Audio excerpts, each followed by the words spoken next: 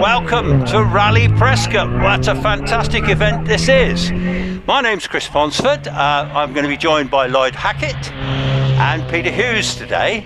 I think this is about our third or fourth event on Rallye Prescott. It's been a huge success. If you've not been to Prescott before, you're very, very welcome. And this is a bit different from our normal events. We've actually got 3 runs in the daylight, and then we got 3 runs in the dark. So fantastic stuff. We got a fabulous array of machinery here today, and some very experienced on the hill that have driven the hill a lot before. So what we're looking at here at the moment is the first practice run, and then we're going to have a timed run, and then we're going to have another timed run, and then we're going to have our lunch break, and then we'll have a nice break, and then we will then go into our darkness runs, where we will start off with another practice run, and then we'll have 2 more time runs, and at the end of the time runs or the practice runs, we will have demo cars as well, which are the slowly sideways rally cars, which some of them extremely valuable, including the ex-McRae cars.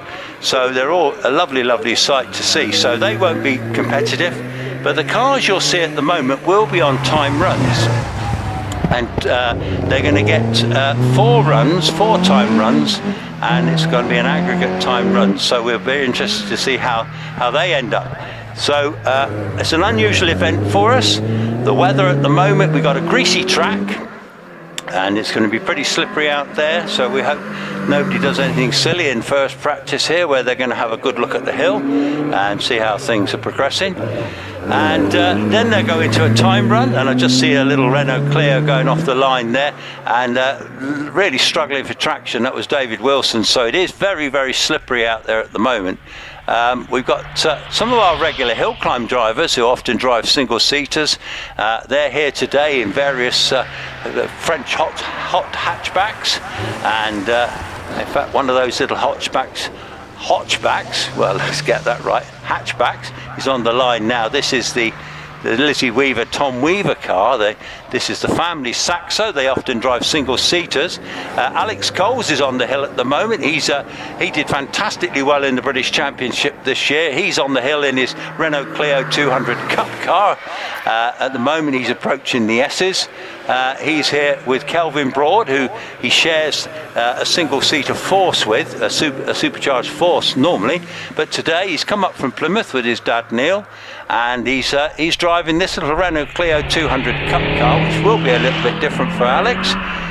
He's only a young driver. I think he's about 19 years old now, and very successful this year. He was really shaking it up in the little Force, which has got a little supercharger in it and little 1300 Force, and I think he's finished, he had runs as high as 5th in the British Championship in some of the runoffs, so fantastic to see. So that actually is Lizzie Weaver has just left the line in the Citroen Saxo.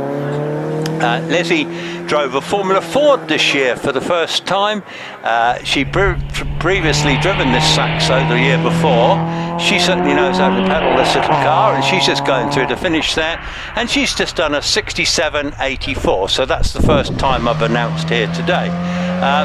We've got Miles Chamberlain on the hill at the moment in a Mini Cooper S, so old school Cooper S in the two-tone colour scheme there, the red and the white, very nice indeed. There'll be loads of spectators flooding in today. It is an all-ticket event today, so which is pretty unusual in itself. Last year we had a massive crowd here for this event. It certainly brings in customers and enthusiasts we never normally see, who don't necessarily come to our other events, but rally cars I think everyone can associate with them, so it's lovely to see, isn't it? So we do have some spectacular machinery to come, and I just can't wait really. And then when you get to see the time runs in the dark and on full headlights and all that stuff, it all looks pretty amazing, doesn't it? So at the moment we've got Mark Wojciechowski in the Morris Mini Cooper. He's on the hill, he's approaching the S's. He normally drives a BMW actually in the Massey Championship, but he's obviously got a Mini Cooper to drive. We've got John McQuillan has just left the line in his little Mini Cooper. John normally drives a little sports car. Just come to me in a bit. But at the moment he's got the Mini Cooper out today. I don't know if he's ever done any rally driving, not sure. Of course, so normally he drives a little radical sports car on the hills, a little 1300 Hayabusa engine job, but today he's got this very tidy Mini actually, beautifully turned out, as are most of our cars in fact.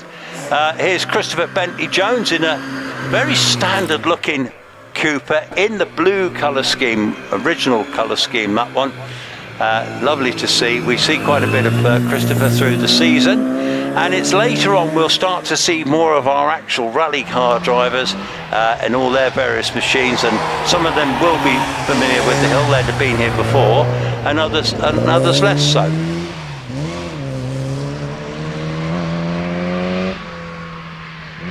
Okay, so let's just have a little look, see if you've got a program well worth the investment. We'll be able to follow the form in the program.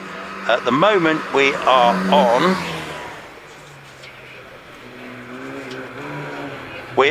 on page 12 of your program, and the car on the line, coming to the line, is car 31. And that is Clive Godfrey in the Morris Mini Cooper S. So this first little batch of cars, really, we've got a load of well, actually a lot of minis here today, haven't we? We've even got some MGB Roadsters, and then I see Peter Baker in the Daimler Conquest. That'll be quite a sight too, the black Daimler Conquest. He'll be approaching very shortly. But we're just waiting for Chris Clive Godfrey in the Mini Cooper S, little 1293 Cooper S, red and white colour scheme, the A-series engine, sounds absolutely tremendous. And here's something you won't see very often. This is Peter Baker, and he's running, well, he's 33 in your program, but he's got car 32 on the side of it today. This is a Daimler Conquest Century. He has competed in this car in the Monte Carlo Historic Rally many times. Very experienced driver. You'll notice the car is quite standard looking.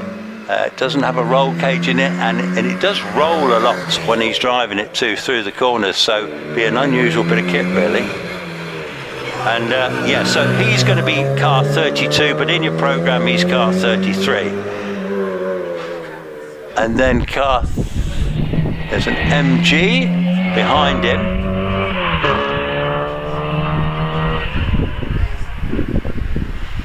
So right, so a bit of confusion on the numbers here, but car 33, ooh. Right, so yeah, car 32 isn't Jasper Casey, that is Peter Baker.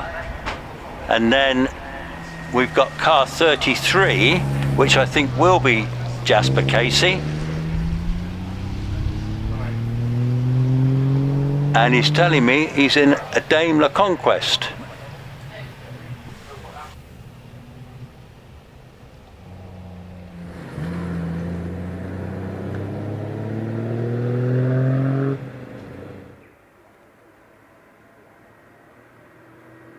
Well, I have just found out, so it is actually Peter Baker has just left the line. He's in a Daimler Conquest Century, but the other car, Jasper Casey, the black one, that is Peter's old car, which he's now sold, I've just been told. So that car is known as Doris, the black one that's just gone up towards semicircle now. And here comes Jasper Casey. He's just going around Ettores.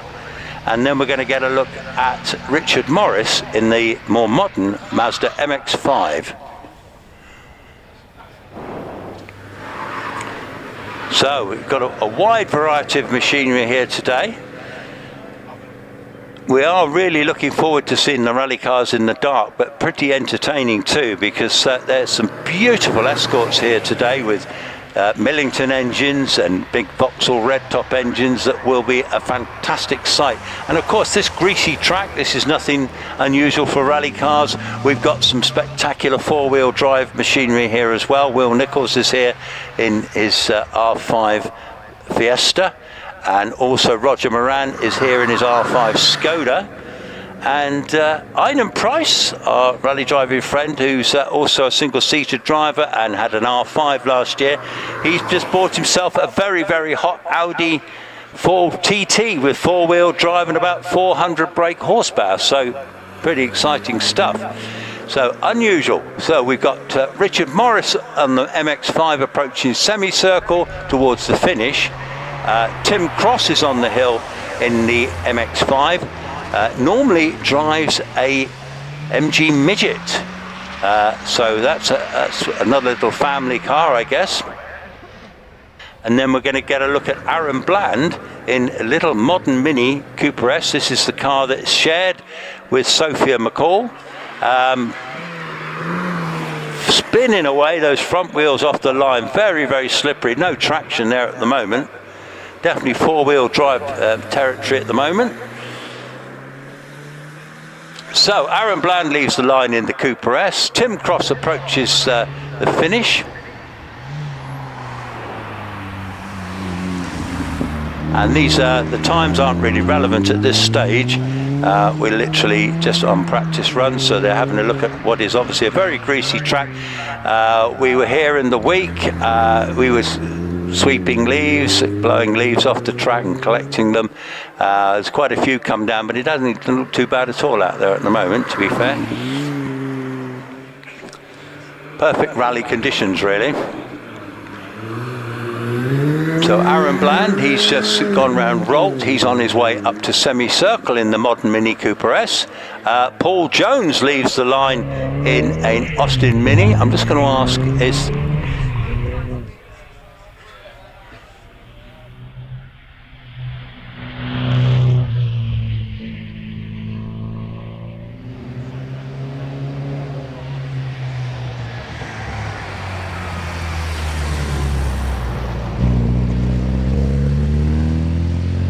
So Paul Jones, that lovely little yellow Mini, here he goes approaching Pardon hairpin now. Tucks in there, that lovely yellow with the white too. That does look good in that colours too, doesn't it? At the moment we don't have a big crowd up the hill, but I'm sure we will as the day goes on. The sun is out, people are perusing the paddock at the moment, having a look at all this wonderful machinery. Jason Brayshaw has just left the line in another Mini Cooper S.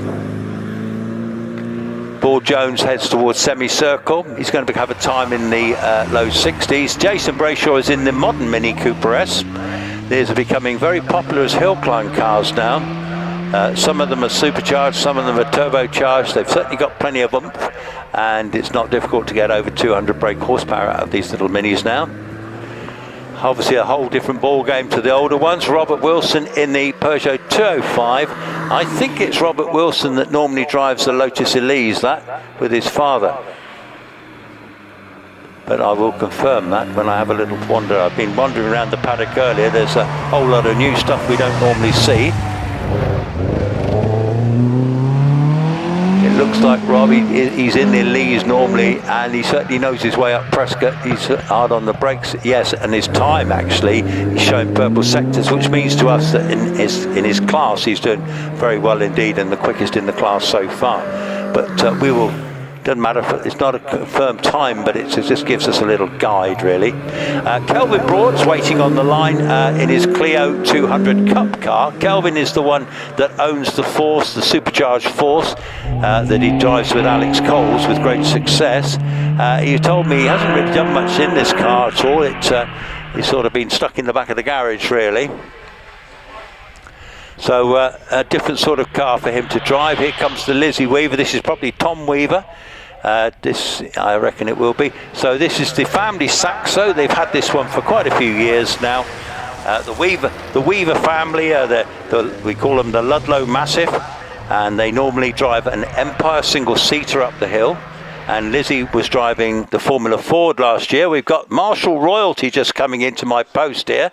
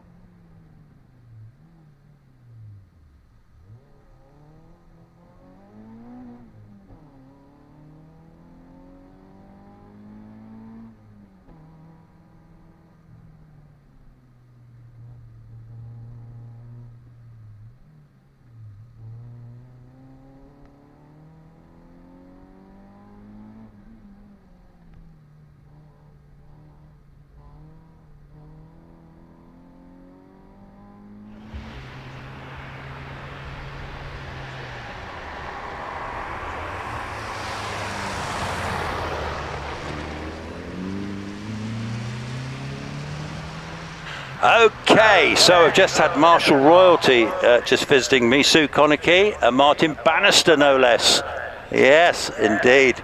Martin, of course, is usually up the road at the other venue we call the Up the Road venue, otherwise known as Shelsley Walsh.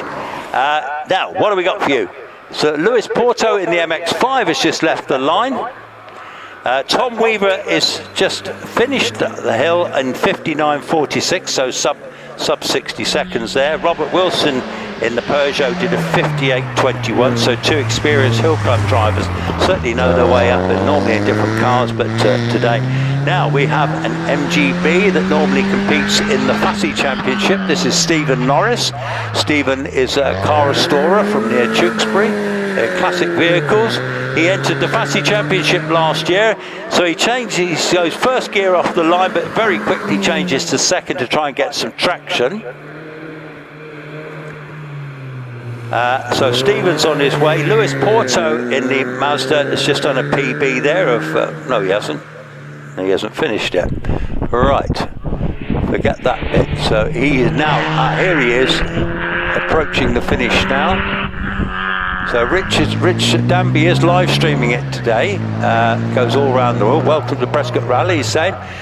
We're going to have cameras here in the dark. We're going to have a bit of work around the paddock today.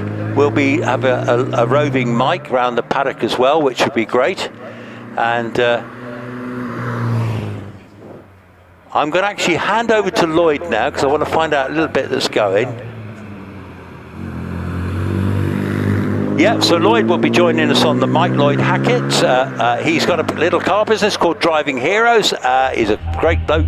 He's a young fella, unlike us old chaps here. So Lloyd's going to have a go on the mic now, and I'll hand over right now.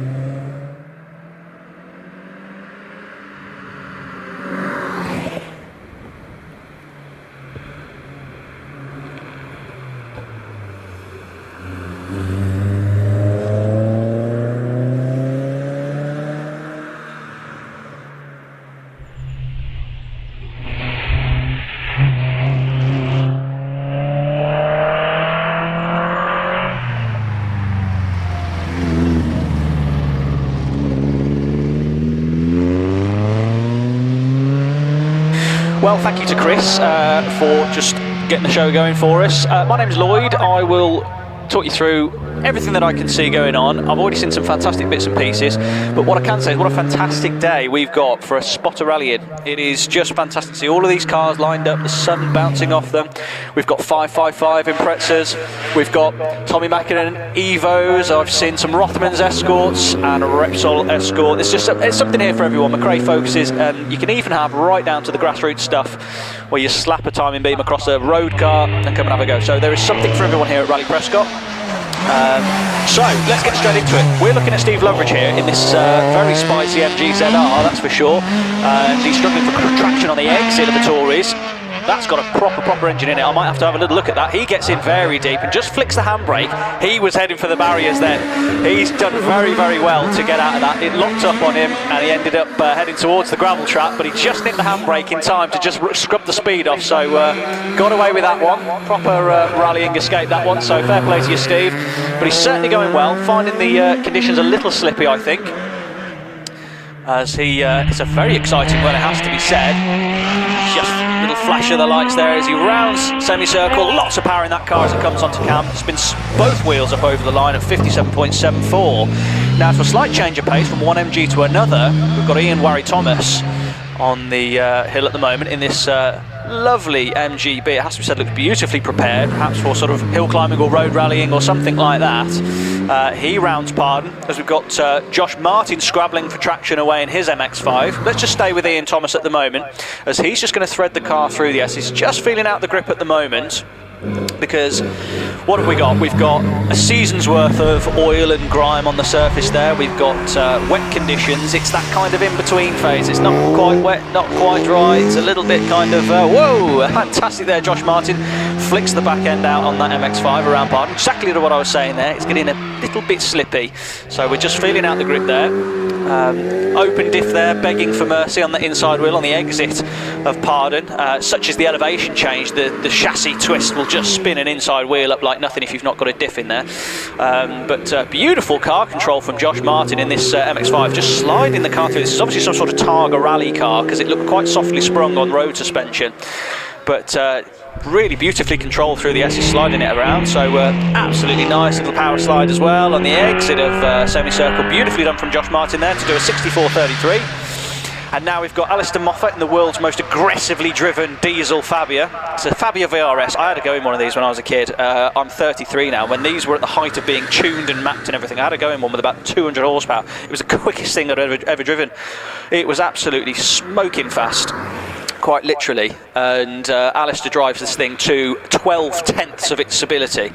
So he's going to just thread that through the S's now. Loads of torque, all the torque in the world. If anything, I wouldn't be surprised if he had to turn it down for these conditions, such as the torque in that thing. But he rounds beautifully. So Alistair Moffat, precision driver, rally driver. He'll go well in that Skoda. I'm not sure there's anyone else going quicker in a Fabia VRS TDI today, that's for sure. As we're watching now, David Allman in the 205 XS. Now the XS, you might be wondering, well, what's that? It's not a GTI, it's a 1.4 TU engine car. So they're about 75 brake from the factory, but they are, to be honest with you, I don't really like admitting this because I own a 1.6 205 GTI.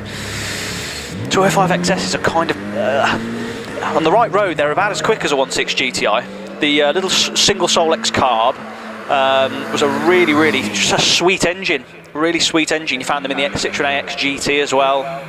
But they produce a healthy 85 horsepower, and yeah, the fuel injected GTI with sort of 15 horsepower more, can't honestly tell you it feels that much quicker. But anyway, David Allman, he'll cross the line shortly. Jeremy Jones on the GTM coupe, that's on the hill at the moment, weighs the best part of nothing. That's going to be on the brakes now as he just rolls it into Itauris. It is very slippy out of Itauris and towards Pardon, so if you are listening, don't go too hard onto the brakes into Pardon.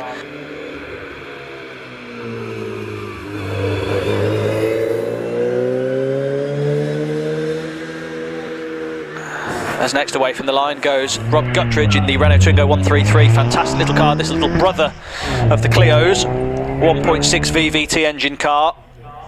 So not 2 litre 16 valve. They're all going to find their way. Now some of these cars coming up do have ABS, which is very helpful for the very slippery entrance into Pardon. Some of you will find out in the paddock it is quite slippy, so do tread with care on the exit to Pardon there. And yeah, so Rob Guttridge, he's around Itauris, just feeling it out. It's a nicely prepped car this. So the 133, they are so on their toes. They've got sort of a wheel at each corner of the car. Very kind of Mini Cooper-esque.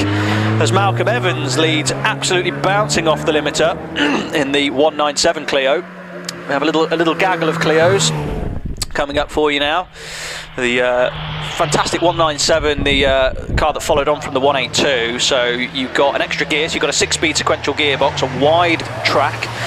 This is when Renault Sport were really at their peak, in my opinion. You know, the things that they were doing, yes, they didn't have the most salubrious interiors, but the money they were spending on things like suspension and engines, and it was just fantastic. I mean, the pair of Recaros, you know, fantastic Recaro seats in this car of Malcolm Evans is just fantastic. You know, they are so comfortable, and Renault just felt like a proper brand that wanted people to enjoy driving. It's a shame it no longer exists. It is in the Alpine form now. But wouldn't it be great to have Renault Sport back up and running and making fun cars for us again? Who knows? Anyway, we are going to watch Malcolm Evans across the line. We'll keep an eye on a time for that. Philip James is on the hill at the moment in the RS200. Now, this is a Gordini car, hence the stripe. They did a special edition Gordini car, and they just sort of leather seats at it and a few nice mod cons, sat nav and such like in the day. And a Cup chassis, as I've just demonstrated there, well, or as Philip's just demonstrated there, by cocking an inside wheel on the exit of Pardon. As I said, it's a hell of an elevation change there. And we're going to watch him through now. Malcolm Evans did a 64.51 in his 197. So what's Philip James going to do in a car that's slightly more refined than the 197? That's why it was a bit more popular. And they hold their values well, the 200s. They really do. Just a couple of bites at the cherry to get it round semicircle. Is he going to go quicker? He is slightly, by 2 seconds. Now we really are in for a treat, aren't we? So here's the 182 that went before these Mark III Clios. Value for money. Talk to me about value for money. Well, what can I say? These 182s, you could pick them up for about 1,500 quid, 2 grand not so long ago, but to be honest with you, you'll be doing very well to get one with an MOT these days now. Some of the best ones, I should know, it's what I do for a living, is sell these things, but some of the best ones now, you know, 10 grand, yes, they are 172 cups, nice 182 cups, they are upwards of £8,000-9,000 for cars with sensible miles. But David Smith going very, very well. He's going to round and cross the line. He's going to do a 60-something, 66.03. We're now looking at Caroline Ryder in a Volkswagen Polo GTI. I've not seen her drive this car before. It's a later generation car with a Polo reg on it, which is very cool. Caroline Ryder is very, very well known in the hill climbing world. Mother of Matthew Ryder, and I might be thinking this might be her first competitive appearance as a grandmother, which I'm sure she won't mind me saying. So flying along in this Polo. I think it's a DSG car, but I can't be sure. I might have to check. But great to see Caroline back on the hill. Normally sporting a Van Diemen Formula Ford. Normally sports it very well indeed. She crosses with a 61.8, putting it to the Renault guys. Now Ben Bowditch, this is a car that you want in these conditions. This is a Golf R, 4-wheel drive, 2-litre, turbocharged engine. Again, not sure if this is a manual or a DSG. DSG is probably going to be a bit quicker for a day like today, really, let's be honest. You've got launch control and all the bits and pieces that go with it, but absolutely flying up. He's by far the quickest person that we've had on the hill so far.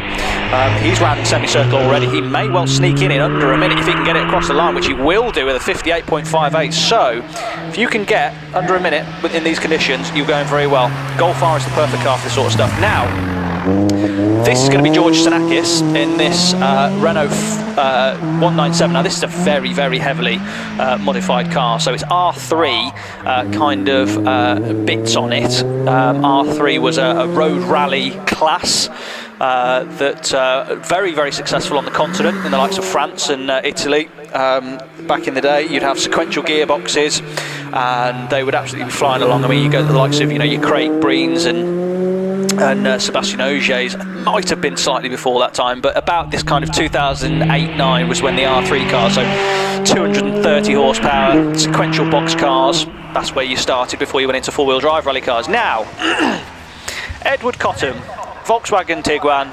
Do you know what? That's probably not a bad car for a day like today. Take your dog with you. Probably go quite well in these conditions. It's no doubt four-wheel drive. Why not, eh? Do a bit of hill climbing, dog can come too. It's alright, isn't it? So I'm not quite sure why. I'm not sure if this is a replacement car or what. We'll have to do some investigative journalism. I'm sure I'll have a note somewhere that tells me.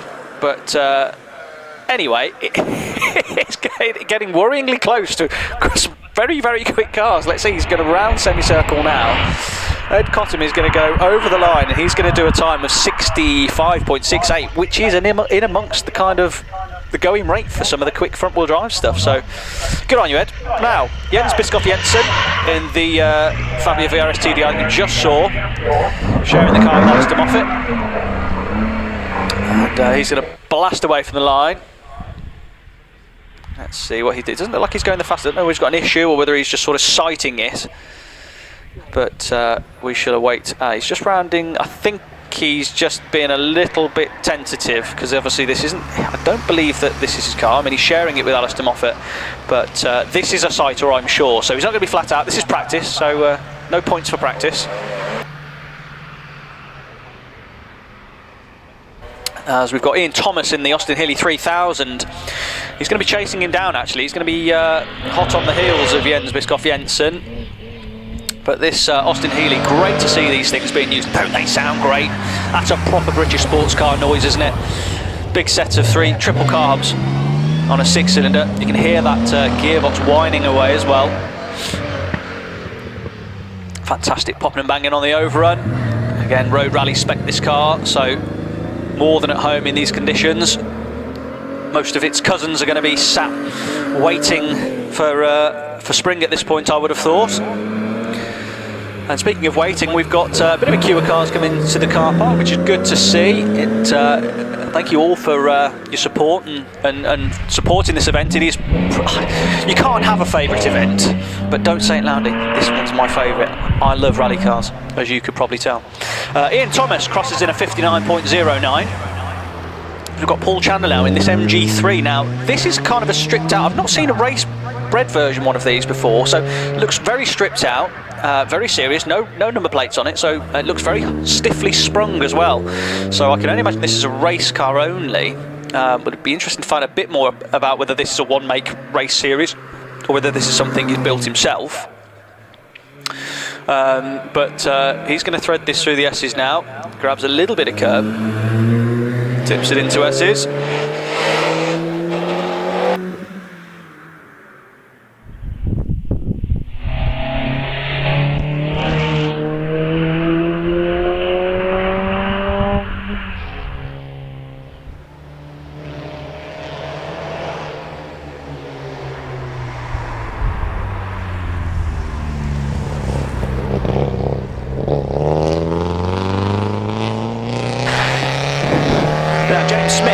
Hill in this Alfa Romeo 75. Now, when do you see an Alfa Romeo 75 anymore? You just don't, do you really?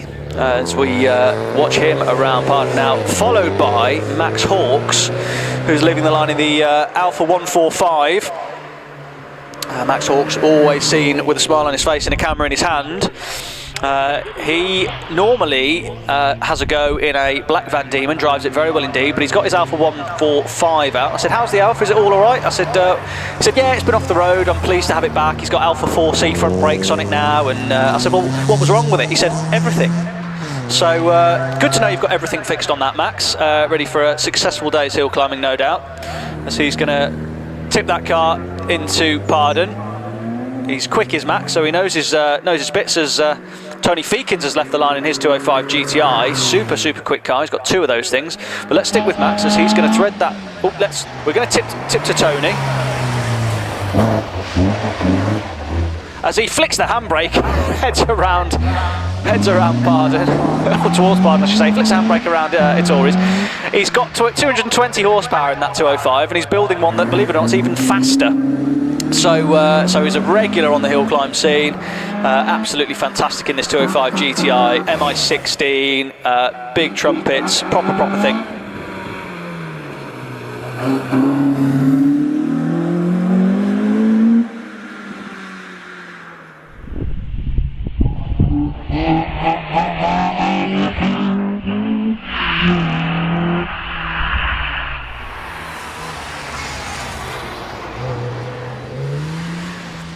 Yeah, so Tony Feekins, he crosses the line of 58.20, but rapid as ever, and not a lot of grip for him. But Paola Dragasanu now is in this M3, absolutely fantastic. She is a hell of a driver in this car, it has to be said. She's not afraid to fling this car about, and these will be prime conditions for her. She's an absolute all-weather expert as she threads this now, probably quite rare M3, I think it's an Evo, with the larger 3. Is it a 3.2 rather than a 3? It could be a 3.2 in that one, but I'll find out.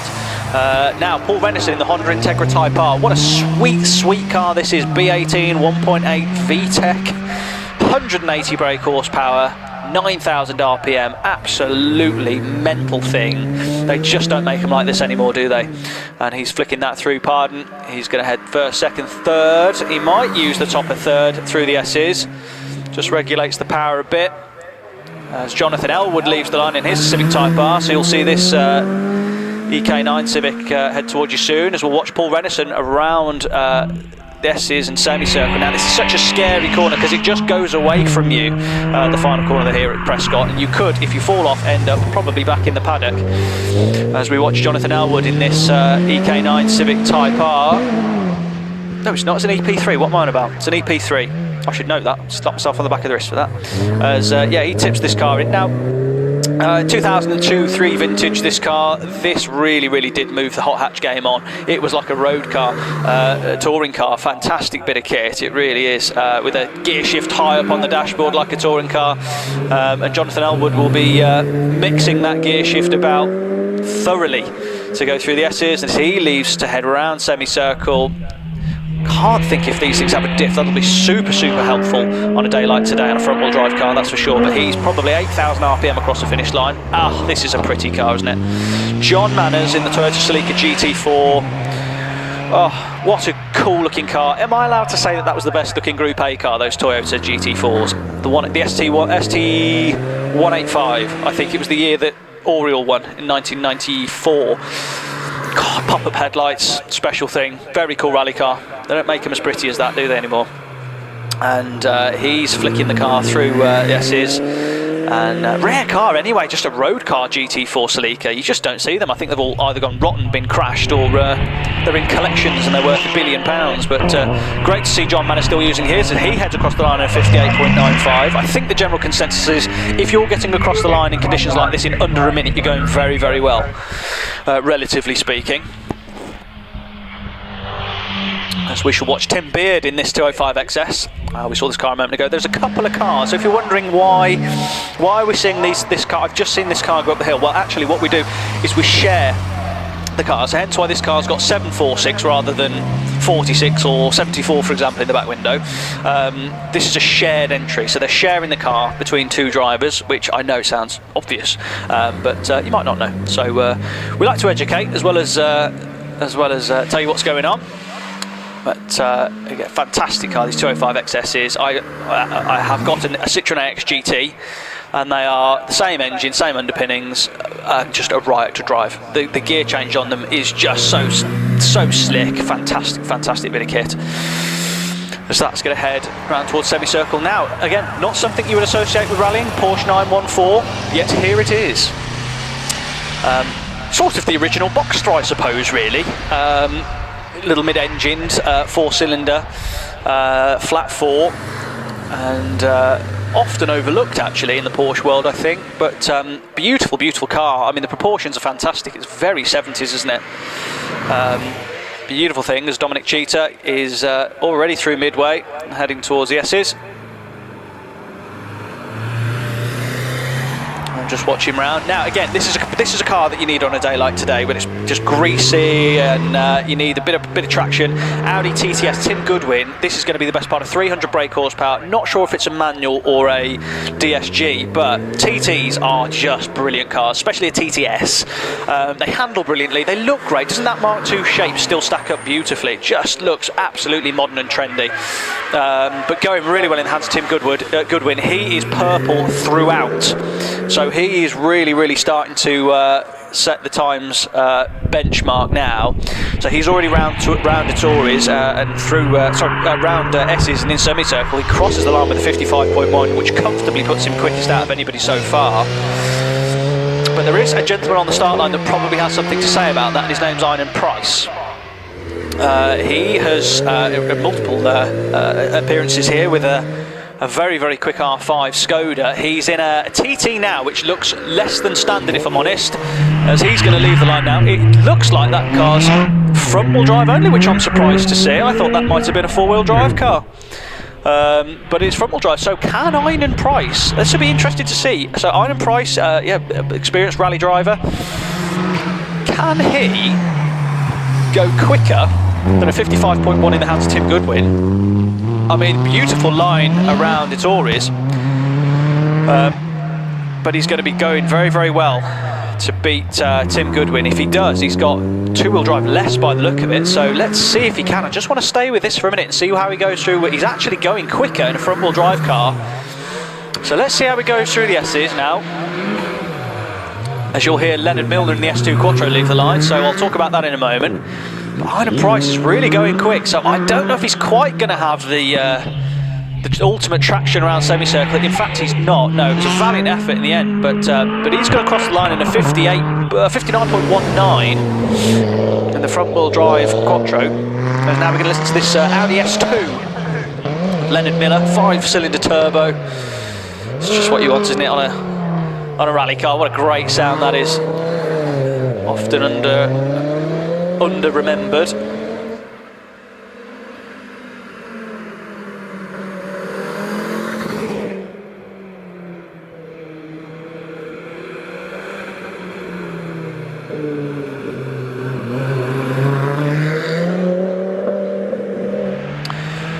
What a beautiful thing. Now, Toyota GR Yaris. We've got a couple of GR Yarises. Now, these are the cars, aren't they? Absolutely fantastic bits of kit. These triple diff in them.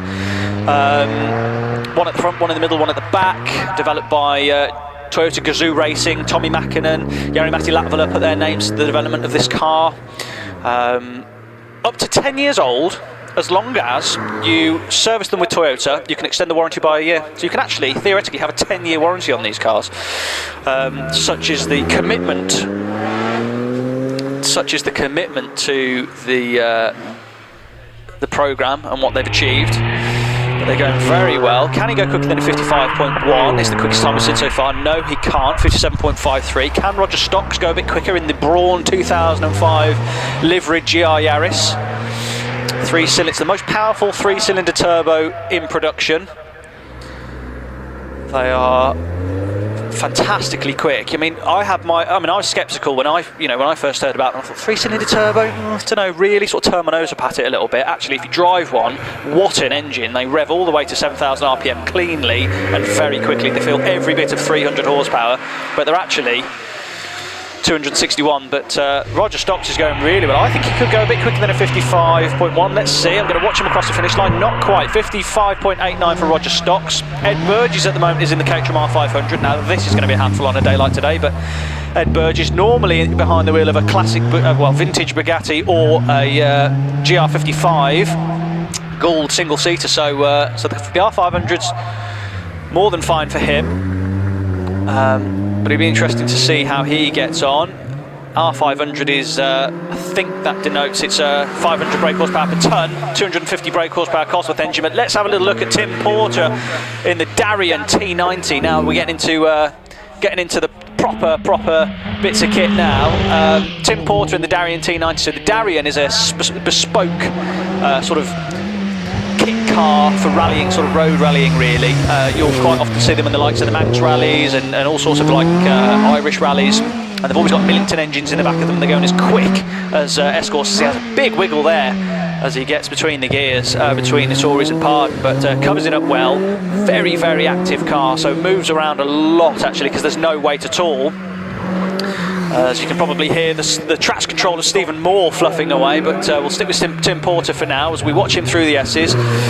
Takes a nice line through the exit of the S's. He's got no traction at all in that thing. Looks like a load of fun though. He's going to round semicircle. Keep an eye on his time. Now, Stephen Moore should theoretically go as quick as anybody so far today. Now, this is an absolutely phenomenal bit of kit. Stephen Moore's got a few of these Evos, varying degrees of power. This one, I think, is the middle ground car with only about 600 brake horsepower. But again, he's going to be feeling out for traction, feeling out for grip. You know, it was spinning up in third gear on the exit of the line. So Stephen's not short of power, but he is short of grip. And he's just going to flick that car around semicircle. He's not quite going to go quicker than a 55.1. which is the quickest time we've had so far. Again, this is only practice, so no one's really going to be going absolutely flat out. But 56.91 for Stephen Moore as we watch Hendrik Minderman now in the Civic Type R. This is again road rally car spec, a little flash of flame as he comes down the gears towards Pardon. He's going to round an exit now, drag that car with all its might out of there and head towards the S's. Again, not ideal conditions for front wheel drive because you're dragging yourself along the place and trying to drag all that weight out of corners, but he's not short of aggression. It's Hendrik, as we're going to watch him around semicircle. Not going to do a 55, but if he does under a minute, that is very respectable in a front wheel drive car. Now, Harvey Waters in the Ford Sierra XR 4x4. He's hard on the brakes, flicks it into Pardon. Sort of putt right now.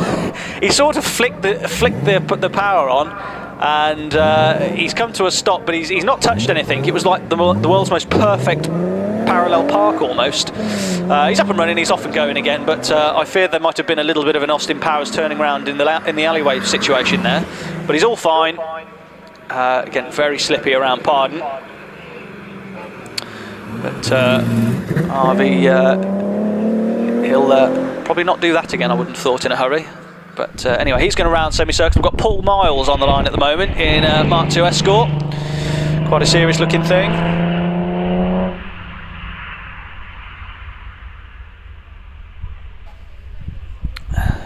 Now, what you're going to hear in a second is a dunk into first. He's already in first. In fact, no, he just dropped with the clutch. He's almost stationary for a while as the rear wheels are spinning away from the line. It's very slippy, but he's off and away. He's second, third gear, so not quite 100% on it. But let's see how he gets on as he heads up round Orchard. The last thing you want to be doing is putting your classic Mark II Escort into the wall in the first run. That's not what we want to see.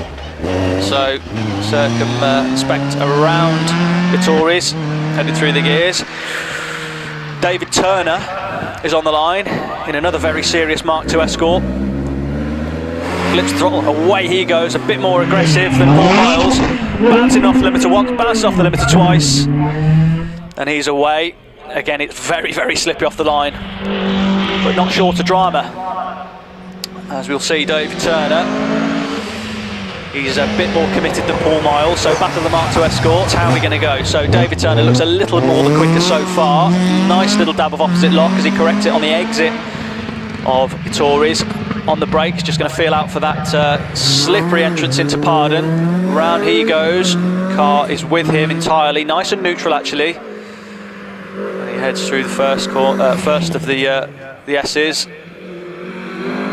And he's hard on the brakes. Now, these pictures are being brought to me by HillClimb.TV. Now, if you're listening to this, you can actually watch all of the British most of the British Hill Climb Championship, certain events on HillClimb.TV on YouTube. This is all live streamed on YouTube.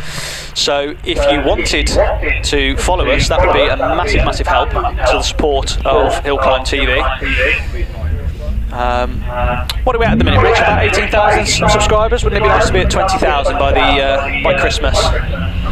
So if you're listening to this, get yourself on YouTube, open your phone, go on YouTube, go HillClimb.TV. 22,500 subscribers.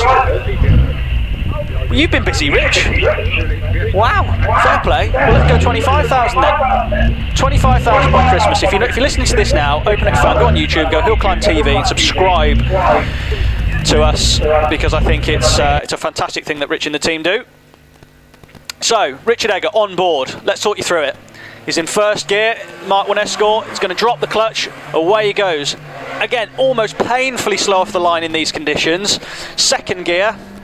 He's just going to have a little look, because it's completely blind, the entrance to Orchard. You're approaching it at, well, he's at 50 miles an hour. He's just tipping it in now. Nice tight line to the inside of Orchard. He's going to be coming down to first. He's just going to turn into a Tories, which again is a very, very tight right-hander. Car almost thought about coming round on him then, but he left with a nice neutral exit. He's going to be down from third into second. Little twitch as he locks up the rear axle, but all safely scooped up. Feeds the wheel back through. Nice neutral exit out of Pardon. These are great onboard pictures. And he's going to be through the S's, so he's going to tip left. He's going to have a bit of oversteer, which he collects beautifully. He's going to be left through the S's. He's going to be coming up through the gears now into third. Tipping it round semicircle.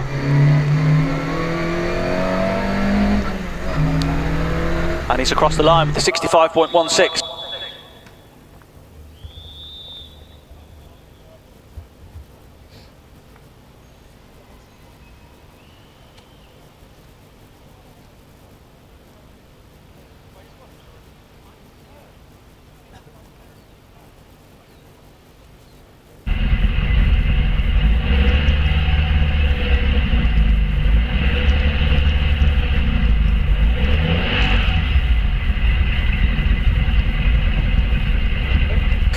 Now, Mark Linforth online now, in his Mark I Double Arch Escort. Fantastic thing, he's away from the line. We are starting to see some small dry patches, but Mark's absolutely fantastic in this Mark I. Notably quick into Orchard, tips it in.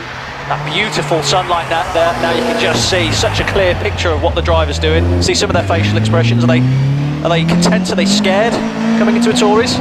Not for Mark, he looks absolutely cool as a cucumber. Hard on the brakes now as he tips it into Pardon. Is the car going to rotate? Slightly, but perfectly so. And he just modulates the power there of the rear axle through to third gear, I would say, probably. Morning, Lloyd. Good morning. Oh, hello, it is working now, that's excellent. It is indeed, it is indeed. I'm just going to talk through this next car we've got on the line now, which is a very, very exciting bit of kit. We watch Mark Linforth round towards the finish. Now, this is a fantastic bit of kit. So we've got Dave Bonning on the line. This is a, admittedly, very, very good Group A replica of the Escort Cosworth that Carlos Sainz and Louis Moyer sported in 1997 with that fantastic Repsol livery. One of the best for me, if I'm honest. It's up there with the Pilot Sport Escort. I think I have to admit, I think the Malcolm Wilson Pilot Sport Escort is the best Escort livery, if we are really getting into the true, deep, important facts. But this is a close second, is Dave Bonning's Escort with this Repsol livery. Tell me I'm wrong. But he's popping and banging his way through Pardon, tips it round. He's going to get back on the power, and we'll see what he can do. But what a great sight that is. That's a fantastic looking car. It really, really is. As he's got his big 4 spot lamp set up, ready for later in the dark. That'll make for a good photograph. Now, Josh Moss, this should be exciting. So he's very, very good in this Escort. Now this is a really, really serious bit of kit. It's a fantastic slide on the exit. This is a very, very impressive bit of kit. I think it's got a sequential box in this one. It's a narrow-bodied car, which is not. You don't always see narrow-bodied Escorts. Normally, when they're at the level of performance that these are, they're all wide-bodied. But this is still running narrow track. I'll tell you a bit about this, Lloyd, if you want. Well, I'll just finish that. I'll just finish the run first because he's going really well actually, and he's going to tip this through the S's, and he's going to be on the brakes now, rounding semicircle, and tight to the inside. Is he going to go under a minute mark? Let's see, and then Chris can tell us a little bit about it. He's going to cross the line now in a 61.81. Tell us a bit about that car, Chris.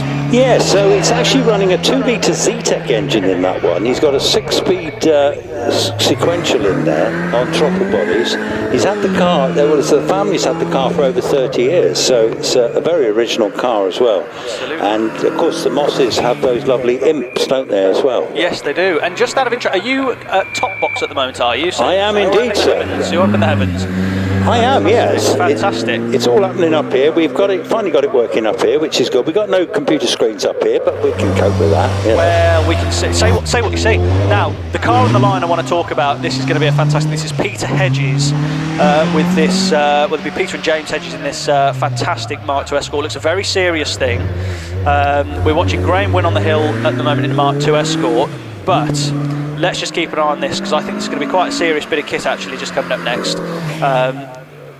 I mean, it's properly well prepared car. He's going to wait for the green light. He gets a thumbs up from the marshals. He's going to get a green light in a second, and he's going to be just ready to drop the clutch any second now. And he's going to be flying up the hill with you any second now. Wow, that's going to get away really well. That's got some potency, and that's what I wanted. And a big flash of flame out the back. That's what I was waiting to see. So this thing of Peter Hedges looks like a proper serious bit of kit. Shrek and Donkey taped to the front grille, as you do, and sideways already squirming around. He's going to be around Ittori's. And probably with you already, Chris. Yes, he is. This one's running a 2.5-litre Vauxhall red top engine, so really stretched on that. As you say, it's got all the right bits, 6-speed sequential gearbox, proper rally, proper Group 4 rally car, isn't it? Really very exciting to see, isn't it? It is indeed, and you wait for a bus and two come along at once. Now, this is a long way from a bus, but Roger Taylor's bus is a Ford Escort Mark II. Now, this thing is a sequential boxed Vauxhall XE engined again, red top, absolute monster. So this is going to come away from the line in a second as well. Now Peter Hedges is going to round Essex, and he's going to cross the line in a 59.14. Let's see what Roger Taylor can do about it. He's a regular on the hill climb scene with us. Knows how to chuck this thing around. He's still sliding the rears about up into second gear. Finally found a bit of traction as he got into the bridge, I think, but he's going to round it all. He's going quite well actually, 52 miles an hour. It's not going slow considering they're stationary for about 10 minutes spinning the wheels up on the start line.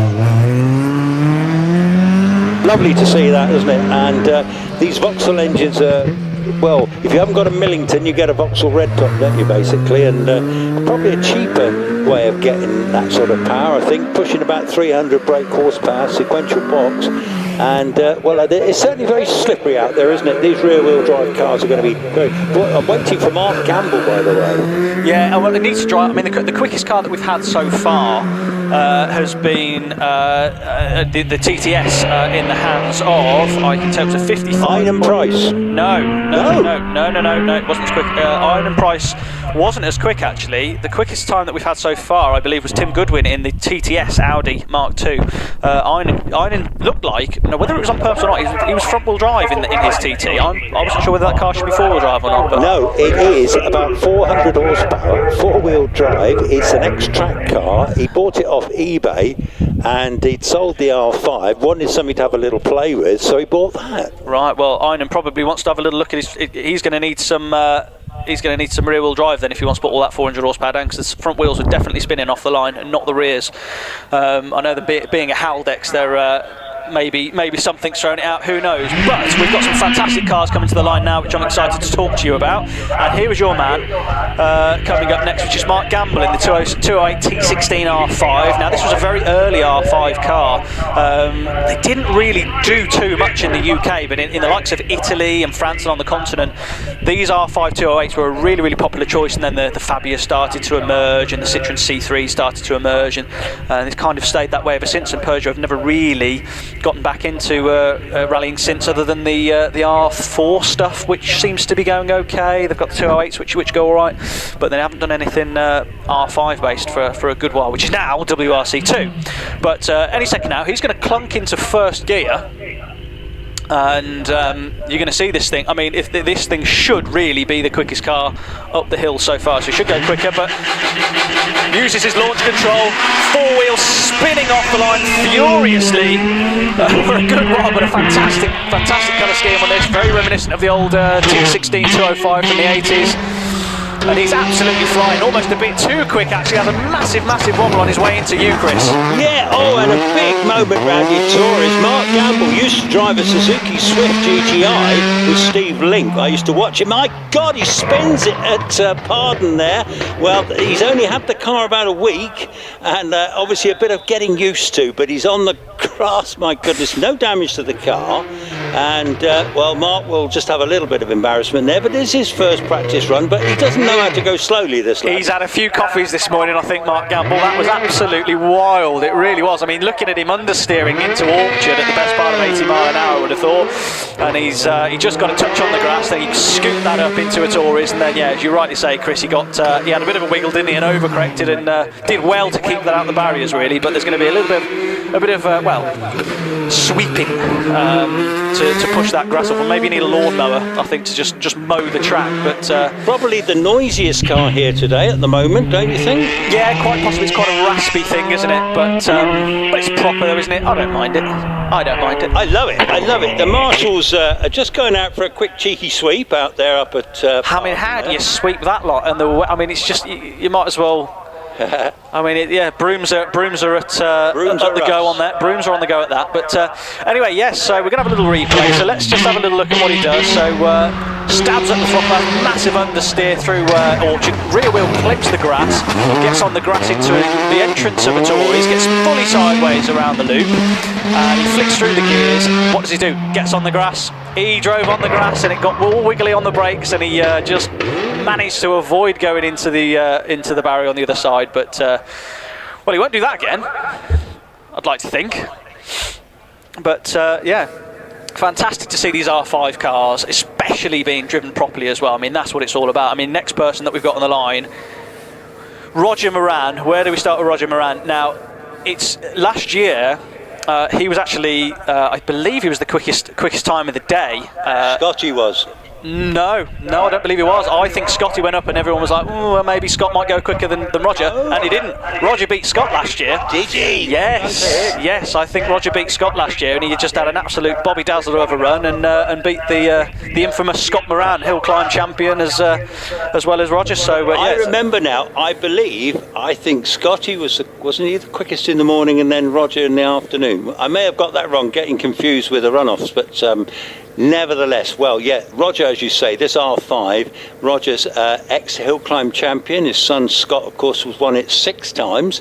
So they're fantastic drivers between them. And this car is bang on for this job today, isn't it, Lloyd? The traction is fantastic. Oh, do you know what? These are nightmare conditions for people that want to go quickly up here. But if you want to have fun, this is absolutely perfect. I mean, this is just like, I love these greasy conditions. If I was in an R5 rally car, I would just be so happy. I'd be so happy because I think it's the almighty leveler, isn't it? A bit of grease on the road. It is the almighty leveler, but it does suit the R5 cars. You can't deny that. It does suit the R5 cars. So we got some fabulous stuff here today, haven't we? Any particular favourites, Lloyd? Most of them, to be honest with you. Yeah, I don't dislike any of them. If I had to pick something so far that I've seen, I do very much enjoy the... what have I got? I've got the Rothmans Escort that's been invited to Goodwood numerous times. I believe that might be ex-Ari Vatanen. That's an RS 1800. Proper car, possibly the most valuable car here actually, even amongst the R5 stuff. I think the Donegal Metro, the ex-McRae Donegal Metro, yes, which is an original car, properly original. Yeah, absolutely. Did you have you ever seen the world's biggest accident that didn't happen with Colin at the wheel of that, with the spin? Oh, the spin! That yes. spin. Have you seen that? Fabulous, wasn't it? And he was laughing about it going backwards through the tape. Yeah, and it was just like amazing, absolutely amazing. I just want to give a shout out for all our marshals here today. We've got a great complement of marshals here today, all in orange, doing a fantastic job as ever. And I think they're really going to be stretched come later on when it's in the dark. But they do an amazing job actually. And these sort of conditions are going to be tricky because we're only on first practice, as we know. And there's some amazing stuff. I noticed in the slowly sideways demos, Will Nichols is here from Island Cars in the Fiesta R5. That was the car that I had the best ride of my life going round the race retro stage this year with Will, which was fantastic. And following me, of course, was Nicky Grist, and who I then interviewed on my phone, and that was a real highlight day actually. Nicky Grist has got one of the most, he's like my Morgan Freeman. Like, there's something about the way he talks. Like, he did a podcast with Chris Harris, and it's like 3.5 hours long. If you haven't listened to it, you've got to listen to it. It's absolutely fantastic. But he just talks in such a manner that I understand everything going in. I've listened to it about 3 times because it's just the stories he tells. He tells them. He's a very good storyteller, and I just understand all of things. You know, that very lovely, softly spoken Welsh accent. It's just fantastic. He's got a YouTube channel, Nicky Grist, actually, and he's just so interesting. And he'll analyse stages that he did from back in the day, and like for example, have you ever seen the in-car footage of him and Juha Kankkunen at the Network Q? They'd already won the championship, so Juha was just there for fun pretty much, but it was kind of snowing, and they were in the Celica, and he was just talking about how Juha was still so quick, and he was just chilled out. Championship was already in the bag. He was just driving around, but it was like you'd think he was driving for his life. But it was like that was just Juha, and he got out the end of the stage and he'd go, "You all right, boyo?" Like that kind of thing. He'd always call Nicky Grist boyo, and it was just. Now there was a supremely talented, as all the top WRC guys are, and that was a golden era really. And of course, Nicky Grist, as you say, he's a beautiful storyteller. He has that lovely, gentle voice, and he can talk all day, couldn't he? He'd be brilliant at this game, wouldn't he? And I would listen. Yeah, I think we would, wouldn't we? Yeah. When I did my interview with him, he just got out of the car, and I thought, well, I'm going to grab a chance to have a quick interview here, and well, I just said, "Hello, Nicky," and off he went. You know, as easy as that, really. Yeah, absolutely. Yeah, he's one of those kind of people that you just. I have so many questions, but it just seems like he's got so much. He's got so much time. He must be one of the bravest co-drivers too, because sitting with Colin, who was a fantastic talent, was only knew one way really, flat out, wasn't it? Really? Well, I think I admire any co-driver that gets in with any rally driver at any serious level. It's that overcoming the fear of not being in control, which I think is amazing. But yes, you could. Did you know our own Gemma Price? Do you know about Gemma's history? Anthony Warmbold. Yes. Yeah. Do you remember Gemma? Yes, Gemma, a top WRC navigator. She's now the general manager here at Prescott, and she's running the show today. Absolutely. She was involved in a very famous bit on YouTube where there was a phone ringing, but it was a little story in WRC history, and I won't. I'll let her tell the story one day, but. but she was a very top-level WRC co-driver, which is just, I mean, the hardest job in the world, because think about what rides on every single calculation and metric going right, and that's before you even offer any pace notes. And of course, hubby's here today, in the mighty Skoda, driving one of the family's cars, which is a Skoda Fabia diesel. Yep. VRS, and he drives that like the wind, as you'd expect from somebody that's won the British Auto Test Championship 10 times.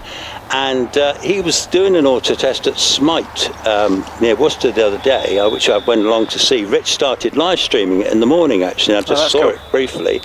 And have you ever been to an auto test, Lloyd? I've been to one. I've not really been to one, if that makes sense. I've been there but not really followed it.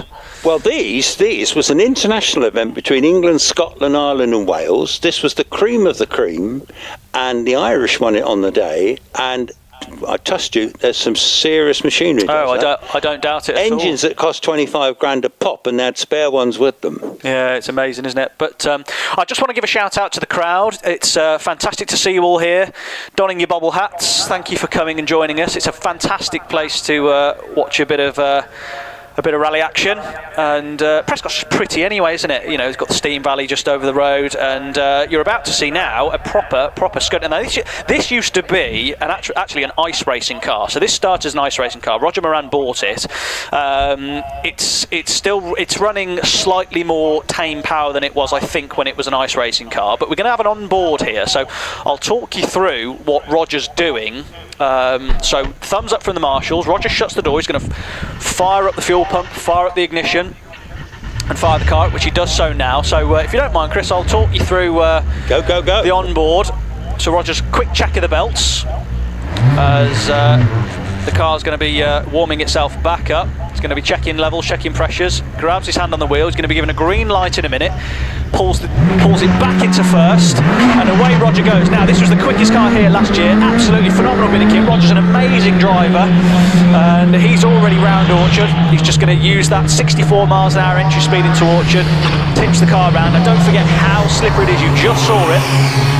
How slippery it is out there. Now Roger's going to have the best part of sort of 400-500 brake horsepower in this Skoda. He's going to be pulling first, second, third gear up to Tories. He might have a little pull of the handbrake. He doesn't. He chooses to just drive it round.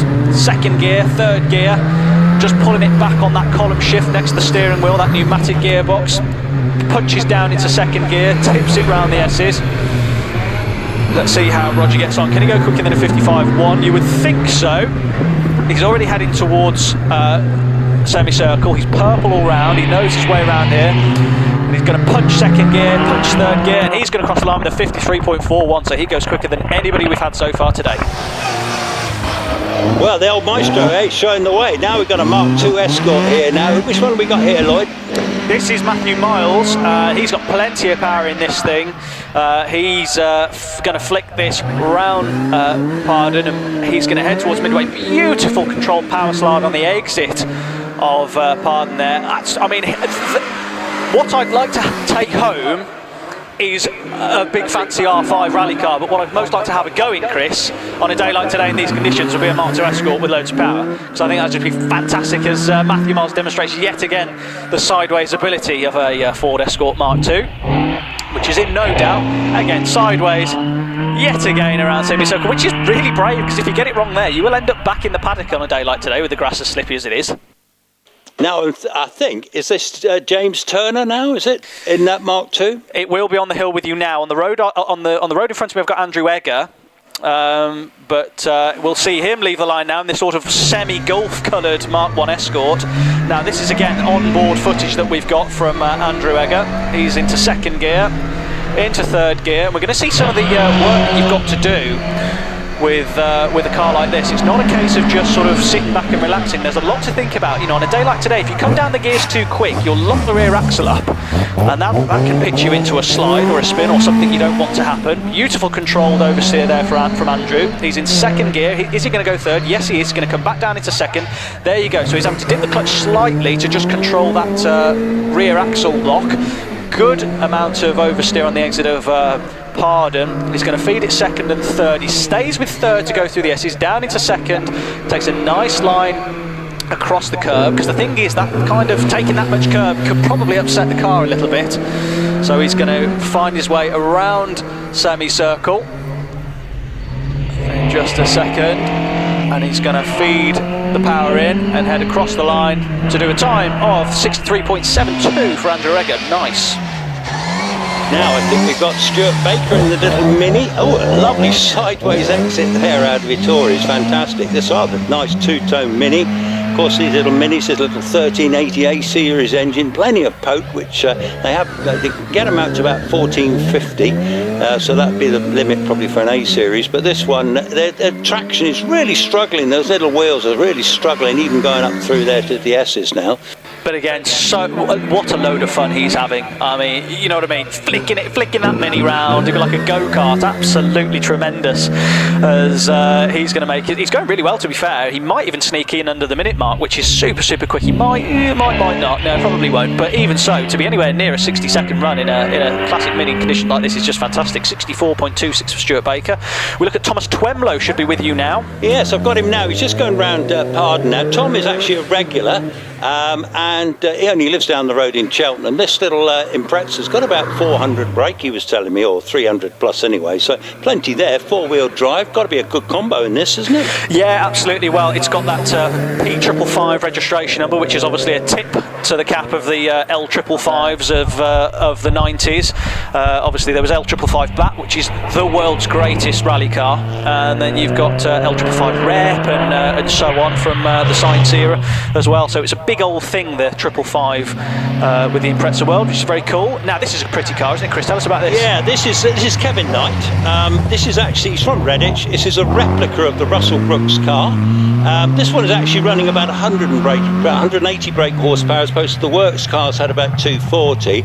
But the Andrews Heat for Hire livery, Russell had he was the longest sponsored ever. He kept that sponsorship all the way through all his cars, didn't he? Yeah, absolutely. Well, Russell Brooks, obviously, there's a lot of endearment for him around here. He was born and raised locally, and it's fantastic to see the cars being supported so well.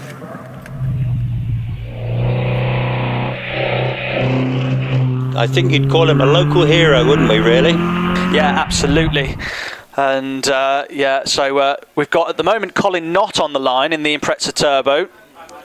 He's going to leave the line just now. Away he goes, all four wheels spin up for him. He's absolutely flying along. This is a nice bit of kit actually. He's from North Somerset. He's got about 260 brake, he was telling me, which is up on standard, obviously. You can hear that lovely sort of low growl of that flat engine, isn't it? That flat four. Well, there's two different kinds really, because obviously you've got if you've got equal length headers in them as well, they can sound a little bit more like a conventional four-cylinder, but it's that flat four with the different length manifold which makes them sound the way they do. I personally prefer this gruff, low burble rather than the high-pitched sort of wasp noise that you got with some of the later stuff. It's just such an iconic noise, isn't it? You know. Beautiful, isn't it? Yeah, he's making his way up round semicircle. Actually, we're approaching the end of first practice. We've got all the slowly sideways cars to come soon, haven't we?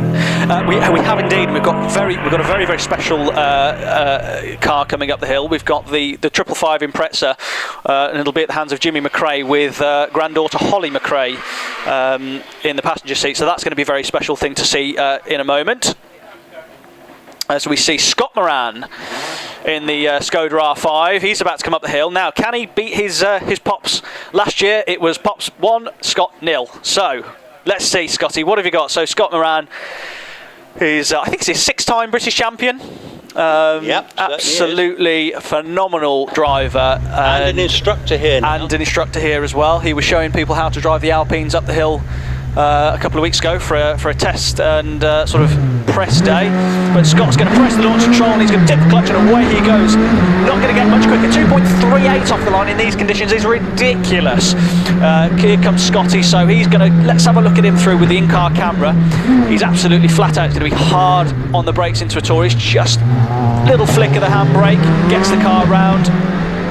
He's going to absolutely fly towards a Pardon. He's hard on the brakes, centre of the road, tips it in, and the front brakes look like they're smoking almost. They're getting hot already, and he's hard on the brakes. Takes a nice bit of curve through the S's. Again, hard, nice tight entrance into the S's. It's going to be flat out. He's purple all the way up, so he's up on you so far, Roger. And he's going to go around the final bend, which is semicircle, and cross the line to do a 50.38. Now, this is very, very special, ladies and gentlemen. We've got Jimmy McRae with granddaughter Holly in the very car that Colin won the Network QRAC Rally in 1997. Owned by Martin Sporrell, very, very kindly offered to let Jimmy drive this today, which is just a wonderful, wonderful thing. And just savour this, because it's not something you see every day, is it? This car, I think possibly the last Subaru that Colin won a rally in, I think. But nevertheless, fantastic, fantastic to see this. I mean, multiple Goodwood entries. A car of serious, serious historical significance. It's an utterly, utterly fantastic thing. And Jimmy, who is well into his 80s, still drops the clutch and spins up all four wheels off the line, ladies and gentlemen. So do give this a round of applause and get your cameras out. Have a... If you've got anything to post on social media, pop it on Instagram, tag at Prescott Hill Climb. But this is just fantastic to see, isn't it, Chris? Oh, I'm thrilled to see this. It just looks, as you say, iconic. The colours are still perfect. The car is perfect, isn't it? And it's such a successful car with such a brilliant driver. And Jimmy McRae, of course, British champion himself in his own right, fantastically successful driver. Absolutely. Just breathe it in, folks. Love it. I mean, look at the colours there as the car comes through under the trees, a bit of dappled sunlight just to coin your phrase, Chris. It's fantastic. Jimmy's still having a proper go as he flicks the car around. I mean, he is really playing with it. He's having a good pull of the steering wheel, getting the thing really wound up. It's absolutely fantastic to see, and no doubt Holly's going to be loving this as well as they cross the line. Now, next car on the hill is this fantastic Metro 6R4. This is a car that Colin competed in the Donegal Rally in the Max. He also did a Max Rally, I think, possibly in this car, but certainly the Donegal in I think it was 2006. And yeah, there's McRae and Grist on the wing there of this thing. Just what a fantastic bit of kit, really is. Metro 6R4. They couldn't give them away in the era, and now they are just the Group B car that made the noise. They're fantastic things, aren't they? Well, as you say, we've all watched stuff on YouTube with this car, haven't we, with Colin driving it and Nicky, and what a fantastic, extremely valuable, unique car. And we're just so lucky to see it here as a demo car today. Yeah. You know, we don't want to see this car damaged. The owner is here as well. Yeah. It's been driven by Ian Barkaway, and he's going to be loving that, isn't he? Yeah, absolutely. Well, you know, the thing is they are amazing things. But I'll tell you a car that you're not going to see driven with any sympathy is Will Nichols in this R5 Fiesta. Have a look at this now. This is the car that you say you've had a go in, Chris. Yeah, he's having a proper in the rally go. stage at Race Retro. Oh my God, the highlight of my year. Absolutely. Will's a lovely guy. He owns the Island Car Centre on the Isle of Wight.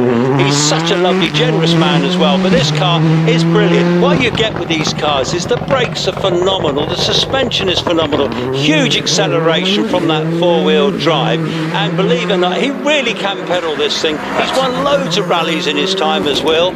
And lovely to see it out. Absolutely. Well, it's the later generation of Fiesta as well, so it's a fairly current thing. It's a 2021 plate, but they are still very competitive at the current level, this second generation Fiesta, but being driven beautifully by Will. Now we've got this beautiful Evo. This is from about 2000. This will be an Evo 6. I don't know if it's sounding the healthiest I've ever heard it. I'm not sure if it's perhaps running on 3.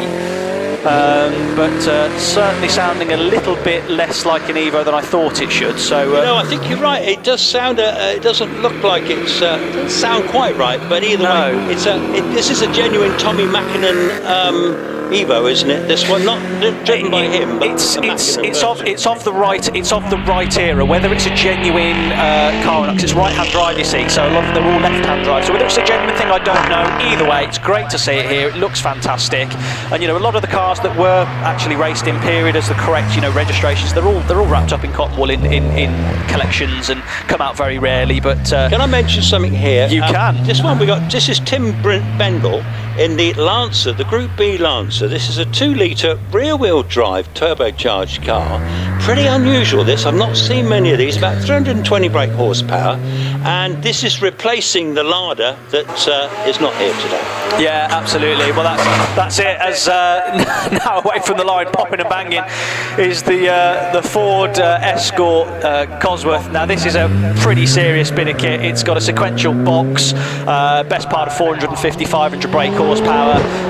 As you can see, it's just chucking out loads of fuel out of those 2 side exit exhausts. It is a load of power. I mean, to be honest, even with John Peck behind the wheel, it's still going to be a pretty frightening thing. So is that the Bastos sponsorship there? So was that Patrick Schneier's? Patrick Schneier's, yeah, back in the day. So this would have been a Group A era car, so 93, 94, and this would have been sort of Belgian Rally Championship with like Gregoire de Mavius and all that kind of stuff. But Bastos was generally a Patrick Schneier's thing, wasn't it?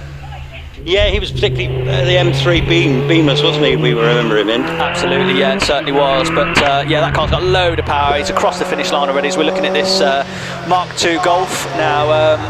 Again, sort of flew under the radar slightly in the rally world. They were just always, they were like the cockroach of the rallying world. They always finish. Smoking badly at the back there. I don't know what's happening. It does look a bit smoky, doesn't it? It does. It's a 2-litre one. It's a tarmac car, and but they're the 2 brothers actually, the Bendel brothers. But yeah, it didn't sound quite right, did it? No, it didn't. But now, Chris, you asked me what my favourite car is here today. I think it might be coming up the hill as we speak. This is a proper RS 1800 Mark II Escort Rothmans car with provenance that is being driven properly. So left the line absolutely flat out. There'll be a BDA in this one.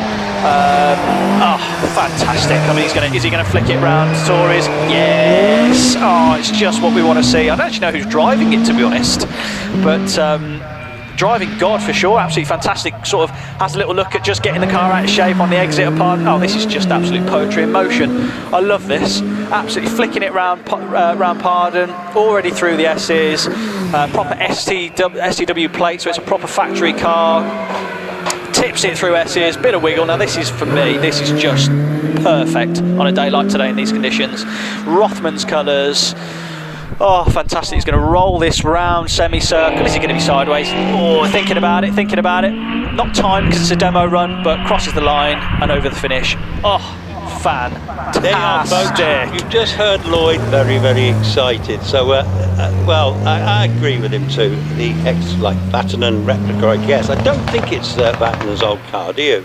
I don't know, but it's got multiple Goodwood entry stickers in the back, so it would tell me that it's got something going for it, mate. Wow, so I'll find out. They don't normally like replicas there, do they? Well, how about this, folks? We've got an Austin Healey 3000. This is Les McGuffock, and this Healey 3000, these were actually successful rally cars back in the day and driven by the likes of Patmos Carlson. Will be followed too by the little Skoda Felicia. Yeah, cool. Did you know, Stig Blomqvist actually competed one of these in the Network Rally, I think in about 1997 or 8. Might even be a bit earlier than that, can't remember, but he competed in one of these and he finished really well. Like, it was talk about punching above your weight. I mean, I think he finished like pretty much near the top 10 in a field of WRC cars. Loads of retirements, loads of people crashing, but I think Stig Blomqvist finished very, very close to the top 10 in a Skoda like this in the Network Q. It was absolutely amazing. Proper giant killing performance. Great little cars. My lad had one. I bought him one of these, and the thing never let us down in 5 years. It was a brilliant little car. Oh, they're just mega, aren't they? Yeah, very basic, but strong, of course, and sturdy little cars, sturdy engines. What else we got? Oh, we got this. I think this is the ex-Louise Aitken Walker car, isn't it? It is. It certainly says it on the side, yeah. And we're going to watch this just round Itauris. This little flick of the handbrake as it heads round. And on the line now, we've got an XWRC. So this will be a 97 car. This will be ex-Armin Schwartz and Dennis Girardet Escort Safari spec car, Escort Cosworth. Now, keeping the revs high as he's going to leave the line in just a moment. This is a proper Safari car, left-hand drive car. So this is a genuine factory car as well. So this will be the real deal. As he leaves the line now, S13 FMC, yeah. I don't know whether he's just running rear-wheel drive or not, but he gets very, very close to the barrier. He just has a little bit of a wiggle there, as it got very, very loose and almost scratched the lovely paintwork. So I think he might be a little bit more calm up the hill now after that little moment, it must be said. He's been very circumspect going around. Yeah, well, you don't have a screen where you are. No. And if you did, there would have been a bit of a Chris Ponsford. Oh my goodness me! What's the? Yeah, one of them. Yeah, a bit like that. For them, yeah, a little bit. You'll probably see a replay later. But anyway, he got a bit of a twitch off the start line, shall we say? So there'll be a short stoppage while there's some sweeping. Maybe, I don't know. They might just, because they're demo runs, just get them up the hill. But we'll see. Of course, the other one, Lloyd, is who's come to an abrupt halt. It's come to an abrupt halt. Yes. Well, that's the other one. That's code, isn't it? For yeah, that's probably might be going back on the trailer. But you never know. These are rally cars. They're sturdy things, aren't they? It'll be all right. Is that a shared drive? Because the back... No. This is no. So this Repsol car is a different car. So so this is in Safari spec. You've got Dave Bonning's car, which is different reg number, different car, and it's tarmac spec.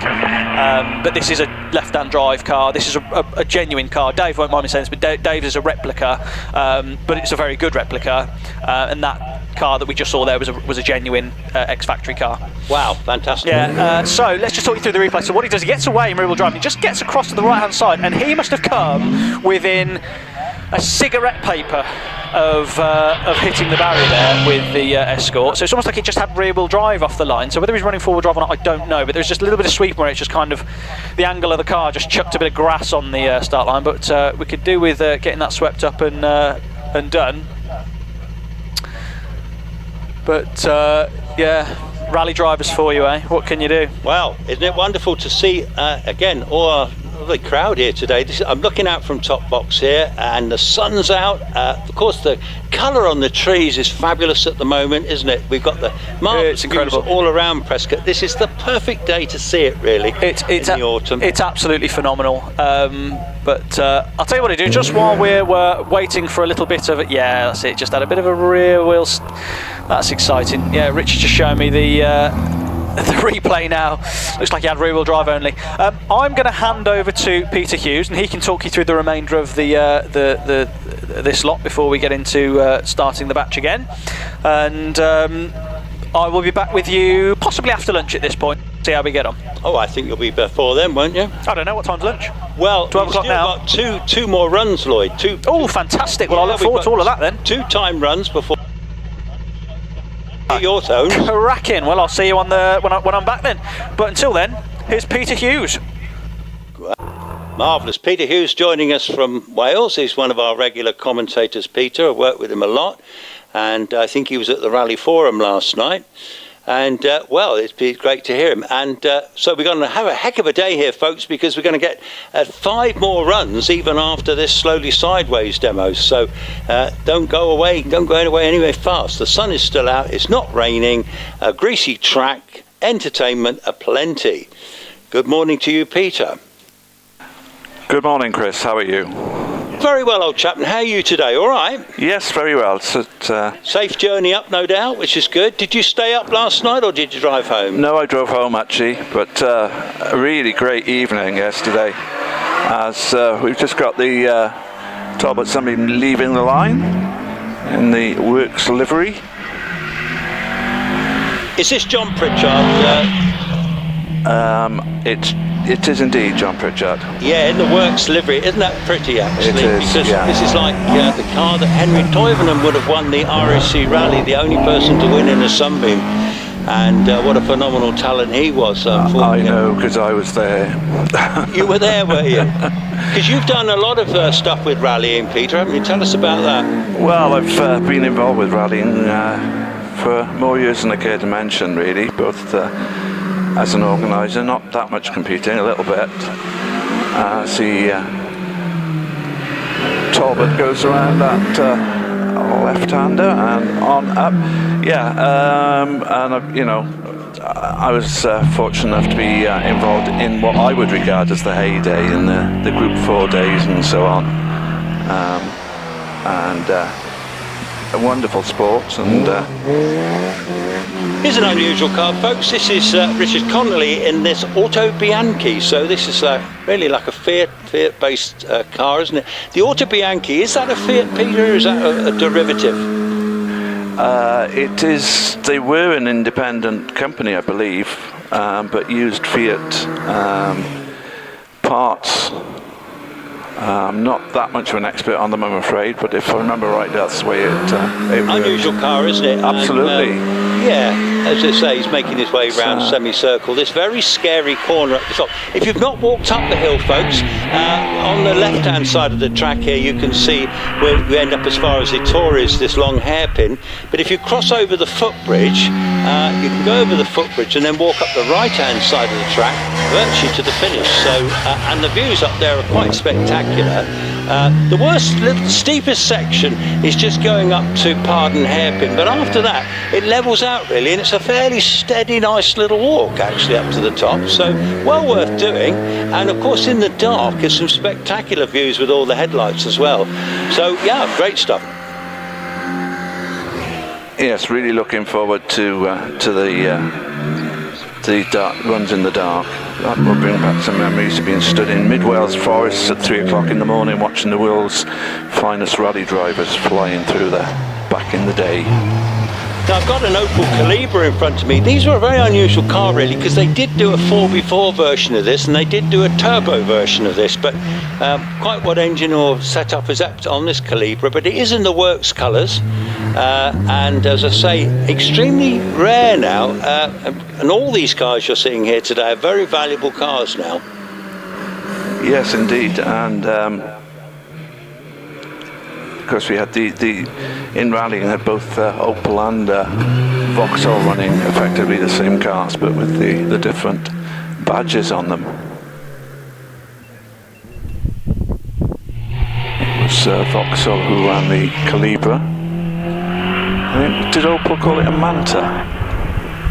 No, the Calibra was a different model, and so the Opel Calibra, it used to be called Vauxhall Calibra as well actually, so whether Opel did actually call it a different name, I don't know, but they were definitely different cars to the Manta, because they did have up to 2.4 engines and they did have up four-wheel drive as well. So if you had, and they had the turbo version as well, so they came in one or two models really. Now what have we got here, Peter? We've got a modern Mini on the hill. Yeah, it's is it running as 20 or 720? It's running as 20, so it is that Sophia? Yeah, is that Sophia? Yeah, in the 1600 Mini Cooper S. So we are now on the first of our time runs, Peter. We've had one practice, so we're going to get 2 time runs now before lunch. This is Sophia McCall, one of our lady drivers. She's sharing this car with Aaron Bland, and it's the modern Mini Cooper S. I think they're probably, are they supercharged or turbocharged, these little cars? I think this one is a supercharged one, I believe. Yeah, I believe it is actually, so it's good to see young lady drivers. This is her first or second season as well, I think, and thoroughly enjoying it. Yeah, very neat run, but quite quick. I mean, she's going to be followed up the hill by the original style Mini, of course, Roger Jones in his Mini, 1340cc. So just bored out a bit. So just for your information, Peter, I don't have any comms up here at all other than the microphone and an earphone. I don't have a computer screen, so I will be relying on you for info on the cars. Okay, I'm just looking for... Sometimes they are starting to appear on my screen now, and yeah, we'll try and keep you up to date. We've got Ethan Brayshaw on the hill as well in his Mini Cooper S, which is just round in the Torres. First, unfortunately, when they go over the line with the laptop set up as it is, the times instantly disappear off my screen, so I will try and... Are we having a couple of glitches, are we, Peter? I think it's probably the operator fault, but I'll try and find the finished, the actual times in just a moment.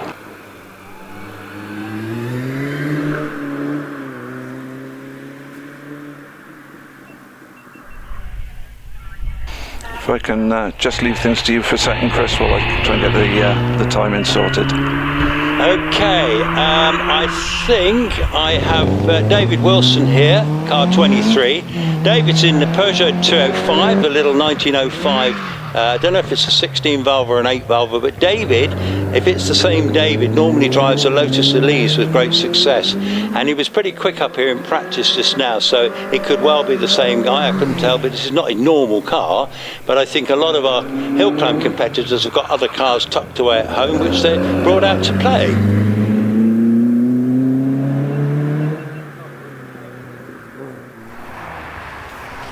We've got a shared drive now. This is, I think this is Calvin Broad driving the Clio 200 Cup car.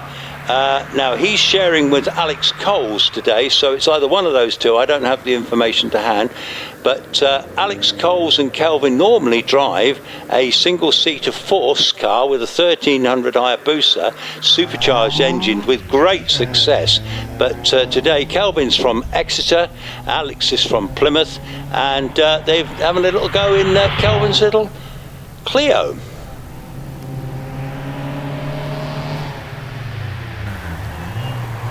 Well, the issue with times is instantly sorted when someone who knows what they're doing comes and looks at the laptop, and I can update you at the moment. Roger Jones in car 21 did a 62, or let's start at the beginning. 20, Sophia McCall did a 70.76. Roger Jones a 62.95. Then we got a 65.67 for Ethan Brayshaw, car 22. Quickest so far is David Wilson with a 62.67, and then we have a 62.92 for Alex Coles, car 724. It was Alex Coles on that run, yes, excellent. So yeah, we're back in time runs. It's very slippery out there at the moment. The cars are coming around Torres, this long hairpin, and the last one just got on the grass too, but braking hard into Pardon hairpin, which is very sharp. They put all the power down, and it just looks a magnificent sight up here today, Peter. The sun's out up here. All the trees have got this beautiful colour. The skies have got big clouds. It just looks brilliant. You won't see a better day at Prescott than this, I don't think. No, not bad for the 1st of November either. Time for Lizzie Weaver, 69.13. We've got one of the minis just coming towards the end of the run. That's Miles Chamberlain, his Mini Cooper S, and he has done a 68.44. So the time is 12:15, folks. We've just started our time runs. The plan is to do 2 time runs before lunch, then there'll be a nice long break, and then of course we will start the first practice in the dark, or the gloaming, and then into darkness for 2 more time runs. Well, we just got Mark Wojciechowski coming to the end of his run, car 27, and he does a 63.58, so one of the quicker cars so far. Yes, Mark normally drives in the Fassi Championship in a BMW, actually 318 injection, so this is one of his other cars, I suspect. Actually, I'm not so sure there isn't 2 brothers, but I could have that wrong, but either way, it's an unusual car for him. Yeah, we've got a whole host of Mini Coopers at the moment. John McQuillan coming towards the end of his run, and then Christopher Bentley Jones in the blue machine car 29, just rounding Torres at the moment. Yeah, that's a lovely looking thing actually. That's got a nice colour for a Mini too. That's it is an original Mini colour as well, actually.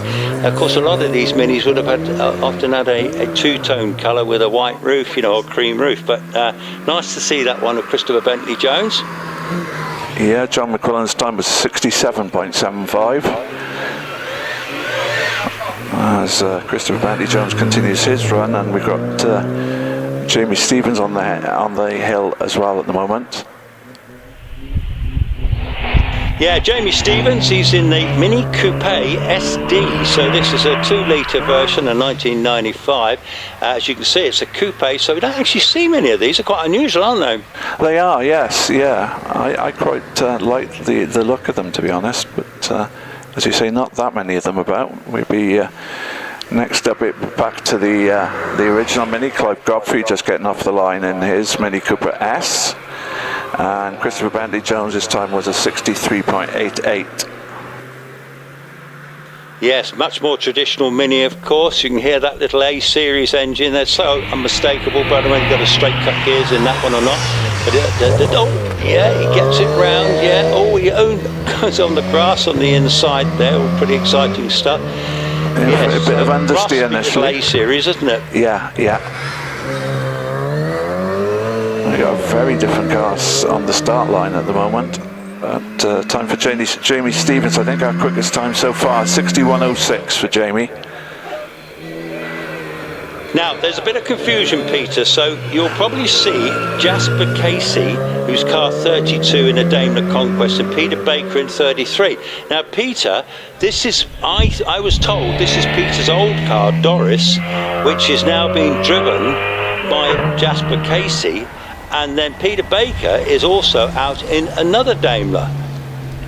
Yes, in fact, right in front of me at the moment, but that was a good run considering Clive Godfrey there, considering he had one or two moments, shall we say, on the way up the hill. A 61.48 for Clive as Peter gets away, as rounding pardon is the first of those two cars. Doris, they're going around and on up the hill. When Peter had this car, he has competed in the historic Monte Carlo Rally many times in this car, very successfully too. Yeah, yeah. They're lovely looking cars, and they look so graceful coming up the hill, don't they? They absolutely do, yeah. This has quite fooled me earlier, this other version in two-tone, actually, this one. And the Daimler Conquest, I don't know much about them, Peter.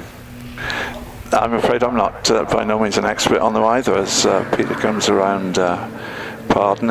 His is described as a Daimler Conquest Century, so I presume that was some sort of yeah, I don't know whether it's they're both edition. Running a 2.4 litre engine. I don't know if they're four cylinder, do we think? I believe so. It certainly sounds like a 4 to me, but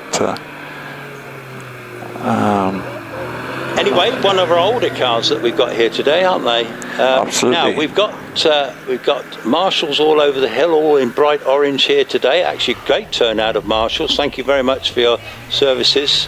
We've even got some of our Shelsley marshals here today as well, coming for a look at the hill and help out.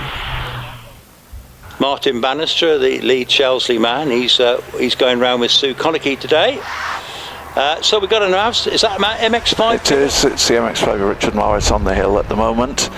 In the battle of the Daimlers, it was Peter Baker who was slightly quicker. It was an 86.55 for Jasper Casey, and Peter Baker does an 82.28.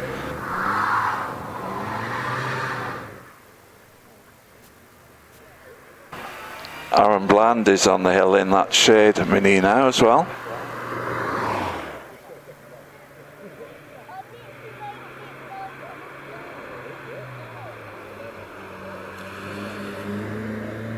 Car that we saw in the hands of Sophia McCall, of course, first off. And now Aaron rounding pardon in that same car. I'll tell you one thing, Peter, the wind's getting up here. I just had a phone call from the office down below, and yeah, the wind has got up significantly, the clouds have got up, so it looks like we've got quite a lively day up here. Yeah, I think it might be a little bit changeable through the course of the day, but hopefully nothing too dramatic. As Paul Jones in his shade. Hanging the tail out nicely, coming out of Ettores there. Paul Jones in that Mini 721. Slippery stuff, isn't it? Slippery stuff. This rather, nice little coloured Mini, yellow and white, unusual colour, not a works colour, was it? I don't think. No, I don't believe so. It's I can't help feeling this damp hill is ideal for rally cars. It's certainly going to give us some entertainment, isn't it? And even some of the four-wheel drive, the Mark Gamble car earlier, the Peugeot, was wickedly wild up here. In fact, spun at Pardon. Talking of which, we've got a spin for the 721 machine. Paul Jones has spun. Just a half spin. He's just trying to get it pointed in the right direction, get towards the line, but obviously that it's going to have quite an impact on his time. He's carrying on to the finish line now. Yeah, the track is damp. We could well get some more rain later on to make it even damper, but we've managed to get most of the leaves off the track, but it is very slippery. So, mucho respect. Be interesting to see who's going to get FTD today. Will it be Scotty Moran? Will it be Mark Campbell? Will it be Will Nichols? Who knows? Being interesting to find out. The red flags are out anyway, so it's going to be a rerun for Jason Brayshaw. And on the line at the moment is a car that was a staple of club rallying for so many years. We've got a Peugeot 205 in the hands of Robert Wilson sitting on the start line currently. Jason Brayshaw's been stopped by the red flags. I don't know whether he's going to carry on up and come back round. He will certainly have a rerun. Now, so Robert, I think either Robert and David is father and son, and they normally drive a Lotus Elise very successfly. So it'd be one of those two, won't it? Because one of them went up and was the quickest in the class so far from memory. Yes, so it's 7:23 is Robert Wilson. David Wilson is 23. Yeah.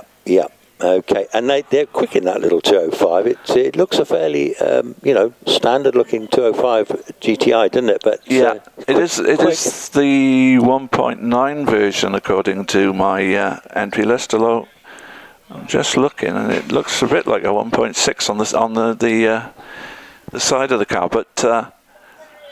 They might have popped another engine in it. Yeah, might well have done. Yeah, but I'd say they're both very experienced hill climbers and often win the class in that Lotus Elise. So they'll know their way up here. And watching them earlier, they certainly seemed no problems at all.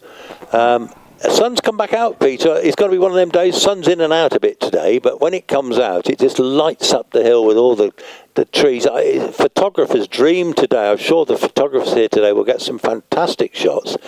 And that's going to be good to see, isn't it? What have you got for me? The action has resumed. Robert Wilson on his way up then, under the bridge now, and on up towards Ettores, currently in that red 205.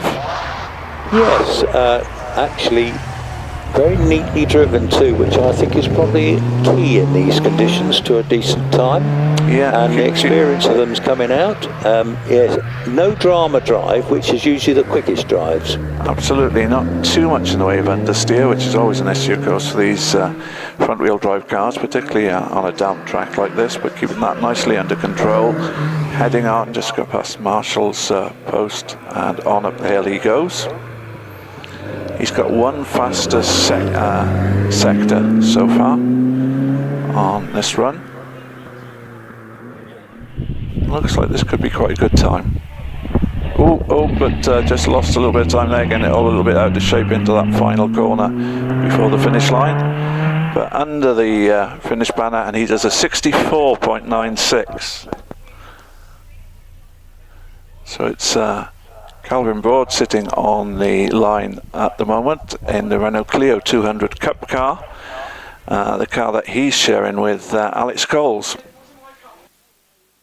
Calvin owns the car, and as you know, he normally drives the single-seater Force with Alex with the supercharger, but this is the car he said he's hardly done anything with it. He said it normally just sits in the garage. So, but anyway, this is a fairly standard little Renault Clio, but it's, well, I say standard, 200 horsepower, lovely little chassis on them, front-wheel drive, highly entertaining car. I know Lloyd expunges the how wonderful they are, actually, these little Clios.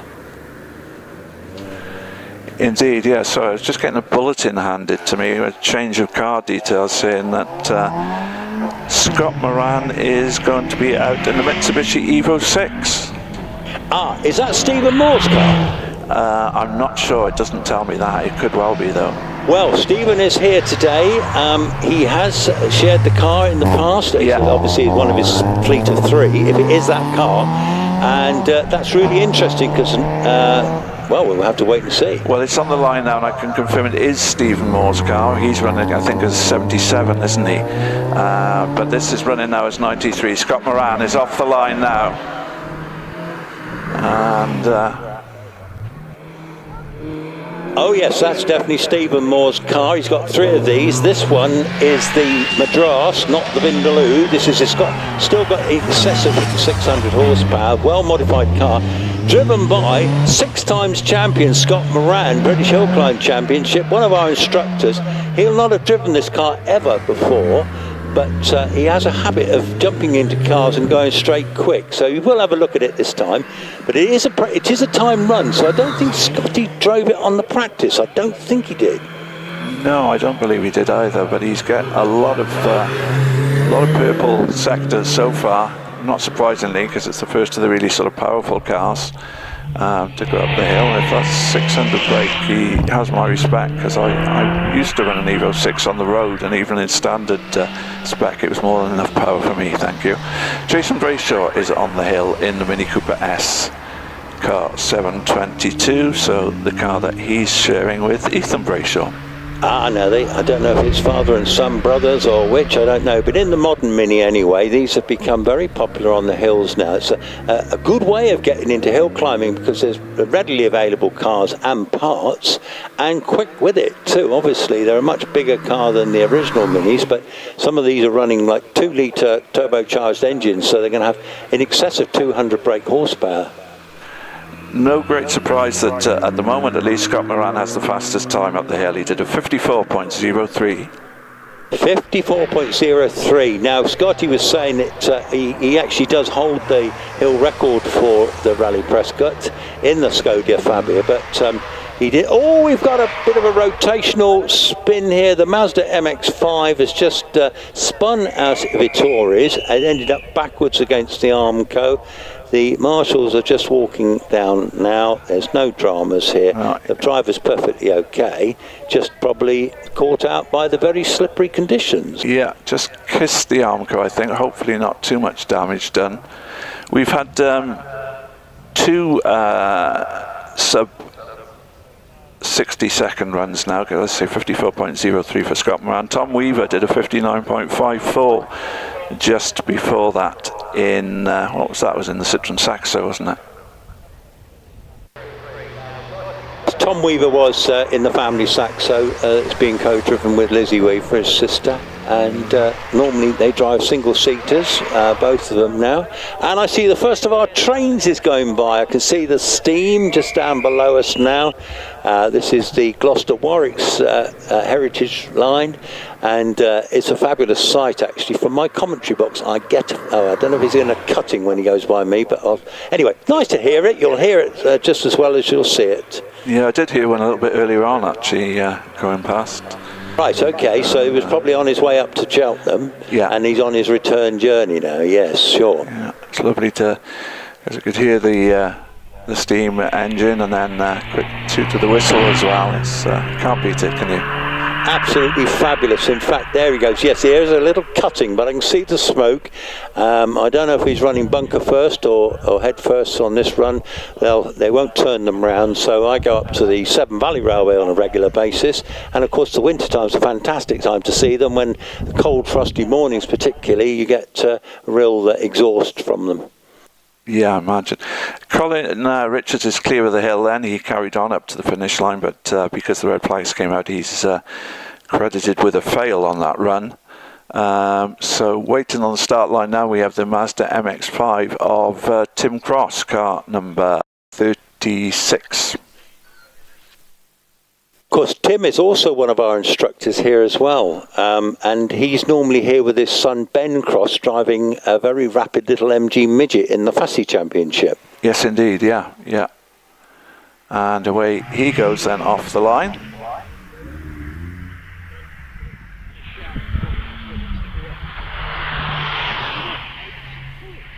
It's on up towards, hanging the tail up nicely. Well, still trying to get it straight as he comes into it. That was interesting, shall we say. He's out of there cleanly though, and on up towards Pardon. A lot of very interesting driving today, Peter, isn't there? And it's a highly entertaining day, and actually I hope it stays dry for as long as possible, because we've certainly got enough slipperiness in the track to entertain anybody, in fairness. Yeah, well, after some oversteer on the early part of the hill, Tim managed a bit of understeer through Pardon. We've got another MX-5 on the hill as well now, which is Josh Martin, car 37, but Tim Cross coming towards the end of his run. Again, lots of purple sectors showing up on the diamond, so within his class it looks like he's doing pretty well. These MX-5s do hang the tail out nicely, don't they? I think. Oh, and talking about hanging the tail out, we've the car. I think it was Josh Martin, has just gone into the gravel here at Pardon hairpin. Yeah. He doesn't any damage, but unfortunately he has left the track. But there's no damage. He's dug himself into the gravel as well, with the rear wheels well sunk into gravel. So he's going to need some. He's going to need some assistance, isn't he? Yeah, so once again the red flag is out as Lewis Porto sits on the start line in his MX-5. He won't be coming for a while because at the moment he's well stuck in the gravel. Our marshals are walking over. They may have to get something to drag him out. Tell me about the forum last night, Peter. What went on there? It was a wonderful evening, absolutely wonderful evening, when we celebrated the 30th anniversary of Colin McRae's World Rally Championship, and who better to do it with than Dad Jimmy, of course, who we've seen going up the hill already today. And it was hosted by Holly, Colin's daughter, but we also had various other people on the panel as well, and a really, really enjoyable. Nigel Riddle was there, who was the mechanic who tried to flag Colin down when the Prodrive gave instructions that he was to go slow on the stage to allow Carlos in Catalonia to win the event, but wasn't ready to take team orders, and Nigel had to be quite quick on his feet to get out of the way, actually. And Derek Ringer, who's co-driven of course for Colin and for Jimmy, was there, and Ken Reese, another co-driver, but also part of the Prodrive team who used to do notes on events with Jimmy for Colin. So it was fascinating evening, and I thoroughly enjoyed it. Excellent. Well, just a quick update. The Tonka Toy is now at the hairpin in the gravel, and he will be putting a little tow rope on the front of that Mazda, I suspect, and then they'll drag it out. Yeah, the rear wheels sank in well there, actually. Yeah. Well, it's the first one we've had actually today, and obviously that gravel is there for a reason. And but never mind. The sun's back out, Peter. It's quite breezy up here, but it looks marvellous. I mean, I just love the colour of these trees. I mentioned it already, but it is a special sight actually. We're on the Prescott estate here, and there is a huge amount of trees, and they do bring down a lot of leaves, which we're involved with clearing up on a Thursday. And we have a group of volunteers here on a Thursday. I just want to put a shout out for John Williams and Graham, and they're not with us today, but they'll be watching on the live stream. And oh yes, they're pulling the Mazda out now very effectively. That big Tonka Toy in the gravel has no problem with a bit of gravel, but the Mazda has more so. Yes, you mentioned about the Prescott estate. I don't know, maybe some people are not familiar with the history of this venue. It was acquired by the Bugatti Owners Club in 1937, and they ran their first event here in 1938, and have continued to own and manage the hill ever since, and done a remarkable job making it such a successful hill climb venue. I think it was actually first sort of spotted as a potential hill climb venue by the Vintage Sports Car Club, if I remember rightly, but they didn't have the money to buy it, so they pointed it out to the Bugatti Owners Club. Did they? Who was it? They bought it off Lord something, wasn't it? I'm afraid I have to pass on that one. I'm trying to remember now. Either way, yes, it was at the top of the hill here. If you walk up, you won't be able to see it because just beyond the finish is Prescott House, and that's been owned by many years. Fabulous house up there. There's a couple of other houses up there. But if you walk up the right-hand side of the track, you can walk virtually to the finish actually, and what a beautiful place it is. And today it's not as steep as some of the other hills you might go to walk up, so the Mazda actually is driving across the grass at the moment because he's trying not to put gravel onto the track, and then you'll see he crosses over there at the short course, gone onto the gravel, driving down by the bridge. So that's the reason for doing that. They don't want to put that gravel over the track and cause the marshals any more problems. We have a fantastic gang of marshals here today. They're on sweeping duties at the moment. Yes, Graham Wright is our other volunteer, and John Williams, of course. They come here on a Thursday and do a tremendous amount of work, keeping the track and doing all the maintenance and all the various jobs. Last winter there was a load of work done on the drainage actually, so a lot more big drains put in because we had an awful lot of problems with flooding at the start of the season. So yeah, shout out to our volunteers, some of whom are here today. Watching the action today, and in fact I think we've got Tim Lakin and Jerry are on lighting duties today. There are lighting engineers from memory, so they'll be firing those lights up when we start up later. We've got some big generated lights further down the hill.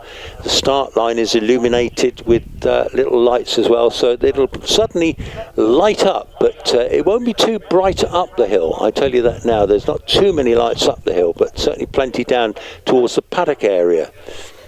I was actually at a classic rally car festival 2 weeks ago where we ran stages in the dark, and there was something very, very special about seeing the rally cars under light, or with the lights on.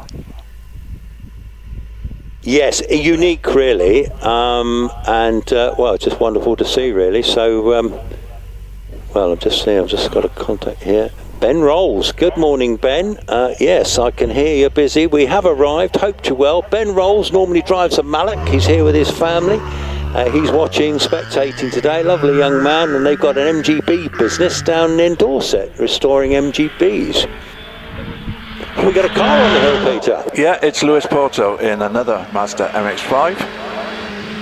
Now, hasn't he done some work on this one? He's really illuminated this with fluorescent roll cage there, and he's another one trying to get on the grass, giving it a go, isn't he? Yeah, it took a little while to get it all straightened out there, didn't he? But he's done it and continues on into Pardon. But yeah, just entertaining, a little bit twitchy still, but all under control. And we've got one of the cars that I suppose inspired the MX-5 on the hill now, because it's an MGB Roadster. Oh, another tail hanging out moment there for the MX-5, but he's there. We see we've got the MGB Roadster. Is that Stephen Norris? It is indeed. Oh, look at Stephen. Yeah, he's having a hanger too, isn't he? He's got a car restoration business near Tewkesbury, and this is his second season actually on the hills, and this MGB's gradually getting a bit more sorted, a bit faster, and he's also he builds a lot of engines for other classic contenders, including Jim Smith, who's here today in his Alpha 75. I thought he was going to understeer into the gravel there at Pardon, but he just managed to keep it on the black stuff, I'm pleased to say, and continues on up the hill. Quite a good run by the looks of it. Now, there's an MGTF by the look of it. Is this Neil Howells? No, it's Kevin Lahert in the Kevin TF Lahert, is it? In the 160, yeah, just rounding Pardon. Yes, well, they're certainly having a bit of fun and games here today, which is great to see, actually. And, of course, as you say, rally cars in the dark at Prescott is a unique sight, and of course draws some of our biggest crowds of the year, doesn't it? Absolutely, yeah. We've got a third MG sports car on the hill at the moment, which is Steve Jackman in the MGF. Car 42 runs at Torres. Time for Stephen Norris, incidentally, was a 68.56. Lewis Porter did a 65.96. And Kevin Lahirt's done a 62.82.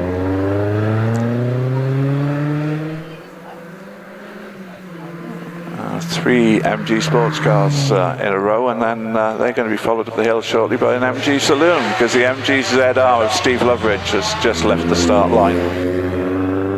Now these are surprising little cars, aren't they? These MG ZRs. This is, well, it's saying he's got a 2 litre in it. They used to have more than that. Oh yes, this one is. This one is a real crazy thing. He comes from the Forest team. It's been built specifically more for tarmac rallying. It competes at places like Epping in Wales and stuff. This one has got loads of horsepower. I'm trying to think what engine he was running with it, but he's got a fierce engine in this one. Just quickly looking, yeah, Steve Loveridge car 43. He's running a 2 litre engine actually in it, but it is modified. Yeah, highly modified 2 litre, isn't it? And it's certainly got plenty of grunt. Beautifully turned out car too, that one. It is, yeah, it looks very clean, doesn't it? Now this, again, is this Dan Carroll? Who's this one? We've got, who have we got? We've got Ian Warry Thomas. Okay, the MGB, that's right, yeah. So we've got quite a few MGBs here today. This one's got a little spoiler on the front. I don't think I've seen much of this car before, but most of these MGBs, they're running 4-cylinder MG engines. They're not excessively powerful, are they? No, 1.8 is standard, of course. Every time I see them, I think I must get mine back on the road. Have you got one? I've got an MGB GT Jubilee Special Edition. Oh, very nice. What year's that one? I think there may be a flirt of rain in the air at the moment. What year is it? It's 74. It's M Reg, M for mother. Excellent, excellent. Now, what have we got? Is that Alistair Moffat? It is indeed, in the Fabia VRS. Alistair Moffat, husband of Gemma Price, our general manager, 10 times British Auto Test champion. This is one of the family's standard little runabout cars, done about 200,000 miles, but he is an absolutely brilliant driver. Last year he drove the R5 Skoda, didn't he? He did indeed, yeah. But whatever car he is in, he will get the most out of it. Now we've got what looks like a Peugeot 205 that's either smoking very badly. Yeah, it is smoking a bit. Yeah, that's David Allman. It's not a GTI, this one, it's an XS. So is that a 1300, is it, that one? I think that's still 1600. Let me just check that. 1360, I reckon. Yeah. Yes, they were sort of the next step down from the GTIs, but... You're exactly right, 1360. Effective little car, isn't it? It is, yeah. And, well, they've... How about this, Peter? We got a Cox GTM Coupe. Now this is unusual, folks. This has got a mini engine in the back, a little A-series, a mid-mounted A-series. Well, it's really like a kit car, wasn't it, back in the day? Yeah, is it a derivative of the Mini Marcos? I'm not sure. Yeah, I think Cox were a separate manufacturer, and it is slightly different to the Marcos, isn't it? Yes, a little bit, but certainly along those lines with the A-series engine. Yeah, absolutely. And I don't know whether it ran rear-wheel drive or front-wheel drive. I'm suspecting rear. I think it is sort of effectively mid-engine, isn't it? And rear-wheel drive, Something slightly more conventional, leaving the line car 48, Malcolm Evans in the Renault Clio. As the Cox gets to the finish line and does a 62.14. Not a bad time at all, well. Very good. Now the Clio, this is the little 2-litre version. Most of the Clios have a 2-litre, but the later ones, like the RSs and the RS200s, they were bigger body than the earlier 172, 182s, but a little bit more horsepower, but obviously they're heavier. And of course these little cars have got great chassis. They've got all the toys on them as well, so they're really grand little road cars, quick road cars as well, aren't they? They are. his run continues, but we have red flags at the bottom of the hill. I don't know whether there possibly some debris that needs sweeping up or something. No, I think we have, crossing the track, we have Sue Conakey, Martin Bannister and the Super Gold Marshals from Shelsley. I reckon that's what's happening, if I'm not mistaken. Right. Yeah, I think the Clio has gone a bit wide on the approach to Torres, and yeah, there's the sweep in there. There's leaves, etc., being pulled onto the track by the Renault. So it was able to complete his run. Nobody will need a rerun because of this red flag, and the next car will be another Renault, but this is a car I really interests me. It's the Twingo, the 133 of Rob Guttridge, car 49, who sits on the start line. Yes, the Twingo, the 133, is a 1600 version. Again, front wheel drive, got about 135 brake horsepower, and this used to belong to Tom Mogorossi, who campaigns a Renault Alpine and also a Porsche. Yes, he ran this for some time, didn't he, this Twingo? Yeah, I like the colour scheme on it too. It's nice, isn't it? It is, yeah. Tom is also one of our Thursday volunteers, of course, as well, so shout out to Tom. I don't think he's competing today, but he'll be watching, I should think. You said about the Twingo, which gets off the line, 130 odd brake, was it you said, Chris? Yeah, about that as standard. I think the RS2000, the original Escort RS2000, which was built as basically a competition, sort of almost like a homologation special, not quite, but they only have produced in road going form, they only produced 110 brake horsepower. So wow, that's interesting. the way the power of cars has gone up. Yes, and once they started fitting little turbos and the like onto them, sort of put into silly figures sometimes, didn't it? Yeah, and well, electric cars, controversial subject, but the power and the torque that some of those produce is remarkable. Incredible performance. I know we don't have the esteemed Chris Druitt with us today. He has now retired, but we might get to see him next year in a guest appearance. Regards to Chris, if you're watching, but I don't think he's much of a rally man, so he probably won't be. But yes, it wasn't hard to start Chris up on electric cars. What have we got here now? It looks like another Renault Clio. Yeah, it's for James car 50 in the RS200. Now, Phil James, I think that might be the same Phil James that sometimes campaigns a rather brutal white Porsche up the hills. If it's the same Phil, he's from South Wales. He is. I've known Phil for many years. Well, yes, you're big mates, I should think. Yeah, he was at the forum last night, enjoying that. Lovely chap, isn't he? And didn't know he had this, but he's probably got a few other things tucked away back home. Yeah, when I first knew him, and this was quite a few years ago, he was a very rapid road rally driver. Oh, really? How interesting. Now we've got another more conventional, looks like a 172, 182 Clio. Who's this? It is David Smith in the 182. The 182, yes. This is the earlier version of those Clios, but they're smaller and lighter, and they're actually a fantastic little hill climb car. It's hard to do much with the engines on these. They already come from the factory virtually, ready to rock and roll, and you'd have to spend an awful lot of money to really get any much improvement. Yeah. And off the line is going Caroline Ryder in a VW Polo today. I'll tell you about this one. This one here, this is, they call it, well, it's called Herbie. You'll see the colour scheme and the number on it is Herbie. But in fact, this is one of the little family runabouts. And when they go to, in the motorhome, they tow this one behind and then use this one as the runabout when they get to wherever they're going. Makes sense. Absolutely, and of course Caroline Ryder is the Matthew Ryder's mum, and Matthew Ryder is our current British hill climb champion, and Caroline is a very, very capable driver herself. Absolutely, yeah. Ben Bowditch is on the hill in the VW Golf R as well now. Now this one here, Ben, if I'm not mistaken, he's a mechanic from down near Wareham Pool area. This VW, the Golf R, is about 300 horsepower, four-wheel drive, very deceptive car, of course, incredibly quick thing, and you'll see them very regularly used in police chases with the police following the local drug dealers, of course.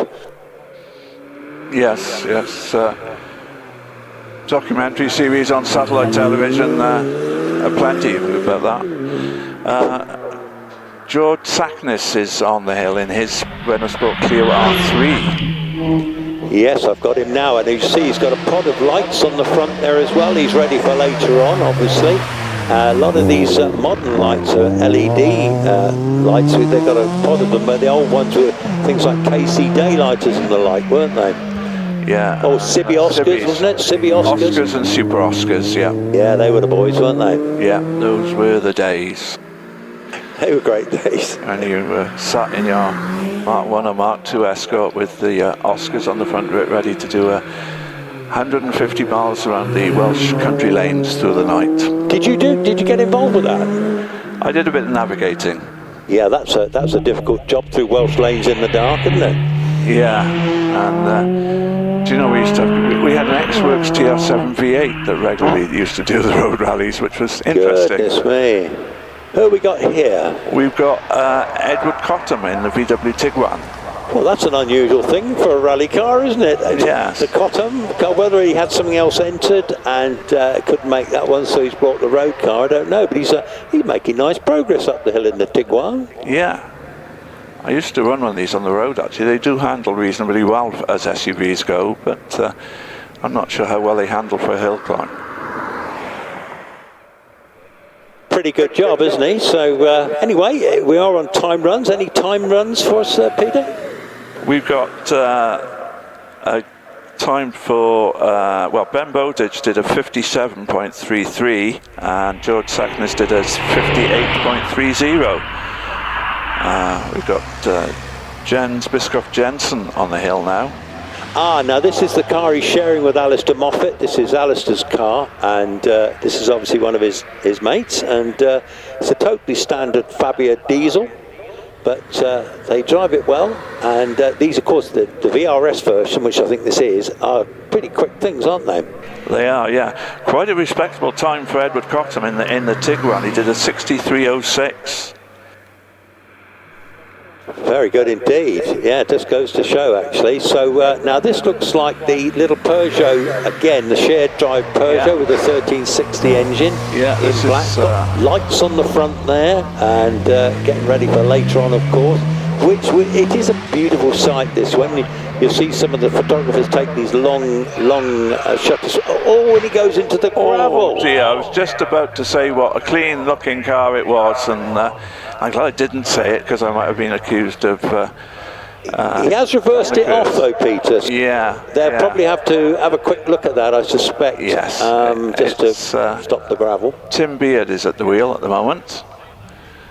And the marshals are telling him to halt a minute while they go down and have a quick look and make sure he's okay, but also they'll go down with brushes just to extract. Hopefully the Tonka toy won't be needed on this occasion. He managed to extract himself quite a bit, so with a bit of luck they'll be able to push him off, because his wheels are pretty close to the tarmac. Yeah. When we do restart, it will be the Cox GTM on the hill again. This time it will be Martin Watts driving it. Oh, now interesting. Now, is that Martin Watts that normally drives the Silver Riot? I got a feeling it is, because he told me earlier the Silver Riot had Conrad or piston up through the block or something, so it destroyed that engine. And so I think it's a shared drive in that little Cox, which again is unusual, isn't it? It is, yeah. So you are a long driving man today. Have you brought? Sometimes you come up with your friend Peter, don't you? Who's just sometimes drives, but with my nephew. Actually. Yes, your nephew. No, yes, he's not with me today. Not with you. So you've gone solo today, have you? Yeah. Okay. Just got to try and stay awake. We're going to say you must be tired after yesterday. Yeah, I've had 3 heavy weekends actually, because I was doing the Classic Rally Festival down near Salisbury a fortnight ago. Last weekend I went up to the Cambrian Rally, up in Llandudno. Were you on comms duties up there? I should have been, Yeah. but unfortunately I had a fall on Friday night up in Llandudno. I managed to split my head open. Oh, no. And spent 17 hours in A&E waiting for it to be dealt with. Oh my word! Was there any stitches? No, they glued it together, They actually. glued you together. Yeah. Apparently it is a medical version of super glue that they use. Wow, amazing, isn't it? The things they can do these days, Peter. Yeah, indeed. But the staff were wonderful when I saw them, but of the 17 hours I was in A&E, I think I received attention for 20 minutes. And of course, during that wretched time, you're waiting there, and you don't sort of lose your spot, do you? Sort of, if you want to go to the loo or something like that, you're worried you're going to lose your spot. Yes, yeah. I know, and then you think you're starving hungry. I mean, that's a long time, 17 hours, isn't it? It was, it was. I arrived there at 9:30 p.m. on Friday night, and I left there at 2:30 p.m. on Saturday afternoon. That's not really good enough, is it? Well, was it 17 hours before they actually got to see you? It was. They actually got. Well, they did. I got triaged soon after my arrival, but it was around midday that they started dealing with the problem. Goodness me! And which hospital was that? That was Bangor Hospital. Do you know what? Bangor's the one you always see the air ambulance going into, or the Coast Guard ambulance on the rescue programmes that they do from North Devon, again on telly, which we watch quite often. And they always end up in Bangor. Yeah. Well, obviously, I don't want to end up in Bangor. I don't want to have a 17-hour wait for a cut. I have to say the staff were excellent. No, I'm sure they're wonderful. Very caring, but there is something amiss, I think, with our health service at the moment, unfortunately. Yes, there's a song, isn't there, the day we went to Bangor. That's Don't it, be doing that, do we? No. Actually, I have been up there. We went to Conwy this summer for a holiday, and had a lovely time up there. I'm a big fan of Conwy area and all around there, and Anglesey. And well, as a South Walian, I really do love North Wales as well. It is a lovely area, and Llandudno in particular, I think, is a lovely yes, resort. the Great Orme. I remember we went to the Great Orme in the summer. It was a very, very windy day, and we drove up to the top there. We didn't get the railway. We drove up to the top, and it was blowing an absolute hurricane up there. I couldn't believe how windy it was, and we were looking to see those white goats or sheep, is it, they've got there? With the long horns? Goats, are they? Yeah. Aye. Well, just a quick frequently been used as a special stage across the Great Orme. Yes, it's a famous special stage, Absolutely, isn't it? Yeah. And in fairness, I should imagine it's a pretty tricky thing to drive around, isn't it? With those big sheer drops. Well, obviously you got walls, but you know. Yes, it is. When it's been used on Wales Rallye GP in the past, I think they usually have a rescue boat in the sea, just off the cliffs there, just in case.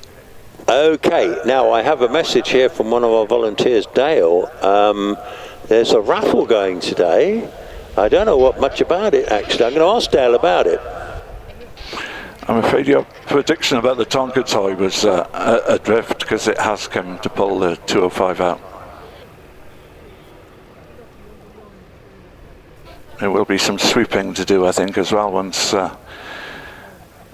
marshals do such terrific work, as I think you've already said, Chris. They really are a wonderful bunch of volunteers, and we can't thank them enough. I've got apparently there's a raffle today to go get a ride in an Opel Ascona rally car today. I don't know if you knew that. I think you get the tickets from the Prescott shop. And there will be a draw at 3 o'clock, and it'd be great. I don't know what the charity is we're supporting on that one, we're not sure. But have a look in there. An Opel Ascona rally car. Well, they were lovely, weren't they, Peter? Absolutely, yeah. So as a quick update here, I've got falling off headphones here as well, so I'm sort of fighting them. Okay, so what we got now, it is actually Friends of Prescott raffle. Winner ride up Prescott in an X-Works Opel Calibra. Yes, I thought so, because I couldn't remember any Asconas in the paddock. So the Calibra, yes, there is a Calibra here today, an X-Works car.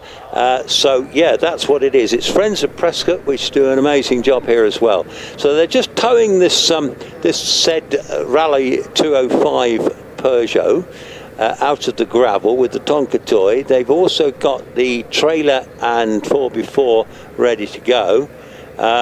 We've got lots of wasps flying about up here all of a sudden. Don't swat them, because they're more grumpy when you swat them. Oh my days. Dale's trying to take it out of here. We've got... Yes, this top country box is always quite lively for spiders, wasps and various other creatures of the night as well. Very lively place. So friends of Prescott, have a ride in the rally car as a draw at 3. The 205 has been extracted out the gravel, but there will be a few minutes while they just tidy up here. Yeah, I think that commentary box has actually been declared a wildlife reserve now, hasn't it? I think, yes, it's on a. It's probably, that's very true actually. I took the 4x4 up here today, but I didn't drive it up the very steep hill to it because it's wet grass, and even there's a hill they use sometimes on the VSEC, but it's right in the dry. But I find that our 4x4 here isn't the best in the wet on the hill. So the quad bike goes anywhere, mine. That's a fantastic bit of kit, that is.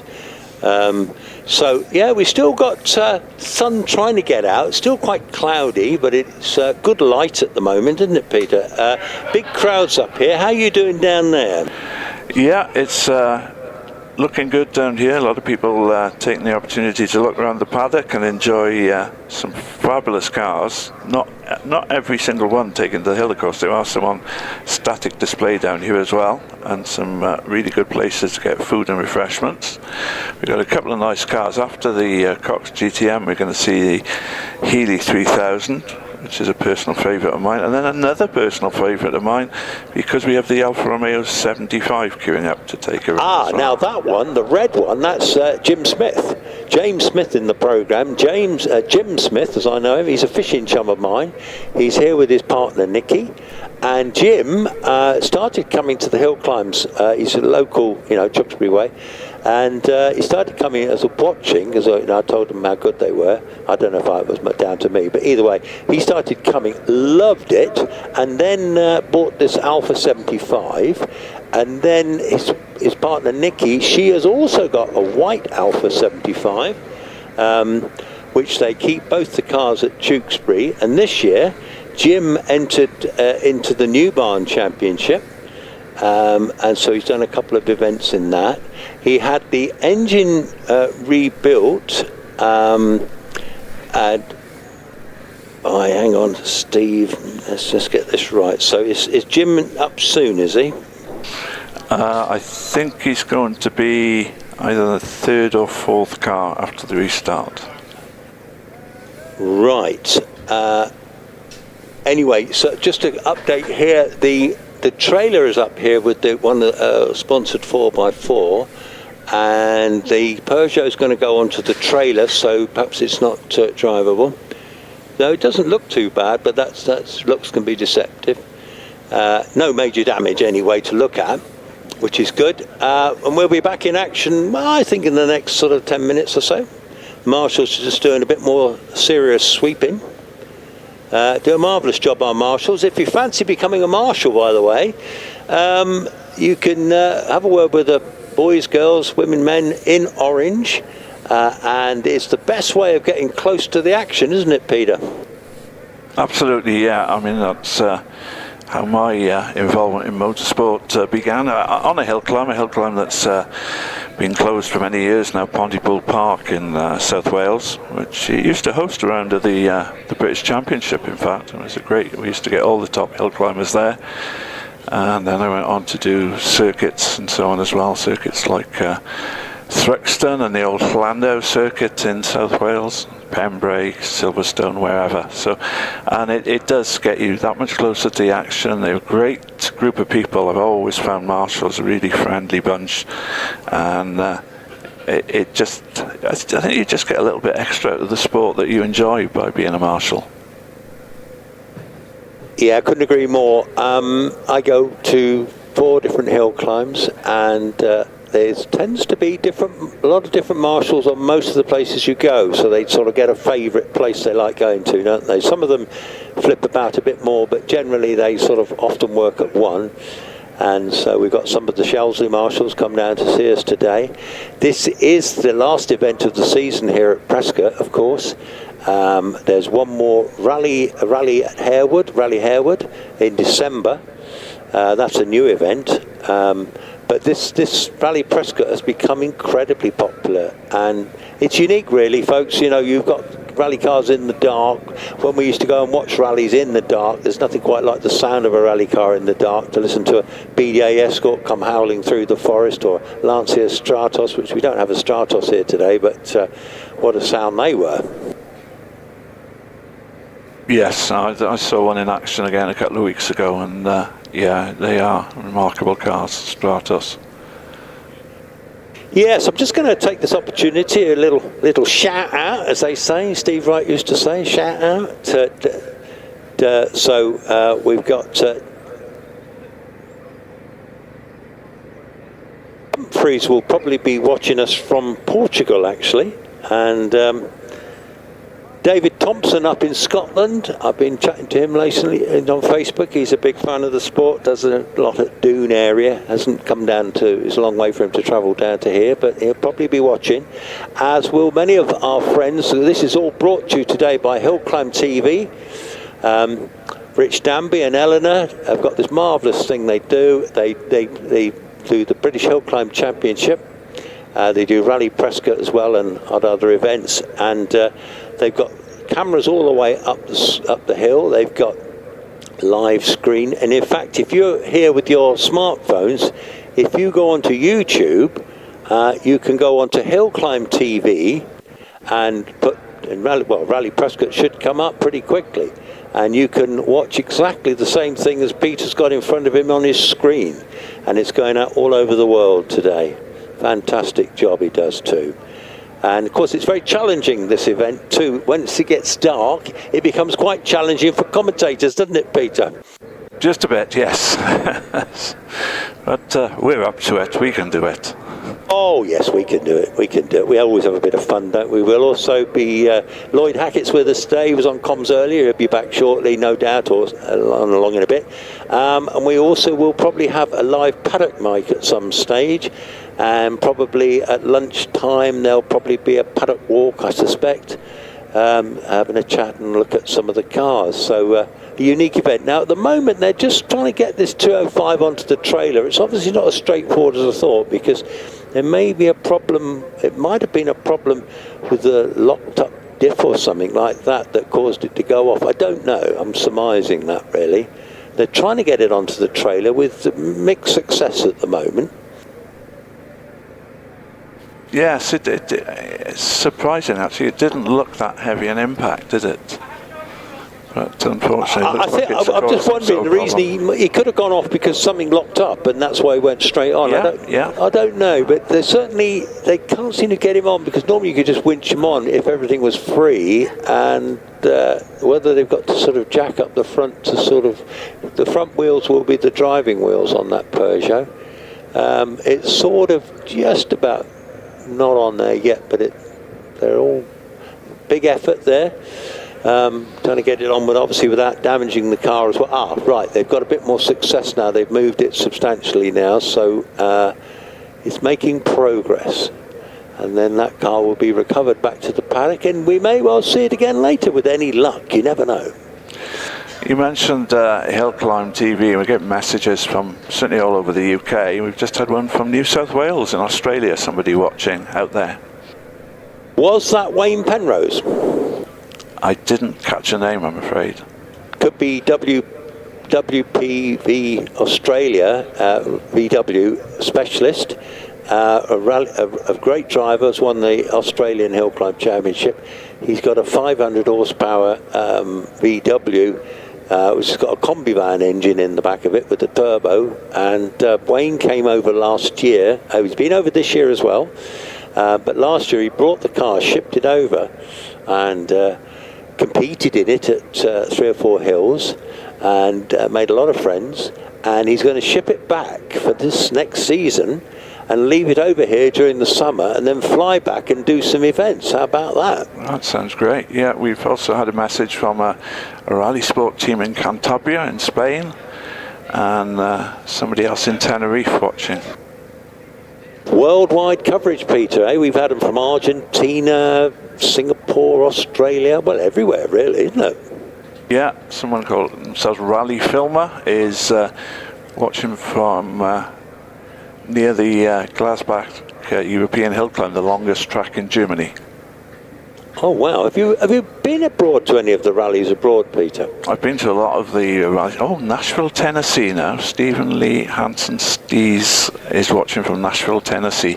Yeah, I used to run a business at one time called Rally Spec. We used to take people to watch rounds of the World Rally Championship, and so I've been to quite a few of the rounds over the years. Who were your speakers at last night's event then?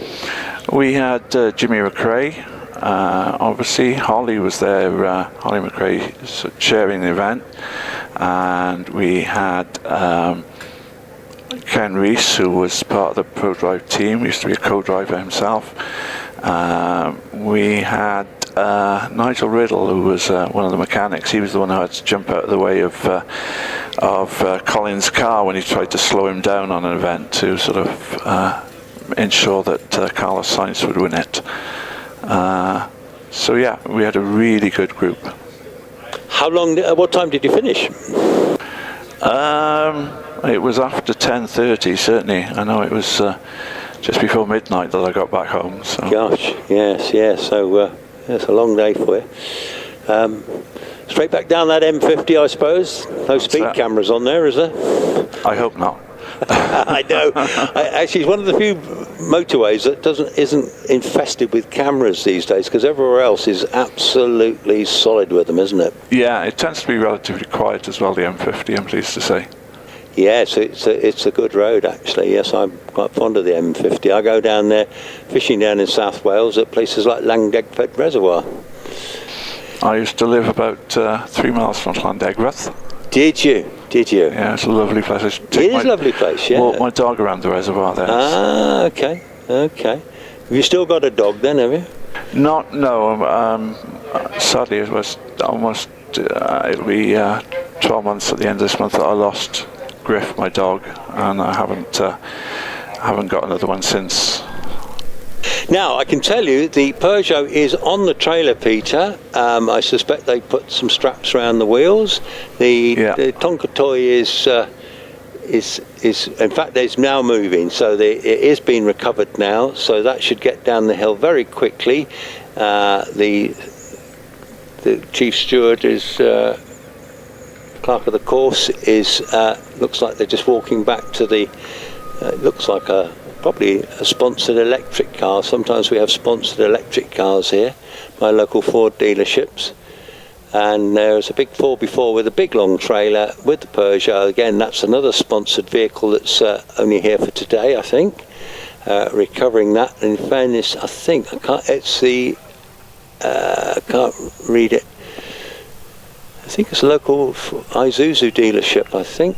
Anyway, the Tonka toy, the JCB, as we can see, the yellow JCB is heading back in to its little spot.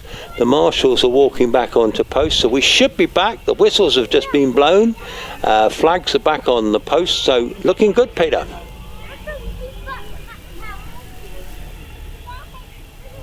They're recovering that. They're recovering that Peugeot into the paddock, into the competitors where the trailers are, so I guess that one's probably finished for the day.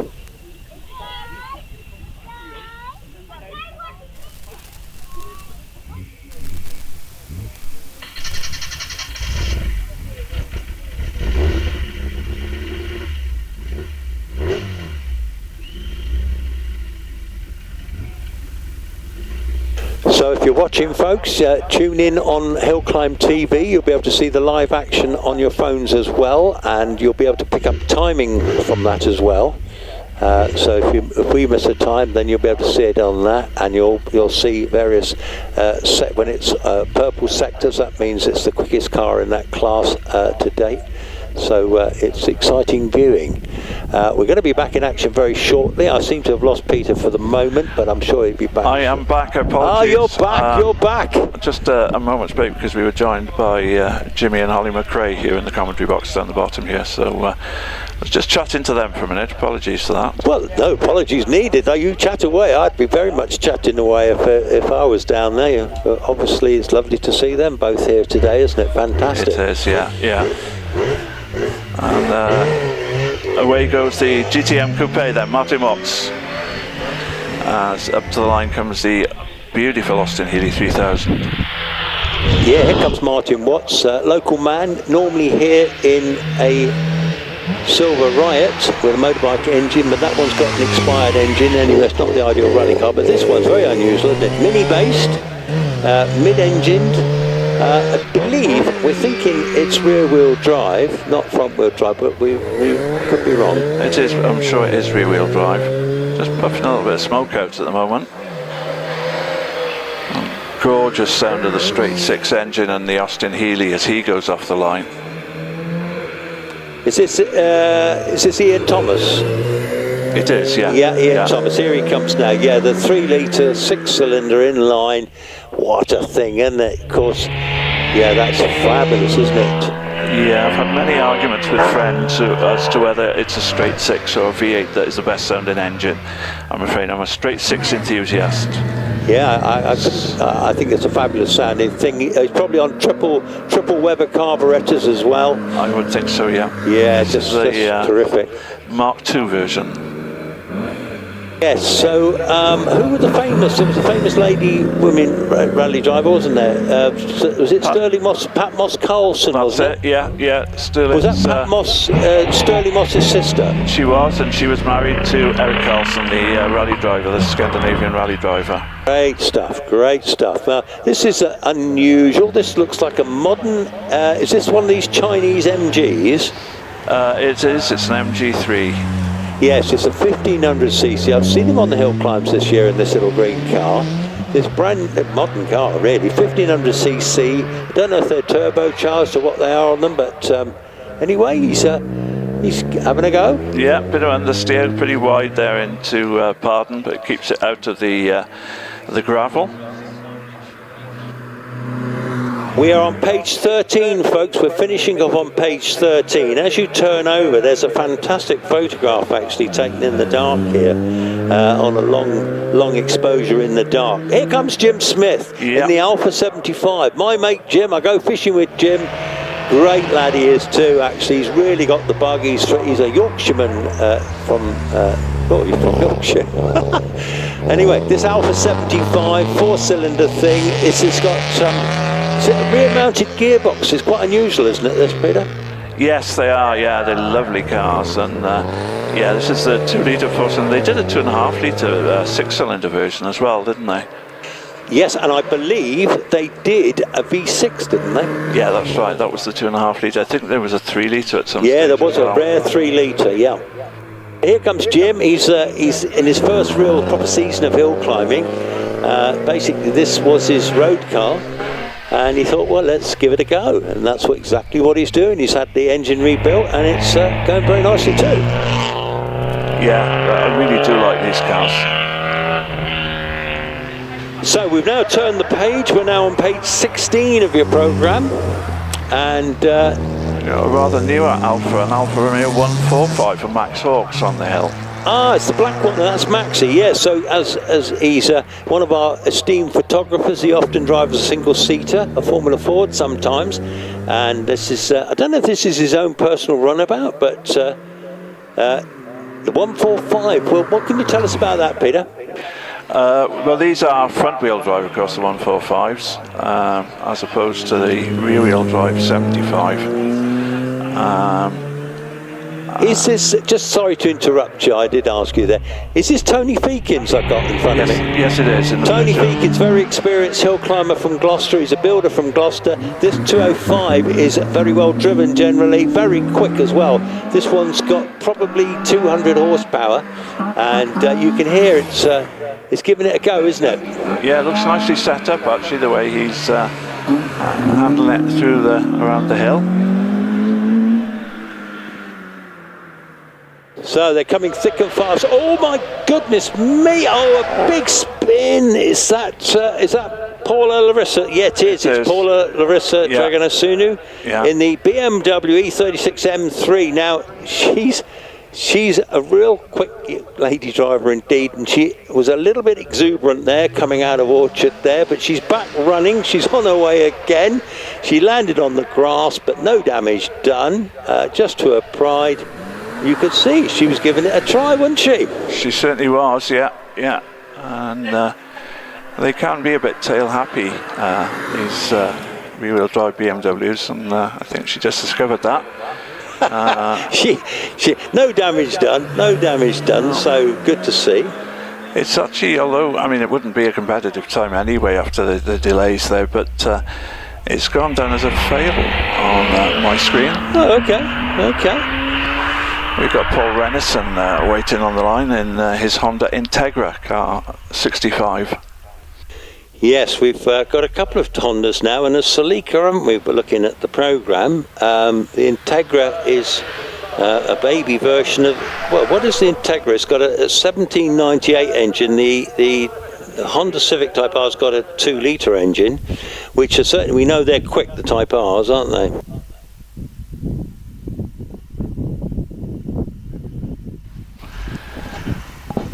So I'm guessing there's been a little bit of sweeping going on up near you. Has there, Chris? No, I've got actually all the marshals are on post from what I can see. Paul Renison is on his way now. Ah, tidy. Here he comes now. Yeah, Paul Renison in the Integra. Oh, hang on. He's had to come to a very quick stop, but he's got it going again. Again, he came out of Orchard. I think he was slightly overcooking it, and he had to sort of slow down as quick as he could. But he's back in action now anyway. It's obviously pretty slippery out there still, isn't it? Definitely, yeah.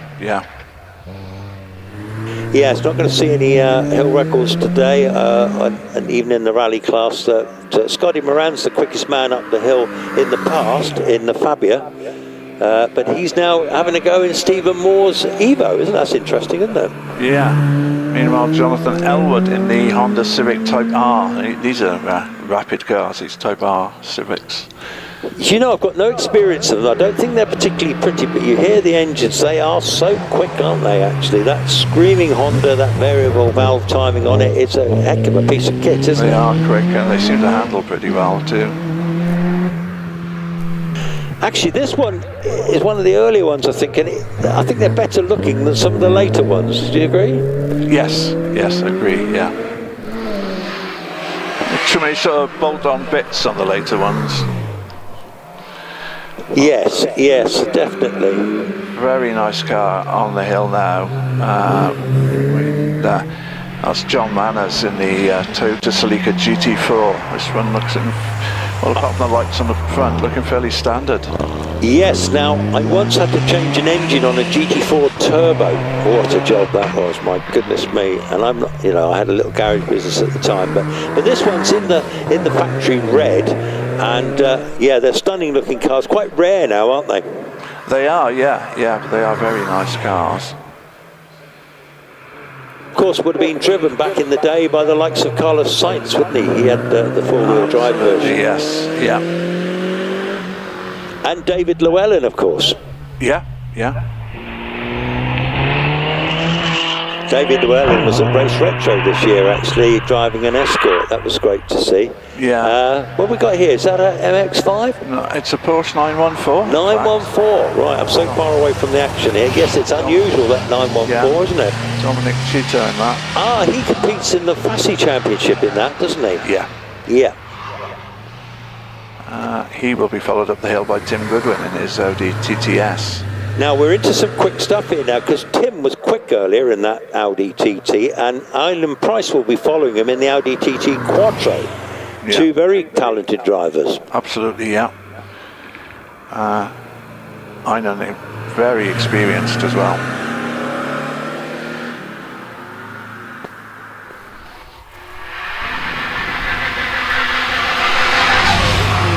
Yeah, here he comes now. This is Tim Goodwin. This is a four-wheel drive version. It's about 270 brake horsepower, so it's got some good toys on that one, and deceptively quick, in fact.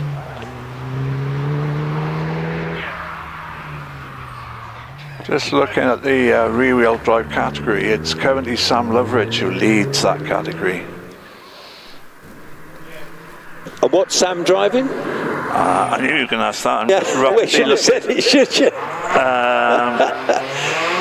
Well, while you're looking at that one, is it Einan Price on his way? He is, yes. Okay, here comes Einan Price, vastly experienced driver, drives single-seaters. Last year he had a Skoda Fabia R5. He sold that now. He bought this car recently off eBay, and he's had a bit of a moment coming into Inaugural, but he's got it round. And this car is a four-wheel drive, full race engine. It's got anything between 250 to 300 odd brake horsepower. 420 brake horsepower. You can dial it in. And anyway, Einan is getting to know the car. I think he's ever driven it before he's brought it here. So have a look at that one, folks.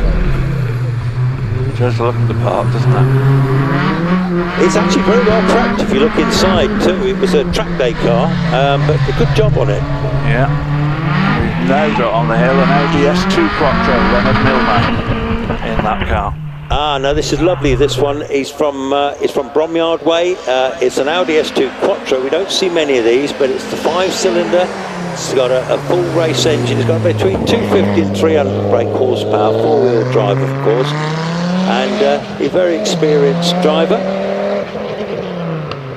And in fact, the next group's drivers, these are all pensioner drivers, they wouldn't mind me saying that. And we've got Alan Mansfield and Roger Stocks coming up in their Yaris's shortly. Yeah, that Toyota GR Yaris, I really do like these cars. I think they're probably my favourite of the sort of contemporary hot hatches. I've never driven one, but I believe they're very, very rapid. They've got about 270 brake. Oh my goodness me, that's Alan Mansfield having a right go in that little four-wheel drive Yaris. It's a 3-cylinder, 270 brake, four-wheel drive, real fancy diffs in them as well. Absolute pocket rocket, isn't it? It is, yeah, they really are. Something a bit special, I think.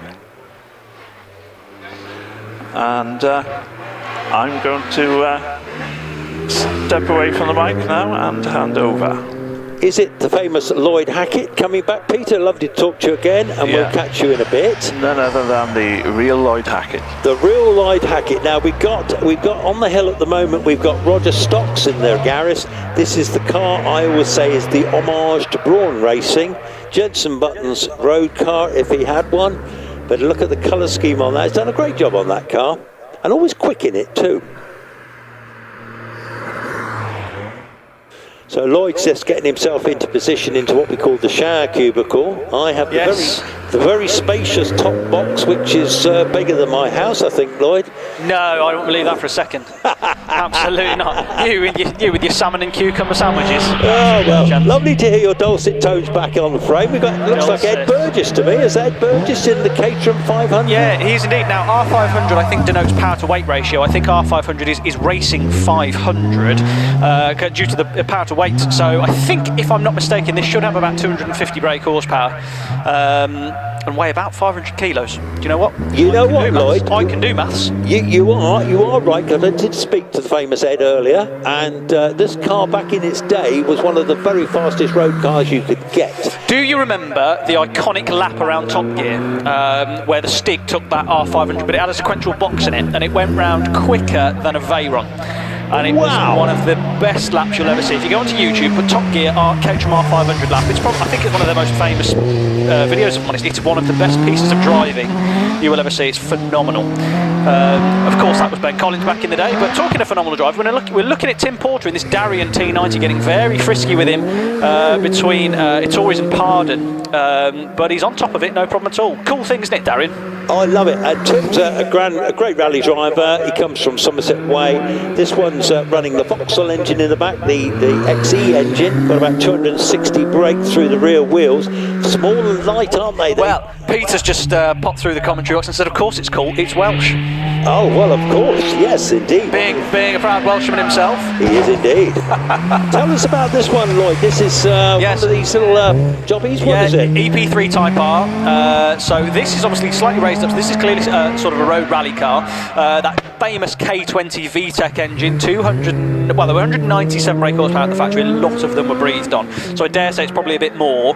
But Hendrick's driving it beautifully. As away from the line now, you can tell us about this one. This is Stephen Moore's, I believe, Madras Hot Evo. Yes, it's not the Vindaloo. This one is actually apparently Scotty Moran sharing it today, which is really exciting. It is, absolutely. Well, unfortunately, the Skoda has cracked its water pump, so no, that's disaster. Doubt we're going to see that again today. And they said if it's got a water pump lying around in their car for an R5 Skoda, we'll do get in touch, but it's unlikely. But anyway, Stephen Moore is purple on all sectors so far, so it's a sequential box in this car, about 600 brake horsepower. The reason we refer to them in curries is because they're still pretty hot and spicy. He's got 3 of these Evos. His most powerful one has got about 700-800 horsepower, but this is the mid-range one. He's already threaded it through the S's. He pulls back a gear on the sequential lever, punches the gearbox back down into second to go round semicircle, and you'll just see him feed that power back in. His third gear, I can see on the dashboard, he crosses the line with a 52.28. That's the fastest we've been so far for these time runs. Fabulous, fabulous. Well, that's the Flying Farmer from near Salisbury, Stephen Moore. And we've got an interesting bit of kit, a Ford Sierra. This is looks like a 4x4 version with a 3-litre engine in the front of it, and is that right, Lloyd? Yeah, that's right. So I think whether this is an XR 4x4 or not, I don't know, but it could well be a gear, but it's certainly silent. I think it's a rear-wheel drive car, this one. He had a bit of a spin earlier on the exit of Pardon.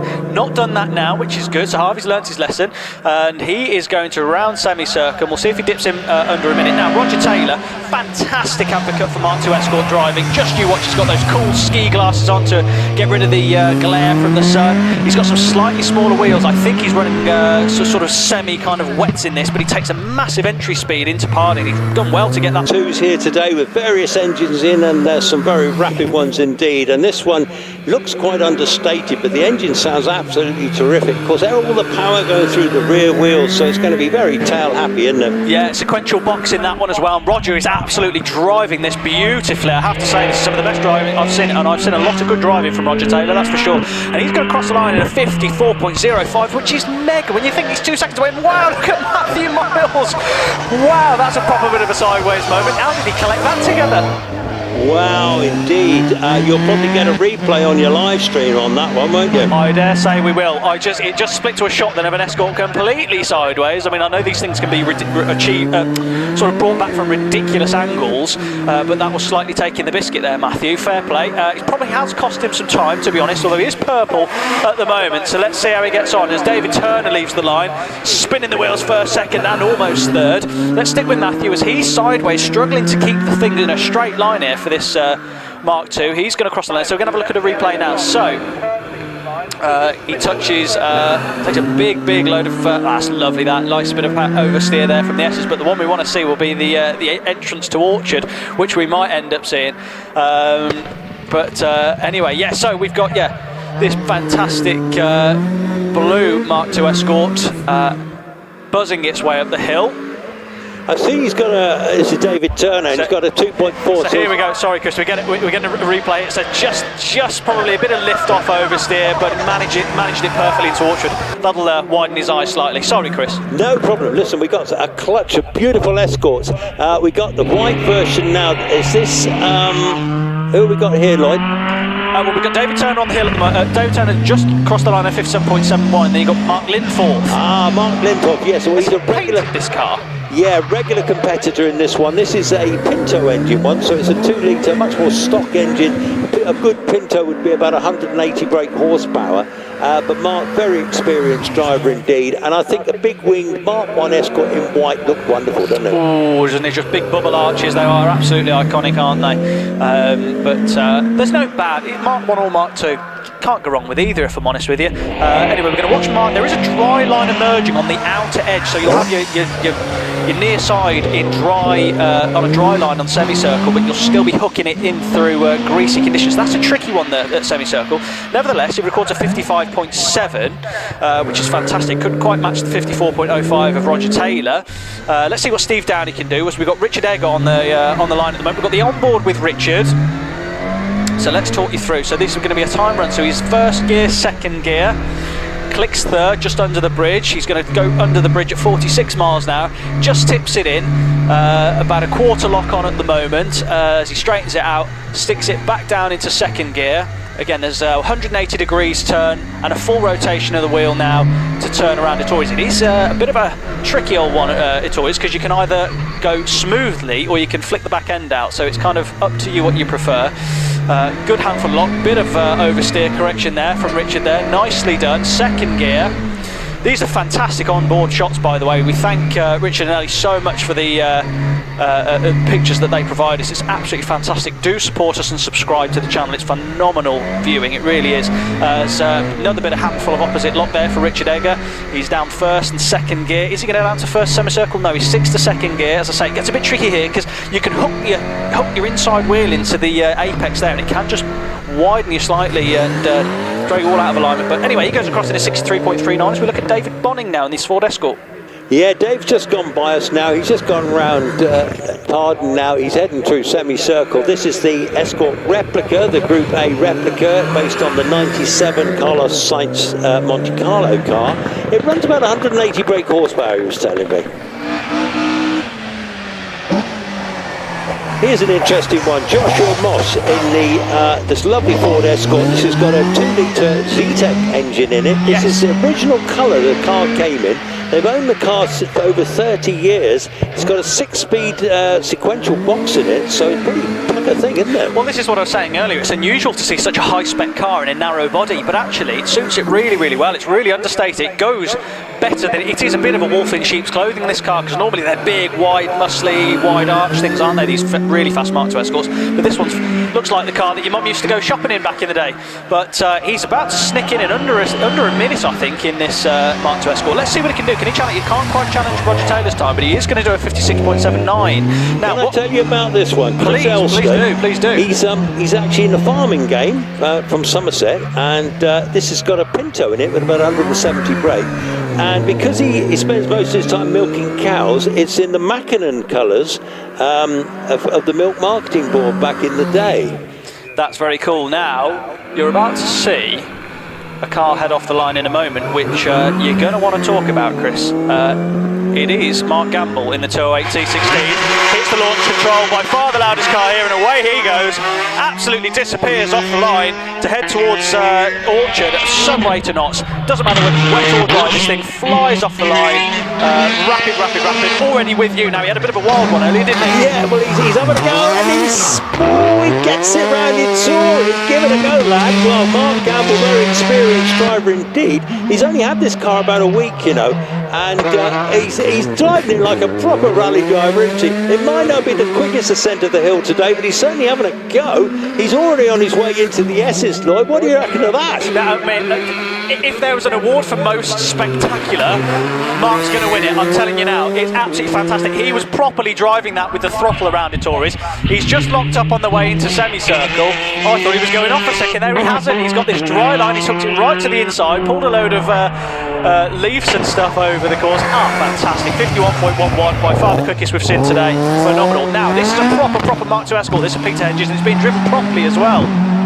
Certainly is. He's got a Vauxhall red top, 2.5 litre red top, so it's a proper thing. Rear, he's nearly spins it out of there, doesn't he? Slightly wrong, didn't he? Bless him, yeah. He just overcorrected there and just got to the other side and just cost him a bit of time.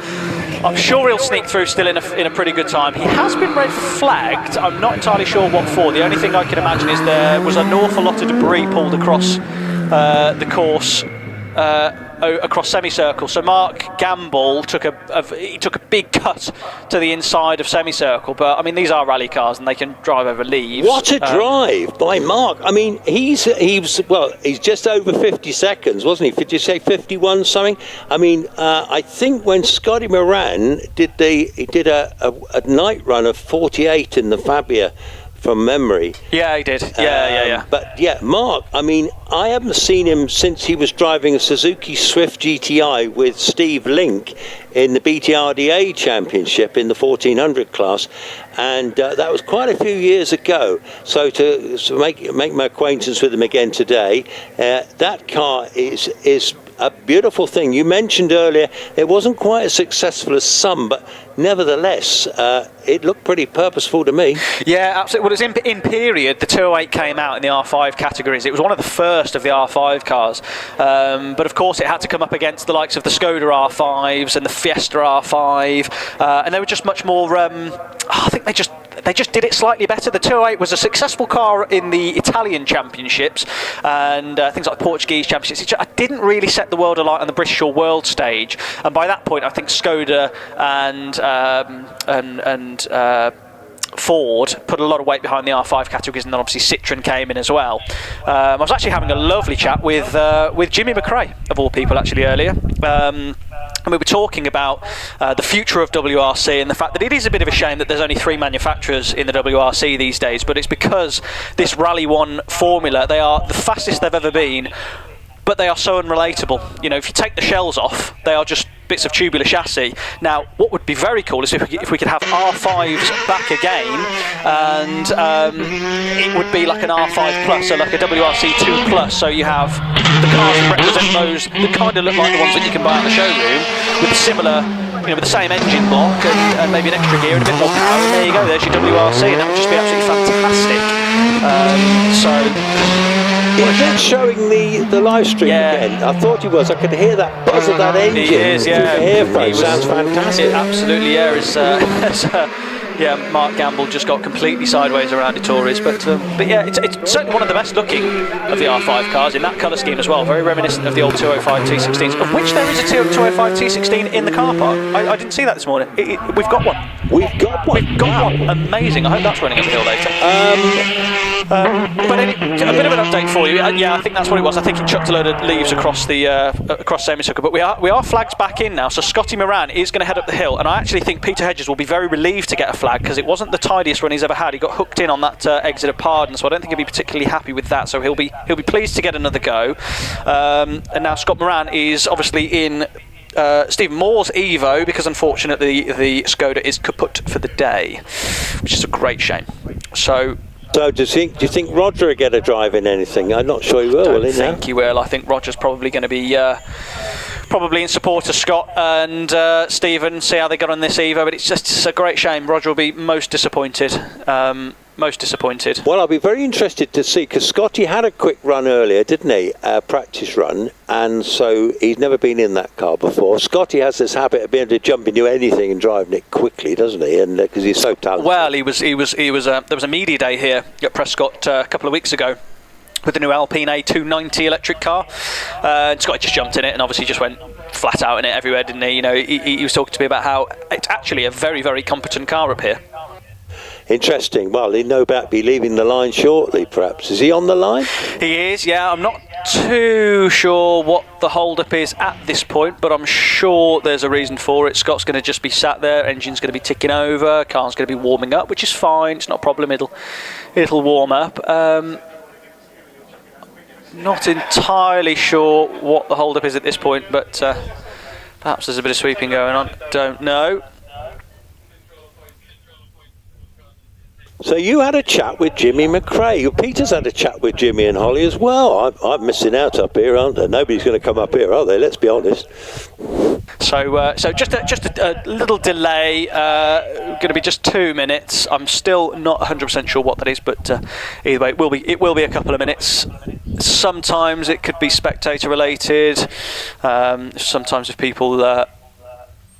So Sometimes I'll just over the gate too far. Who knows? Anyway, sorry. Go on. You were saying. Yeah. So we are in the first time runs, aren't we? Approaching towards the end of the first time runs. We're going to have another time run before lunch, aren't we? And then we're going to have a nice break, and then we're going to go racing in the dark. Absolutely. Well, actually, whilst we do have this small break, I will take the chance to just remind everybody of a Friends of Prescott raffle that we've got here. So you can win a ride at Prescott Hill in an X-Works Opel Calibra during Rallye Prescott. So Friends of Prescott will be running a raffle during the Rallye Prescott event. Tickets can be bought in the Friends of Prescott shop just by the start line.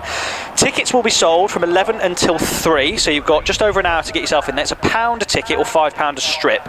The winning ticket will be drawn during the lunch break, approximately between sort of 3 and 4, and the prize ride is expected to take place approximately 5:30 during the runs in the darkness. So don't miss out on the opportunity to experience Prescott Hill in the darkness in an X-Works rally car. This is the first time we've ever had a passenger experience in the darkness, so make sure to head to the Friends of Prescott shop to be in with a chance of winning.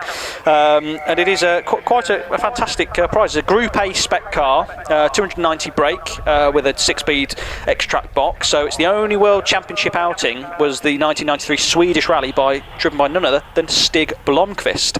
Yeah, how cool is that? Go and have yourself a proper experience of a ex-World Stage Group A rally car for £1 or £5. Got to be done, isn't it? Got to be done. Got to be neat to win it, haven't you? You know, if you know all these people that won the lottery, I bet they never thought they'd win something, but they did. Well, I haven't won yet, which is annoying. We have the sun out at the moment, but some of the hill is in the shade because it can get a bit chilly. So just make sure you're well wrapped up for later, folks. And if you've got a light with you, bring that along because it gets pretty dark up here. Certainly does. But at the moment, if from the top commentary box, we have the most magnificent view out across the valleys here. The trees are looking incredible in the autumnal colours, and we're getting rally cars at Prescott in the dark. Well, what a day. Very romantic. Now, speaking of beautiful, we've got poetry in motion hopefully to come now as Scott Moran leaves the line in this fantastically powerful Evo.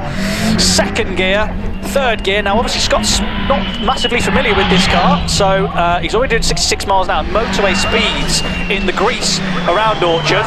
He punches down the dashboard, turns it into a Taurus, feeds it about 3/4 of the lock, straightens the car, fires it out of a Taurus towards Pardon hard. I've got the onboard with me now. Couple of clutch kicks down, timed perfectly with a couple of punches of that gear stick to get it down into first gear, back through the gear, second, third gear. He's going to be attacking the S's now, so again he's got to share this car with Scott, but he's already purple. Normally you lose a bit of time when you share a car if it's not yours because you obviously want to bring it back in one piece, but Scott Moran is absolutely setting these splits on fire, so he's already turning around semicircle. He knows his way around here very well.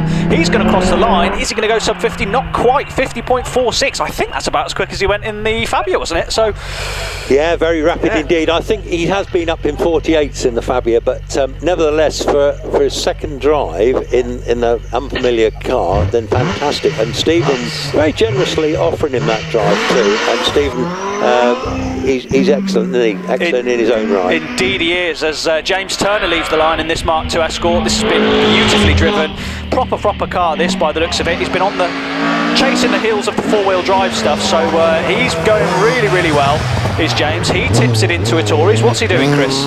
Yeah, well, he's actually driving it pretty sensibly, to be fair. It's sounding good. It's less spectacular than some of the runs we've seen, but that's often a very good thing on the hills.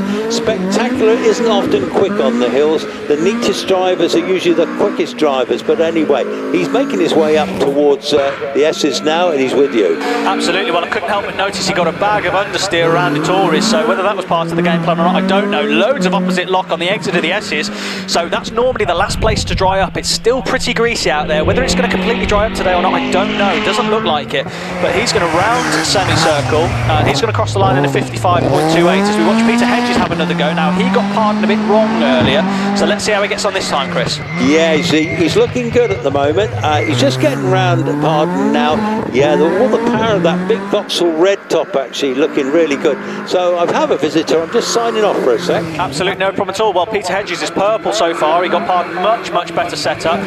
sideways through the S's, so he's absolutely flying along, really going well indeed. So he's going to round semicircle now. Let's see what he can do. Just has a couple of bites of the cherry through S's. I think he just got that a little bit wrong with the exit. He'll be frustrated. Nevertheless, a 55.33 goes in, but I do think he probably lost a second there through semicircle. So let's see how he gets on. Graham Wynn in this Mark II Escort. Didn't know he had one of these, if I'm honest, so it's great to see this. Whether this is a new car to him or not, I don't know.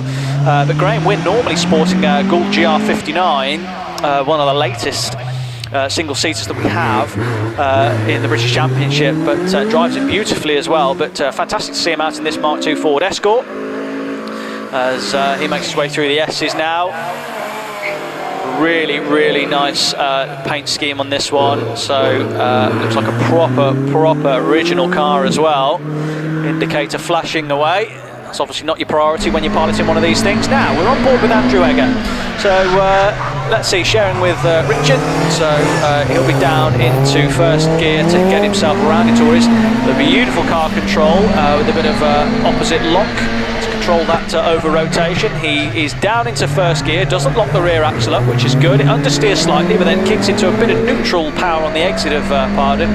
Into second gear, into third gear, keeps the revs relatively low. He's down into second. Car just has a little squirm as he comes down the box. No traction control or anything in these cars, obviously. Has a bit of trouble finding first. Just rolls through. Can he get in gear? Come on and get in there. He just got mixed up in the gearbox there for a second. You won't be happy with that, but I don't think it cost him that much time. But he just takes a nice tight line through semicircle, and he's going to cross the line in a 61.78 for Andrew Egger. So I'm back with you. Yeah, that car, the Egger car, was actually built during lockdown. He was a bit bored, you know, and they've also got a couple of Novas as well, but they're a bit broken at the moment. So that's the Egger colours.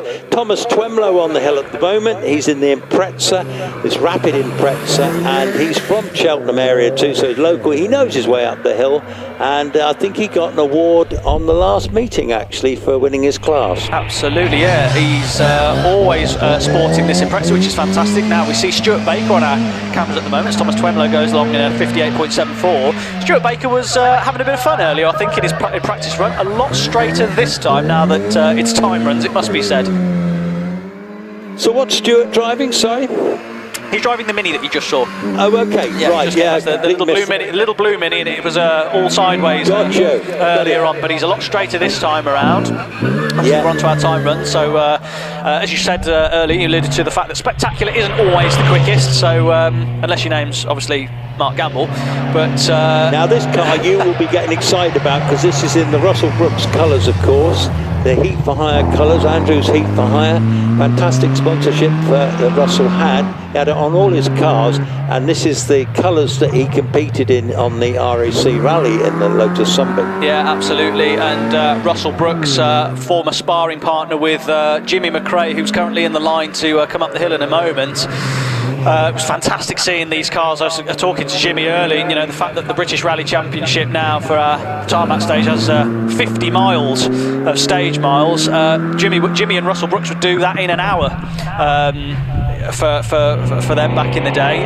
Right now, this is again another very special moment, ladies and gentlemen. We're going to see Martin Sporrell in his Impreza WRC car. He's taking Holly McRae in the passenger seat of this ex-McRae Impreza. So this Impreza that you're about to see coming up the hill. As Martin Sporrell, sorry, he's going up in this Impreza at the moment. Sorry, he's going very well. But we are about to see. Yeah, sorry, yes, it is Martin Sporrell driving. I was just trying to see. Yeah, Martin Sporrell is driving. So he owns the car. This Impreza that you're about to see come off the line now.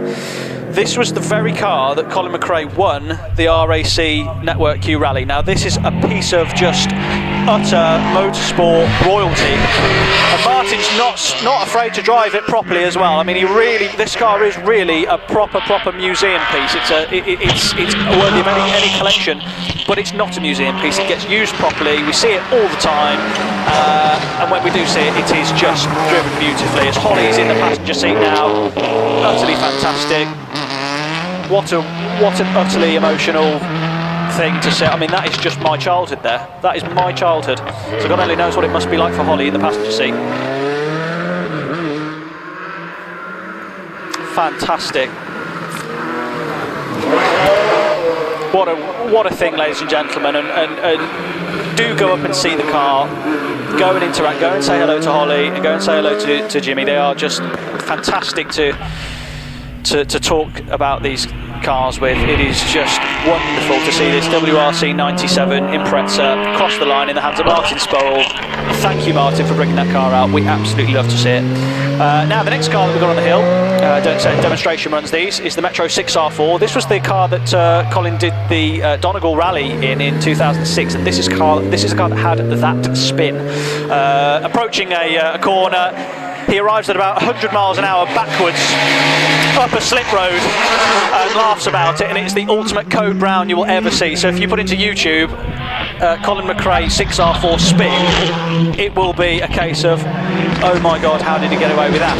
Anyway, Will Nichols in this later generation R5 Fiesta, little flick of the handbrake, going really, really well actually, and flat out, this is the later generation of the Fiesta R5 cars. I think he's turned the wick up a little bit on it because it's absolutely popping and banging like a dream. Fantastic to see. They run about 280 brake horsepower for a restrictor, so whether he's got the restrictor in or not, I don't know. He doesn't have to, because it's not competitive today for him. So flying along. If only this was timed, I think he'd be well into the 40 seconds, to be honest. He'll be wanting to know how fast he's gone up the hill, I'm sure. As he rounds semicircle, and then the Bastos Escort with its fantastic John Peck at the wheel. Sequential box, popping and banging, 500 horsepower, obviously not period correct power, but the engines aren't restricted like they were back in the day, and Group A turbo restrictors, we'll leave that conversation alone, shall we? But that pops and bangs, slaps its way through the gears. He's going to be punching the gearbox now to get down into first gear, as keeps it on the ball for the turbo. The Bastos livery is fantastic, renowned with Patrick Schneier's and Gregoire de Mavius, I believe, but these cars were just awesome in period, absolutely awesome bits of kit. Aren't we lucky to see them still being used? Plenty of fuel going into that one. As next on the hill we've got this Tommy Mäkinen Evo. Now, this was sounding a little bit sick earlier. Pleased to report it's sounding a hell of a lot better than it did earlier. It was running on 3. I saw it in the paddock having a bit of attention, being driven absolutely beautifully. Tommy Mäkinen in the late 90s, just unstoppable in this Evo. It really was just such a strong car. When most other cars were either breaking down or getting smashed up, Tommy Mäkinen's Evo, I mean, Tommy was quick anyway, but just not on pace, but just the strength of the Evo, it didn't break. It was just such a strong thing, and that's what led to such a consecutive haul of points and those 4 championships in a row in those Evos. Evo 7, the less said the better by the sounds of it, as far as Mitsubishi rallying history is concerned. Very cool, but nowhere near as competitive as the Evo 6 that went before it, or the 6.5 we should say, if we're being particularly correct. The next one up the hill is this brilliant, I mean, I think this is this a Group A spec? It must be Group A spec. Mitsubishi, rear wheel drive, turbocharged, very, very cool. I mean, you just don't see them, do you? I mean, that must be the only one. I think I was. It's a Group B. It's a Group B, Lloyd. It's a Lancer Group B. What year is that? It's a rear wheel drive. It's a 2 litre. It's got about 320 brake horsepower. Very unusual bit of kit, isn't it? And it's sort of the rear wheel drive before they went to the front wheel, the 4-wheel drive. Yeah. I feel like I feel like it's not the sort of thing that you see very often, is it? But I feel like it's certainly would have been sticking it to the escorts of the day. Now on the line, you're about to see that 1997 Impreza WRC car again in the hands of Jimmy, and I mean, what a fantastic thing to see.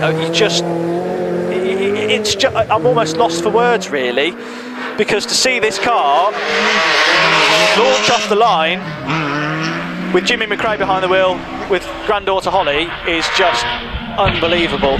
It's a bit dry. They were soaring away at the wheel earlier because they weren't sure which way to go.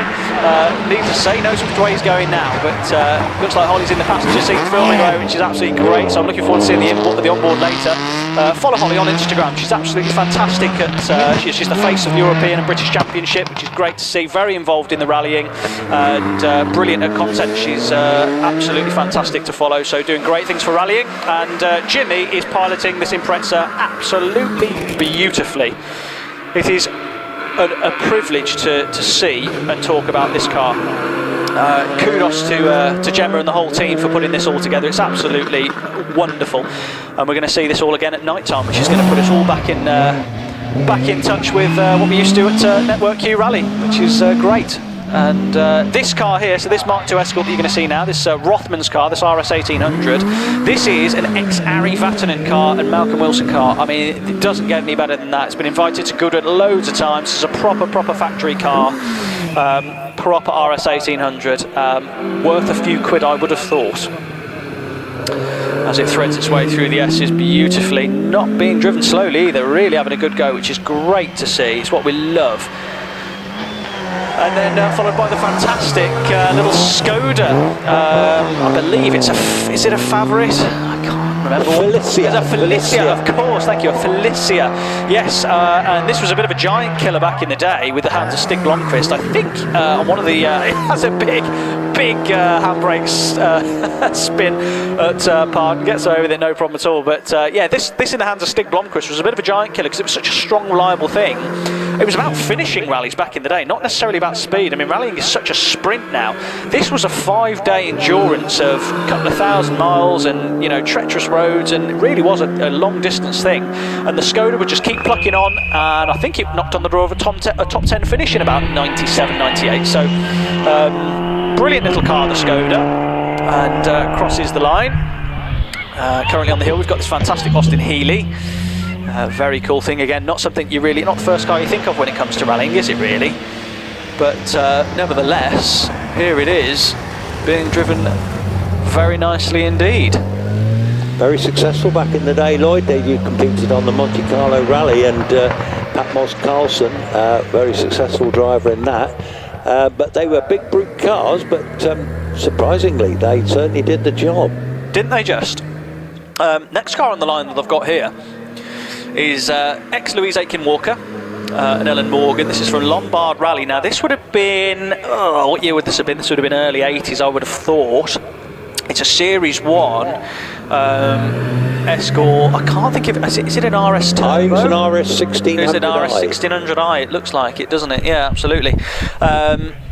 But yeah, ex-Louise Aitken-Walker, and again, these cars look like the ones that you could go and buy from the showroom, which I think is a lot of the appeal with rallying, and that's why there's so much affinity to rallying in the public. Because no, it is a RS 1600i. Beg your pardon. Away it goes. But wouldn't it be great if now we could go and buy the road-going version of what we see rallying at the top level? It just doesn't happen. I was just talking earlier, and you know, the Rally 1 cars are just bits of tubing with shells on, which is a real shame. But this RS 1600i, yeah, you could see this being rallied. It was very successfully. Louise Aitken-Walker was a supremely talented lady driver from Scotland, wasn't she? And she did extremely well in this car. With did you say it was Ellen? Ellen Morgan. Ellen Morgan, yeah. But yeah, nice old school car, front wheel drive. Not a load of horsepower, really, is it? You know, probably 130 brake. Well, this is the thing. Ultimately, it was about just pure endurance. So actually, a lot of the manufacturers took advantage of what the manufacturers had already developed, but they just put, you know, slightly better dampers on, obviously welded in cages and XYZ. But a lot of them were developments of the road cars rather than just complete ground-up built bespoke things, because they were endurance cars. You know, all the high-level WRC or Group B stuff or whatever like that. Fast though it was very fragile. Just like the WRC cars, you know, fragile gearboxes would fail, clutches would fail, you know, engines would fail. Whereas actually the Group N stuff and the Group A stuff was just very, very strong, and it would always get you to the finish. Now, what have you got for me now? This looks like a Lotus Sunbeam. It's a Lotus Sunbeam, indeed it is, absolutely, yeah. Very, very cool thing. Always lots of good things said about these Talbot Sunbeams. Always compared to the Ford Escort, but anybody with a Talbot Sunbeam always says the same thing. What a load of fun, and it certainly looks like this one's going sideways everywhere. That looks absolutely fantastic. As away from the line now, we had a little bit of a moment with this car earlier. It was rear-wheel drive. It looks like it's a bit more four-wheel drive now, but this is the ex-Armin Schwartz Safari Ford Escort WRC. This would have been from the 1997 season. Had a bit of a moment off the line earlier, but it looked like it was running rear-wheel drive only, which was probably a bit of a surprise for the driver, but it looks a bit more four-wheel drive now. Obviously, it looks like it's on stilts, because obviously driving through those safari ruts and, with the big, that big snorkel, so that when it would go through all of the big, deep mud ruts, I'm sure you've seen the clips of the cars flying through these mud ruts, and it's almost like the wipers can't go quick enough. They go for just one shade of brown all over. Big guard on the front, because unfortunately they would hit the odd animal.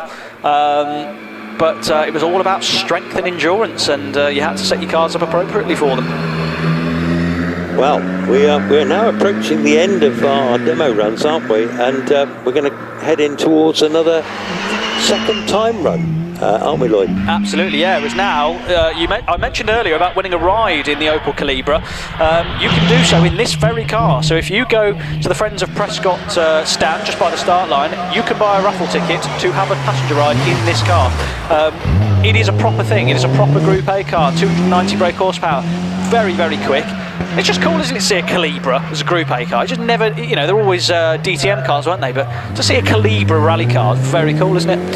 Yeah, they did. The four-wheel drive V6 version was an absolute weapon, wasn't it? They did a turbocharged version of that, didn't they? Absolutely, they did. Yeah, completely.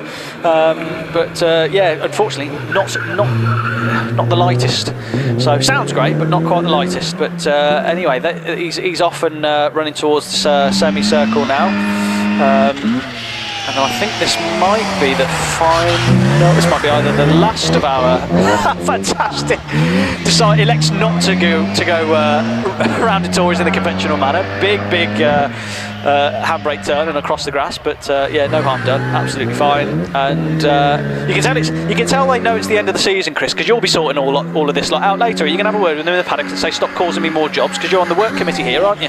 I am indeed, yes. I come in on a Thursday and we have a little play around, and very enjoyable it is too. And a bunch of old geezers, but we do all right, and it's good for us. We're always looking for more volunteers. If you fancy it on a Thursday, by the way, it's the Thursday Club, and we have such a variety of jobs. Sometimes you might see the odd post I do on the Prescott Hill Climb on the social media thing, but it's very enjoyable. But yeah, lovely. But to see the hill alive with all the people here today is just brilliant. To see cars here. This is our last event of the season. We will be back, I think, in about end of March, April time next year, with the first of our regular meetings again. But it's been a great season, and it's looking at its finest at the moment, really, with all the, everything. Just the trees dropping the leaves. It's just perfect for what we're doing today, isn't it?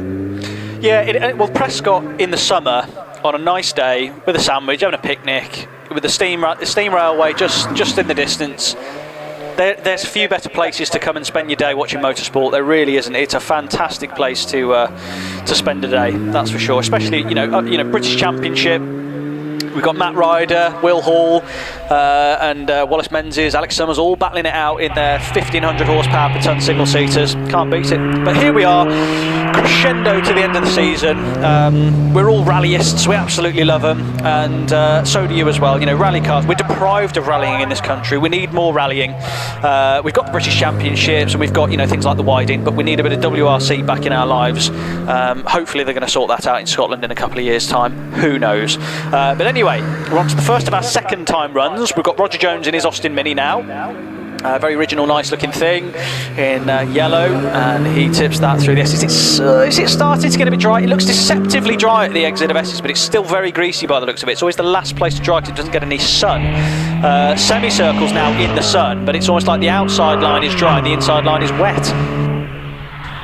Crosses the line in a 62.29. Ethan Brayshaw in the Mini Cooper S is rounding Orchard. He's going to be hard on the brakes. This is one of the supercharged R53s, 1.6 supercharged. They went to turbocharging after that. He has a little tug of the handbrake. Good on you. Quite a road-focused car, that one. Very sort of, you can start hill climbing in cars like this. You can pick them up for a couple of grand, prep them. You don't have to have it. You have to just do a basic license, have the right safety gear, and you too can be a rallyist at Prescott Hill Climb. I'm just going to vacate up here, Lloyd. I'm going to wander back down your way, and I might have a little go in your box in a bit. Peter's obviously around and about as well, and then you might fancy having a go up here at some stage, perhaps. Absolutely. All right, mate. Well, I'll talk to you in a bit. Yeah, absolutely. I'm going to talk you through David Wilson, who shares this 205. This car started as a 1-litre shopping car. It now has a very, very spicy 1.9 GTI engine in it. It is essentially a GTI in a 1-litre body, but it's fantastically quick in the hands of David and Robert. It's great to see this car back out, actually, because they normally compete in a Lotus Elise, which they moved on from the front-wheel drive. But this 205 was always so beautifully turned down, so well prepared. It just goes so well. Next thing, we've got Alex Coles in a bit of a different machine in this Clio 200. Good close ratio gearbox in this. Good to see Alex tugging the handbrake and having a bit of a proper go. He normally drives a Force, a turbocharged Force, which is just, you want to see the thing. It's absolutely unbelievable. 400 horsepower. Rapid, proper giant killing car, that car, with Alex Coles behind the wheel. But he's in this 200 Cup. He's having a good time, I think. He knows how to get a car up this hill, that's for sure. But I think he's here having a good crack. Now, onboard shot of Lizzie Weaver. So this is the family starter car. So the Weaver family, Tom and Richard and Lizzie, they all compete together. And you start, it's a bit like they've got their own Gran Turismo thing going on, where you start in this Citroen Saxo VTS, you graduate then into a Van Diemen, and then you end up in whatever latest single-seater piece of madness that they're in at the time. But we're watching Lizzie head through the S's. She's already mastered the Saxo, and she's onto the Formula Ford now in the championship, but she's down to second gear, finds second, back on the power out of the S's. Brilliant cars, these Saxo VTSs. They really are fantastic bits of kit. They're actually starting to be worth a bit of money now. But she tips it around semicircle, gives the edge a good wide berth, rightly so. She crosses the line in a 65.54, which should be happy with. Miles Chamberlain in this very, very original Mini Cooper S. He rounds pardon, and he's going to head through the S's. And we're going to watch him through now. This looks very original, very Monte Carlo Paddy Hopkirk spec. It'd be interesting to get the history on this car. It's got the correct wheels as Mark. I'm going to try and pronounce this correctly. Wolchanovsky. Hopefully that's correct. Sorry if it's not, Mark. But he rounds pardon, and he's got quite a sprightly Mini. Miles Chamberlain crosses the line in a 66.38. Let's see what Mark can do.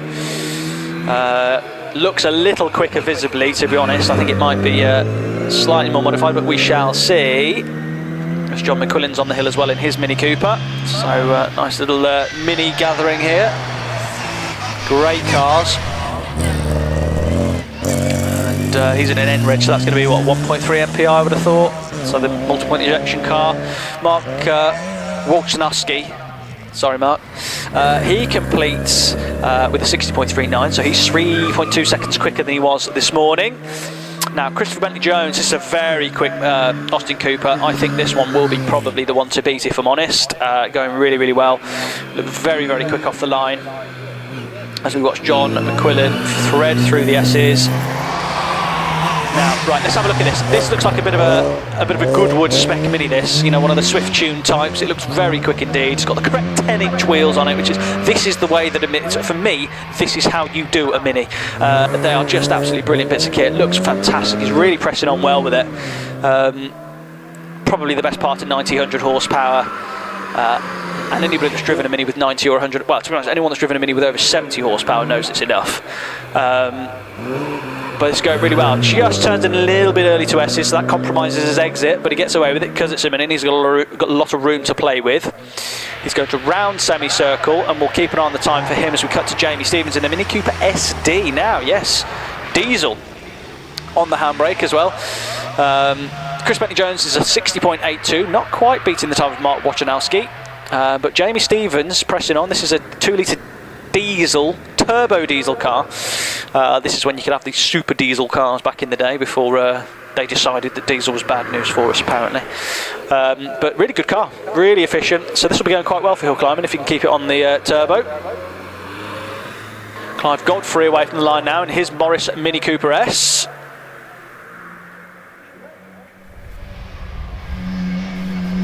Really going well is Clive Godfrey actually. That's a really committed run into Orchard, which is good to see. Jamie Stevens does a 60.36 in his Mini Coupe SD. Clive Godfrey's going really well actually. So looking forward to seeing how this gets on, to be honest.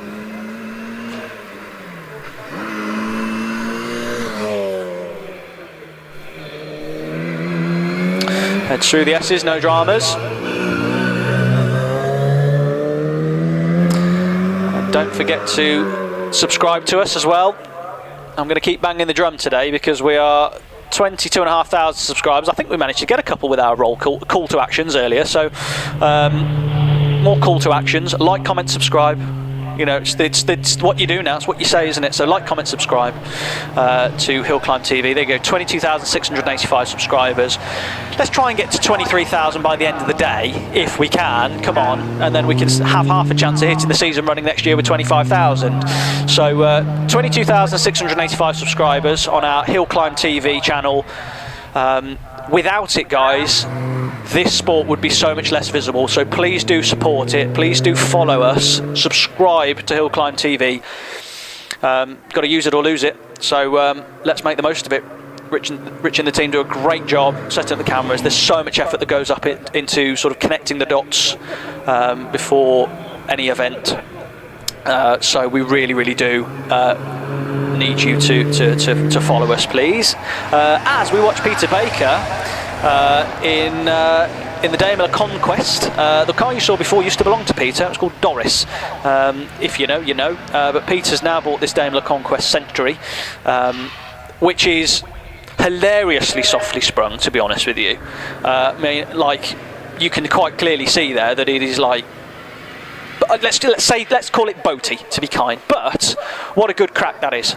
You can go do the Monte Carlo Classic in it. I mean, just how much fun can you? I mean, how much fun does that sound? Just sounds brilliant, doesn't it? As Richard Morris is on the hill in his MX-5, and Aaron Bland on the line in the Mini Cooper S. So they're coming thick and fast. So Richard Morris in this Mark II MX-5 T-Reg on an, is that 98 on a T? I think it is.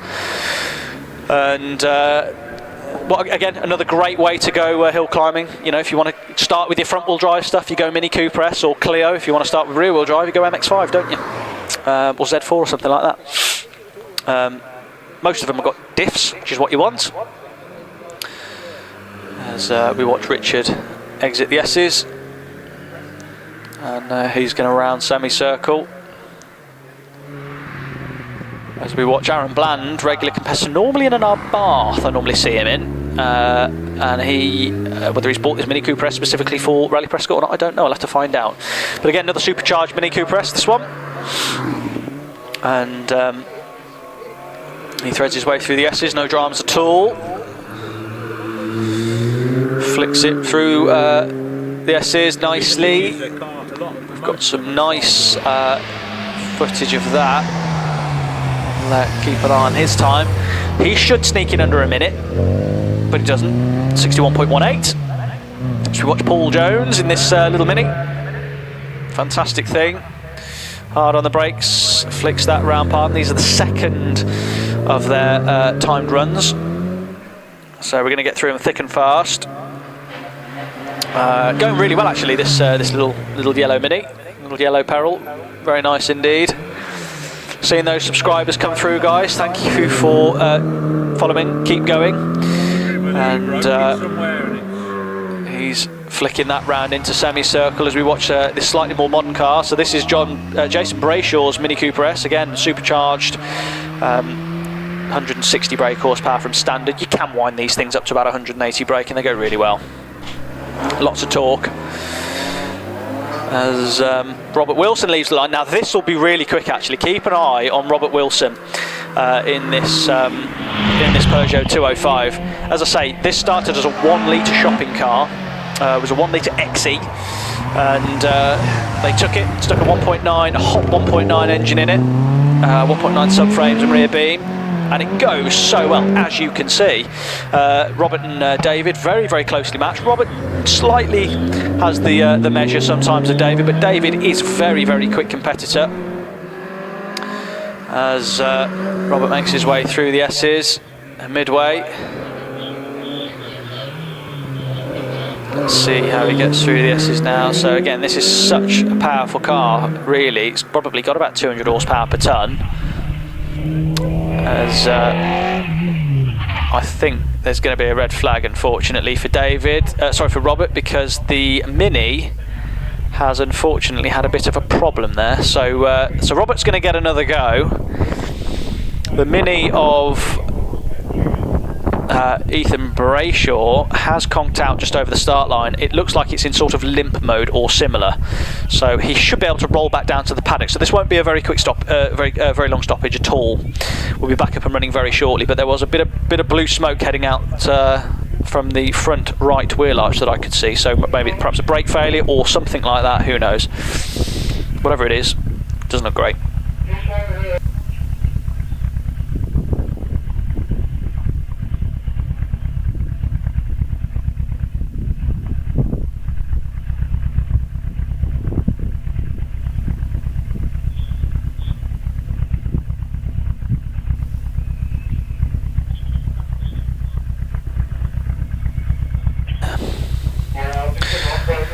So we'll just wait for Robert will most likely stay in the car. He will drive it back over I mean, he's like 100 yards from the finish. But he'll get going again, drive it down to the bottom. He'll get another go. So 723, which is this car of Robert Wilson. He's making his way off up to the finish line then, so he will end up coming back down. You'll see that car again in a second. The rules of hill climbing are, if you cause a flag, you don't get another go. If you are flagged by someone who has caused a flag, you get to have another go. It's only fair, isn't it? So yes, we will be watching that 205 make its way up the hill again in a second. Was on the line. We've got Alex Coles again in the Clio 200 Cup. Not sure why we're seeing him again. Did he miss first practice? Who knows? Anyway, maybe he was meant to share it with someone and he's taking their goes. Who knows? Getting his money's worth.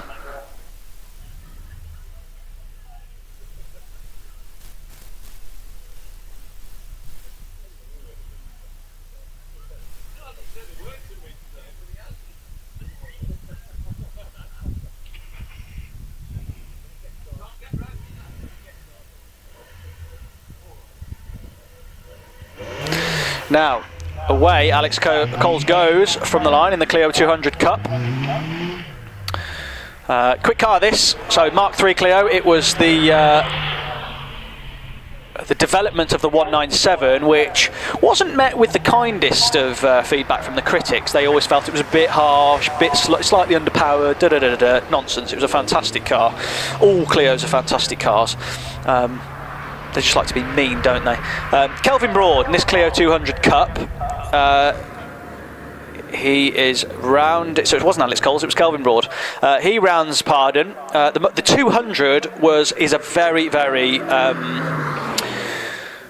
it's been a very well-received car by journalists for very minor changes. So they changed the front end, they softened it off slightly and extended the gear, so they made the gear ratio slightly longer, and all of a sudden the journalists are happy. But you will not get a car like that again. Now, let's watch Tom Weaver in the family Saxo VTS. Tom Weaver is the king of Empire Evo 1000, so he drives those things absolutely phenomenally well. He started his craft again in the Saxo, just like Sister Lizzie, and got on top of that, and then into the Van Diemen, and then into the quicker single-seaters. He finds third gear as he makes his way through the S's. Really nicely done. Flicks a Saxo through. It's like watching me on a Friday night when I was 17, slinging a Saxo around the countryside. He's in second gear, keeps it in second gear. Turns the thing nicely tight to the inside of the apex. Just got to be careful of dragging you in there. But third gear across the line, 57.05 is Tom. Tim Cross looks like he was on the other end of a moment there, so in that MX-5. Just cut to a little shot there, so maybe got a little bit sideways on the exit of Ettores. It's an open diff car by the look of that one, just judging by the one tyre fire. You can get these in 2-litre sports where they come with the diff and 6 gears. Now, whether this is that car or not, I don't know, but it looked like it had a bit of a inside wheel spin then. So let's have a look. What happened to Tim Cross? I caught the end of that. So he comes quickly into Ettores, no problem at all with that. He gets on the power. There you go. Bit of a.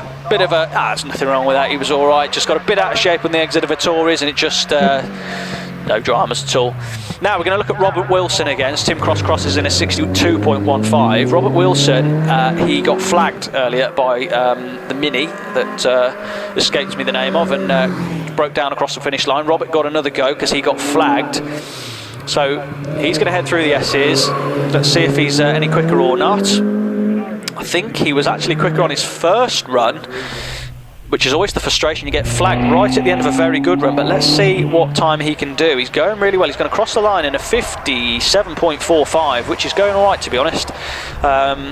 Anything front-wheel drive was doing well to get under the 50s, under the 60s earlier, so he was doing a 58 this morning. He's doing a 57 now, so he's happy with that. Colin Richards in the MX-5. Hard on the brakes, tips it into Pardon. And he's going to head for the S's.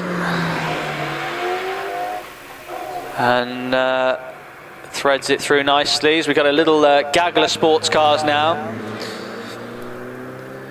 We've got Colin Richards making his way towards semicircle. Josh Martin we look at now in this kind of road rally spec MX-5, sort of being driven very, very enthusiastically. It's great to see it. It's got the hard top on as well. A bit of puff of smoke just to let you know it's got some oil in it. That's not a problem.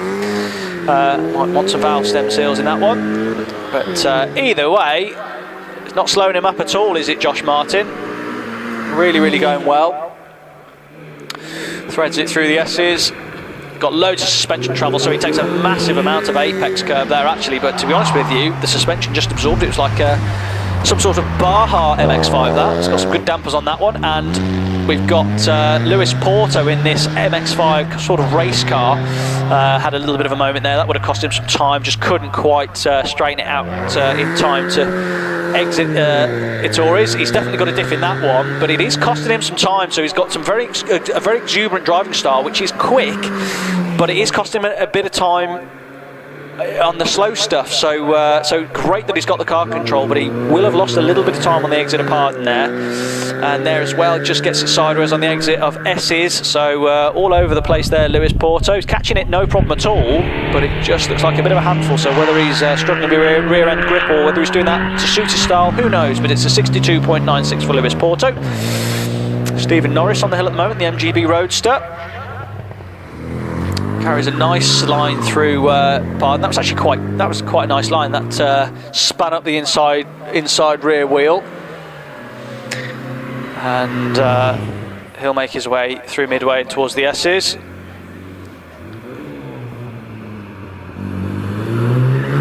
Yeah, sneaks through. Now we've got Kevin Lahert in the MGTF 160. So this is the high power variant of the MG. So it gets a load of understeer through Ettores, but I think he had to sort his gearing out as he went in a little bit hot there. So this is the 160 brake car, so it'll be the 1.8 K series. Good engine, the K series for hill climbing, nice and light, as we all know.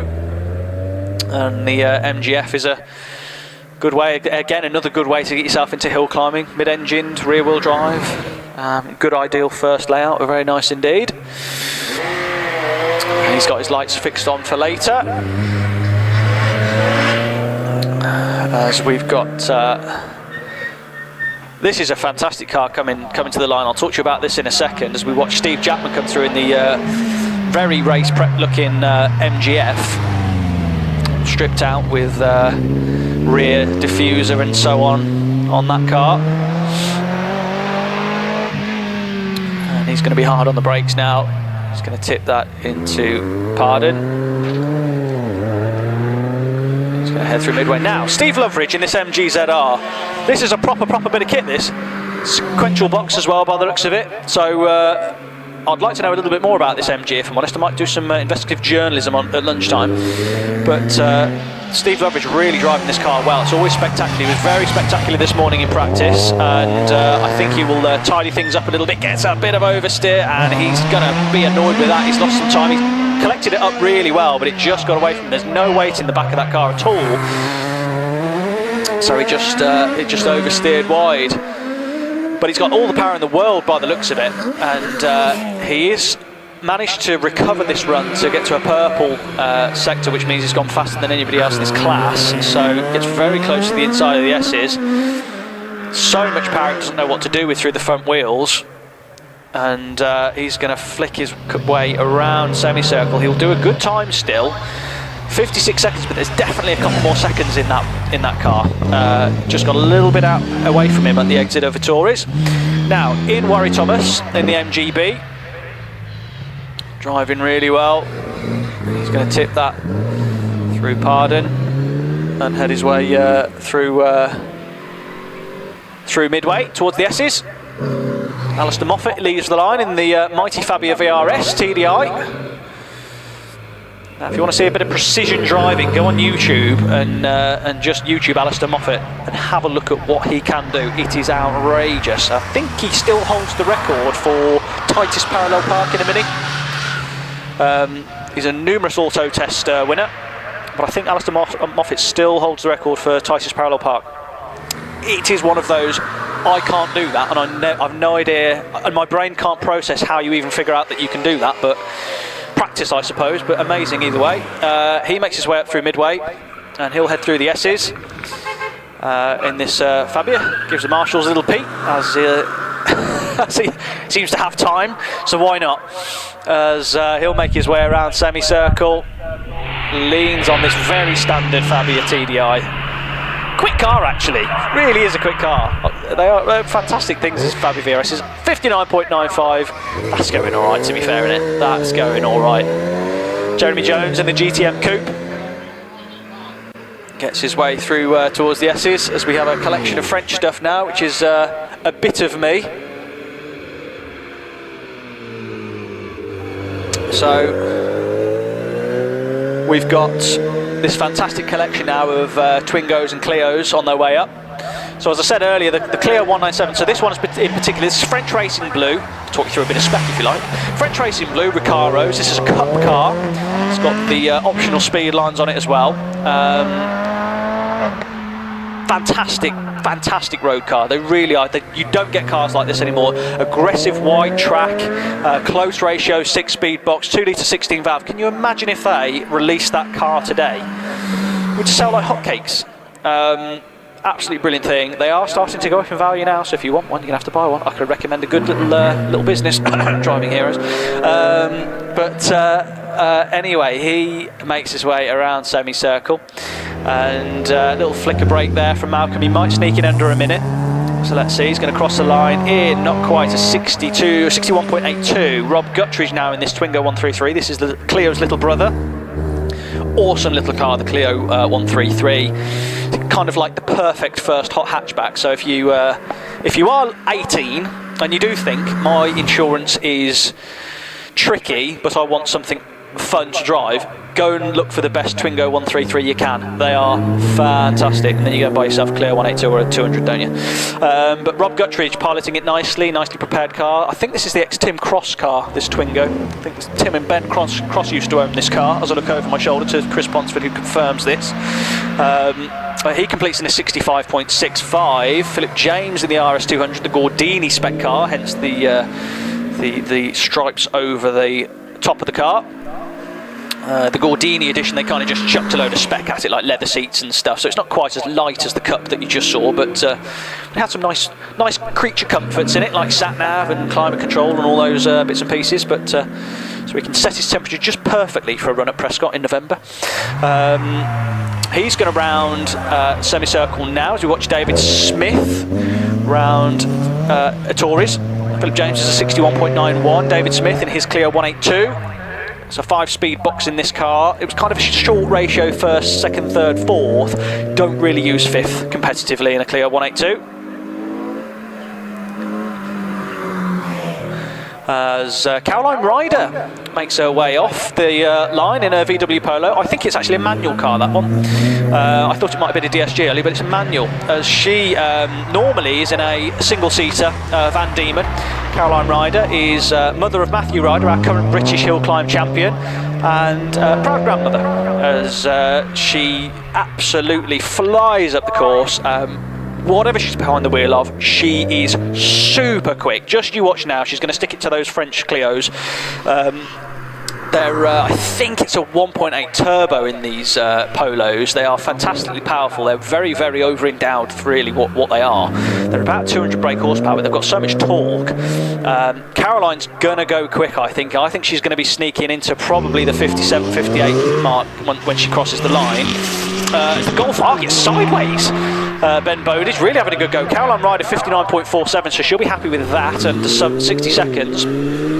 Ben Bowditch is really having a good go. This is kind of the perfect car for conditions like this. A Golf R mapped is about the ultimate daily driver, really. I mean, they are just an absolute killer. It's the modern day Impreza, really, isn't it? I mean, there's just constant grip. Unless you put Ben Bowditch on a November, because clearly he's just got it sideways. But he's going to go really, really quick. I mean, this is going to be a 54-second run, 54.88 from Ben Bowditch. Really having a good go. George Sinakis flicks the handbrake of his Clio R3 as he is flicking that into pardon. No time on the screen for George Sinakis at the minute, but I've got him on my split, so it looks like he's just slightly behind Ben Bowditch. I think he's going to be heading for a mid-50 second run in his R3s, George Sinakis.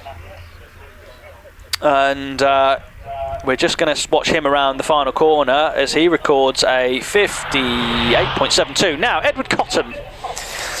Well, what do we say about Edward Cotton? He's bought his Volkswagen Tiguan. It's an all-space, you'll be pleased to know. So it's got 7 seats, so he can bring his family if he wants to. I'm not sure if he's got his dog with him. But actually, credit where credit's due, he is flying along in that Tiguan.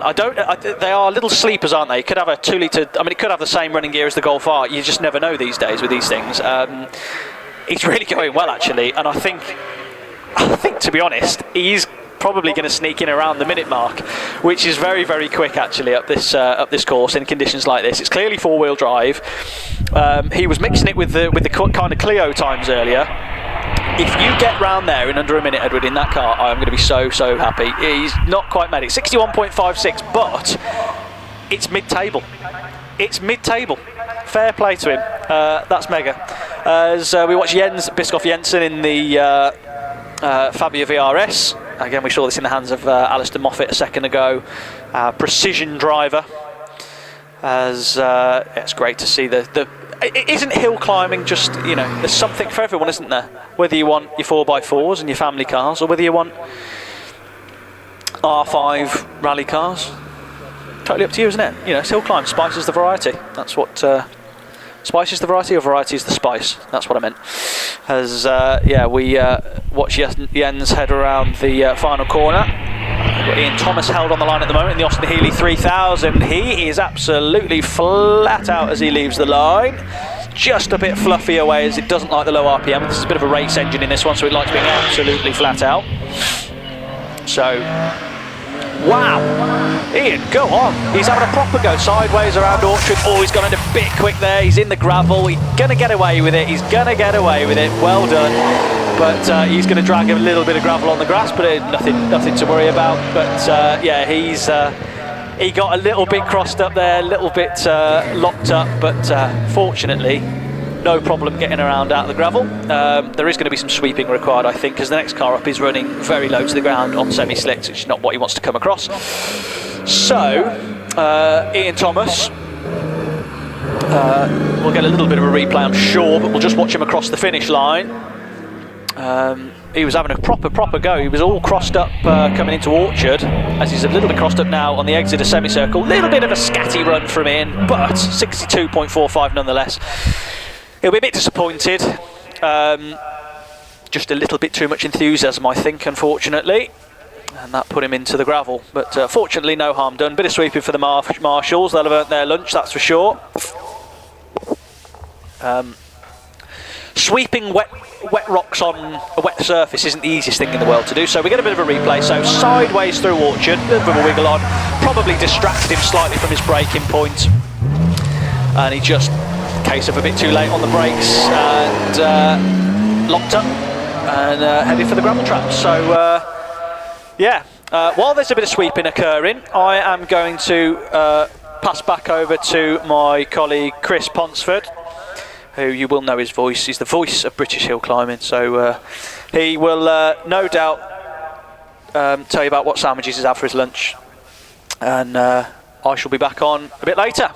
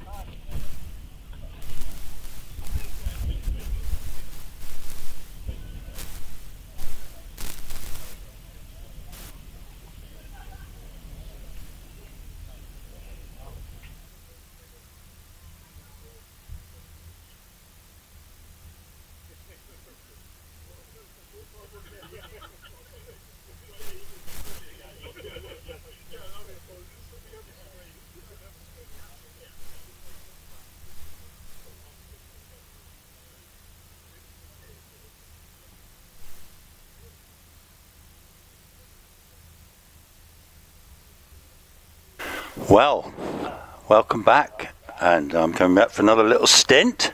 I've been up the top box, as we call it, the bug-infested box, where we have all sorts of wildlife up there.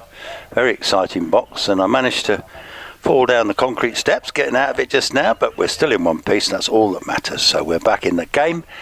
Just had a nice cup of tea. Lloyd has just signed off for a bit. Peter Hughes is having a little break, and we've just got the MG, the Chinese MG3, waiting on the line of Paul Chandler, and at the moment just a little bit of sweeping going on up the hill. In fact, the MG leaves the line now. So this is this modern Chinese built MG. It's got a little 1500cc engine in it, so a modern thing. Don't know much about them. Front wheel drive car, but I have seen him on the hills quite a bit this year. And just looking at the track now from on the live screen, you'll probably get a good view. It seems to be pretty drying, so the times are going to be tumbling with a bit of luck. If we can keep that rain away, we could get some very competitive times indeed. Just having a quick look through in the front wheel drive category, Tony Feekins is leading the way with a 53.14 in his Peugeot 205. Ben Bowditch is second with a 54.88, and Tom Weaver in the Saxo is third with a 57.04. Robert Wilson in the Clio, the 205, 57.45, so very close, and David Wilson 58.16. On the hill at the moment, we've got the MG finishing. We've got Martin Watts in this rather unusual GTM coupe. So these little cars, not many of these made. This is mini derived engine, rear wheel drive, mid-engine, fiberglass body from memory, and it's making very nice progress indeed. Martin Watts generally drives a Silver Riot, but unfortunately that's got a blown engine at the moment, so that one. Here comes Jim Smith. Here he is now in the Alpha 75. Jim is new to the hill climbing, been watching as a spectator, works for the Environment Agency, and he bought this Alpha 75. He really wanted one really badly. He's had this car for about 3 years now. He's just had the engine rebuilt by Stephen Norris, who's driving the MGB, and he's making a very spirited ascent of the hill. Lovely to see this Alpha 75, such an unusual car. And his partner Nikki is here as well, and she's also got a white Alpha 75, so lovely to see. Okay, so Jim is heading up towards the finish now. Max Hawks has just left the line and he's already approaching Ettores now in his Alpha 145. Max is one of our regular photographers here. He also drives a single-seater Formula Ford as well. Always happy, always smiling, lovely chap. I got that line from Lloyd, by the way, because that's what he mentioned earlier. We don't forget, Lloyd's now taking a few little videos there outside the box. Tony Feekins, Mr. Entertainer himself in the 205 GTI. He's on the hill at the moment. Tony was actually leading the front-wheel drive category with a 53.14. It is a drier track now. He'll be looking to improve on that time. Let's see. Oh, and he's had a moment as young Tony. He's always the entertainer coming out of. I didn't actually get that on camera then. So Tony has had a little spin, but he's on his way again. He won't be very happy with that. 62.57 for Max Hawks.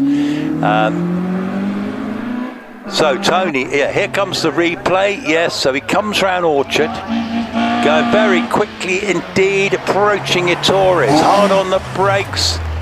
Gets it round, goes a little bit wide, then just turns it a bit, just gets away from him a bit there. He goes on the inside of the track, no harm done, no damage done, no big problems.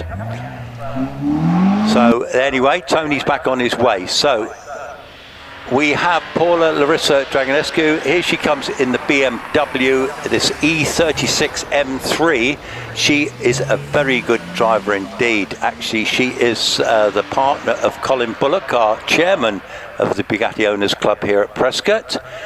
She's regularly driven the Bugatti as well, and very well indeed too. Often beats Colin in that car. Very quick driver indeed. So at the moment, Tony Feekins, he still leads the way in the front-wheel drive category with that 53.14. It's a hotly contested little class, to be fair. A big class of cars, actually. And the times are definitely going to get quicker, because although it's probably still a little bit greasy, it looks a heck of a lot quicker than it was early doors. So Paula Larissa does a 58.68, which puts her 8th in that class in the, well, they've got her in the front-wheel drive class, but that BMW is a rear-wheel drive car, so okay. Paul Renison on the hill in the Honda Integra, as Jonathan Elwood leads the line in the Civic Type R. So Jonathan Elwood is heading up towards semicircle.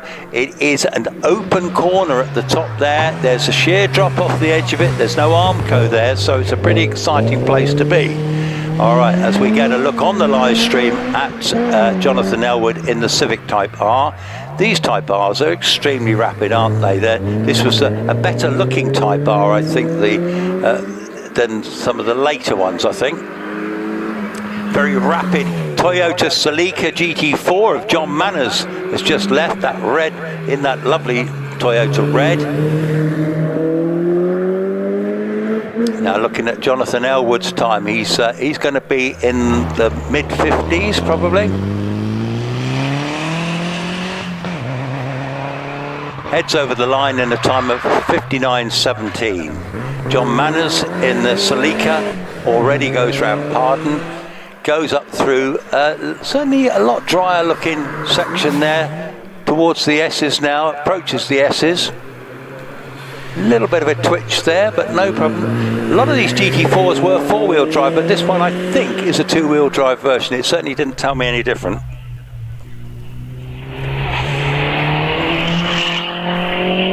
John Manners heads through the line in a 56.61. Good time there. That takes him third. We've got it's saying front-wheel drive cars, but well, that may well be a front-wheel drive Celica then. Dominic Cheetah, he competes in the Fassi Championship normally. Here he is in the Porsche 914. Now these are rather unusual. Some people rather cruelly describe them as the poor man's Porsche, but I don't think they're anything but. They're now fetching very good money indeed. We've actually got a visit from Holly McRae. Hello, excuse me 1 second.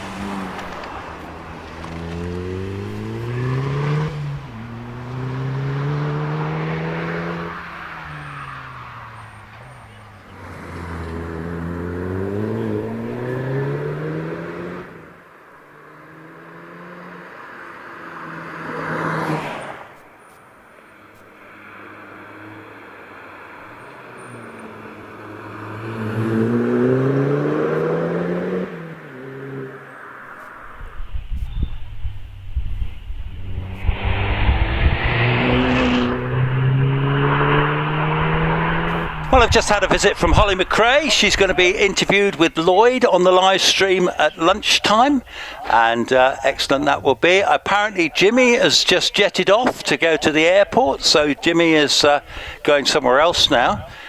So that was lovely. That's the first time I've met Holly. Obviously that's Colin's daughter, and a lovely lady she is too, and is very, very involved with motorsport too. So now we do have somebody going up the hill now who's one of the residents, I think. Yeah, probably just been down to Tesco's, or probably Waitrose actually, if they're on the Bugatti Hill actually. Probably Waitrose customers, I think. In the electric Tesla, no less.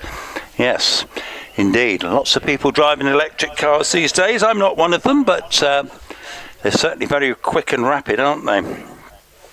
So at the moment, the last car we had on the hill, we had Tim Goodwin. He did an excellent 54.44. We had Dominic Cheetah in the Porsche 914.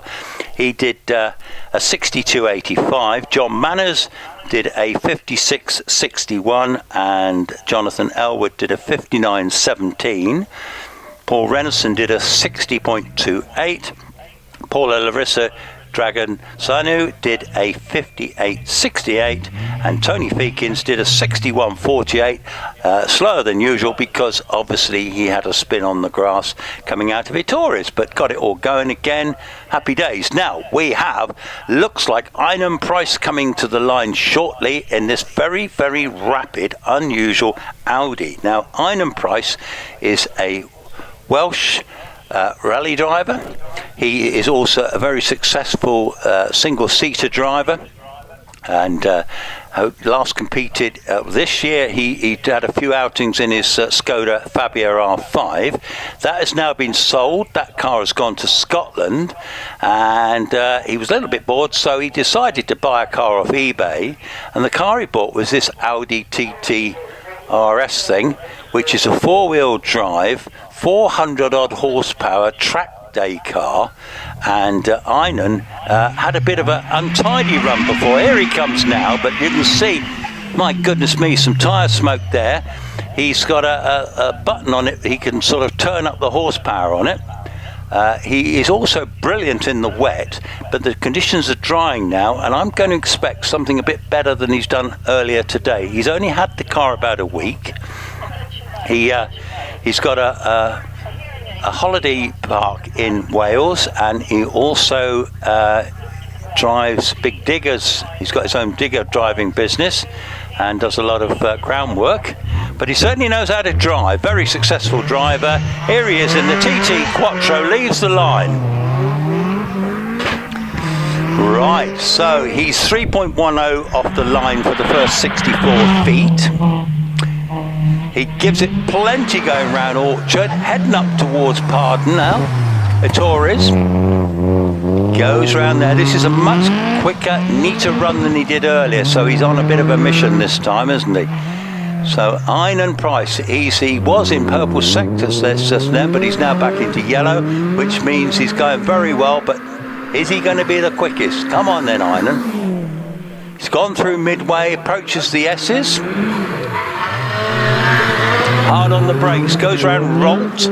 There's a little short dinky straight heading up towards semicircle where they got to be very brave round there. Fresh air corner, gets round there, heading up towards the finish. That's more like it. A 54.81.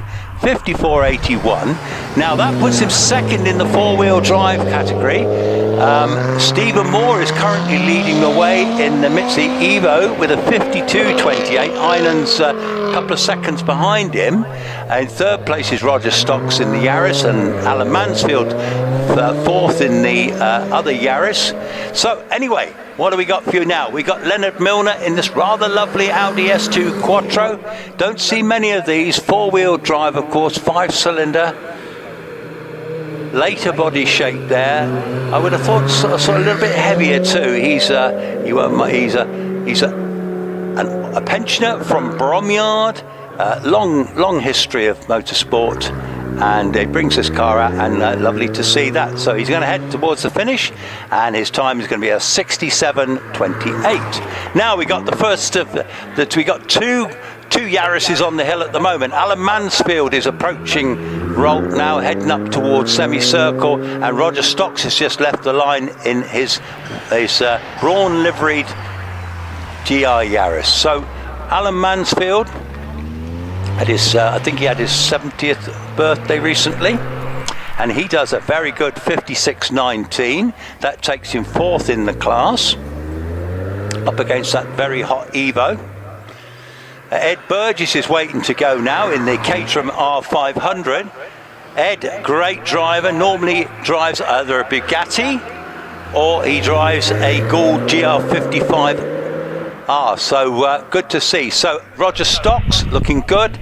He's going to go just into the low 50s. Over the line, does a 54.35, which is actually quicker than Einam Price's 54.81, so he goes 2nd in the class. Ed Burgess is already going round in Torres in the extremely rapid Caterham R500. Absolutely ballistic little machine. He's driven it here from Suffolk. There's no hood on this car, of course. And Tim Porter leaves the line in the Darien T90 with the Vauxhall engine in the back of that one. Very experienced rallyman. So Ed Burgess heads towards the line with a time of 60.17. Puts him 7th in the class, but it's not a 4-wheel drive car, but this is the 4-wheel drive category. So Tim, in this beautifully turned out Darien, actually, the wing on the back there, the lovely colour scheme. He comes from Somerset. He also used to campaign a really nice Escort, I believe, back in the day. Or was that Tim Harris? But anyway, Tim Porter, he's going to be in the low mid-50s, a 54.42. And then we've got Hendrik Minderman in this rather lovely Honda Civic. Quick cars, these Civics. All these little Hondas have all got these very rapid little engines. Very well put together car too. Nearly 3 wheels it through Pardon there. And talking of which, Stephen Moore leaves the line. The man that's leading the class at the moment with a 52.28. Stephen Moore, our farmer from near Salisbury, regular hill climb competitor. As Lloyd said earlier, he's got 3 of these. This is the middle one of the 3 in terms of power and performance. But ideal for today's conditions, I think, as he's proved by leading the class. Now, did somebody say he was the quickest up the hill so far? He's showing purple sectors, so he's going quicker than he did before. So come on, Stephen. See if you can knock another second off that time earlier. It's certainly a lot drier track. He'll have a lot more confidence. He's always a very neat driver as well. He doesn't spray it around the place. That 4-wheel drive works super effectively.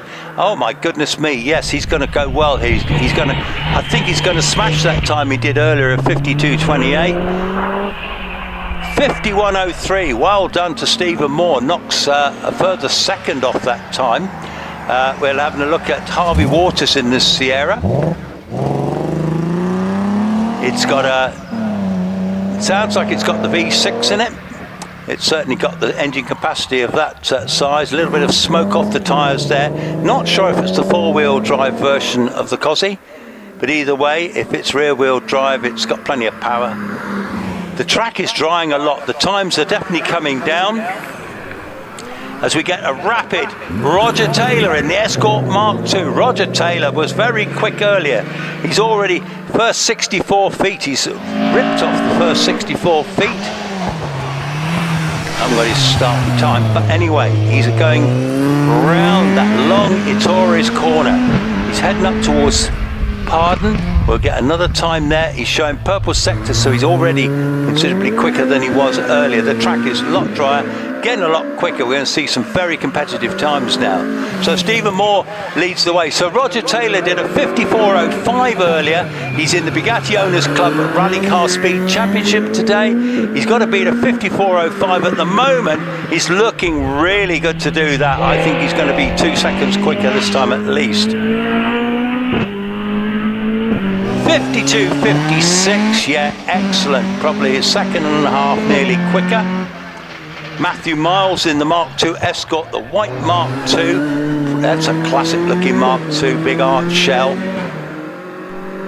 looking good. And we have David Turner just leaving the line now in another rather beautifully turned out Mark II. He's running car 80 today. He's on page 16 of your program. Car 80, David Turner, Ford Escort 2.4, either a Vauxhall Red Top or a Millington in that one, so it's got all the right toys in it. Okay, turns it in through Arden there. Already well on his way, so he's gone through Midway, heading up towards the S's. As Mark Linforth leaves the line, one of our regular competitors in the Fassi Championship in this lovely white big-winged Mark 1 Escort. Mark has got a Pinto engine, the Ford Pinto engine, which was fitted into loads of Fords back in the day, the Capris and Escorts. Not as powerful as a BDA or a 16-valve engine, but nevertheless, in his hands, very well driven. 57.52 for David Turner. We're in the rally category now with a valid Motorsports UK rally logbook. So Dave Bonning's leading the way with a 55.07. We've got Steve Downey has just left the line in a beautifully turned out Escort car 83. He's from Wellington in Somerset. It's got a 2.4 BDG engine with a ZF axle. 5-speed box. Actually, could be a sequential actually. Beautifully. Oh, hang on. What's happened is we got a red flag here. Right, he's just had to pull in. He was approaching Pardon. Right, so the marshal's just coming down to see Steve Downey in his Escort. He was just approaching. He's going to get out of the car. Not quite sure what the problem is there. Mark, okay, I think the problem is Mark Linforth. He's not recorded a finish time yet, so we've got a red flag there for Steve Downey. Mark Linforth may have had a moment up the hill and he'll be getting dealt with. Lloyd's coming back into the box.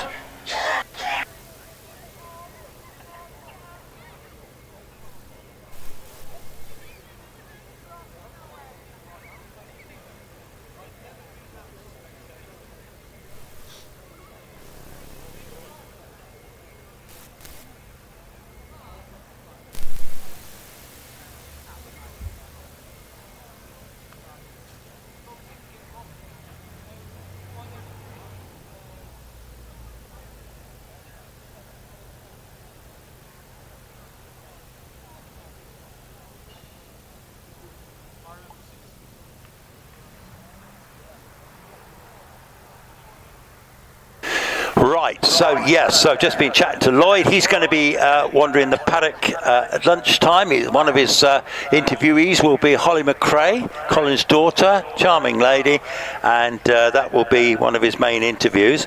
I might wander out and watch him and might do a bit myself at some stage.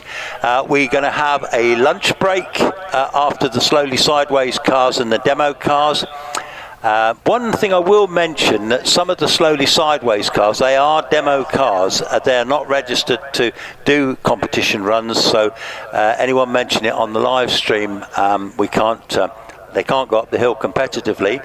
Though I did notice one or two went up very, very enthusiastically, but they won't be time runs. In fact, Will Nichols was going very well indeed in the R5. I don't quite know what happened. He was not registered to do a competitive run today. That was the car that I had the thrill of my life going around the rally stage at Race Retro this year with Will. We did 3 very competitive laps. It started raining just as we went out, and we were on slicks at the time, and his skill and car handling was fantastic, and it was a brilliant ride around. Thank you for that, Will. Lovely chap, owns Island Car Centre on the Isle of Wight, and a regular rally winner back in the past when he had very quick Subarus amongst other things. but now he's got the R5. He's also got one or two other very tasty cars in his collection, but we won't talk about those today. But anyway, we've got cars waiting on the line. There's obviously a problem up the hill with Mark. I will quickly find out where we're at with that and see how long before we're back in action.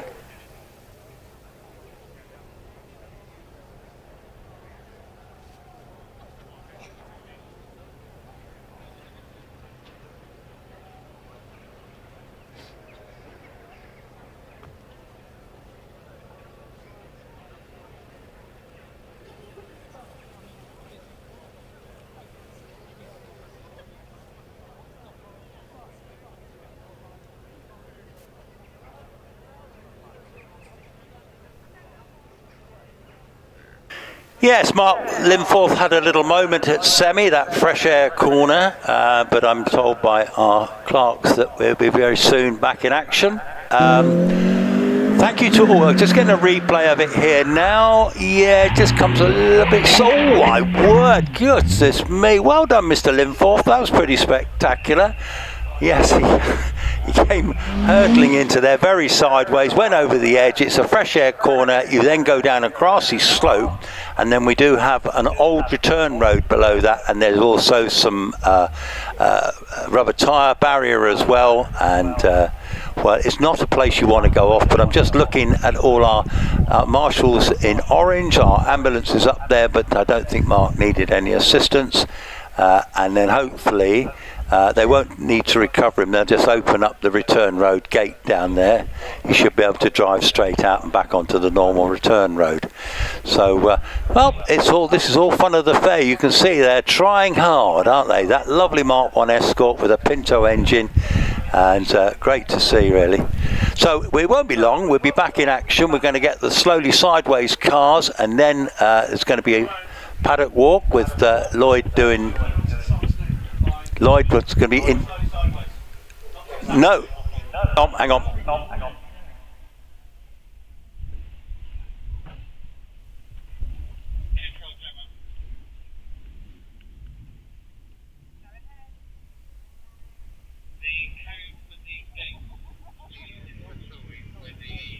So I have it on very good authority that we're going to get these time runs finished, and then it will be lunch.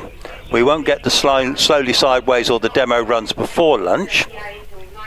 So very shortly we'll be back in action, and with the last of our morning time runs, so this will be their second time run. The plan for this afternoon will be a further practice run. When looking at the times now, it's starting to get dark so early. They'll have their first practice run when usually, it depends how we get on, but it's getting towards the gloaming. And then of course they'll be flat out on the lights, and it's lovely to see these lovely Escorts and things with light pods on the front of them. So good to see.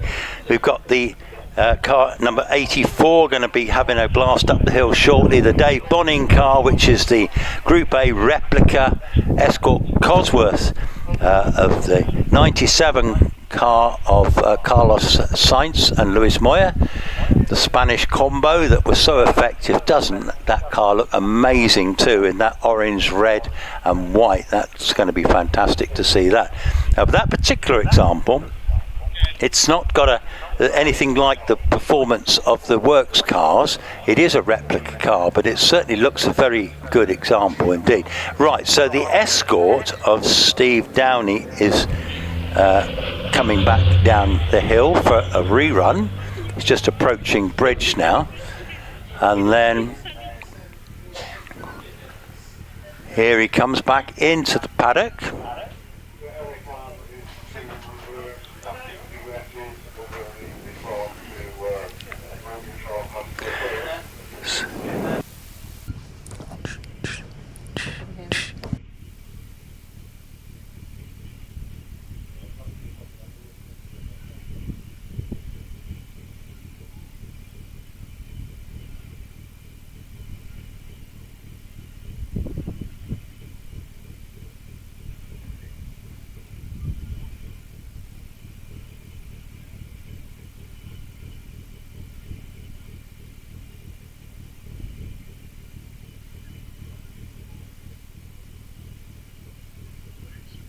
lunch as well. Attention, everybody, attention.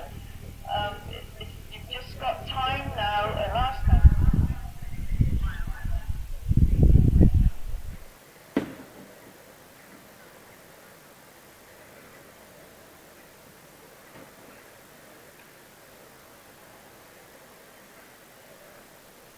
So, if you haven't got your raffle tickets for the Friends of Prescott, yeah, that's definitely worth getting, because you'll get a ride in, if you win that, you'll get a ride in an Opel Calibra, which is a full-blown rally car back of the day. The ambulance is just going back onto station, as is the course car. So we should be back in action to finish off our time runs very, very quickly indeed. We've got some very exciting runners and riders in this little batch here. We've got the first car we should be seeing should be Dave Bonning in the Ford Escort, in the Escort Cosworth replica, and then I can see what looks like the Egger Mark 1 Escort waiting down behind, and then a whole batch of stuff, including the very rapid Mark Gamble in that the Peugeot 208 T16, which he was super quick, and the track is so much drier now than it was. I would imagine now the confidence for these rally drivers are going to be pretty good. These are good conditions. Right, he's been waved to the line now. Right, which one we're going to see first? Yes, it's going to be Dave Bonning in the Escort Cosworth replica. Doesn't that look good? You've got to hand it to these folks building these cars, these replica cars. They really try to faithfully reproduce what's on the works cars back in the day. Perfect colour scheme. I love the wheels on that too. Those Comp Motive Rally wheels look absolutely tremendous.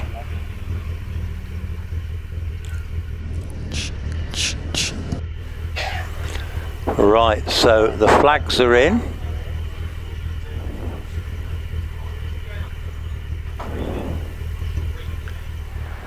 And then we'll be seeing the Egger Mark 1, which was the car that was built under lockdown. He had a spare Escort shell knocking around, so I thought, why not build it into a proper rally car? And that's exactly what he's done. And he's brought it out today. I like the colour scheme on that one too, that lovely light blue with the orange wheels. Right, the course car is now back in position now. Going to just reverse back onto the area just by the start line there, and then once that's done we'll be back with competitive times. Now at the moment Dave Bonning is actually leading this class. He's in the Rally Category 1 car with a valid Motorsports UK Rally logbook, and here he goes now. He's just revving it up now.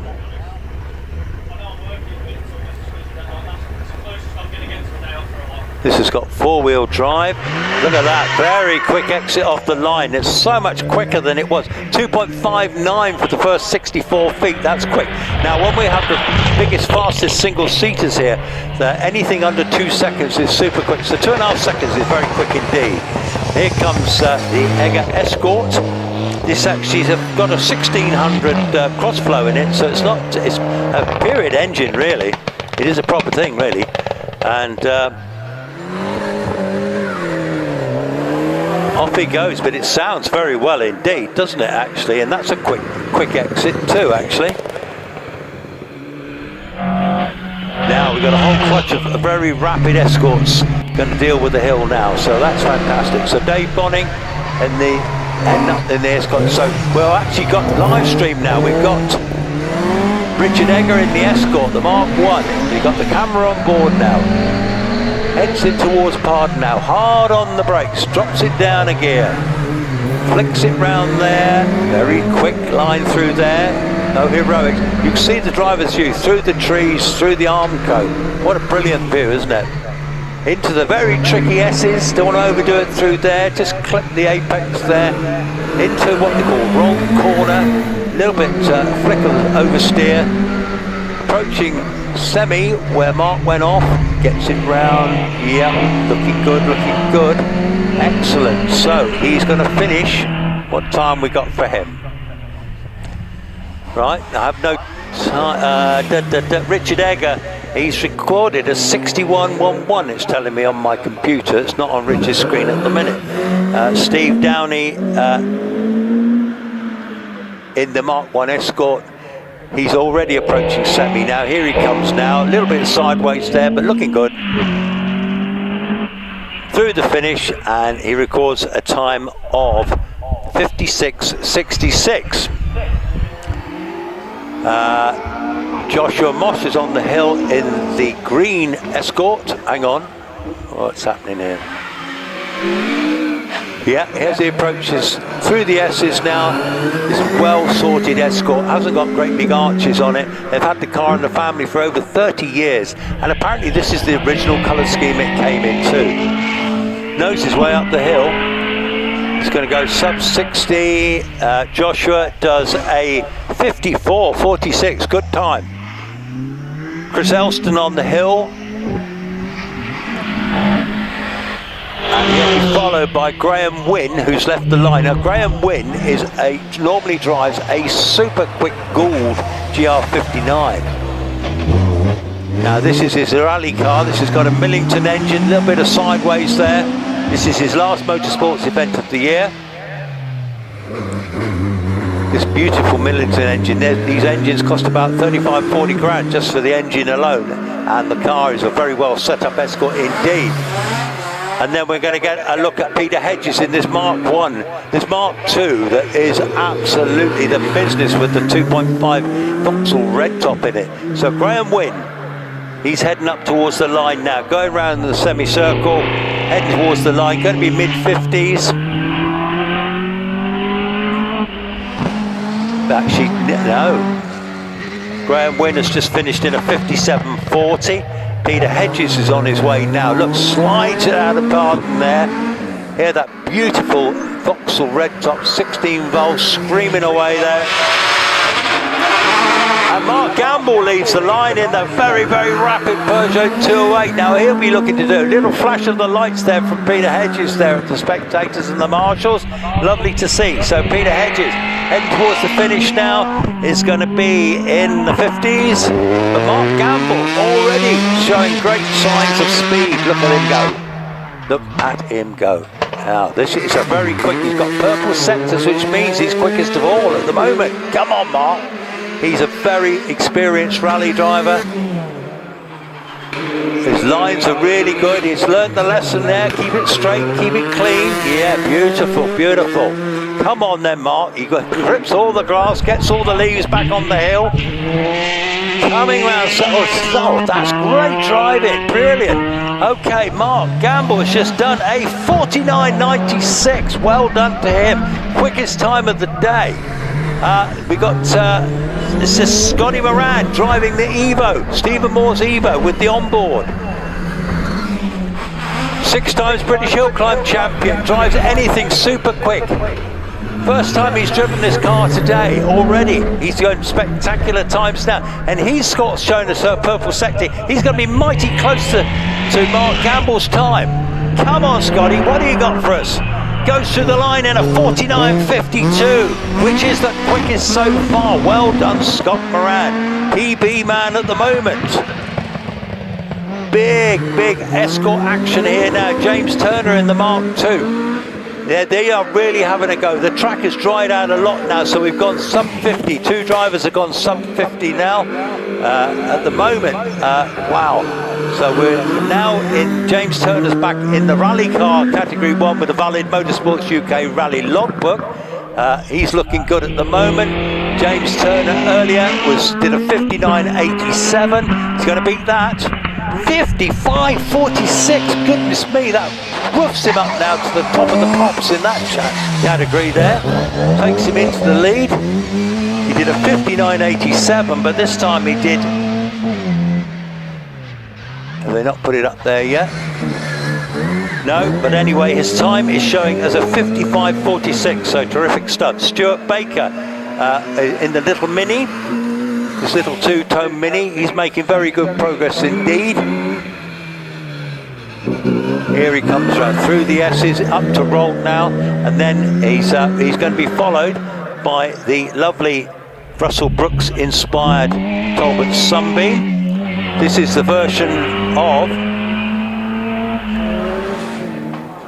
Okay, we've got a few little technical glitches on the screen here. So this is Kevin Knight driving the Vauxhall Sunbeam.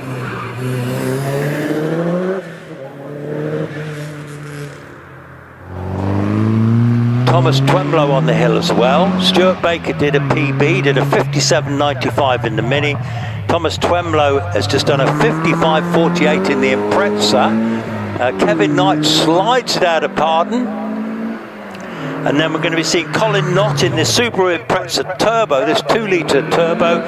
It's got about 260 brake horsepower, he was telling me. He comes from North Somerset, Congersbury, he was telling me. There used to be a big Ford dealership down there. But anyway, he's got himself a nice Subaru Impreza. As the Lotus Sunbeam, or the Talbot Sunbeam Lotus. A bit of a mouthful, isn't it, really? But anyway, he's just finished. Kevin Knight's just done a 58.85. Colin Knott is the last, I think he's going to be our last runner before lunch. I can't see any other cars coming to the line.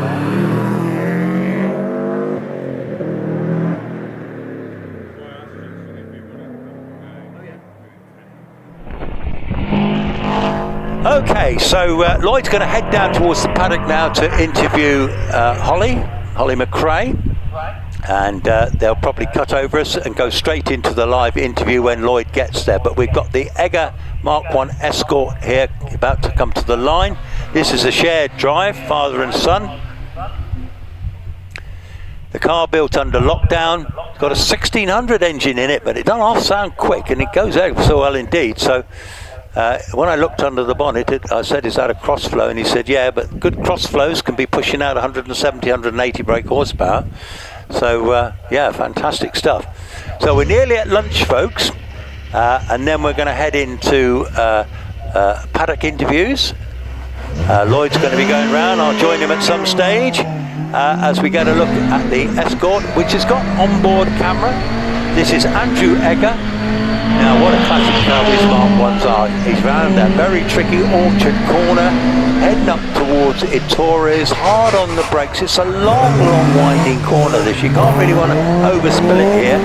So a little bit of sideways, but now he holds it under control beautifully.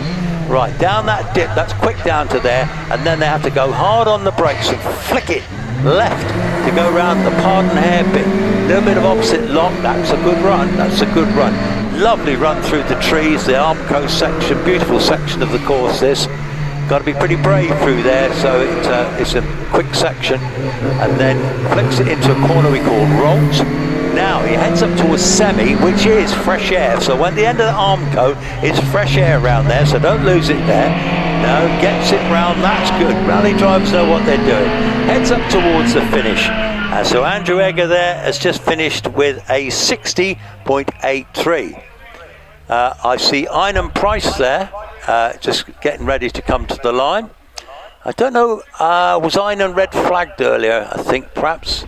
Hey, Chris, can you hear me? Yes, I can. You want to take over, old boy? If you don't mind, I'm just going to take over for just a moment. I have found my roving camera and my roving mic, so I'm going to just begin the interviews. And if you don't mind, Holly McRae is with me. Holly, it's a really special day for Rallye Prescott. We love seeing all the shapes and sizes. We've got some amazing cars here. Is this your first time at Prescott? It is my first time at Prescott, yeah. First time here, first time at the event, and it's been fantastic. Yeah? Well, it's been great to see you here. Obviously, you've been here with your grandfather, Jimmy, which is great to see him. He's had to dash off early. You're doing the same shortly, so we thought we'd grab a quick word with Holly if we may. Firstly, your father's 97 Network Q winning rally car with your grandfather. How was that for you?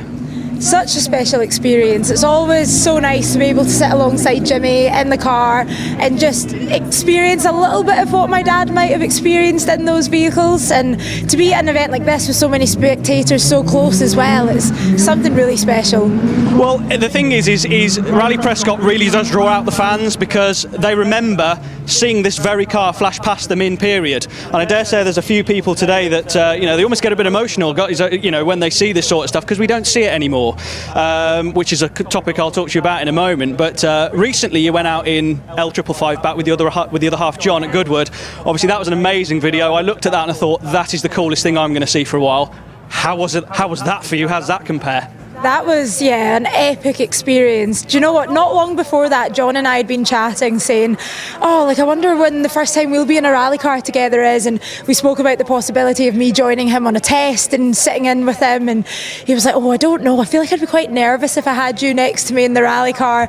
And then all of a sudden it was like, right, Goodwood's here. Do you want to do this? Right, Holly, you go for a passenger run. It all happened so quickly. And all of a sudden we're sat there on the start line in my dad's car that he won the championship in, of all cars, to be sat in together for the first time.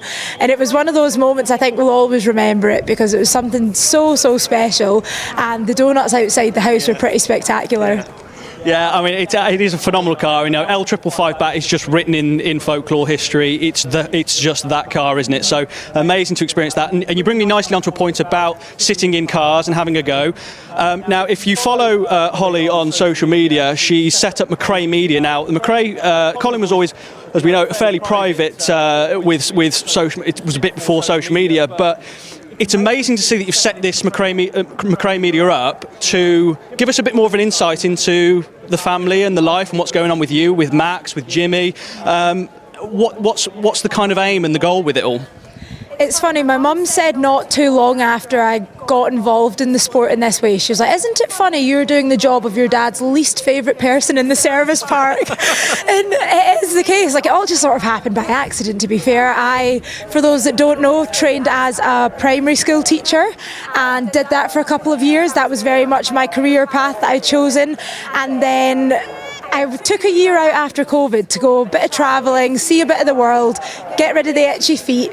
And it was during that year that I started doing some social media stuff with Max, because at that point he'd moved over recently to the UK, was getting involved in the junior ERC, and at that point he was 18 years old and trying to run his social media. So I went with him in a couple of events, took that sort of weight off of him, and it was just for something to do, something a bit of fun, a way to see a bit of the world, and it just snowballed from there. A couple of other drivers asked me if I could take on jobs for them, and then cut to a couple of months down the line I was asked if I wanted to do some reporting on the British Rally Championship. And at that point I had never been to a British Rally Championship event, and I was like, do you know what, this is a great way to get to know the names of the future, to get involved in the sport. And this series that I suppose really started it all for my dad, and it has just grown, and now I get to travel the world speaking to drivers, teams, everyone involved in the sport, share a bit of the excitement of rallying with people that might have otherwise not really known what it is,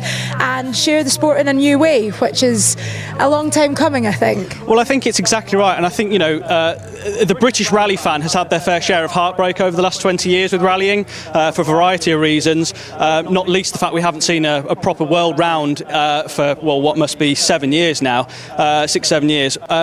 There is now an excitement and a positivity bubbling around the McRae name in rallying again. We got Max. He won his first first BRC event not so long ago, and we've got your face, the face of BRC and ERC, which is just fantastic to see. So it is creating a real positive vibe around all of that. Do you think you can take it to a world level? I hope so. I think when I got into the role that I'm doing right now, I had no expectation for where I wanted it to go, what I wanted it to become, and to this day still, everything that is on McRae Media is filmed by me, edited by me, posted by me. Every comment back to people comes from me, and I like it that way because it's personal. It's something that's really special, and obviously when you start scaling things up, you need to look at different ways to manage your time and whatnot. But I think what I really love is being able to go on jobs with the British Championship, with the European Championship, hopefully one day with the World Championship as well, but share my own personal experience of it, because it's the stuff that people don't see. I think rallying, and I think just any sport in general went through a phase in the noughties of like, we need to be very polished and professional, and we can't show people that we're real human beings. Like, we've got to be these all singing, all dancing, performing monkeys. Whereas things are changing now, and I think that is thanks to social media. People want to see the insides of people's lives and the behind the scenes that they might not otherwise see. And if I can do that from a media perspective, that's something really different as well. So we'll see where it goes, we'll see how it grows. I don't really have much of a game plan, we're just taking it as it comes, but that's the best way sometimes. That is absolutely the best way, and it also brings me on to the fact of you behind the wheel. So are you going to have a little go yourself, and will there be another McRae name as a driver rather than anything else? It's been a long time coming, and before I got involved in the sport in the capacity that I am now, that was the first question that anyone would ask me was, oh Holly, when are we going to see you driving a car? Surely it's in the blood, you've got to give it a go. And I think just the name and the pressure associated with it put me off for a very, very long time. And the more that I've got involved in the sport, the more opportunities have been coming my way, and I've turned down a lot of them because I'm just nervous of making a fool of myself or being the not so good McRae. But I think the start of this year something changed within me, and I was like, do you know what? I'm getting offered opportunities that most people would kill for, and I'm turning them down because I'm nervous of making a fool of myself. So I've decided to flip it on its head, and I thought, if I'm going to do it, let me document every single little bit of it and share it online so that no one can laugh at me, they can just laugh with me.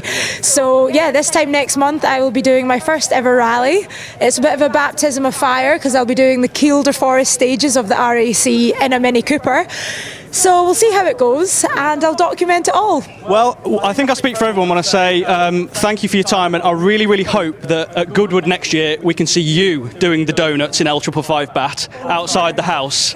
So let's try and make that a bit of a goal for you. But Holly, thank you so much for your time. I appreciate you've got to go. It's been great to see you here. Keep up the good work. I think you're doing amazing things for rallying, and thank you so much for your time. Really appreciate it. Give her a round of applause, everyone. Thank you, everyone. Enjoy the rest of your day.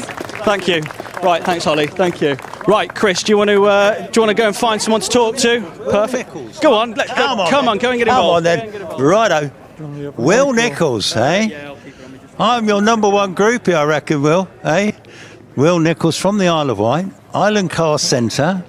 I've got to tell the folks here, actually, this was the very kind gentleman that promised me a ride in this car 2 years ago at Race Retro, and unfortunately it got cancelled at the last minute, the whole event, which was a bit of a blow. So I went along this year, and then Will was up by the rally stage, and true to his word, he said, you're going to come out in the car? I said, you've got to keep me away. Will, how lovely to see you. Lovely to see you, Chris, my number one fan club, aren't you? Absolutely, obviously. Yeah, it's great to be back here. I was here 2 years ago, and it was torrential rain, and we done the... I was competing 2 years ago, but this year I'm with Slowly Sideways, and really enjoying it, but wishing maybe I'd competed and got a time now. You were flying up the hill earlier, and I did think at the time, because we obviously didn't get any time, we're not allowed to on demo cars, are we? So, but that was probably your quickest run up here, actually. Yeah, I'm hoping someone knows the time. I'm sure they do, and it'll be nice to find out. But it's a fantastic atmosphere here and a fantastic hill. Roger Moran's trying to get me to do the Tin Top Championship, and I'm really sort of keen to do it. Until he told me what time he'd done up here last year. Now I'm changing my mind a bit. Now listen, next weekend, I think you told me you're off to Lyddon. What are you doing there? Well, I've been invited by Pat Duran, who owns Lyddon Hill, to drive a Suzuki Swift in the Suzuki Swift Challenge. I've never done a rallycross, never driven a Suzuki Swift, so I thought let's go for it and have a bit of entertainment for the weekend. Now, Will, listen, this is a state-of-the-art R5 Fiesta. I know when I went in it, I was astounded at the brakes, I was astounded at the performance, the acceleration, the grip levels on slicks, even in the wet, was quite astounding, really. So why did you buy this one? You could have bought all sorts of things. You've got a few in your collection. So tell me about this. I bought a Mark 1 version of this car quite a few years ago now, about 2019, from a guy called Martin England, and I'd had the Mark 1 for about 2 years, and I phoned him up one day for some suspension settings, And his words were, "I've had your friend down here this week looking at my Mark II Fiesta." I said, "Oh yeah, is it for sale then?" He said, "Yeah." So I said, "Well, I better come and have a look at it." And that's how I ended up owning this car. So this is pretty fresh Rallye 2 version of my other car. It's only done about 500 miles in total, and it's really good. Is this the one I went in, or is this another one? No, this is the one you went in. Yeah, there's some fools around here, isn't there? This guy kissed me yesterday, and he hadn't had a shave. Did he really? And he hadn't had a shave. Stubbly, eh? Interesting. He's had a shave today, but keep him away from me. Yeah, well, thank you very much, mate, and thank you again, number one fan that I am, all right, for the ride in this lovely car. We're going to chat to a few more folk. Lloyd's somewhere around as well. As you can see, when you look around the paddock here, it's what a thrill, isn't it? Great to see all these people here. Fantastic, isn't it? The people that have come for this event. Yeah, it's great to see people looking at these cars. I mean, rally cars do entertain the crowd. We might not be the quickest up there, but I'm sure we're the most entertaining. Without a question of doubt. And of course it was a bit greasy earlier. It's dried out considerably, hasn't it? Hopefully it sort of stays dry, do you think? Yeah, the grip levels are amazing for the second run. Obviously we had the one practice run and we've only had one run, but the grip levels were chalk and cheese. Yeah, really good. And it's just great to see all these people here watching all the cars, especially the rally cars. It certainly brings the spectators out. You've got the light pods on now for later then, so these are LED lights on the front of the bonnet there, are they? Yeah, I don't know what they are. They're pretty special, but yeah, they're as good as you can get, sort of thing. So yeah, it should be quite entertaining in the dark for everyone. Well, listen, thanks again, Will. We're gonna wander off. Enjoy the rest of your day, and we'll talk to you later. I'm gonna have a word with Lloyd. He's got somebody in mind, have you, Lloyd? Yeah. Go on, I'll grab this off you. Perfect timing, really, to start a WRC Focus, and I wanted to be the man stood right next to it. But I'm going to try and take him away from it a second. I want to talk to Martin Spurrell. Now, we just spoke to Holly, and I just wanted to meet the man who owns the vehicle, if I may. Martin, can I grab you for a moment? So, Martin, firstly, how are you? And very good. And thank you so much for bringing this unbelievable piece of history and using it, because it's not something that most people get to fully appreciate. You know, you can see an Impreza, but what is so special about this car that you own? Well, Colin drove it 3 times in the 97 season. 2 DNFs, one was an engine failure, one was a steering failure, but then he went on to RAC Rally and had that famous head-to-head with Tommy, and unfortunately was 1 point short at the end of the championship.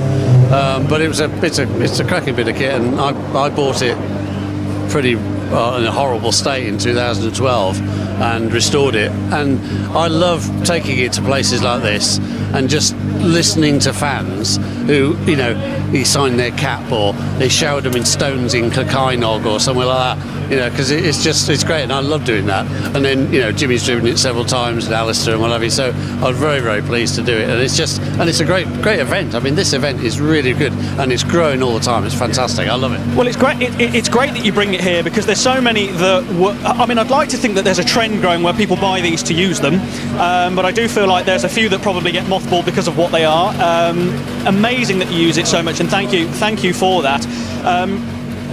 I've never had a crowd as big doing a paddock talk at any hill climb, and I think it's because of the shapes and what the emotion it gives you when you see this sort of stuff, you know. To do with a very pretty girl that was stood next to it. Yeah, it could be that. Well, that too. And on the subject of how was it? I mean, how was it? You know, did you ever think that when you bought the car you'd be out driving Colin's daughter up the hill in it one day? You know. No. I have to say that was never part of the plan. I bought it because I'd sort of kept an eye on it over the years and knew where it was, and bought it at the right sort of time, and always with the intention of taking it to Goodwood and other events like this, where it's just, you know, not a display donkey sitting in a museum somewhere with lights underneath it. Never had that intention, so I love taking it out. And what's it like to run? Is it something you can run on your own? Do you need a team of people to run it, or is it actually quite rudimental and you can sort of run it yourself? No, that's dead simple. I mean, I worked at Prodrive in 89 to 94, so built Colin's first Rothmans car, so that Subaru whole thing, and I left in 94, and then sold the business in 2014. But the company that I had, Autosportif, specialised in doing all these cars.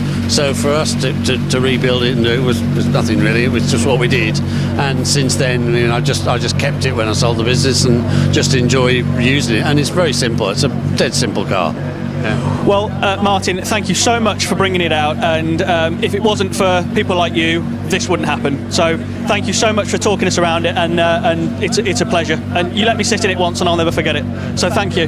Right, let's go and have a wander, shall we? I don't know whether Chris has found anyone in particular he wants to talk to, but I know that there's somebody I'd like to have a quick chat with. If you want to follow me, I was going to try and talk to Roger, who unfortunately, Roger Moran, has had an issue with the Skoda. But I think if we go and try and find Roger Taylor, he's got one of the very, very spicy. Can I stick that in your pocket? Sorry, cheers, Rich. Sorry. We're going to have a quick chat with Roger Taylor. This is the Mark II Escort section. Roger, can I have a quick chat? We're going to catch up with you in a second, and but we'll have a quick chat with Roger. Come and stand in front of your car.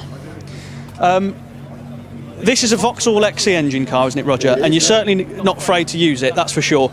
You've been absolutely chucking it around. I think you've been in the early 50s. Yeah, I think 52. How are you getting on with the car? It's a drying course, and you were just talking to me about tyres. So how are you getting on so far this morning? Well, yeah, we went out this morning on the super softs, but it was like being on ice. It was just a bit too skatey. So we put the wets on, but they're expensive Pirelli wets, so I don't want to spoil them now. And on the last one, halfway up, you could feel they'd gone off. They'd turned into putty chewing gum. So they're going to come off, providing it doesn't rain. So I'm going to leave it till the last. You had to say the R word, didn't you? So we're going to wait until the last minute, and then we'll give it a go and put them on. But yeah, no, it's going well. Car's going good. I haven't really touched it since last time I came out in it.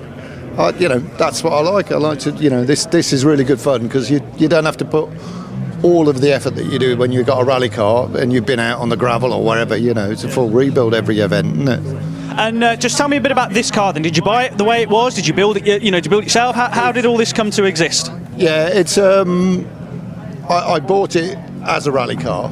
2012 we had it, and it actually got this gearbox in it. It got a Duratec in it, which destroyed itself very shortly after I had it.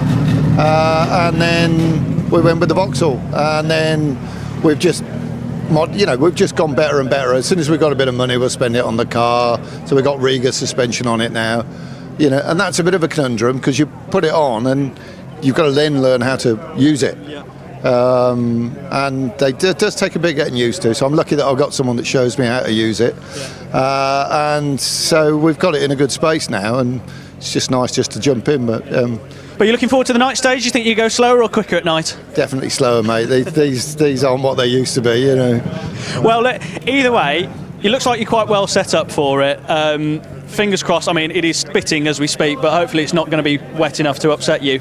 Is the main aim to have fun today, or are you in it to win it? Well, I've got my Ali G glasses on, so I think I'm going to go a little bit quicker. But yeah, no, just have some fun. Be nice to win it if we can. But I'm here just to enjoy it. It's great fun. Well, fingers crossed for a pot later. Cheers, mate. Good to see you, Roger. Right, I just want to have a quick chat with Pete Hedges, if I may. Pete, do you mind if we have a quick chat for you for the live stream? How are you? Yeah, right, good, thank you. This is a very serious-looking thing.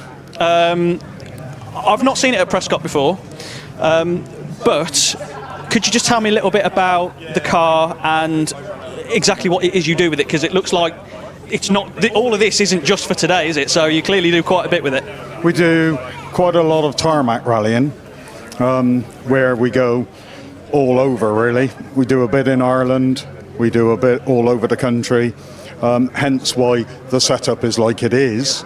And the guys are doing what they need to do.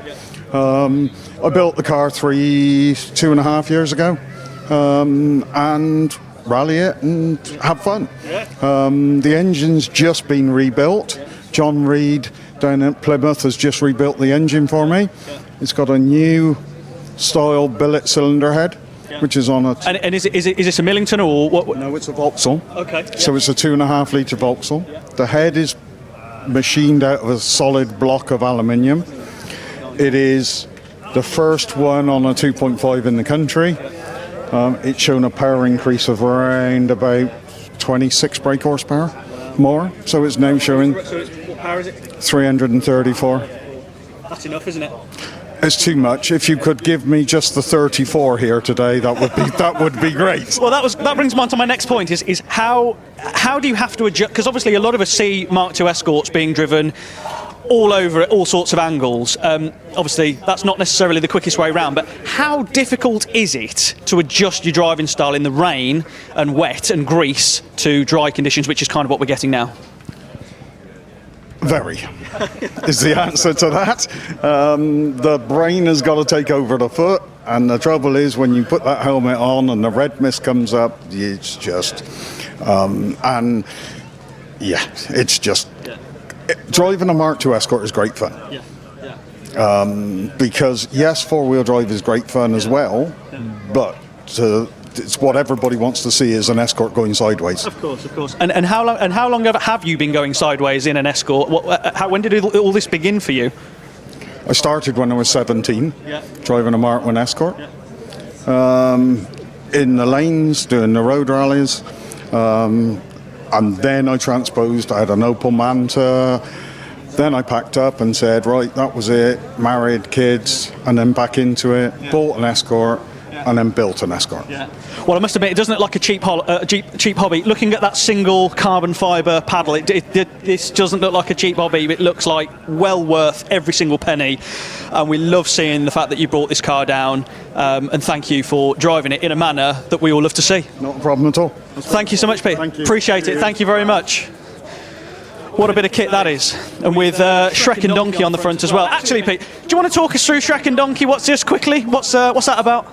Okay, so I bought a green Mark II Escort, and its nickname was Shrek because it was green. So, right, okay, we'll have Shrek. Then I built this, so we transposed that, so this is now Shrek 2. Shrek 2. Okay. And Donkey belongs with Shrek. So we'll put Shrek on one side and Donkey on the other. So the fastest Shrek and Donkey in the country. Well, that is rallying to it. I love that. Absolutely fantastic. Pete, thank you so much indeed for showing us that. That is a fantastic bit of kit, that, isn't it? Right, Chris has got... Chris, go forth and grab Mark Gamble. We want to know... Come with me. We want to understand what was going through his head on the first morning. I know. Mark Gamble. Well, lovely to see you, Mark. And you. I haven't seen you for a few years, and last time I saw you, you were in the Suzuki Swift GTI with Steve Link. Yeah, that was many years ago. That was 2008, that was it? Yeah. It was a long time ago, and I haven't seen you since. But tell me, this morning, you were entertaining us. Unfortunately, new tyres, greasy surface, don't really match, do they? So we scrubbed them in on the first loop, and then we decided to change them, and then Roger Moran gave us a bit of useful information, a bit of a tip. He said just leave them on, so we ended up swapping them back, putting them on, and it's made a big difference. So I'm quite happy with leaving them on now. That last run was much more like it, wasn't it? You were really on it. You were on it all day. But I mean, so just tell me about this car, because there's not many of these out there, is there? No, I believe there's only two in the UK. There's this one. This particular car's come from Italy, and then I think Kev Ferber, he had another one. And a lot of people thought that this was Kevin's car, but it's actually not. Kevin sold his car to a guy called Guy Whitten, I believe. So he's using that. And this is his car. I had this car about 2 weeks ago. So this is a bit of a steep learning curve. But we're getting used to it. The left-hand drives, I'm finding it a little bit difficult, to be honest. I'm pulling the gear, the handbrake opposed to the gear lever, which is not useful. But hopefully, and now we've got the nighttime stages. So, it's just a bit of a steep learning curve. I think it's amazing because, like I say, left-hand drive is going to make quite a difference. And just looking at the car, of course, I mean, they're so rare. And at the front, it's really short at the front, isn't it? You know, there's really compact. So what size engine we got? 16? Yeah, this runs in R5. This does. So it's a 1.6 turbo. Yeah, as obviously all R5s and Rally 2s, they're 1.6 turbos. Well, and so you've got permanent four-wheel drive. So how would this compare, say, with the likes of Will Nichols' R5 down there? Much later car, isn't it? Yeah, Will's is a much later car. I mean, this is the first evolution of the R5. So technology's come on a little bit since then. There's a lot of little differences, but all the electric diffs, you can hear them all working as obviously it's trying to get traction, trying to get grip on all the bends, and it really is a steep learning curve. There's so many different settings on the car. There's like 3 different launch controls. There's 3 different traction controls. It's mind blowing, really. Yeah, there is a lot of electronic trickery, isn't there, really, and with all the diffs and all the rest of it. It's very complicated little car, but I do, yes, on Kevin's car I've seen it at Classic Nostalgia at Shelsley, but this is the only other one I've seen. Yeah. So back in the day, who were the works drivers back in the day for these? I know that Craig Breen drove one. Craig Breen won Circuit of Ireland in one.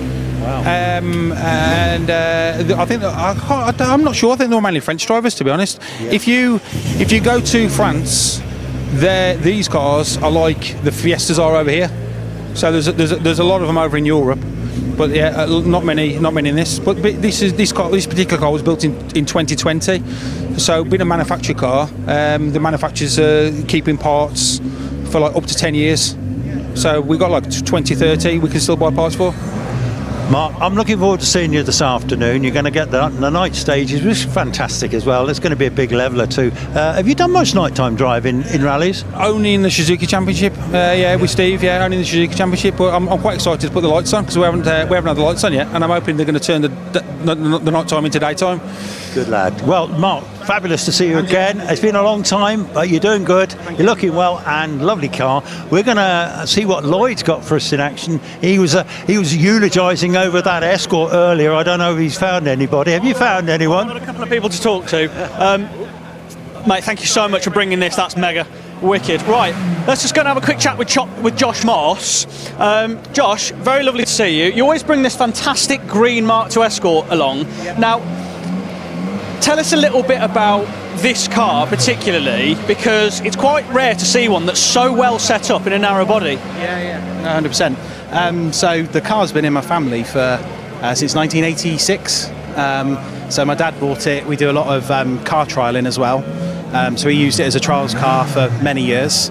At one point he took it to the scrapyard and then went and got it back out again when Escorts were 2 a penny. Then for my 18th birthday I said to him, look, you're not using the Escort, can I turn it into a road car and use it on the road? Because I wanted to be a bit of a Jack the Lad. Noisy. So yeah, I turned it into a road car, lowered it, did some bits to it, and with any sort of road car that you use weekends, you end up not using it as much as you want to. And then me and my friend Phil, we said, look, should we do some rallying? We've always fancied it. So I sorted it out as a rally car. A guy called Jamie, Jamtech Motorsport, did a lot of stuff to it. And then for the last 2 years, we've been doing some stage rallies, tarmacs in it, stuff in it. And then Rallye Prescott become a thing. I'm only in Tewkesbury, so... Well, it's a good thing, I think, and just looking at the calibre of the cars here and the manner in which they get driven, are you here to win it or are you here for fun? I want to be here for fun, but I'm a competitive sod, so I want to do well as well, obviously. I think we all want to do well, really. But yeah, I mean, spec-wise, it's got some nice bits, but it's nothing like some of the cars here, so... Well, look, mate, it's always great to see this car driven in the way in which you drive it. Thank you so much for talking to us about it. Go well this afternoon. Thank you. You're welcome. Thank you so much. Now, from one Mark II Escort to another, this is a fantastic story. I love this story. But we're just going to go have a quick look at... When we talk about Rallye Prescott, we get some proper cars that turn up. Now, you need to understand something about the car I'm going to talk to you about, but I'm not going to tell you the story. I'm going to introduce you to Alan, if I may. Now, Alan... Good to see you here at Prescott, and I was saying the same to Martin Spurrell earlier about cars of serious historic significance turning up to events like this. Without people like you, it wouldn't happen. Can you please tell us a little bit about this very special car? Right, well, I've owned it 23 years.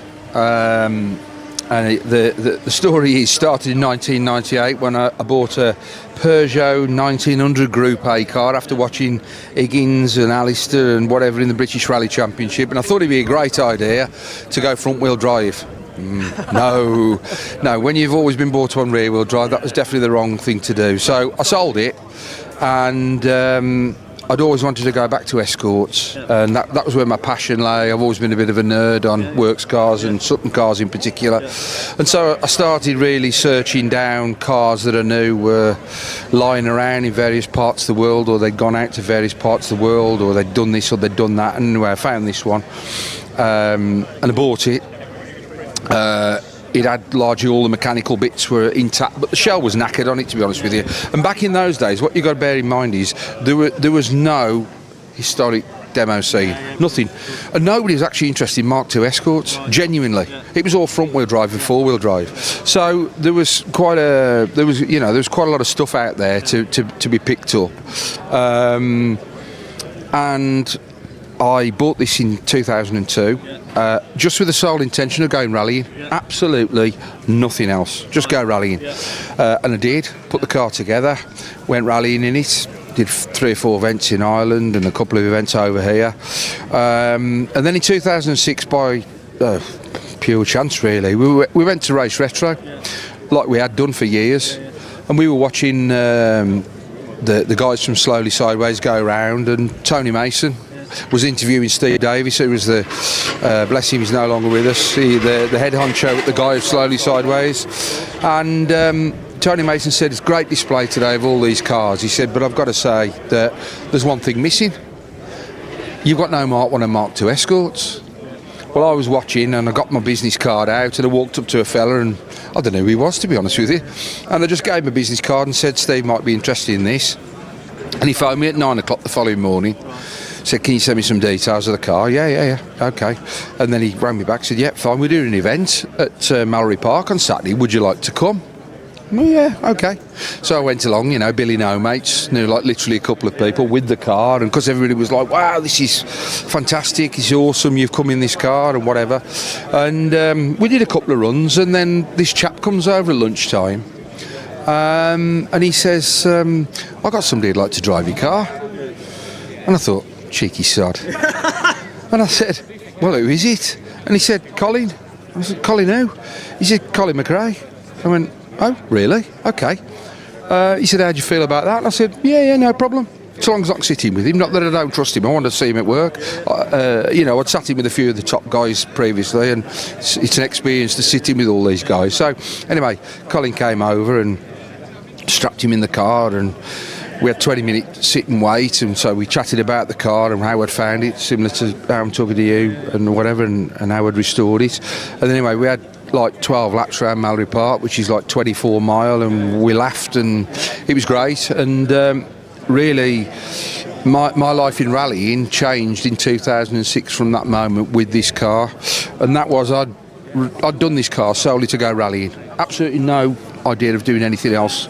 And then lots of people had seen the motorsport press and such like. We started getting invites to lovely events and whatever, and so I said to the wife, look, not if I have an accident in this car, but when I have an accident, because if you're doing proper rallies and you're trying, you have accidents, and if you're not having an accident now and again, you ain't trying hard enough. So I said I need to buy another car. So anyway, I went away and bought that, and so this largely got put away just for demo stuff. I do a few hill climbs now and again, and I have done good Festival of Speed with it when I've been fortunate enough to be invited. Well, looks like it's been there a few, how many times? 1, 2, 3, 4, 5, 6, 7 times. So you've done 7 times at Goodwood, because originally this car has been, not only Colin's driven it, but in period. Right, so in period, this would have been a Wilson car, but there were several drivers that drove this car with this registration plate, but not this car, okay? And what you've got to understand is that in the world there are maybe 5 to 6 Mark II escorts. We'll talk about Mark IIs because that's what I know, that are actually on their original shells. They were like Trigger's brooms, seriously. And this car itself has had at least 7 shells to my knowledge. So anybody that says, oh, look at my car, it's all original, well, yeah, we need to have a think about that. But so what I've got is I've got all the original mechanical bits, and I was fortunate enough to buy another shell from David Sutton, which was in good condition, and obviously I wanted to go rallying it. So back in those days, nobody gave a hoot. You know, I just did what I did to go rallying, and so it got shelled back into another Sutton shell, and that's it really. And go. It's all the period stuff in there. So ZF box, 2 litre BDGs, exactly as it would have been in period. That's what I'm into. I'm into historic rallying. You know. And what I will say, Chris behind the camera just asked me earlier. He said, "What's my favourite?" I'm not saying this because you studied. So, what's my favourite car that I'd like to go? I said, "Well, it's a wet day with a Mark II Escort, and if you're going to pick a Mark II Escort, it's got to say Rothman's on it, in my opinion." And a word on your driving. So a lot of people would look at this and go, "I don't want to chuck that off." You have a proper go, which is great. The thing is, the key mantra with Slowly Sideways, we are not a bunch of guys that buy cars and lock them away so nobody ever sees them. There's lots of people, and if that's what they want to do, that's fine. But what Slowly Sideways do collectively as a group of people, right from Martin Subaru all the way up the line, we bring these cars out at various events during the year to show them, to demo them, so people can understand what they're all about. They can hear them, they can come and they can talk to the owners, and in some cases we actually take people out, you know, like Carfest for instance. If you so wish, you can bid on a ride in the car and we can take you out, and you would be amazed the amount of people that do that. Oh, I mean, honestly, if I'm 33, but if someone said to me, would you rather go out in a Ferrari Enzo, which was like my poster car as a kid, or that, sign me up. Right. On an event somewhere in the UK in the future, we're on. Okay. You've got that on camera. Okay, so Alan, right, we're going to go and have a go in that at some point next year then. Mate, thank you so much for telling us the story of this and Slowly Sideways. And as you can see from the calibre of cars, it's incredible. So I can say, if you've got something nice locked away in a garage, an X-Works car, and you fancy coming out and joining and having a go, just have a look on the website. The contact details are on there. Our head guy Tim Bendel, he'd be pleased to put it to the guys who look at cars and select them. The key thing is the car has got to be as it was in period, so we wouldn't accept, let's say, an Opel Manta with a modern engine in and a modern sequential gearbox. That's not where we fit in. But if it's period, great if it's got works history, but if it's period with period mechanical components in a period livery even, that's where we're at. So honestly, we welcome people. And it's not just the Mark II Escorts. I mean, we are going right up to modern WRC stuff, aren't we? Yeah, absolutely. Yeah. Whether it's ex Vatanen or whether it's ex Loeb or Ogier, we'll have it. We've got guys with R5s, you know, because they've got Group 4 cars and Group B cars, but now they've gone out and bought an R5 car, and it'll have history. It'll be an ex-Craig Breen car, or it'll be, honestly, just hit us with it. Yeah, we'd be pleased to speak to anybody. Fantastic, Alan. Thank you so much. Really appreciate it. It's wonderful to hear the story. I'll see you next year for that drive. Thank you, mate. Right, who we got, Chris? What are we saying? Oh, go on then. I'll pass it over. I'll pass you over. Go and have a go. Yeah, follow me up. Okay, I'm going to go and have a chat with John Pritchard, who's got this rather lovely Lotus Sunbeam replica. Yeah, it's pretty, isn't it? And look, he's even got the Talbot things. John, how are you? Good to speak to you. Slowly Sideways. Yeah. This is a lovely thing, isn't it? Tell me about this car. Well, this car was built by Jim Little, who was a former works mechanic, and he built Russell Brooks' Sunbeams. So it's built to full work spec. The engine was built by Phil Davison, who built all the works engines. So, yeah, it's the real deal. It hasn't got a history other than in terms of former competitions, but it is full spec. So the engine's an all-steel Lotus dry sump engine with big valve cylinder head. It's got the 2.2 4-cylinder 16-valve double O red cam, naturally aspirated twin 48 Weber carburetors. So who was the works drivers back in the day for this? Well, it was Henry Toivonen, and it was his first World Championship win on the RAC Rally in 1980. Oh wow! So this would have been. This is a very good replica of that car, which is the only Talbot Sunbeam that ever won the RAC, isn't it? Yeah, it is the same spec, exactly the same spec, and then it went on in '81 to win the World Championship. So yeah, it's got a bit of history in terms of the actual mark. So yeah, there's not too many of them around, which is nice. So, and they're great fun to drive because they're very tail happy. You're right, not many about, because there's lots of Escorts, and we can even get Escort shells now, can't we, and stuff, you know. But these, I don't think anyone's done a replica shell, have they, for this? No. Unfortunately, there isn't the demand that there is for the Mark II Escorts. I mean, the benefit is obviously there aren't lots of them, so people they're a bit different and people quite like to see something a bit different.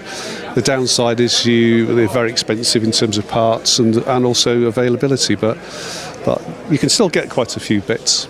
But because there's a few clubs around that have the bits, and yeah, so we've just recently rebuilt it from the shell up. So it's we stripped it back to the shell, and it took 2 years rebuilding it. So it's probably it's immaculate, isn't it? And you've even got the right overalls on here. Is that what Henry would have worn? Yeah, that sort? They're a replica of his overalls from 1980. So got them from Nicky Grist Motorsport. So yeah, they put them together for me with a lot of examples and photos so that we could get the spec right. I think probably a lot of people might not realise with overalls, you have to wear overalls. Tell me about the construction, because they're not very thick. But I mean, is this all flame proof? Oh yeah, they're multi-layered. I mean, these because they're modern ones are much lighter weight than the older ones. So and they're not quite as hot. So they're meant to be a bit more comfortable and lighter than some of the old ones. So the ones Toivonen would probably weigh twice as much as this. And really? They'll be twice as warm. And is that Nomex underneath or something? Yeah. They're all fireproof. Yeah. I won't show the other parts, but no, fantastic. Socks, long johns. Yeah, it's all part of the safety side. Where else do you go with Slowly Sideways then? Well, I've just come back from Germany. We actually we did demo runs on the World Championship rounds, the Central European Rally. So we did some of the same stages as the World Rally cars, which was good fun. So yeah, I mean, there's a lot of events in Europe, and Slowly Sideways UK, we have a lot of events. We go to the Silverstone Classic, they've done Car Fest. We're at Knock Hill, celebrating the McRae Challenge at Knock Hill. So there's a lot of events, so there's quite a big demand, because the aim of Slowly Sideways really is to keep a wide collection of cars that aren't all the same, that people want to see, and obviously a nice mix, and that's the aim, rather than having lots of escorts or so it creates quite a demand. So we get asked to go to some really fun events like this. Well, it is fun events, and what have we got? Maybe 2 more demo runs this afternoon, or 2 this evening? Yeah, 2 this evening. 2 this evening. Which is are you out straight after lunch, or you out later? No, I think the Times guys have a practice run, and then I think we go out for a demo run, and then they have a timed run, and we go out for another run. So I think they have 3 runs, and we've got 2.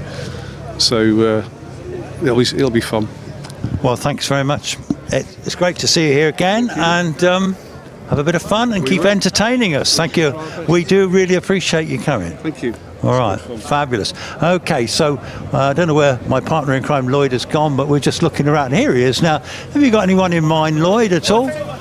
Yeah. Obviously, some of this stuff is absolutely fantastic. I mean, we've got some incredible bits of kit here, but what I want to do is talk a little bit about how you can get in at a grassroots level into hill climbing.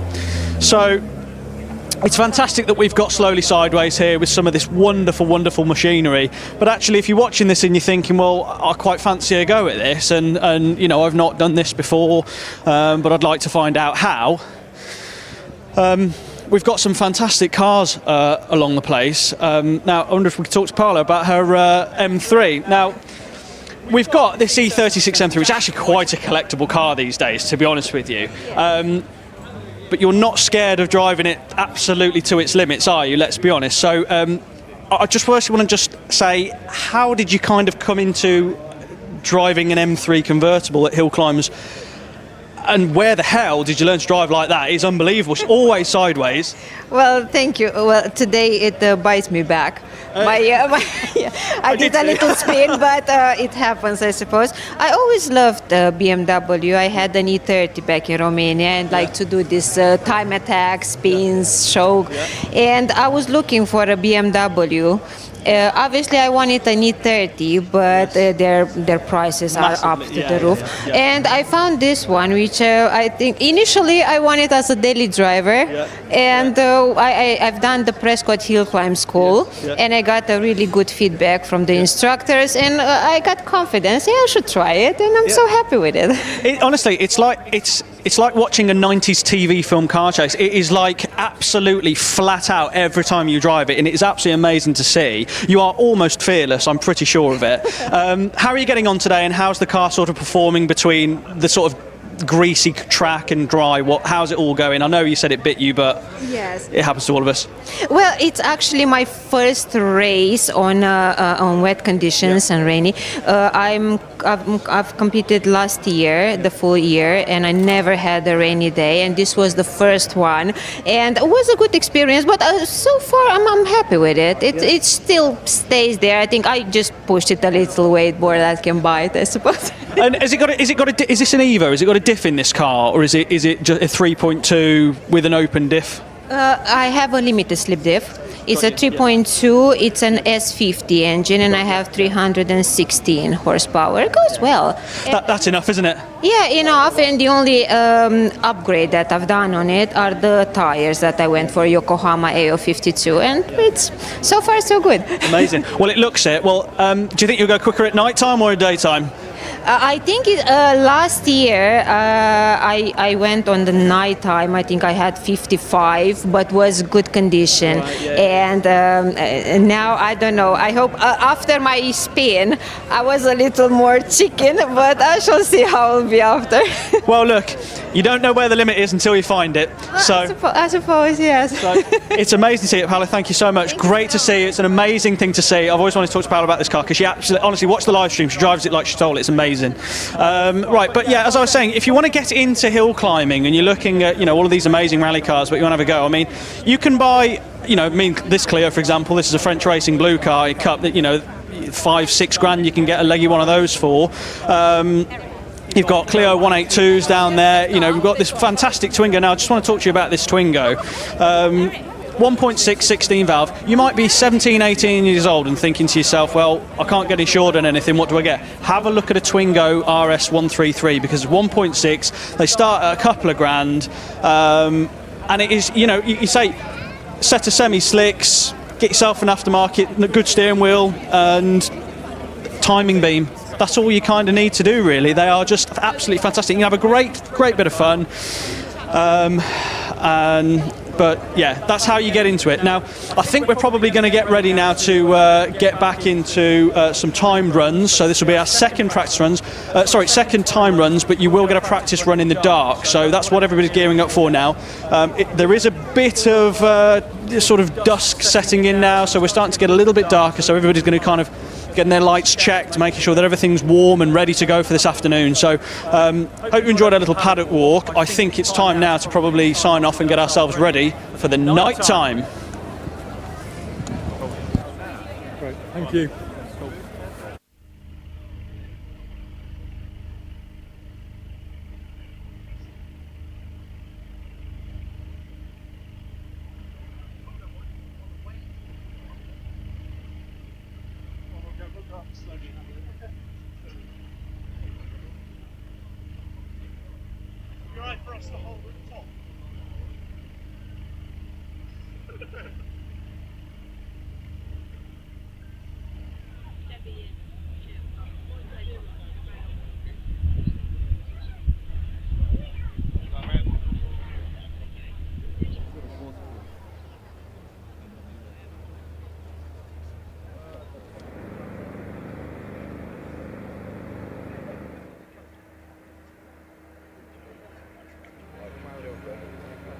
Come on, you just ripped into me for the last 10 minutes. You need some fun.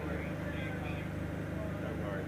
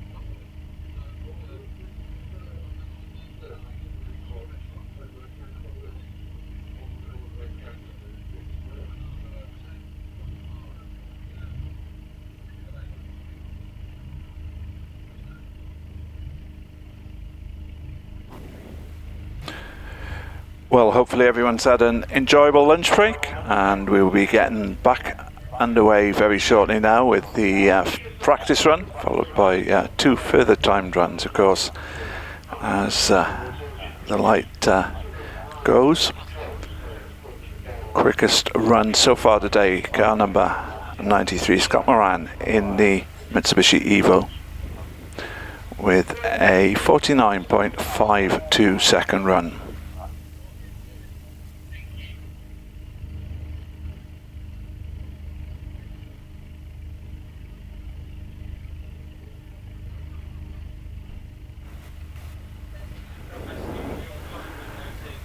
I should be here on the start line for the first of the runs this afternoon, and I think Chris is going to be up in the top box. I'm not sure if he's with us yet.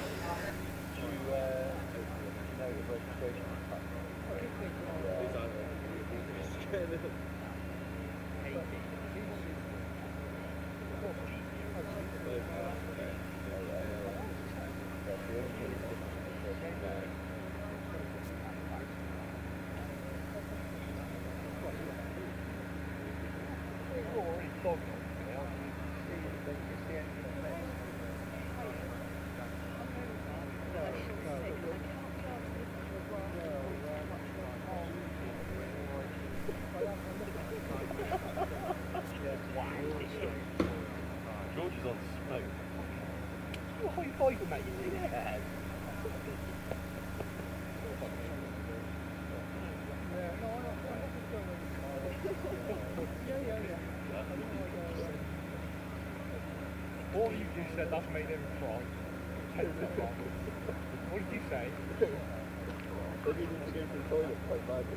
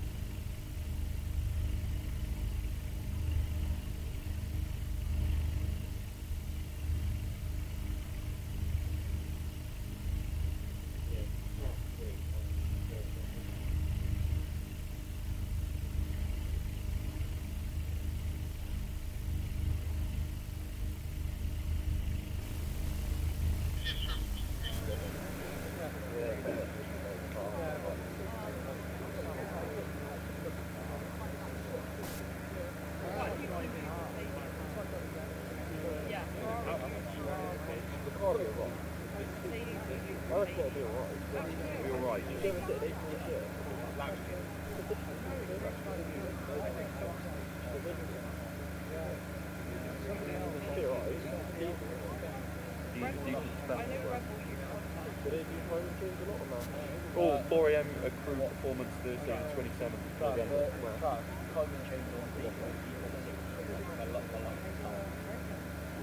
Like 31, like 25.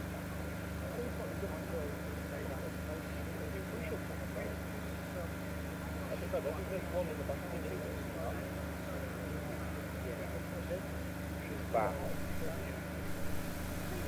4 AM crew playing in the back.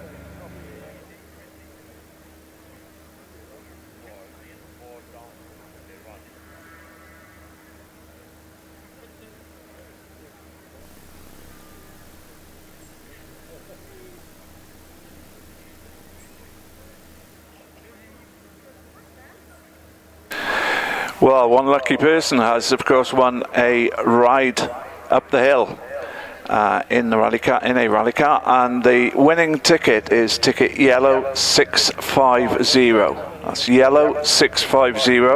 If that's your ticket, can you please go to the paddock office as soon as possible to organise your trip up the hill. Yellow 650, the winning ticket.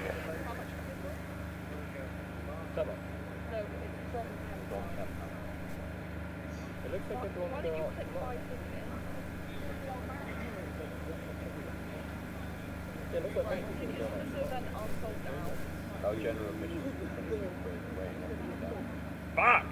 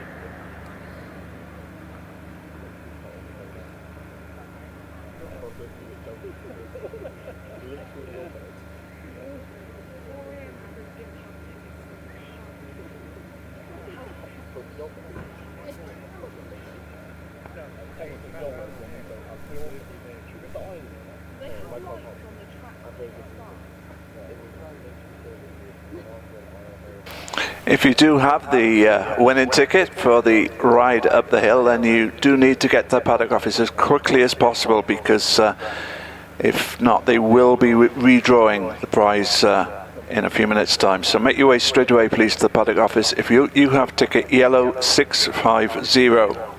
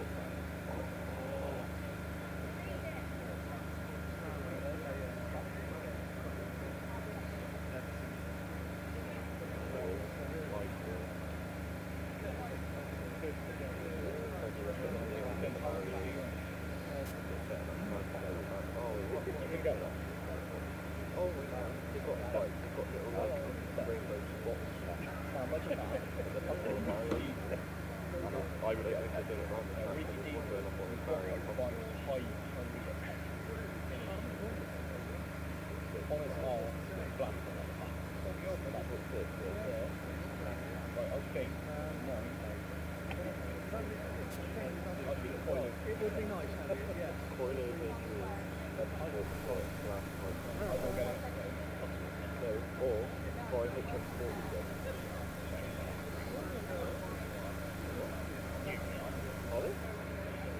Which one's taking for? All the very low budget? Yeah, the British ones. They had those 3 cars up at Angle Street. They had the people. If we could play on BMW 6, oh, crap, I think we're talking on 2.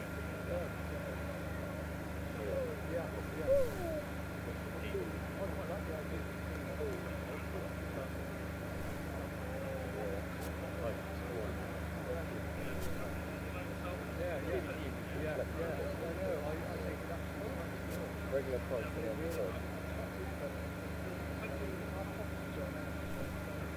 Oh, they're on discount.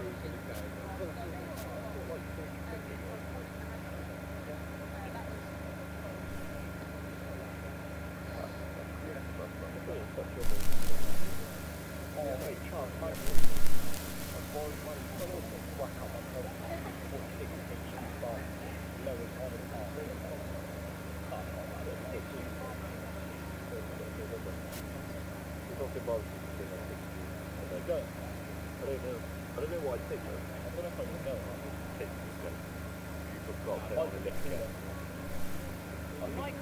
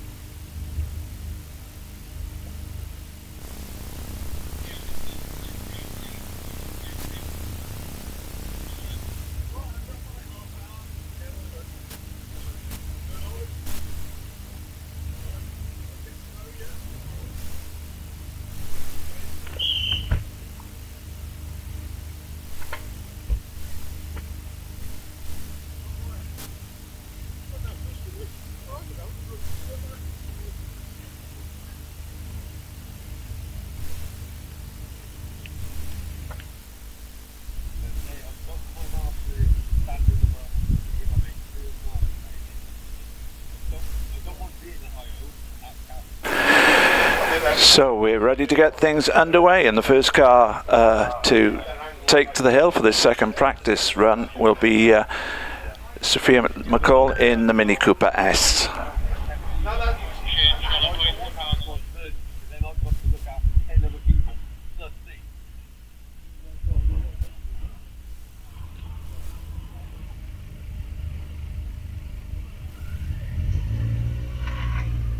And away goes Sophie then on her practice run.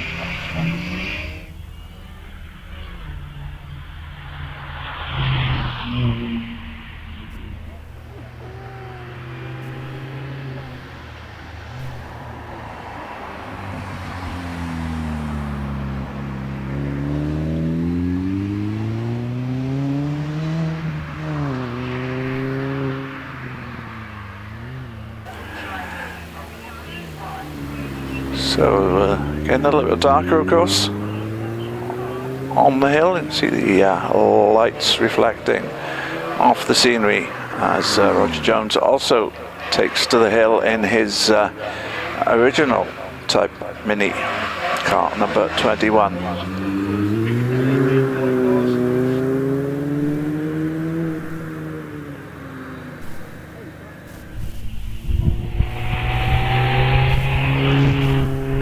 So Sophia coming to the end of her run, and recording a time of 67.30. Roger Jones, meanwhile, just around about halfway up the hill now, out of pardon, and on up through Midway into the S's.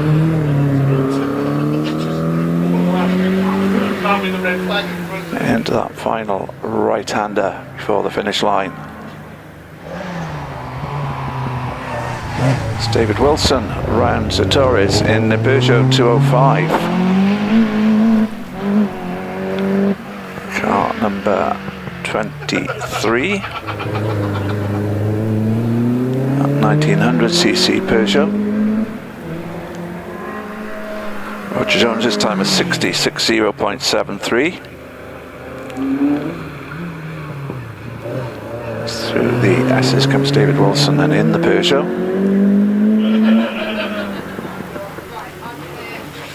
Heads for the line. And up to the finish line then comes the Peugeot, a time of 57.19 for David. Alex Cole sits on the line in the Renault Clio 200 Cup car 724, away he goes. That's the car that he's sharing with Kelvin Broad.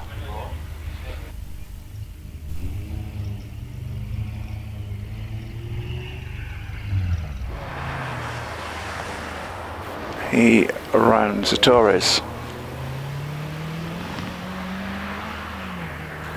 On up to pardon, then goes the Renault.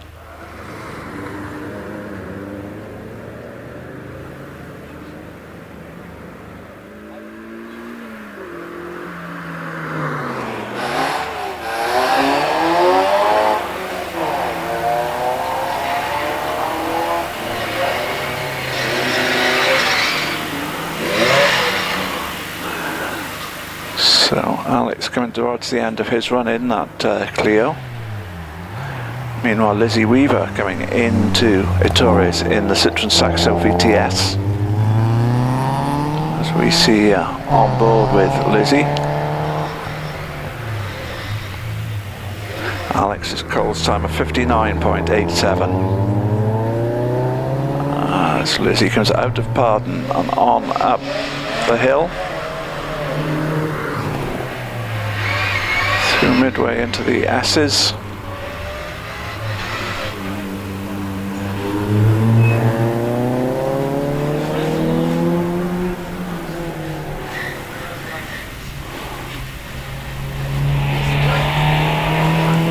Around semicircle up to the line, and Lizzie does a 64.41. Meanwhile, Miles Chamberlain is coming up towards pardon in his Mini Cooper S.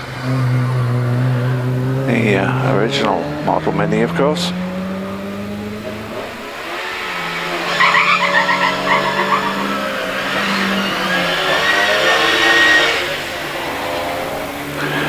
A few of the original minis actually, and the classic minis actually taken to the hill at the moment as Miles comes towards the end of his run. We have Mark Bojanowski, car 27, coming out of Vittori's. That's a Mini Cooper. Miles Chamberlain's time is 65.68 as Mark exits Pardon.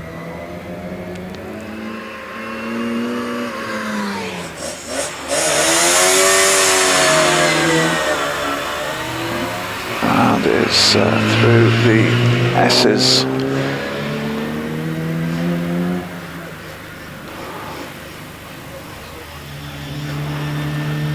Meanwhile, John McQuillan coming up towards the Torres in his Mini Cooper, car number 28. Mark Bojanowski with a 59.38, so pretty good time for Mark.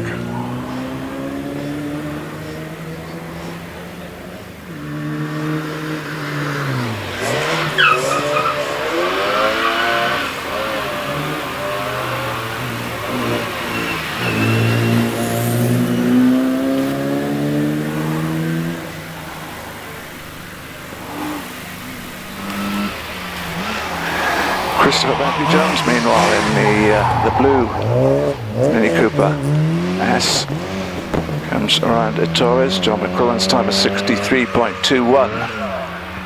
Christopher into Pardon.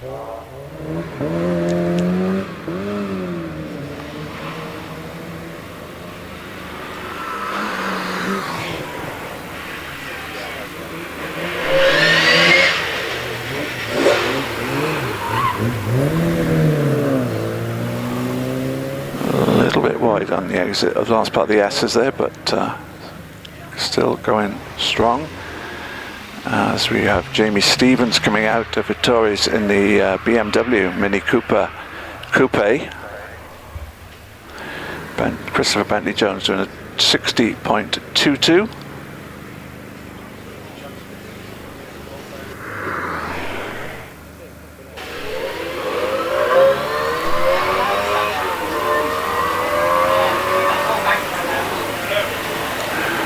Nice flashing lights underneath the Mini Coupe as we switch back to the classic Mini and the Cooper S of Clive Godfrey coming around the Torres now and heading up to Pardon. Jamie Stevens does a 59.79.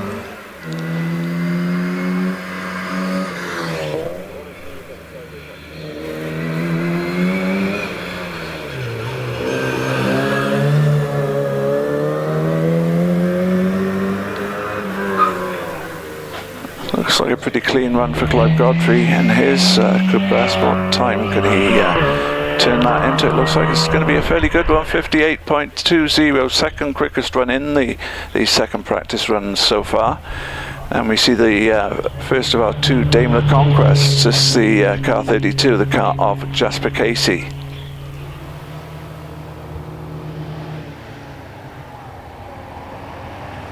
He comes in to Pardon. Sorry, into a Torres. And then heads up to Pardon.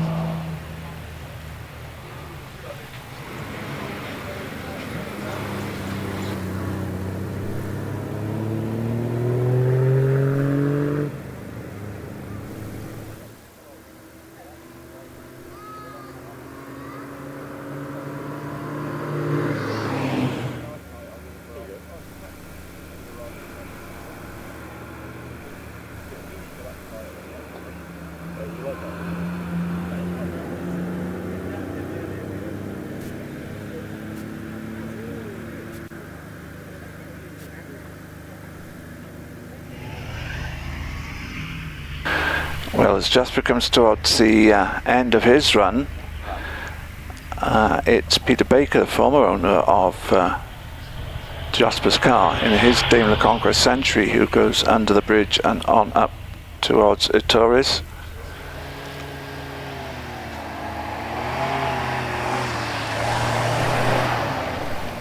Jasper's time on 86.92 as Peter comes out of Ettores.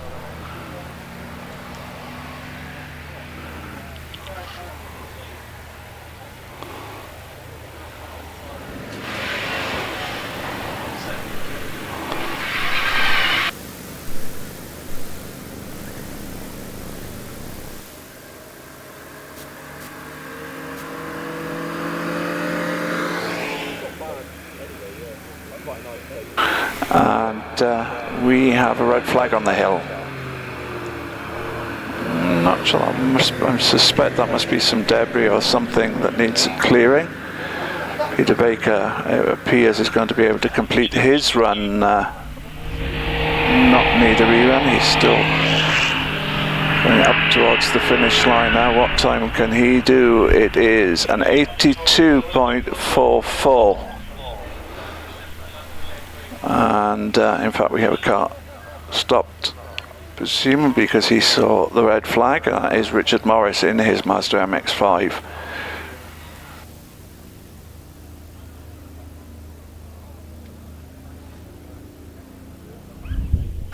Waiting on the start line, it is Aaron Bland in the car that he is sharing with Sophia McCall. As the Mazda comes back down the hill.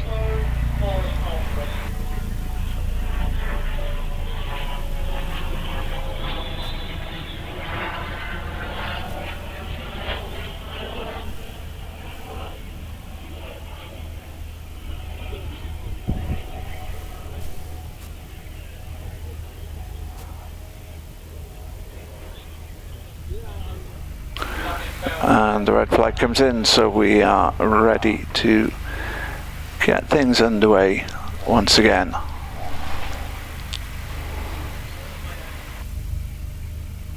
So Richard Morris will presumably get a rerun.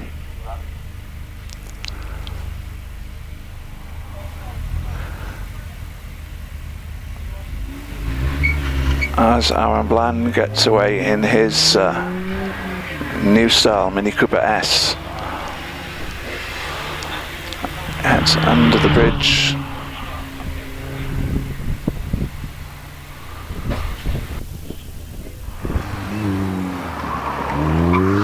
And Torres on up to Pardon.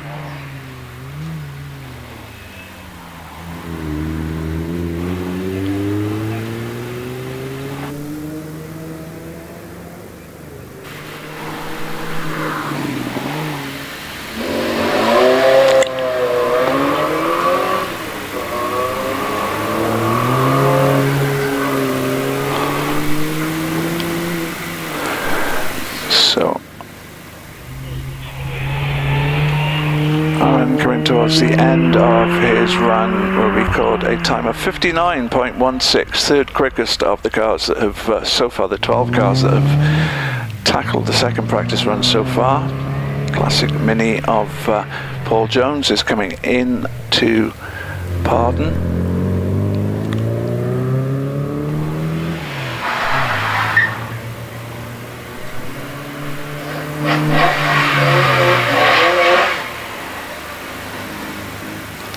So pulling into the S's.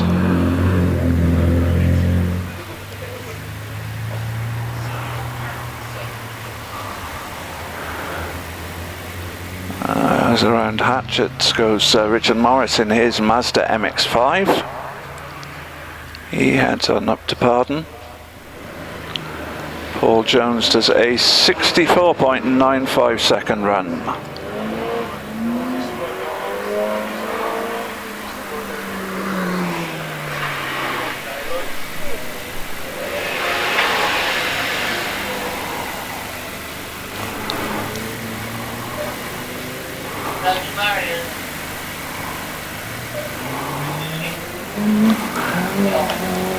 Heading up to Pardon now is Robert Wilson in his Peugeot 205.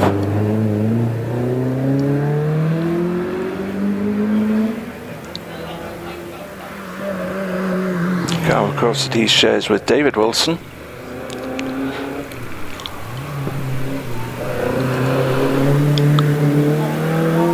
Richard Morris's time, a 63.71.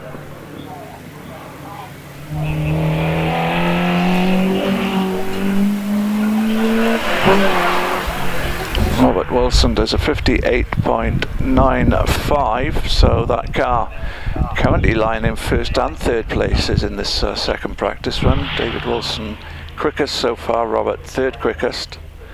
Chris Godfrey separating them as the Renault Clio 200 coming into Ettore is the car of Kelvin Broad.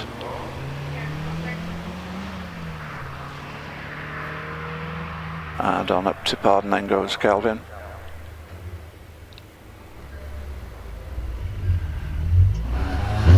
Tom Weaver, we're complete with onboard camera, gets away in the Citroen Saxo VTS.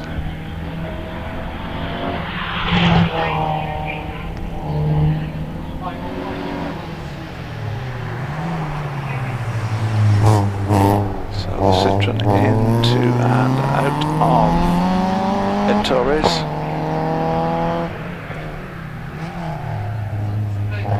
Calvin Broad's time is 62.73 as out of Pardon comes Tom Weaver in Saxo.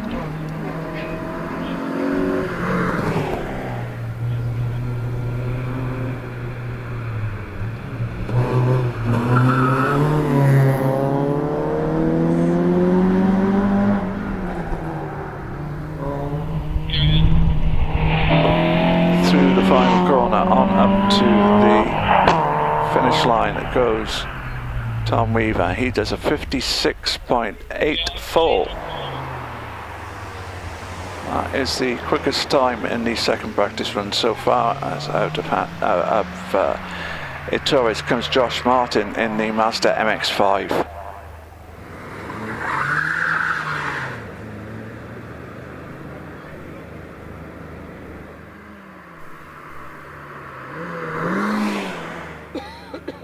Sorry, that's it is an MX-5, but it's the car of Tim Cross there. Josh Martin is next on the hill.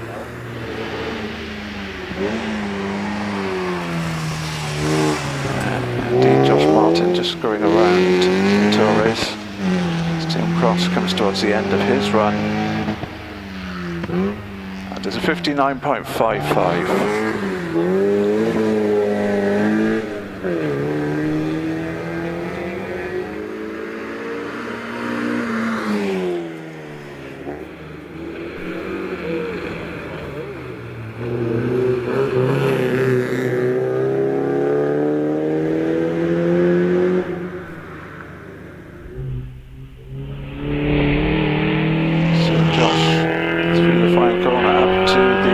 line and a 59.52, so just 300s difference from it between him and Tim Cross as the colourful MX-5 of Lewis Porter makes its way up to Pardon.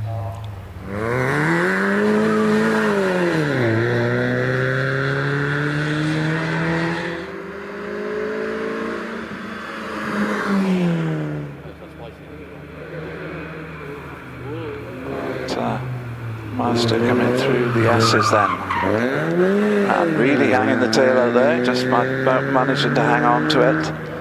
Will cost him a little bit of time though as he goes around semicircle up to the finish line. Does a 61.29 as away goes Kevin Lahert in the MGTF 160 car number 41.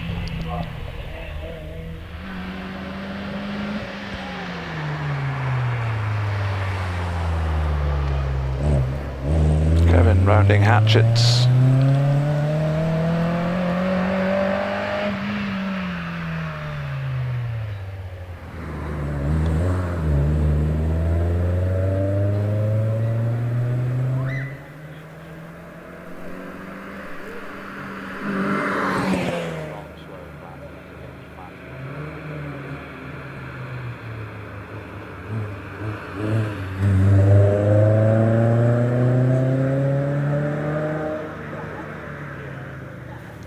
Kevin approaches the end of his run then as he comes round semicircle. What time can the MGTF do? It's a 61.93.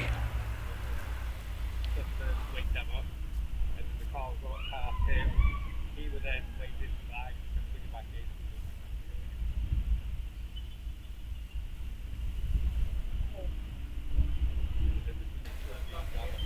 So we just got a non-competitive car making its way up the hill, after which we will resume the practice runs. Next up being car number 42.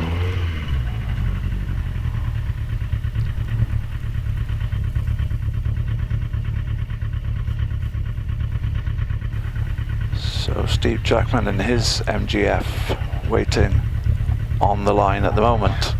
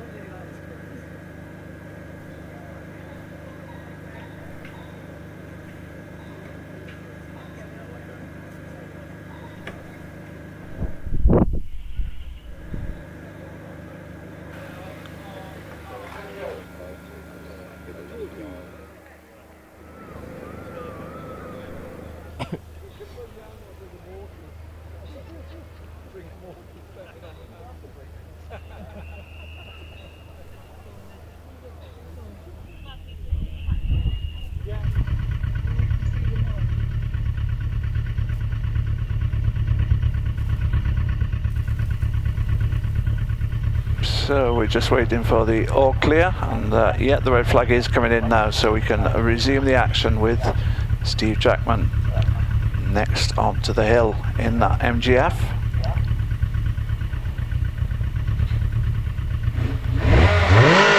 And away he goes then. Up under the bridge he heads.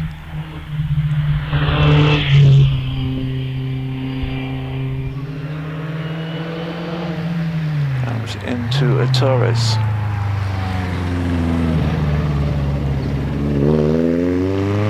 Out of the right hand hairpin on up towards the left hand hairpin at Pardon.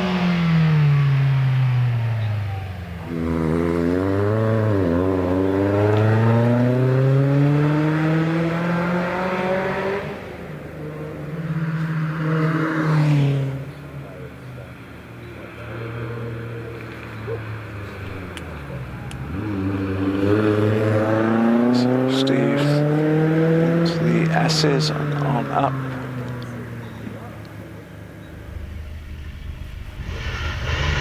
As Colin Richards gets away in car 734, the Mazda MX-5 that he shares with Richard Morris.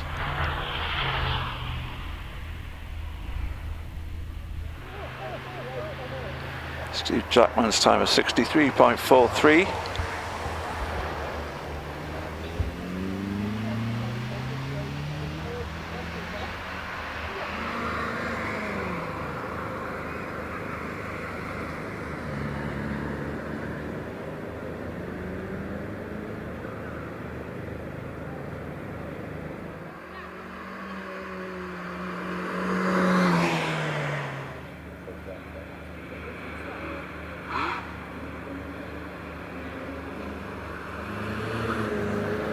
So away goes, away then heads Steve Loveridge in the MG ZR.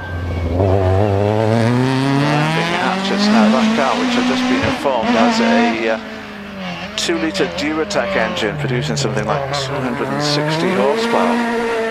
As he comes out of Pardon, Colin Richards does a 66.88.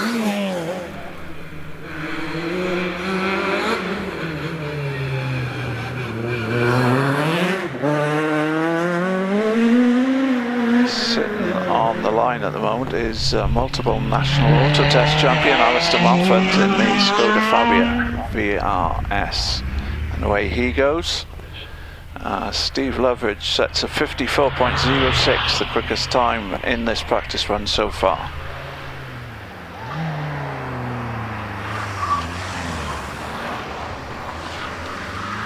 Plenty of illuminations on the Skoda Fabia as it heads up to Pardon.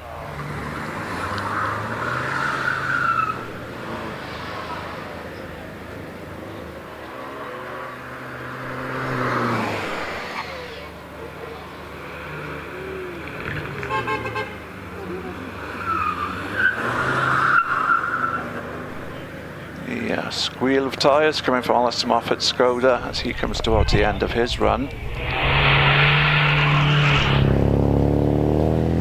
Meanwhile, Stephen Norris has started his rerun in the MGB Roadster. Alistair Moffat's time of 58.71. It's a good time for Alistair then.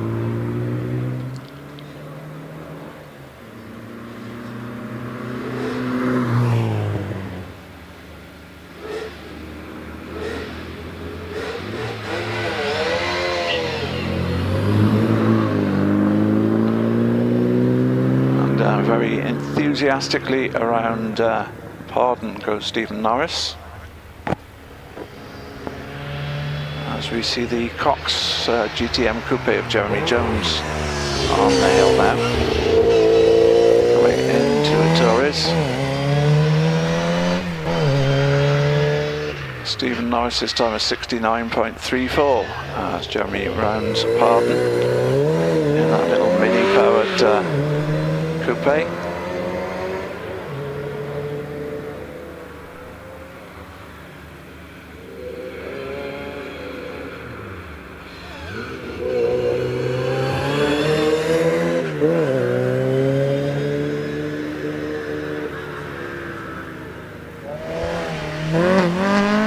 Malcolm Evans, meanwhile, in the Renault Clio is heading up towards Pardon. Jeremy Jones sets a time of 62.32 seconds. Car 48, Malcolm Evans then in the Clio on the hill.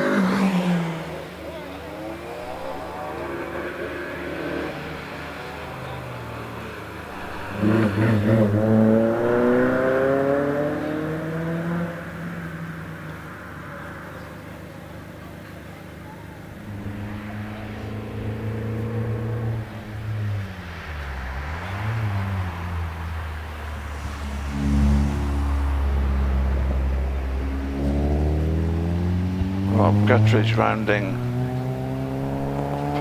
Torres in his Renault Twingo. Malcolm Evans' time is 61.99 as out of Pardon comes Rob in that Twingo.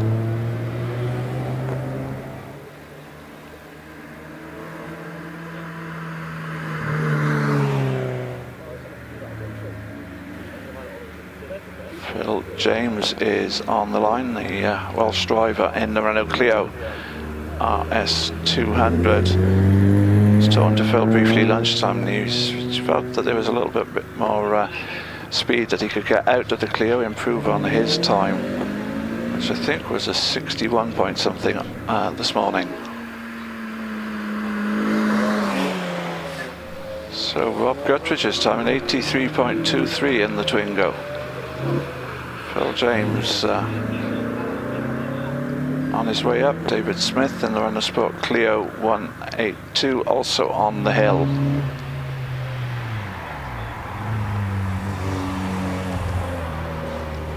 It is David who is rounding a Torres at the moment. Phil James's time at 62.69, so still we'll be hoping, I'm sure, to find a little bit more pace for the two timed runs yet to come. Away goes Caroline Ryder in the VW Polo, car 53.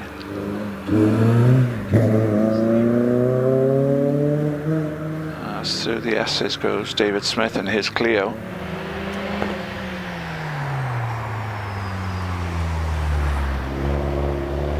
Polo rounds hatchets, the hands-off Caroline rider.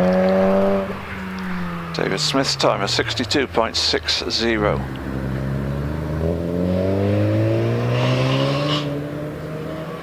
Ben Bowditch heads away from the start line in his Volkswagen Golf R, car number 54.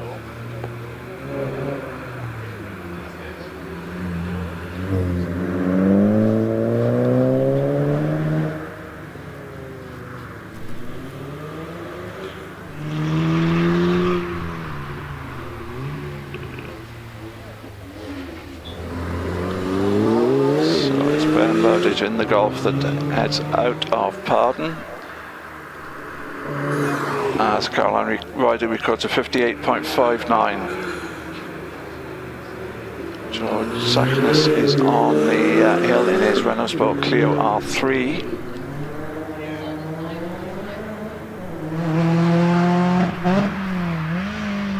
George just going into Pardon. Good time for Ben Bowditch at 54.99, the quickest we've seen in this practice session. As away from the start line goes Edward Cottam in his VW Tiguan.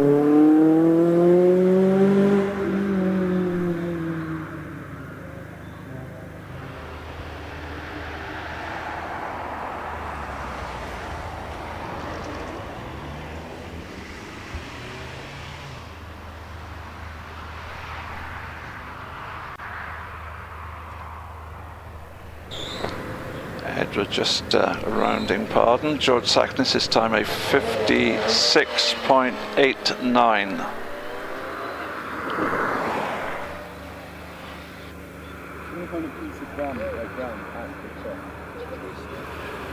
Ian Thomas is on the hill in the beautiful looking and beautiful sounding Austin Healey 3000 Mark II. He rounds Ettores.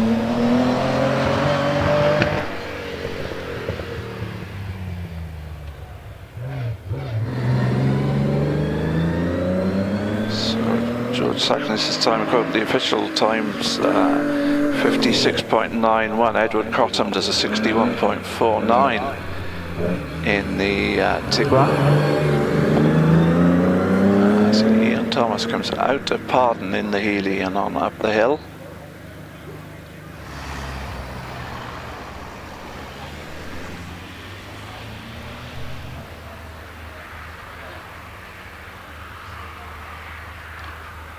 So we have car 745 also on the hill at the moment, and that is Jens Biscoff Jensen in the Skoda Fabia that he is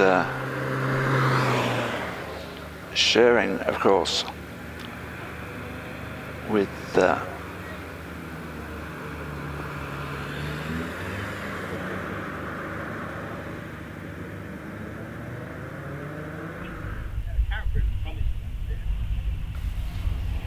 Paul Chandler is on the line in car 59.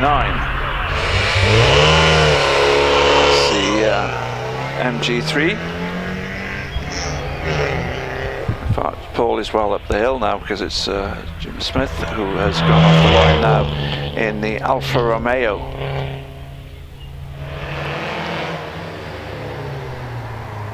And the second driver in the Cox GTM Coupe, Martin Watts, sits on the start line at the moment. Jens Biscoff Jensen's time is 73.01. So away goes the GTM Coupe of Martin Watts. Paul Chandler's time comes in at 67.67.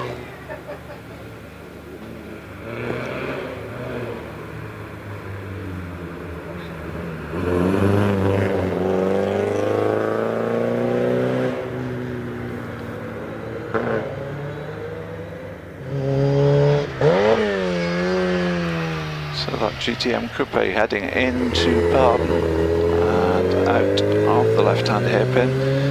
As the Alfa Romeo 75, Jim Smith records a 69.57. That's the time for car number 60.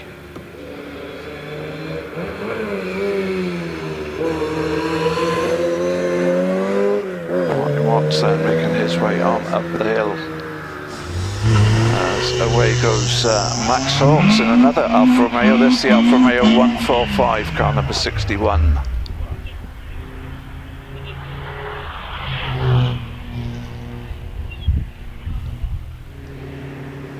Martin Watt's time gets under the minute mark of 59.59 in car 747.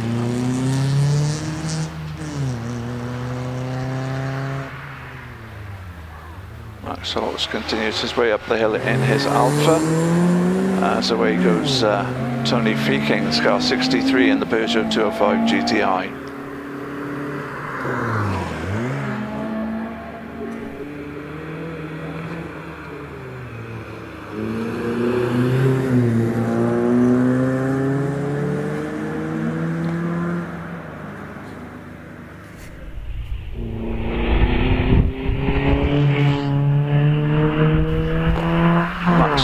Comes up to the line to set a time of 62.26 in the Alfa 145. So the Feeking's looking fairly quick at the moment in the 205 GTI. And the next car we get is Paolo Luisa Dragosano in the BMW, the 36 shape BMW M3. A car which he had a bit of a moment in this morning.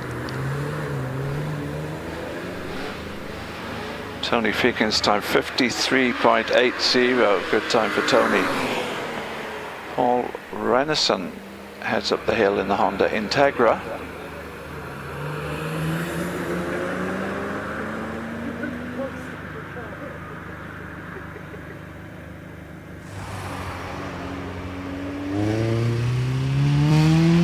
Just rounding Ettores now on up to Pardon.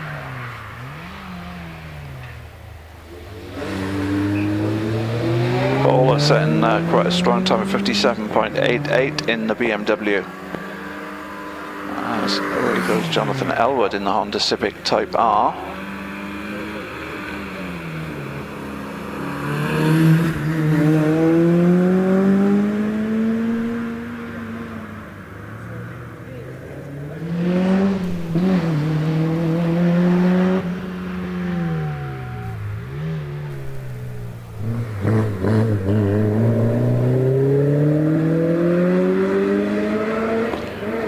Renaissance time then is a 62.09. That in the Honda Integra, of course. John Manners is on the hill in the going into Pardon at the moment in the very nice looking Toyota Celica GT4. As Jonathan Elwood in the Honda Civic Type R records a 60.80.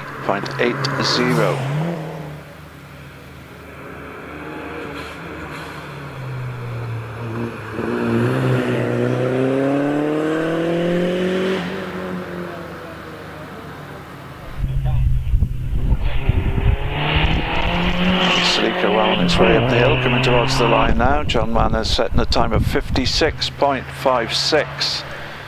While Dominic Cheetah is coming up towards Ettores in the Porsche 914. Rounds the right hand hairpin, heads on up towards Pardon.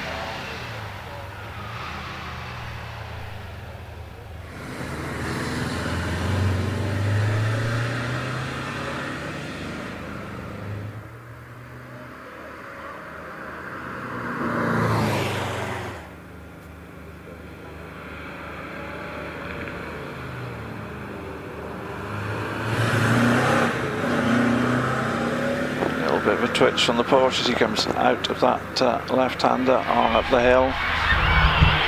Meanwhile, Tim Goodwin in one of the quicker cars from this morning, the Audi TT S car 69, comes up towards Ettores.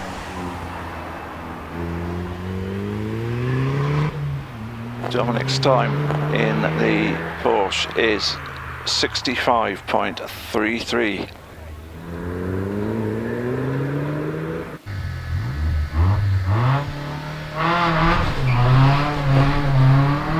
Off the line goes Einan Price in his Audi TT Quattro. Another Very rapid machine.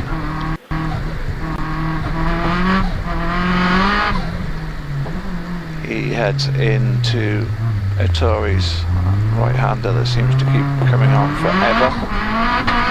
Then on that little slight kink left before he goes up to the tighter left-hander at Pardon. Tim Goodwin's time was a 56.90.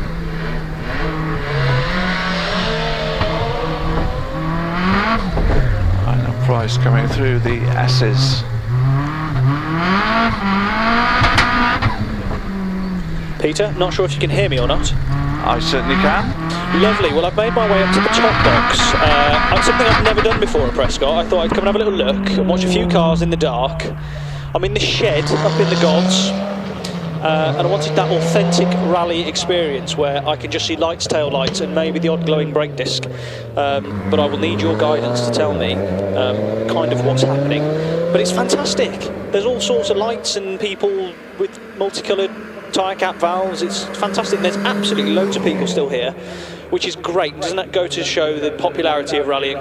It certainly does. And heading up towards you at the moment, car 72 is the Toyota GR Yaris of Alan Mansfield. Now I can see some lights appearing. Now actually the interesting thing is I can see how hard he's braking, because these modern cars, when they brake to a certain point, the hazards come on. Now he has just found that out, because I think he's just taken a trip through the gravel, if I'm honest. I think he got a bit too excited and understeered into the gravel. Now Marshall's just shining the torch on it to just see if there's any gravel or not. I dare say we'll probably get a quick interruption. That is a curse, unfortunately, that I'm there. I hope it's not a recurring thing, but yeah, I can sort of see that Alan's, yeah, he's just got a bit too quick on the power, and the gravel tracks come at him very, very quickly. But it'll be all right as another GR Yaris comes into sight. Yeah, Roger Stocks is in the second of the GR Yarises. Yeah, great. And the other thing as well, they've got these little rain lights on them that came from factory, and they make all the difference actually in conditions like this. But these modern cars with modern headlights, they're going to have a lot of advantage over some of the older stuff with maybe the more rudimental headlights. Yeah, I think Alan Mansfield did drop some time in that run. He did a 69.00. Meanwhile, Ed Burgess is out in the Caterham R500 car 74. Yeah, absolutely whizzes into sight. It's amazing actually, because obviously at Prescott, when you're commentating, you don't often see much past the start line unless we have these fantastic pictures that are provided from Rich and the team.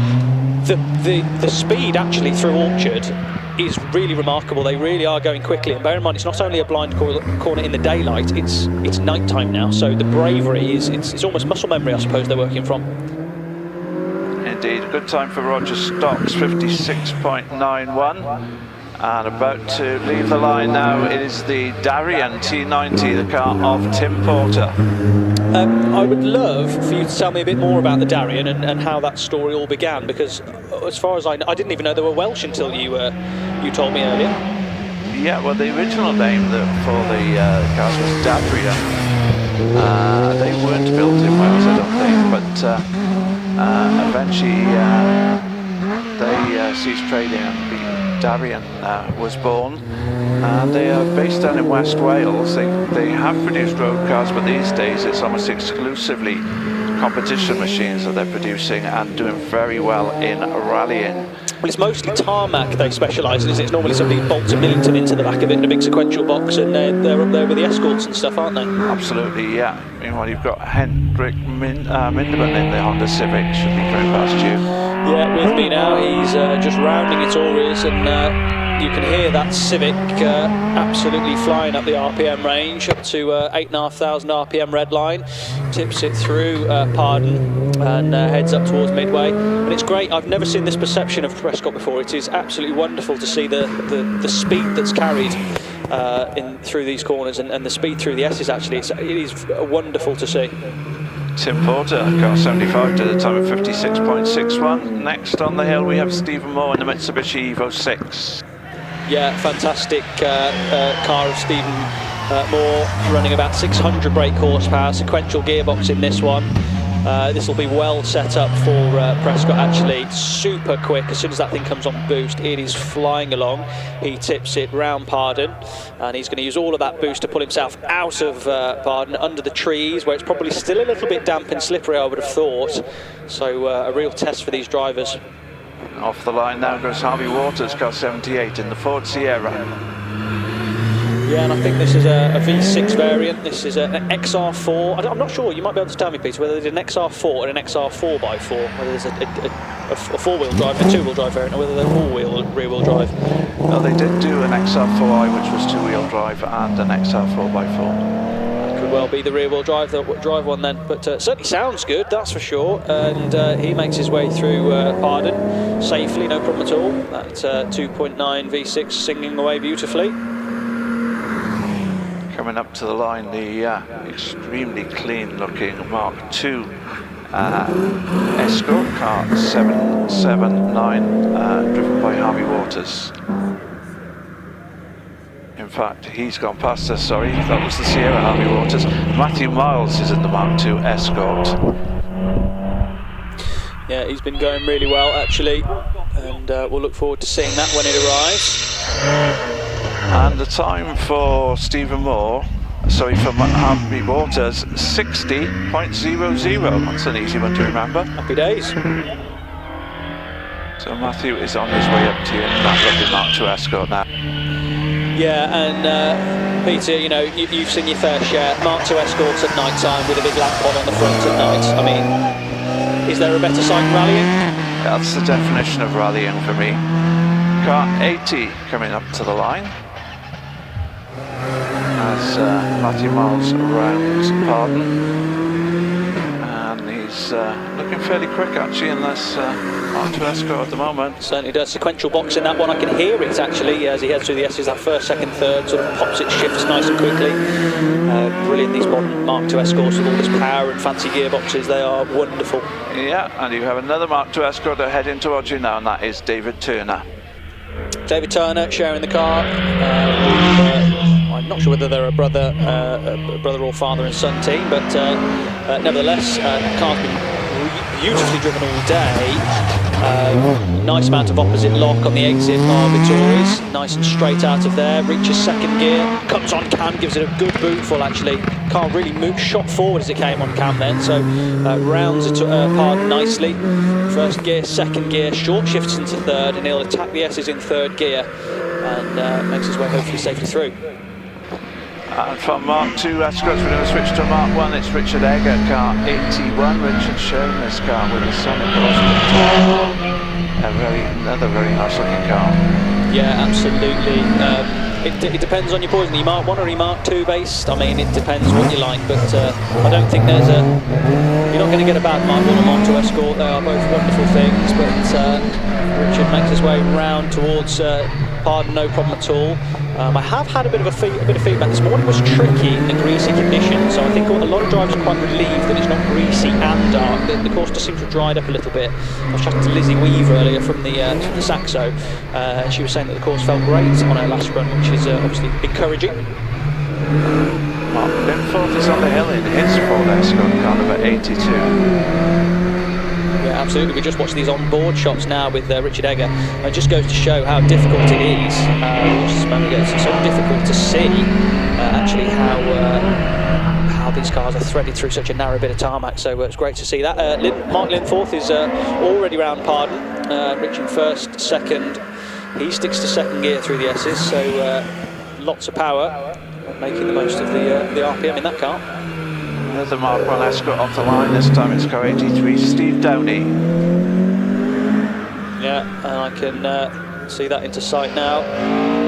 Obviously these guys are going to be wanting to go absolutely flat out, but crucially, they're not going to want to go anywhere near the grass because that's going to be super slippy because we've had a lot of rain in the last few days. He has to get out the throttle as he has a little wiggle as he is flicking the car round Pardon safely through. First gear, second gear. Oh, Peter, that noise of a proper twin cam Escort through the trees.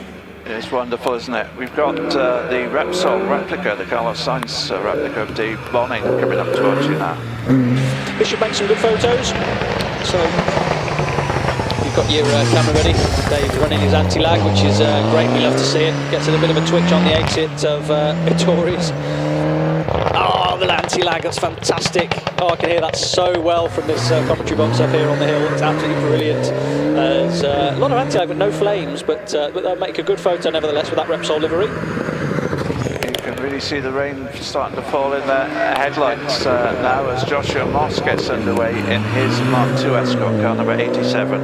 I fear I may have summoned a curse, because we weren't expecting any rain, but yeah, as it seems we are getting a few rough spots on the shed window. As we spoke to Joshua earlier, the car's been in the family since the 80s. 86, I think he said, and he's taken it on. They were going to scrap it, but he said, no, you're not, and this is the car that you see now, spitting flames as it enters Pardon. Quite a good time for Dave Bonning, a 57.09. Meanwhile, Chris Elston is away in his Mark I Escort car, 88. Heading towards me now. See, it's tip my hat to anybody that's brave enough to get the car out in these conditions. It is such a difficult thing to judge at night time when you've been used to daytime, so you have to readjust everything. But he'll tip that car into Pardon. Quite a strong time for Joshua Moss with a 55.24 as Peter Hedges gets away in car 90. Yeah, now we spoke to Peter Hedges earlier, so he does a lot of tarmac rallying with this car. This is 330 brake horsepower, Vauxhall XE engine in this one, throttle bodies, proper sequential box. He knows how to use it, that's for sure. Got a team of people working on this car to ensure it's going to work, and it looks like it is. It's absolutely beautifully planted. It really hasn't fought him as much as I thought it would in these conditions, which is great. No, just a little bit of a twitch out of Pardon that time, but Graham Wynn gets away now, car 89, his Mark II Ford Escort. Really hanging the tail out there, Peter Hedges. Yeah, absolutely. Great to see it, and wonderful to see Graham Wynn, and a fantastic advocate for UK hill climbing. He's in his Ford Escort, he rounds Tories. Beautifully short shifts into second and uses that cam in second gear to get himself off towards Pardon. He's going to round Pardon now safely, and I'm going to let this engine do the talking as it heads through the trees.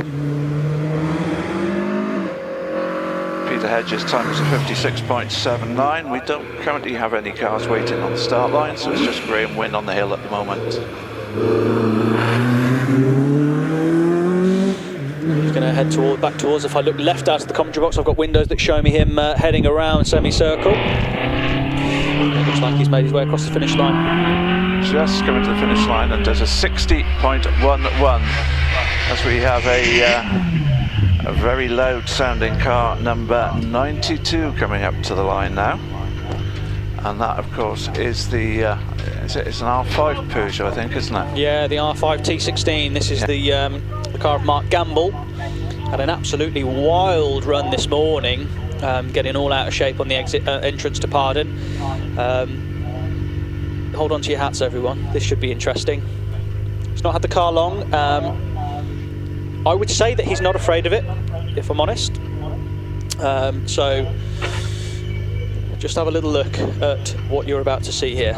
Shouldn't have any problem seeing where he's going with the light ray he has on the front of the car. Seems to be pretty bright.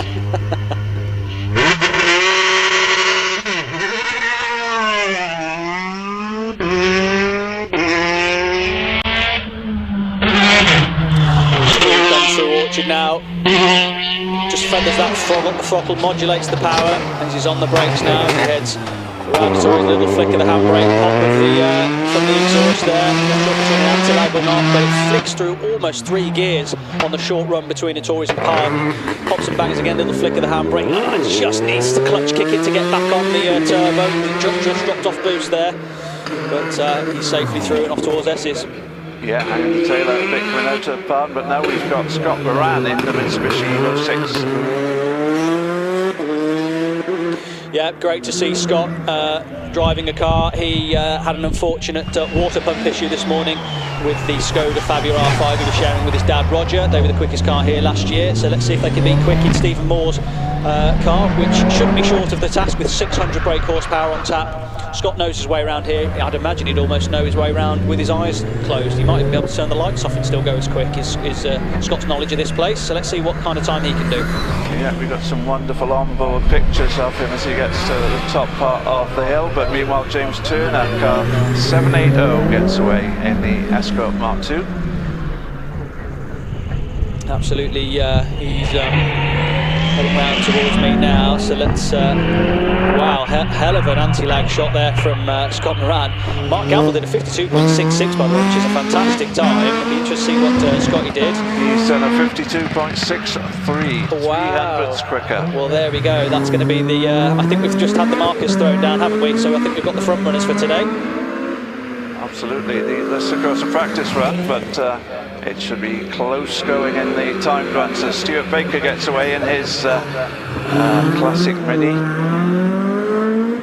Yeah, absolutely, and he's been absolutely flat to the boards all day in this car. He's been driving it on the throttle around the doors. Let's see if he does it again. Does he have a little tug of the handbrake? No, not quite, just uses the agility of that Mini to pull himself round. That unmistakable whine from the gearbox there as he makes his way through the rev range. Tips it through that gruff sounding note there. He fights for traction, not short of power in that Mini, I'm sure. It certainly doesn't look like it, does it? No, he's certainly, it's a front wheel traction battle, that one, so I'd imagine he's probably north of 90 horsepower in that, which doesn't sound a lot, but it is in a Mini, isn't it? Yes. Yeah, I'm sure he gets a certain amount of I think if anybody's ever driven a Mini with more than 75 horsepower, they'll know that that's more than enough. Yeah. So God only knows what those Swift Tune things with 130 must feel like. Absolutely. Roger Taylor is on his way up in the Mark II Escort, car 95. Yeah, great to see Roger. We had a good chat with him at lunchtime. He's got the sequential engine, he's got the sequential box with a Vauxhall XE engine in his car, very nicely developed, sounds fantastic. Roger claimed that his sight might let him down in the night stages, but so far, touch wood, doesn't look to have done. Next up we get the four-wheel drive machine, the Subaru Impreza of Thomas Twemlow. Got to have a shout out for Stuart Baker there, doing a 59.79 in that Mini in the dark. That's a fantastic time from him, we'll be pleased with that. As sounds fantastic. Is that an Impreza? I can't really see. What is it? Sorry, what have we got? Oh yeah, it's Thomas Twemlow. Yeah, it is an Impreza. I wasn't sure then. Of course, it doesn't sound like an Impreza because it's probably on equal length head as that car. So it probably sounds a little bit more of the JDM variety. Yeah. Next away, it's Kevin Knight in that wonderful Andrews Heat for Hire delivery, Talbot Sunbeam Lotus delivery that Russell Brooks always had on his car, of course. Did you ever meet Russell Brooks, Peter? I did, yes. And obviously you must have carried out a fair share of interviews with him on various rallies. What are your memories of Russell Brooks? A nice man, not always that enthusiastic about getting interviewed actually, but when in a more informal situation, he was a nice guy to talk to.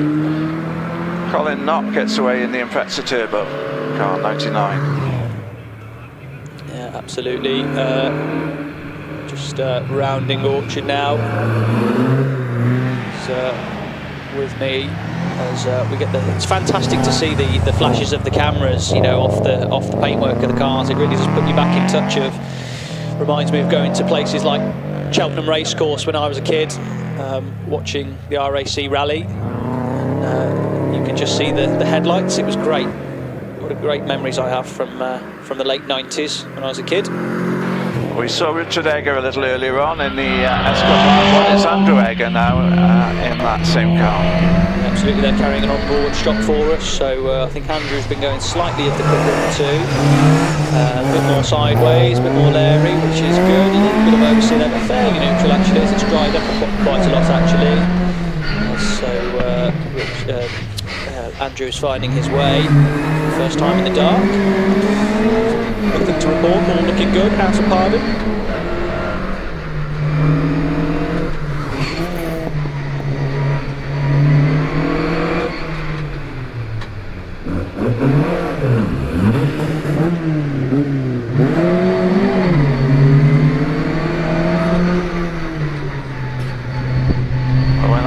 completes his run, we're going to be switching to demo runs, and the first of those is the Subaru Impreza Car 3, the Colin McRae machine.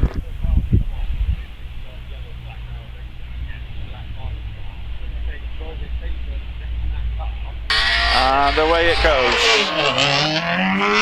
Well, we have to be so grateful. And thankful for Martin Stoll, the owner of this car, sharing this car with us publicly and driving it and using it properly on a dark November evening. It's what the car would have wanted, rather than being sat. And he flicks the handbrake as well for good measure around the tours, which is great. This is the very car that Colin McRae won the Network Q Rally in 1997, the actual car that he won in. So it is a piece of history, and Martin's handbraking it merrily up Prescott Hill Climb in November, so great to see.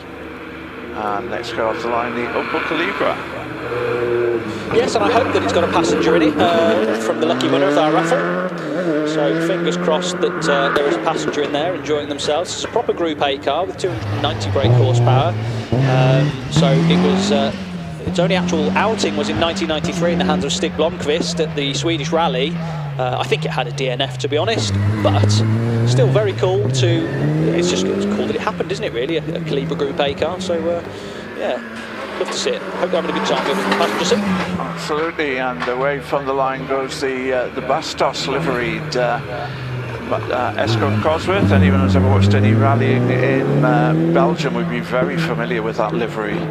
Oh, it's fantastic. I think it's probably up there in the top 3 best liveries, and I think the best livery on an Escort has to be Malcolm Wilson's Pilot Sport car, the Michelin car. But goodness me, this thing of John Peck is slightly more unhinged than the Group A car of the day, because I think it's got probably 450 horsepower in this car and a big sequential box and twin side exit exhausts. Yeah, heading towards you now is Will Nichols in the R5 Ford Fiesta. Absolutely. Well, if he's got his anti-lag turned on, we might see a few flames coming out the back of this thing on the entrance department to keep your cameras at the ready. Who knows? Not quite, but it has got a fantastic anti-lag system. It's brilliant to see, and those modern LED lights really quite, by some margin, the brightest front end of a car that I think I've seen so far. After that we get the Mitsubishi, the Rally liveried car with Tommy Makinen's name on the side.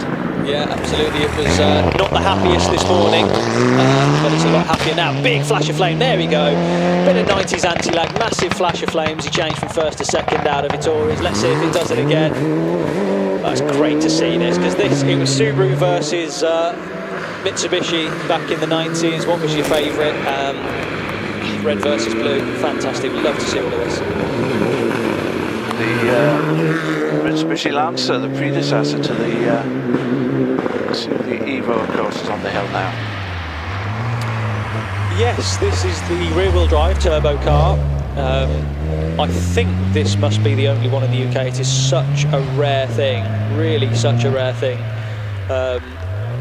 And I think he's probably experiencing possibly a little bit of traction issues, because I think we are getting a little bit of rain. Hopefully it's just a very, very quick spurt.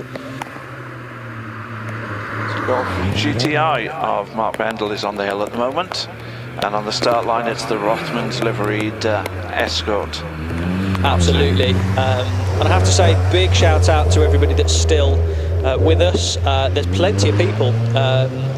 I mean, us rally fans, a bit of rain's not going to stop us, is it? Rally fans are hardy. We are hardy people, and we're not going to let a little bit of rain stop play. So we've got some fantastic machines still to come. These are still only practice runs. We've got 2 timed runs to come yet, so lots of action still to go.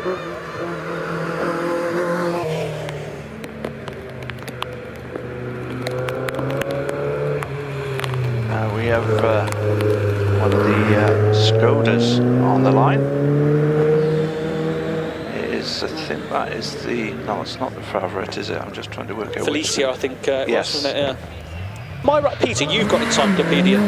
So for those that don't know, Peter, who I'm commentating with now, he is an encyclopedia of rally knowledge, which is great. And I said earlier the Skoda in the hands of Stig Blomqvist. I'm pretty sure that in one of the RAC rallies in the 90s, Stig Blomqvist got a top 10 finish or near a top 10 finish in that car just for pretty much finishing. Yes. What do you remember much about that? I can't remember the details of it, I'm afraid. But it did happen, didn't it? So I wasn't dreaming. I mean, Skoda won the class on the RAC for so many years, even before these cars with the, was it the 110? Yeah, the little rear engine thing. Yeah. And away goes the Austin Healey 3000 of Les McGuffin. Yeah, he's going to head towards me now. I can hear him, but I can't quite see him yet. Looks like he's just taking in a little bit easy. Whether he's got a problem or whether he's just sort of scoping out conditions. He's a little bit slower into my sight, so it could well be the case that he's just sort of having a look. I mean, it's a practice. There's nothing to gain by throwing it off in practice. But I think it is a little bit wet, so maybe he's having a little think about just getting it to the finish. But he is going very slow, so whether he's got a problem, whether he is just driving it to the finish, I don't know. He does appear to be getting slower as he gets higher up the hill, to be honest. It sounds okay. It's running on all six by the sounds of it. I mean, he might not have any windscreen wipers or something like that, who knows, but hey, he will make it to the top by the looks, so yeah, we'll see what happens. Yeah, I'm guessing it's getting pretty slippery up there again now. Yeah, it's notably slower than it was, so it should be. I mean, looking up at the sky, there is a cloud, but there is also, I can still see satellites and things, so this must just be a little shower cloud. Well, I hope it is anyway. Fingers crossed. The Auto Bianchi is on the hill now.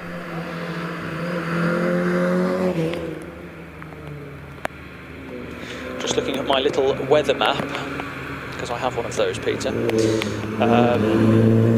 There is a small shower above us that will hopefully disperse very soon. So let's keep it. It's 15 minutes or so. So let's keep an eye on that. But as we watch the Auto Bianchi, punches above its weight. That thing, doesn't it? It's going a lot quicker than it looks like it should go. You know. Absolutely. Yeah. And about to leave the line, John Pritchard in the Talbot Sunbeam. Just going back to the Auto Bianchi, what powers that car, Peter? I think it's a Fiat-based an Abarth engine, is it? I think so. But please don't hold me to that. I shan't, don't worry.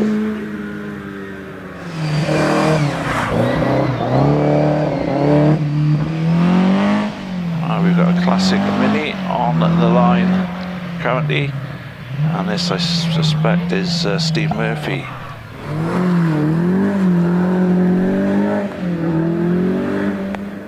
Thing with these demonstration cars is they're not all necessarily carrying the numbers that they are down in the program as.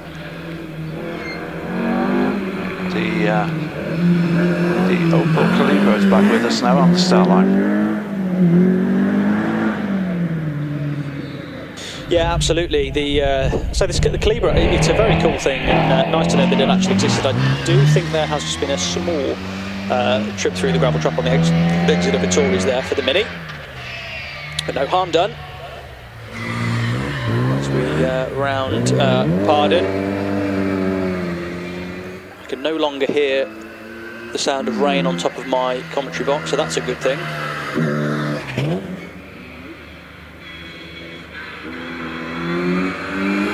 No, you can't see it in the headlights like you could a few minutes ago either. Well, as I say, we're rally fans, aren't we? We're not put off by a little bit of rain.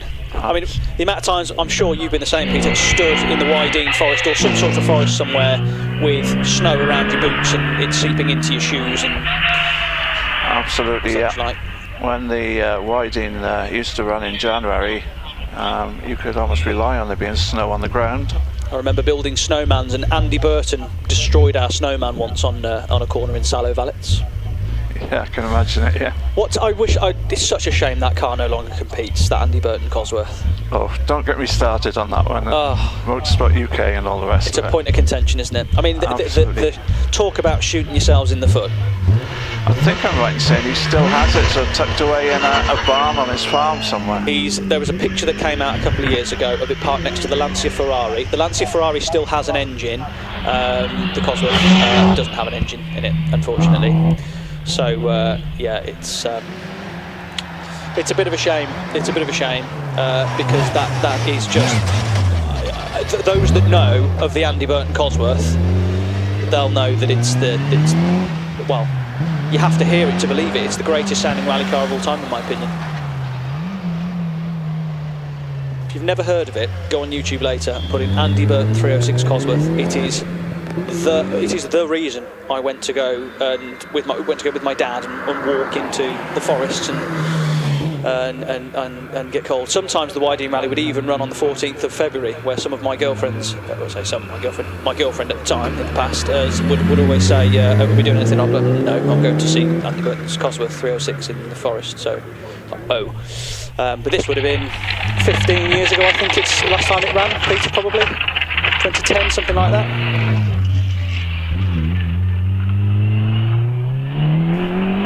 We've lost Peter by the sounds of it, so I think that was a bit of a demo run then, going up the hill. Some of the guys that have won the competition, the passenger riding the Cleaver, that might well have been it.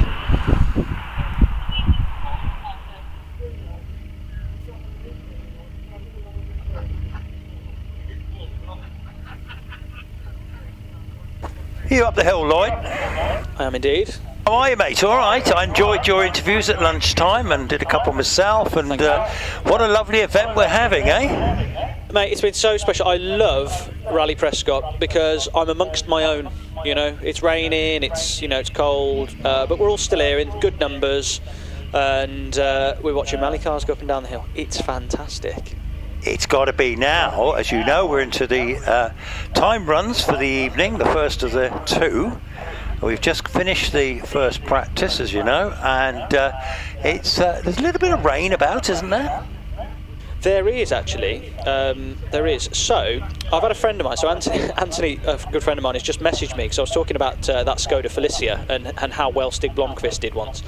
Stig Blomqvist's best finish in the Skoda Felicia kit car was 3rd place overall at the 1996 RAC Rally. Wow, so, yeah, 2-wheel drive car competing against much more powerful 4-wheel drive machinery. I mean, I think it was a slightly more spicy variant with a proper kit car engine, but 1996 RAC Rally was not a full point scoring event for the main World Rally Championship year. It was still a major international competition with a strong entrance, and the result still remains the best finish for any Skoda car in the history of British Rally.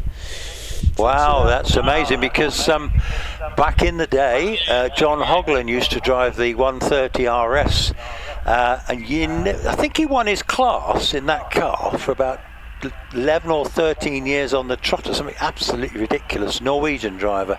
But the Felicia, my lad had one, and it was as tough as old boots, but it never had any power steering, so it was really quite hard work, you know. Yeah, I can imagine. Grand little car though, but the one we got here today, yeah, they're tough as old boots, as they say. There used to be an advert for VW Golfs with a Chinese actor, and he's VW Golf, tough as old boots.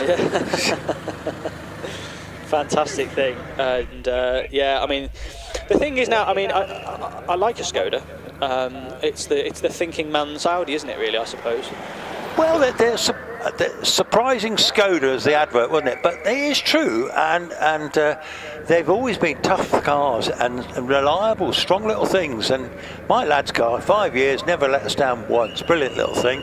And actually, I'd have another one tomorrow. In fact, I drove one when my Volvo was in for service at our chum, down in Pershore there.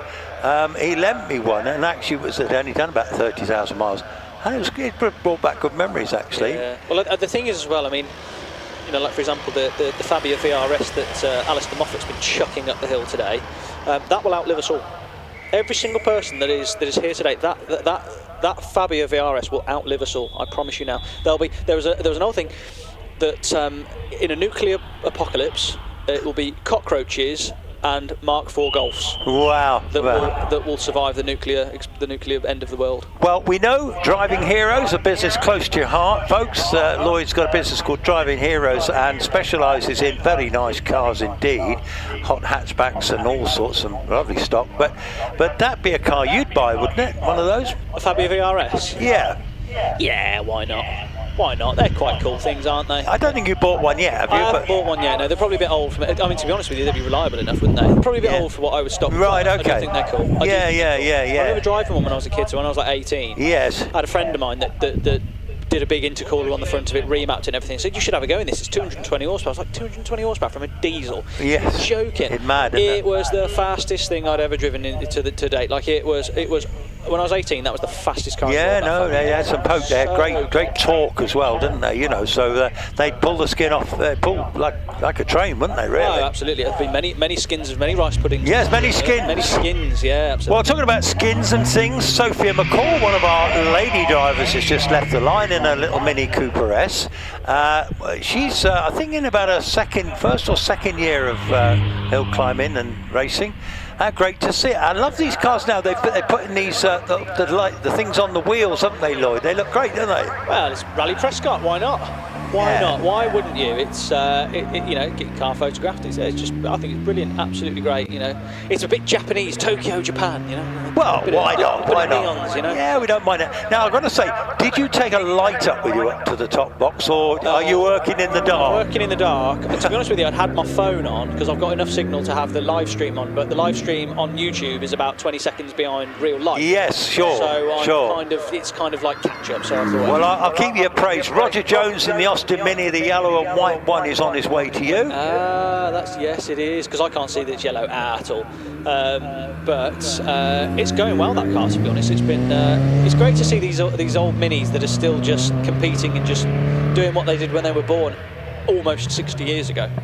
Now, you remember the little 205 driven by David and Robert Wilson? How could I forget? Normally driver leases, as you know. This car, I think you know a bit about this, but I think it started off life as a 1.1, and they basically built it into an all singing, all dancing 205. Is this David? Yes, yes. Right, yeah. So this car started life as a 1 litre XE. 1 litre. So it was 60 horsepower out the factory. It was a shopping car, and basically David and Robert, father and son, based locally. I think they're Ledbury or Ludlow.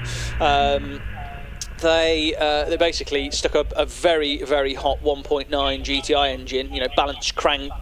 You know, big set of carbs on it, all that kind of thing. So it's about 150-60 horsepower.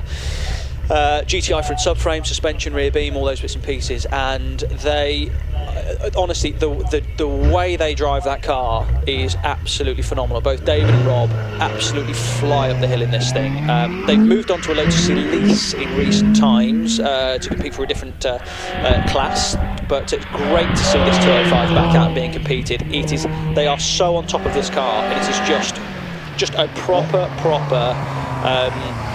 hill climb car. It's exactly what hill climbing represents. It's just started life as one thing, ended up as another. I mean, same story as Damien Bradley's legacy, I suppose. Started as a shopping car. Now yeah, absolutely. 50 horsepower. 500 quid shopping car. Yeah. Well, David, at the moment, he's exited. Pardon. He's showing purple sectors. Actually, they were very rapid earlier. Roger Jones is leading the class at the moment with a 65.07, but I think we might be seeing better than that shortly. And Alex Coles, you know about this car too. He's on his way to you. Yeah, absolutely. Clio 200, Alex Coles. I'd like to think it's pretty safe in Alex Coles' hands. Usually drives a single-seater Force with about 400 horsepower, so proper thing. You go steady in that, Alex. I'd like to buy that. Yes, I know you mentioned that, didn't you? Yeah, shared with Kelvin. It's Kelvin Broad's car. Did you know this particular car actually has less than 10,000 miles on it? Oh my goodness, no wonder you want to buy it. Yeah, I'd like to buy that. Lizzie Weaver's just left the line in the Saxo VTS, and Alex Coles is 2/3 up the hill heading towards the finish. Very exciting stuff. So I've lost my screen with my times, but anyway, it's Lizzie with you. Yeah, I was talking to Lizzie earlier. She was saying about how good the course felt, despite how horrible it felt this morning. But it's, again, this is the problem with hill climbing. It's the ever the evolution of it all. It's now wet again, so it's changed from the last time. She has to relearn all of her reference points again. But she's done a fantastic job of getting herself all the way through up to the S's. She's got the camera car. She was saying, I always seem to end up with the camera in my car. And I said, that's because you never really make... I said, I don't want to curse, but she said, you never really get a lot wrong, really. You always do everything really well. Well, you're absolutely right. Well, David Wilson went up in a 59.94. Alex Coles went up in a 61.73. Lizzie Weaver yet to finish. And Miles Chamberlain, car 26, in the little Mini Cooper S, he's on the hill. Yeah, absolutely. Rounds, Tories. Going really well, actually. Got a load of revs. It's a good original Mini Cooper S, this car. So I think it's a proper 1071, this one. But has a little twitch on the exit of Pardon just as the camber changes, but looks like a frisky thing, that. It's plenty of power. And great to see a proper original car being used as intended.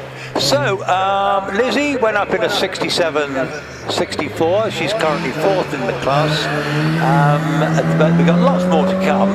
Miles Chamberlain heading towards the finish in the Mini Cooper S. Just going around semi. Mark Wojnowski in the Morris Mini Cooper S. He's halfway up the hill. And I mistakenly said that he had a BMW 318, but actually it's somebody with the same name. Well, I met him in the paddock, so it's different people. And then we've got the mighty John McQuillan, him of Radical fame, in the little Mini Cooper, just leaving the line. Of course, yes, it's the John McQuillan with the Radicals. It's an SR1 that he's got, isn't it? And he always drives that to its absolute limit, so that's great that he's out in this Mini. So little illuminated Delta valve caps for the tyres. I think he perhaps got a little bit too close to the exit, to the grass at the exit of Vittori's a second ago. Had to get out of it and back into it, but it all changes at night time. It's very difficult what these guys are doing.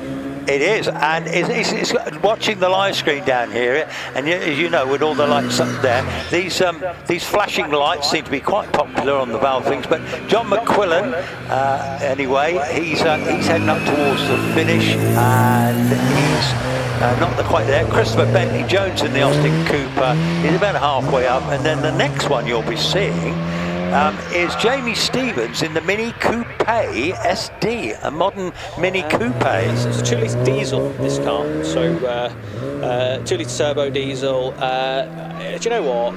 Quick, quite a quick car for us. That's probably quite good for hill climbing, to be fair.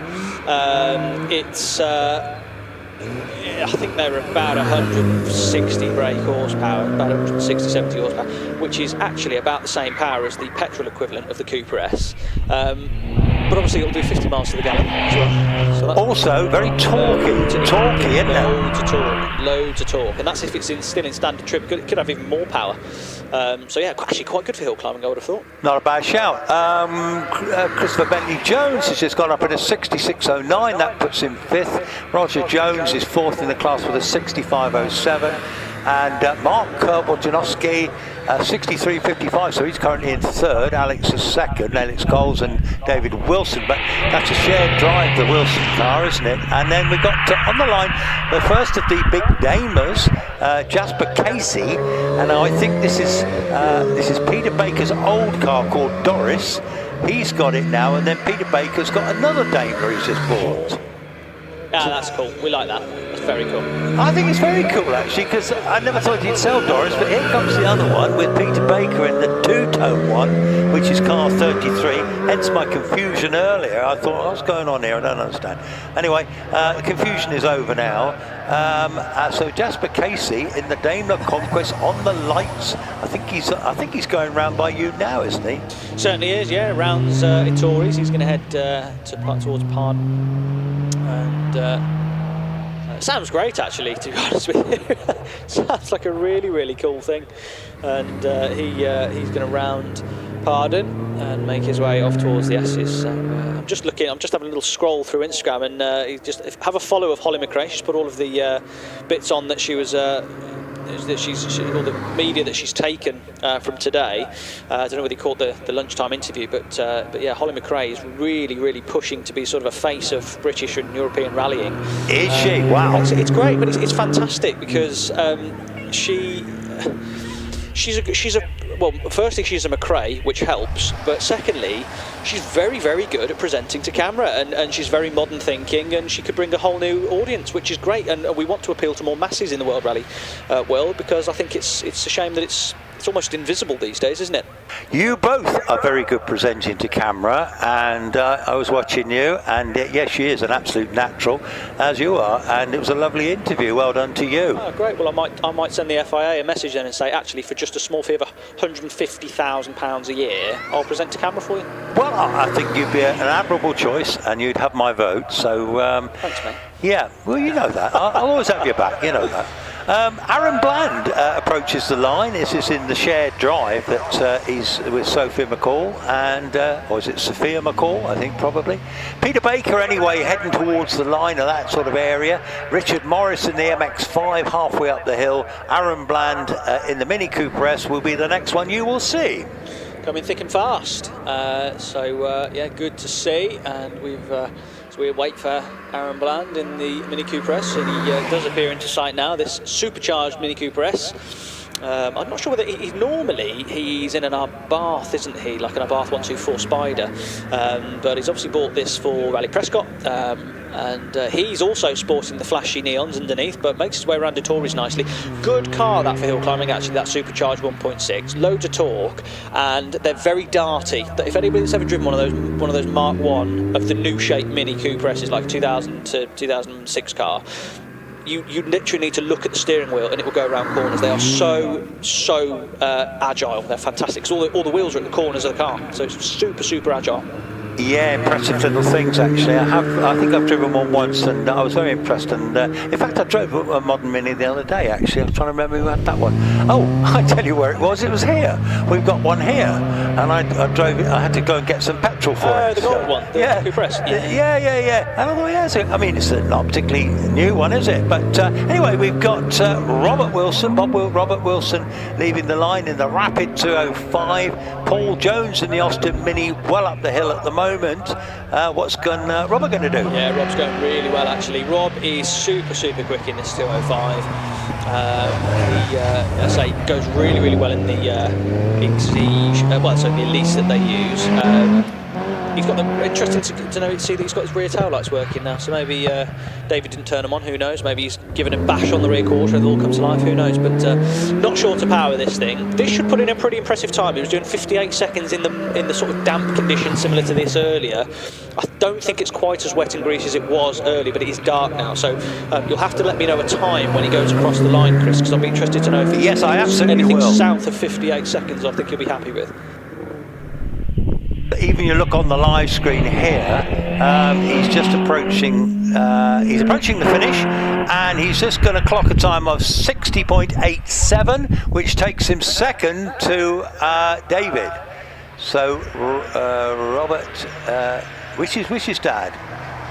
David is dad. David is dad. Well, David is leading the way at the moment. He's got about nearly a second on Robert, which is unusual because Robert is normally very competitive, the pair of them, aren't they? Yeah, I wonder if David... Oh, while I interrupt, Kelvin Broad, he's halfway, he's just gone round Pardon. And this is the car, you don't want him to bend, do you, eh? Well, no, it's his car. It's his car, as of today, he can do what he likes with it. But it's just, to be honest with you, it's just great to see Clio 200s on the hill. Irrespective of anything, they are just great to see. And Kelvin and Alex Scholes normally share that monstrous Force TA. I mean, that thing is just a rocket ship. It's unbelievable. And they share that thing, and it's got 1,000 horsepower per tonne.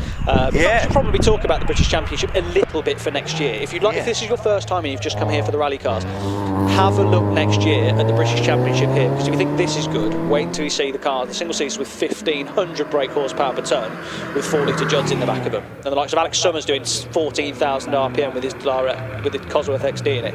You will not believe how quick those things come into Orchard. It's outrageous. Absolutely right. Well, we live for run-offs, don't we, Lloyd? Lloyd and myself are regular commentators on the British Hill Climb Championship.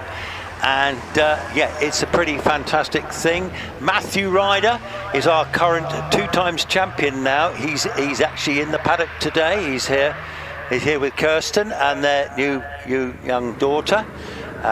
Carolyn, of course, Mum, is driving the Polo GTI today. Yes, that should be about ready to go to the start line, I'd have thought. Yeah, I don't think she should be far away. Was she? Yeah. Well, I've got Tim Cross in a Mazda MX-5 is nearly finished.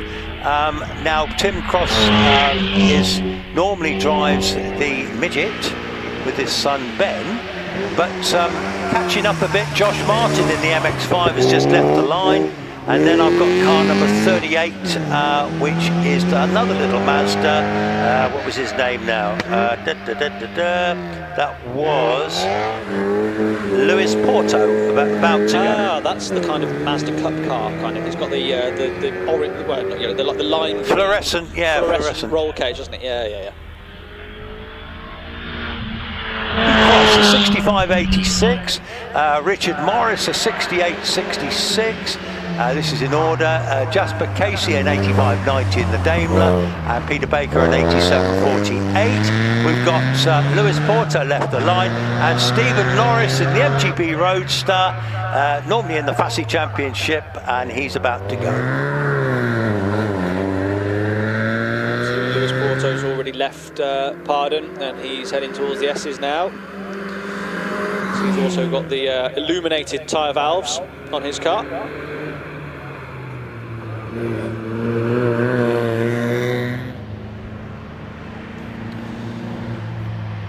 So Stephen Norris, I think he'd be about with you at Torres now. Certainly is, just rounding a Torres. The headlights doing a good job on this one actually. It's got a good headlamp arrangement, lighting the way up very nicely indeed. He's hard on the brakes, he's going to turn round, Pardon, actually beautiful entrance speed into there. He actually does Pardon really, really well. He almost looked like he went in too quick to stop it, but he just rotated the car beautifully, so he'll be pleased with that. Should be quite a good time.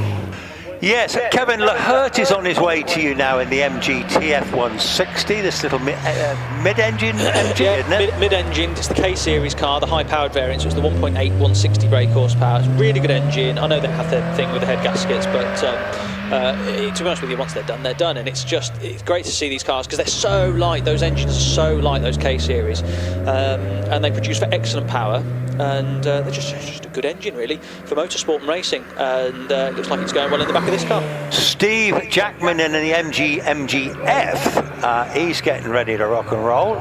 In fact, he's with you. He's with me, yeah. I can see that now. It's quite a modified example, this one. I think it's got a bit of a rear diffuser going on and a bit of strippage.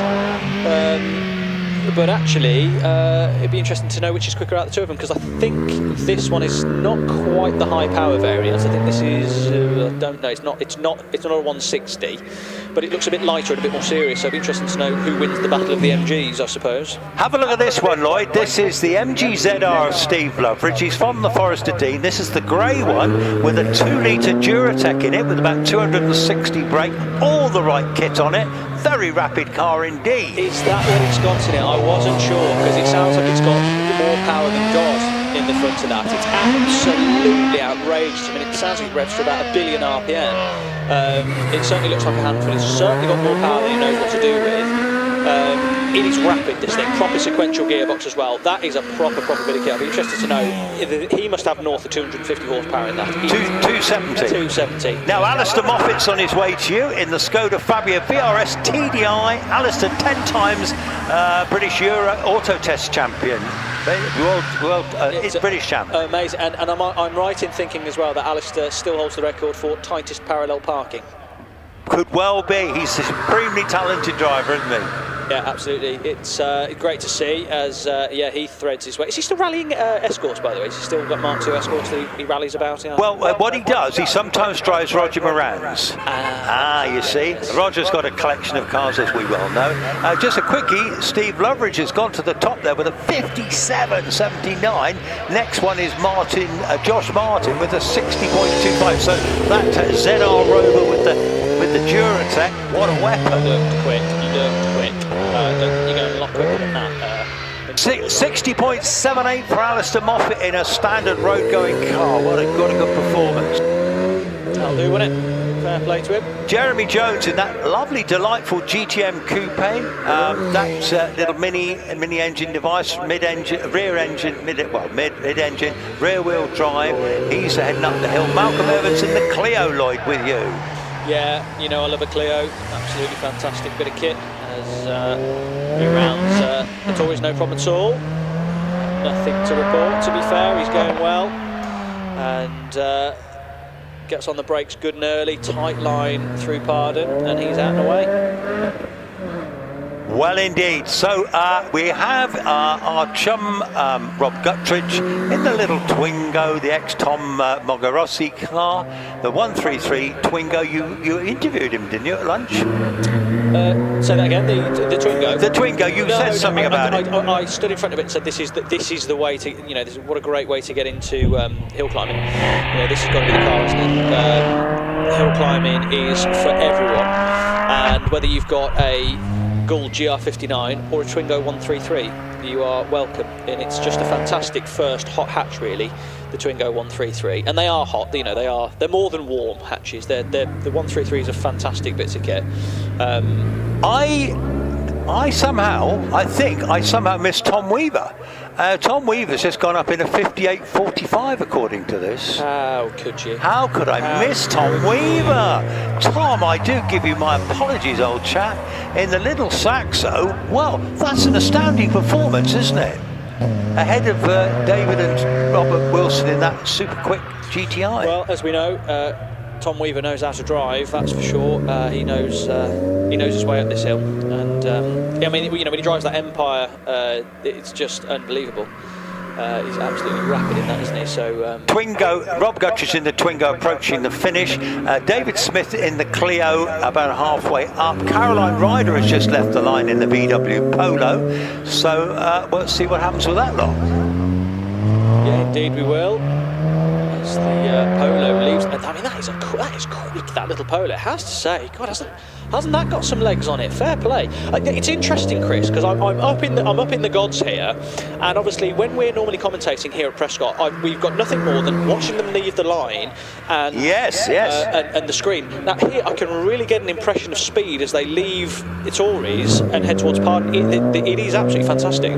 That Polo looked really quick. It's fantastic. This is pretty sharp. Well, at the moment, she's let me see where she is. She's heading towards the finish now. She's going to finish in a time of 59.71, which takes a second ahead of David Wilson and Robert Wilson. So as Tom Weaver leading the way, but my goodness me, Caroline, what a fabulous drive that was. What time does she do? Did a 59.71, so she's second in the class. Yeah, that's fantastic. That's good going, and that is a road going car they put on the back of the motorhome when they go away, not for the races. If they go away somewhere else, they take that, put it on the back of the motorhome on an A-frame, and thank you very much. That's the car they use. That's how you do it. Caroline Ryder, take a bow. Fabulous now, but Ben Bowditch has just gone. Oh, hang on. So yeah, second with a 58.65 in the. She was in the Golf R, wasn't he? Now, and that's a four-wheel drive car, isn't it? The Golf R. It is absolutely. It's front-wheel drive until it needs rear-wheel drive. Oh, so it's Haldex system. Yeah, Haldex system. But with Ben Bowditch at the wheel, it probably needs it all the time. Well, that's interesting because he doesn't hang about. If I remember rightly, Ben Bowditch is a mechanic from down on the south coast when I spoke to him last. Now we've got a big Healy. We've got, oh, by the way, Edward Cottam is not in his Healy, but he's in a VW Tiguan and embarrassing a few, I fancy. Yeah, it's kind of an awkward one, that really, isn't it? Because actually, on a day like today, it's kind of, well, it's four-wheel drive, probably got a few. What am I saying? So it's been a long day. It's probably got a bit of power under the bonnet, and modern headlights, modern control systems, modern chassis, all these things do actually equate to probably quite a good package for now, my daughter has got one of these. It's used for carrying the kids to school and all the dogs. And this particular example apparently is a diesel as well. So what's he done? So so just catching up, George Sanakis. R3 Clio. Well, he's just on a 58.40 to go top of the pops in the front wheel drive. Fantastic. I was chatting to George earlier. He has put so much love into that R3 Clio. If you go and see it, go and have a look. AD08 is the reg number. Go and see George Sanakis's Clio R3. If he'll lift the bonnet for you, it is, you could eat your dinner off that car. It is the most perfectly prepared car in the paddock. It's stunning. Got to interrupt you now because my old mate Jim Smith has just left the line in his lovely Alpha 75. Stephen Norris rebuilt the engine for him. Jim works for the Environment Agency and he's here with his partner Nicky. They both got Alpha 75s. Well done to Jim getting out on the hills in this lovely old car, and he's with you. Yeah, talk about cars that you don't see anymore. Is it a V6 one, this one, or is it a... No, it's an ordinary twin cam. Oh, sounds good, actually. Sounds really good. And, yeah, it's you just don't see Alpha 75. Really good-looking car, actually, but you just don't see them anymore.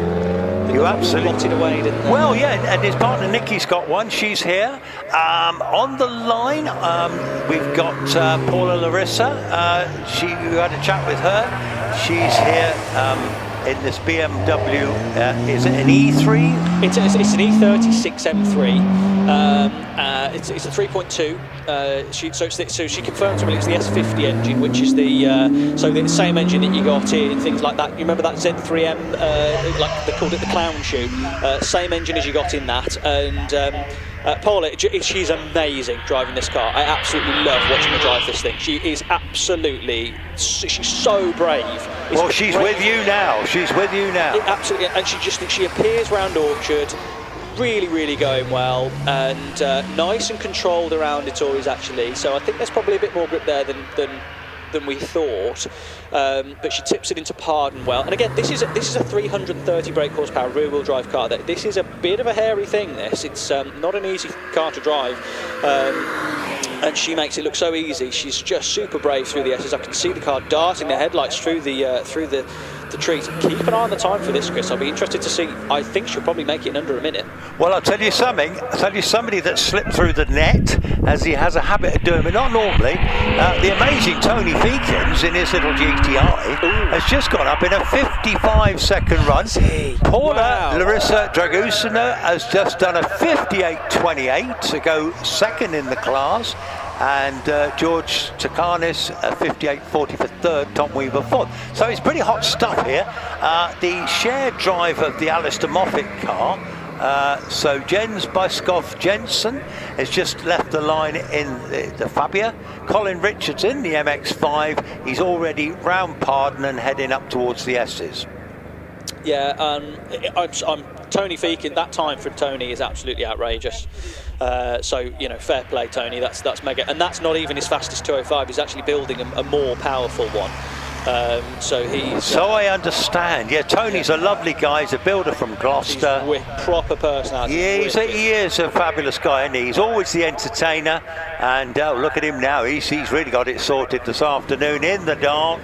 So Colin Richardson, the MX-5's just finished it in a 70.17. Jens Byskov Jensen in the Fabia. He's halfway up the hill. Martin Watts has just left the line in the GTM Coupe. I really like this little car. Fabulous little thing. Little mini engine, rear wheel drive, mid engine. Lovely, isn't it? Yeah, absolutely. Sounds great. You know, you can certainly tell it's mini engine given from that whine of the gearbox, the straight cut gears. And also, he told me, because it's in white, I know we can't see it in the dark so easily, but it's the original gel coat. It's not been painted. How about that? Is it really? Okay. Well, you learn something, Chris. Do you know what? We learn something new every single time we do this, don't we? We always learn stuff, Lloyd, because we scour that paddock trying to get these little gems and find out stuff. Because every driver's got a story to tell about their car, and I love to hear it. We certainly do. It's exactly it. So Martin Watts in the Cox GTM, he's just finished in a 61.16. Max Hawks in the Alfa Romeo 145 is currently gone past you, going into Pardon. Absolutely, yeah, already left Pardon and off towards the S's. So going well indeed, that's for sure. As the next car, I've got to go with the big row of LEDs on the front of it. It's difficult for me to actually see. It's almost like I rely on the flashes of the cameras to see what's coming. Yes, so Maxi's on his way. Paul Renison in the Honda Integra is already past you going into Pardon, and he'll be followed by Jonathan Elwood in the Honda Civic Type R, which is just leaving the line. Yeah, Type R's are fantastic bits of kit, aren't they? They really are. If you like your RPMs, these are the cars for you. K20 engine is just an absolute gem of an engine. It really is. They are so durable. They very rarely go wrong. They'll take a beating. Oh, fantastic! And they rev to 8,500 RPM out of the box. Now, I'm just waiting to see this Celica that's on the line, just to see if it's four-wheel drive or front-wheel drive. I suspect it is. Well, I'll tell you what. If it's that Celica, yeah, the red one, it'll be four-wheel drive. That's well, yes, GT4. It isn't labelled as that, but I once changed the engine on one of those, and it was a GT4 RS, and oh my God, what a horrible job that was. But rare car, this. Yes. Really rare car. Fabulous thing, isn't it? Really. In fact, this was known as the ST185 in the Group A days. Didier Auriol won the championship in one of these in 1994. And it was an utterly wonderful looking thing in the Group A era. Was David Llewellyn's one like this, or was that a later one? David Llewellyn I know David Llewellyn had Vauxhall. He was like he won the championship, British Championship in a Celica. Did he? Yeah. I must admit, I don't know his answer. I always knew David Llewellyn had like. You were probably only just born then, weren't you? Right? 1992. So, well, I have a few years on you, as you know. And, I know David Llewellyn was a maniac in a. Was it David Llewellyn? David Metcalf, actually. David Metcalf was a Nova man. Maniac in a front-wheel drive car, wasn't he? So, in a Nova, David's mixed up. That's what. Tragically killed in a road accident on a recce, I think. So, and he was phenomenally quick, actually. The little Nova GTEs of that era. Oh my word! He punched well above his weight, didn't he? In the rallies and all that kind did of he stuff. ever? Yeah, people have no idea how anybody drives a front-wheel drive I car. better have a quick catch-up here. Dominic Cheat as well on the hill now in the Porsche 914. Tim Goodwin has just left the line in the Audi TTS. He was quick earlier. Currently in the rear-wheel drive category, Steve Loveridge is leading the way with a 57.79. Josh Martin with a 60.25, Alistair Moffat with a 60.78, and Lewis Porto in the Mazda 62.56. We've got Einem Price waiting to go in the TT Quattro, 400 horsepower, four-wheel drive monster that he bought off eBay a couple of weeks ago. Tim Goodwin already well past you. Yes, but I tell you what, he had a hell of a...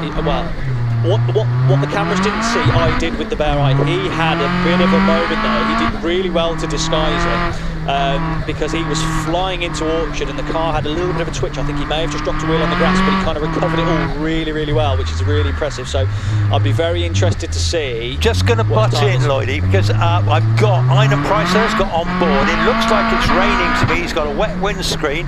Einen is a master of the rain. Don't let me down, Einen. A great driver from Wales, mid-Wales. Einen is showing purple sectors at the moment. So Tim Goodwin has just posted the time of 58.24. But Einen is already heading into the S's now. Goes through the S's. Going to turn in towards Rolt. Short straight, a little bit of a straight there up to semicircle. And gets round there now, tucks it in nice and tight, the four-wheel drive, a bit out of line, but he's back in the game, through the finish there, finishes with a time of 57.49, leading the way there. Well done to Einen. I'm going to tell you something as well. He has not got four-wheel drive. That car is dragging itself along the place because it's the revs are, he cannot put the power down. If that car is running front-wheel drive only, I'm convinced of it. Wow, it's dragging itself, because otherwise, if it was four-wheel drive, it wouldn't be scrabbling for the traction like it was. Right. Well, we have got. You see, the only reason I mention it is that. Well, it makes it all the more impressive. We are in the four-wheel drive cast without Motorsports UK Rally logbook, so that's what the class he's in, and both the Audis, and then we're going to have Leonard Milner in the Audi S2 Quattro, followed by Alan Mansfield and Roger Stocks, both in four-wheel drive Yaris's. So I think it probably has got four-wheel drive. I know, but I don't think it's working. Is what I'm saying. Well, that may be the case. The thing I don't like. The thing I don't think it's working. If it's got 400, I can hear it leaving Itoris and Pardon. Yes. And it's bouncing off the limiter in first, second, and third. Yes, like you say, which makes it even more impressive. Has it got a Holdex system on that car? Then? It has, and I believe it has, but it could well be upset. Yes. Because my wife's got a Mark II TT. And it takes a tyre pressure sensor light. Yes. Because I remember driving it in winter last year, and the tyre pressure was on when it went cold, and it was spinning the wheels up. I was like, hang on a minute, shouldn't be doing that. Wow. And it was because the tyre pressure light. Yes. It disabled the Holdex. Well, how interesting. Well, okay, quick catch up. Ian Price with the 57.49, Tim Goodwin 58.24, Len Milner 67.82, Alan Mansfield 69.28, Roger Stocks at 59.86, good time. Ed Burgess is on the hill at the moment, and Tim Porter in the Darien T90 has just left the line. Now this is an exciting bit of kit, this Darien. He's been driving it absolutely flat out as well. He's certainly getting a wiggle on round Orchard, that's for sure. So this is a time run, so he needs to play for a little bit here. So he's going to be getting the move on now. It was a bit wiggly on the exit of Pardon last time, but it's a much more stable car this time as he comes down the gears. Uses a lot of engine braking actually to get it round Pardon, and it's going to fly through Midway and head towards the S's.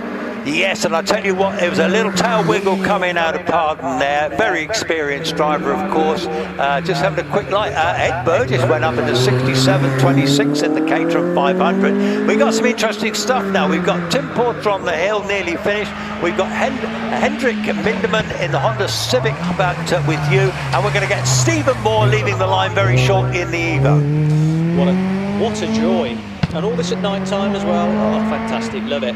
Bit of fire spitting to go well as on the brakes goes. I can't actually see what car it is. So I think you've got Stephen Moore has just left the line. That was Henrik Minderman in the Honda Civic, but here comes Stephen Moore. I'll just take this for a bit, Lloyd, because he's got it on board. On board with Stephen Moore, our farmer from near Salisbury. It's his birthday on Monday. Happy birthday, Stephen. I won't give out the age because I'm not entirely certain. He doesn't look very old actually, but I think he's carrying a few more years than he might look. But anyway, he can really drive this car, can't he? In this, we call it his mid-range one, his second quickest car, and he's always quick. Very smooth driver, Stephen, doesn't give away. Here he comes now he's coming through the S's now, and it's so difficult in the dark to see what's happening, but I'm just seeing the driver's eye view, and here he comes round semi-circle through the finish, and he's just done a 54.69, puts him top of the pops in the four-wheel drive category. 3 seconds quicker than Tim Porter, but this is a rear-wheel drive, isn't it? Indeed it is, yeah, absolutely. Not sure what's happening here, but anyway, Harvey Waters is on the hill in the Ford Sierra, and then Roger Taylor, you love this car, that Mark II Escort. Love that car, and Roger drives it so well. Fantastic bit of kit, and to be honest with you, it's one of those things, because you know in life when you grow up and you think, I need to tick that box one day. If I'm ever in a position to, I have to tick the serious engine in a Mark II Escort box one day. Got to do it one day. Well, you have been promised a ride in the Batanoon Escort. No, I know, I witnessed it. That's going to happen one day. Mate, it's going to be mega, isn't it? You know, it'll be the ride of your life. That floats my boat more than any Lamborghini could. Well, at the moment, Roger Taylor's showing purple sectors, fantastic stuff. Matthew Miles in the Ford Escort Mark II is with you, followed by David Turner on the line. Oh, isn't this is Rallye Prescott at his absolute best. It's a great event. We're a great deal of thanks to Gemma and Lynn and all the organisers for putting it all together. It's a fantastic event, this, and this is exactly what we want to see. Just Mark II Ford Escort after Mark II Ford Escort in the dark. It's wonderful. The sound of red tops, the sound of BDAs, BDGs, Millingtons in the dark, on the lights, sideways, up the hill, weighing it on, bring it on. We got Matthew Miles heading towards the finish. We've got David Turner in the Mark II, just looking like he's going up to Pardon. Then he's going to be followed by the Egger Mark I. Absolutely, yeah. As you see the Turner car leave Pardon. It's got a serious engine in that. I think it's BDA in that one, or BDG. Really going well. So let's see what time that does. Well, this is good stuff. Matthew Miles did a 59.24. David Turner's heading up towards the finish. Now he's gone round semi. He's heading towards the finish, and he's going to do a time on 62.86. The Egger car, Richard Egger, the Mark 1 built during lockdown. This is only running a little 1600 in this one, but it seems to be batting well above its weight. He's got an onboard camera on as well. We've got all the illuminated trees down here. It looks amazing. I don't know if you've got any of those up there, but off the start now, it looks like rain on the windscreen at the moment, and he's away now. Actually, a good exit there. Quite much wheel spin there. So he's heading now. He's coming round, coming up towards through the bridge now, coming round Orchard now. He's 45 miles an hour through the bridge. I thought it might be quicker than that, but it looks like it's getting greasier. He's heading into Ettores now. There he goes round now, gets it round there nice and clean. Yeah, you want to keep it on the hard stuff, that's definitely good. Braking now, going into Pardon hairpin, this very sharp high hairpin. We've got Mark Linforth just leaving the line there in the Mark 1 Escort with the Pinto engine, very experienced campaigner. Richard Egger going very well.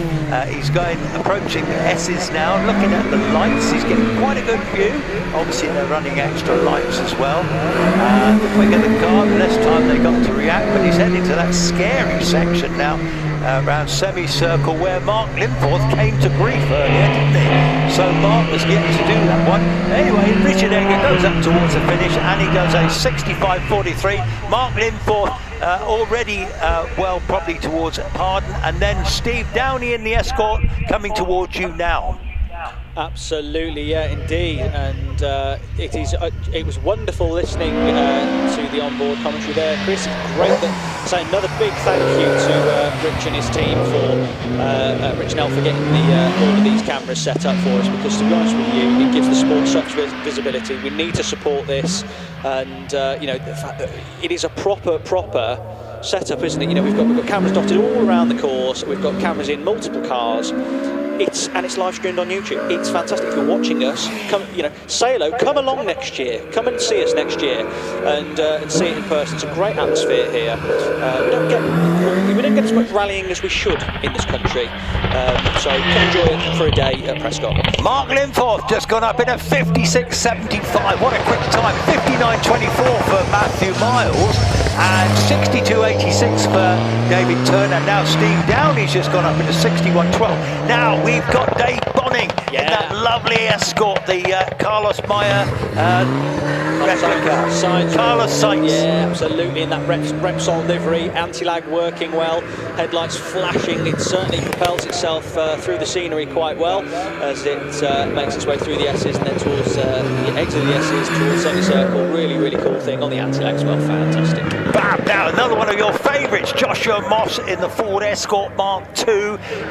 Not big wing, but got all the right bits, hasn't it? Yeah. Family owned ever since new.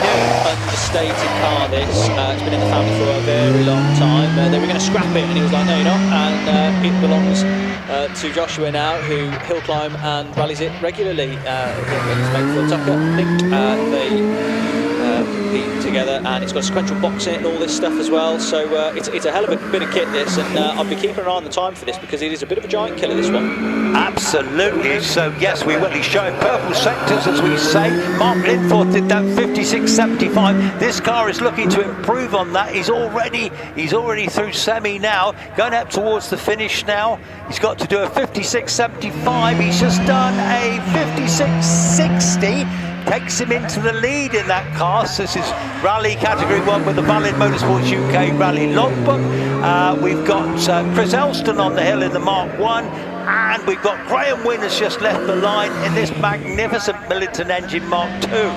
Well, I said to Josh earlier, I said, are you here for fun or are you here for to compete? He said, well, I'm here for fun, but as soon as that clutch drops, it all goes out the window, doesn't it? It's super competitive. So great to see he's going well as Graham Wynne.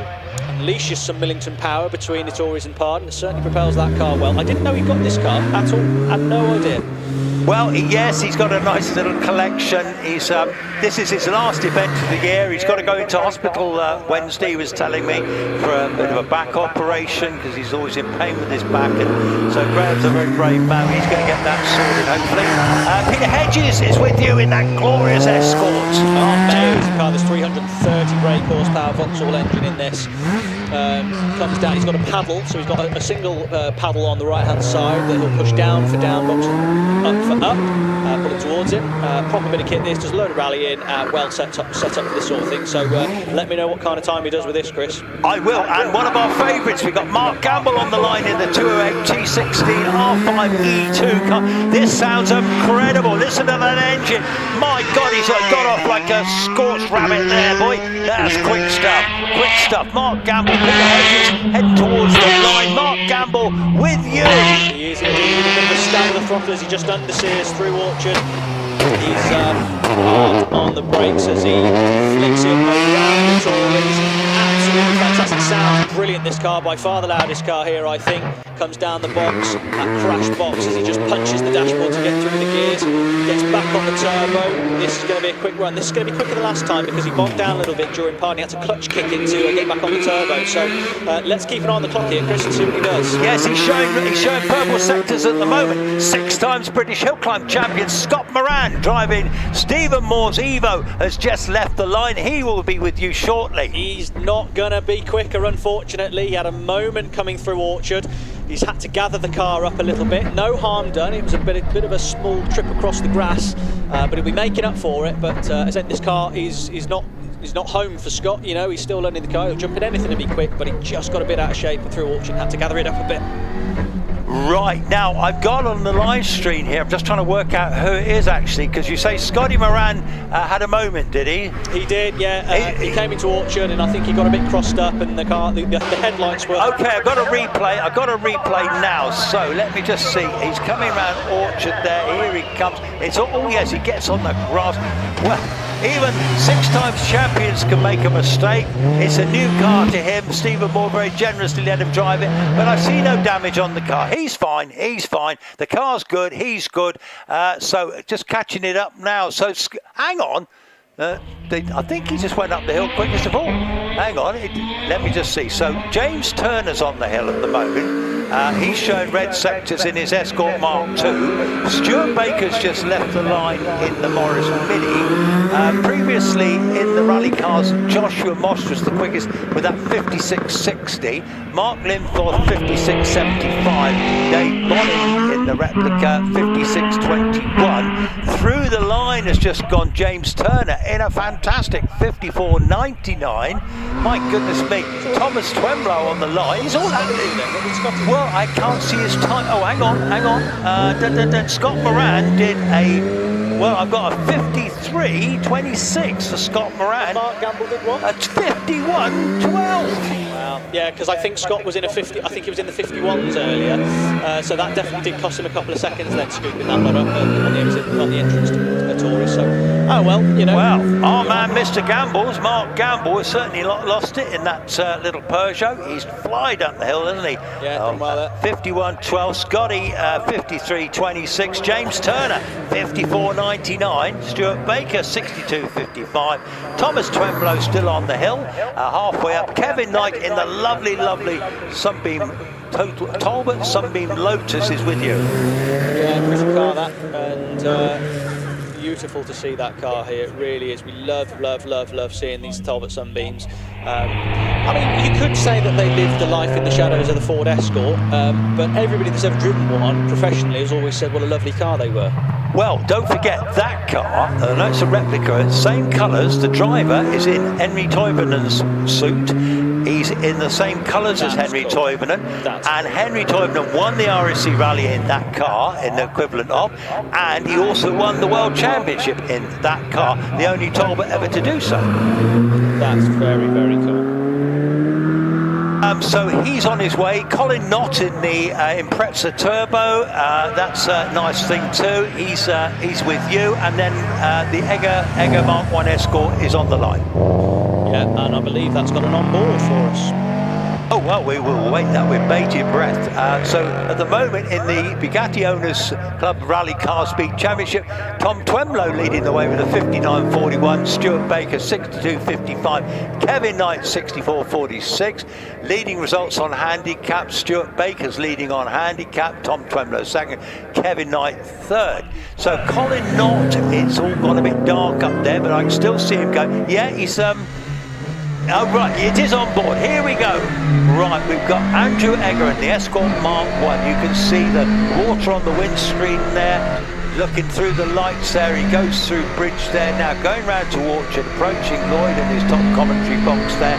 It looks pretty tricky out there. The mirror's obscuring a bit of the view, but nevertheless he gets it round Pardon. Right, nothing too sideways, don't let me down, thank you very much. Right, going down into the dip, one of the fastest parts of the course. Then it's going to be hard on the brakes for that sharp left-hand turn into Pardon hairpin, gets it through there, and now he's got a quick section approaching the S's, past middle marshal post there, just gives it a little dab on the brakes there, cuts on the apex there, turns it left, left, left as he goes left, and then he's going to quick blast up to semicircle, hold it on the throttle through there, tuck in on the right-hand side there, and beautifully done through there, up towards the finishing line, and he does a time of 60.99 in the Escort Mark 1 that's built in Nichols. Now, here's a quickie, Lloyd. We got my mate, we got Will Nichols in the R5, in the Fiesta, the car I went in earlier this year. He can drive this like the wind. Have a look at this one. Give me some action on this, Lloyd. Yeah, I probably think this is the second generation variant of the R5 Fiesta. It's running car. He has a little tug of the handbrake and gets the car straightened up and fires it between the Tories and Park. Absolutely top stuff. The anti-lock popping and banging away, keeping that turbo going. He's rotated the car. They've had a flick of the handbrake, and unfortunately, it got a little bit too over rotated. So yeah, he's. I think this next car's going to be red flagged. Wow, he's really, Will is having what it was, his previous run when the track was better, right, he didn't know what the time was, I didn't know, nobody knew, because it wasn't time runs, but that doesn't mean he ain't going to have a go, is it? Not young Will. No, exactly. Well, the thing is, he took the handbrake and he just went round a bit too far and he ended up pointing back down towards the course.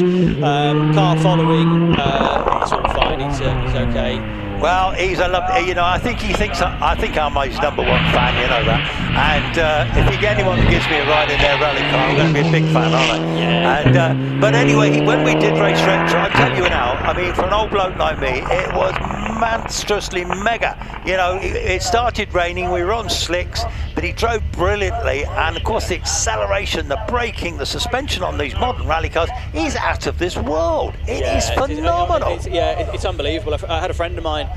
You might remember. You remember Niall Moroney that had he did the donut at Shelsley at Bottom S because he got it a little bit wrong. He had the '97 McRae Impreza. Oh yeah. He took me for a lap at race retro in that a few years ago. He hasn't got the car anymore, but I'll never forget just how it just kind of chucks you up the road, and that's the intensity of the first, second, third, fourth, and you've gone a couple of 100 yards in that time, and it's back down the box, third, second, first, second, third, fourth, and there's just so much to do. But every single time it comes on power, it just feels like, I know it's got 300 horsepower, but it just feels like so much more, and it's just amazing the lack of weight and the lack of mass that these cars have. It is absolutely sensational. Well, you're absolutely right. Now, waiting on the line, we've got the Colt Lancer, unusual car. This is a rear-wheel drive car with the 2-litre turbo in it. Pretty rare car because most of these early Japanese cars tended to suffer a bit from the rust, didn't they? But it looks quite slippery out there now. I fancy, I don't know because I'm not out there, but I don't know, it's hard to say. It looks sort of dryish by the start line. We're in the demo runs at the moment. We've got oh, I've just lost some of my comms here.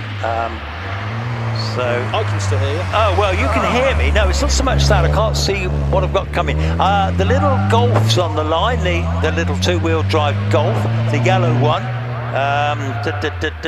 That's... Lighting's a problem down here as well at the moment. Oh, I'm being a bit pathetic here, Lloyd. You haven't got a light up there either, have you? No, afraid not.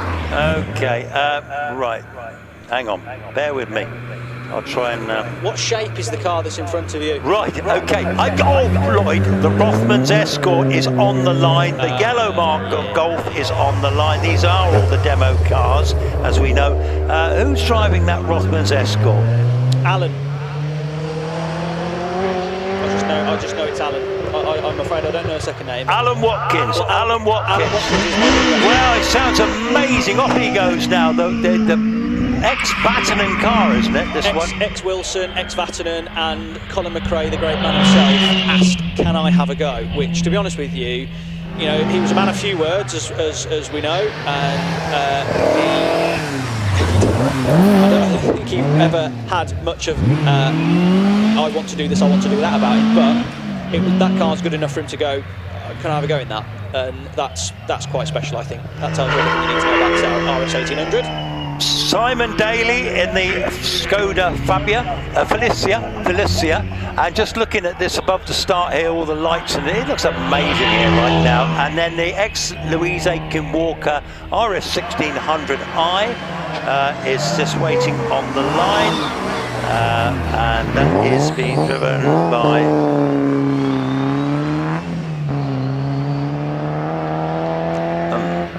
can't see a minute. It's all very dark in here at the minute. Yeah. Okay, so here comes the ex-Louise Aitken Walker RS 1600i.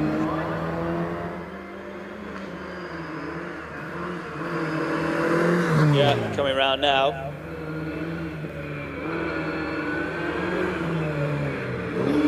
Good to see this sort of stuff being used as it should be. Mark Ashurst, I think, in the Aitken Walker car. Absolutely, yeah. As I say, very cool to see this sort of stuff being used. It is absolutely tremendous, because a lot of this stuff just doesn't get used, does it?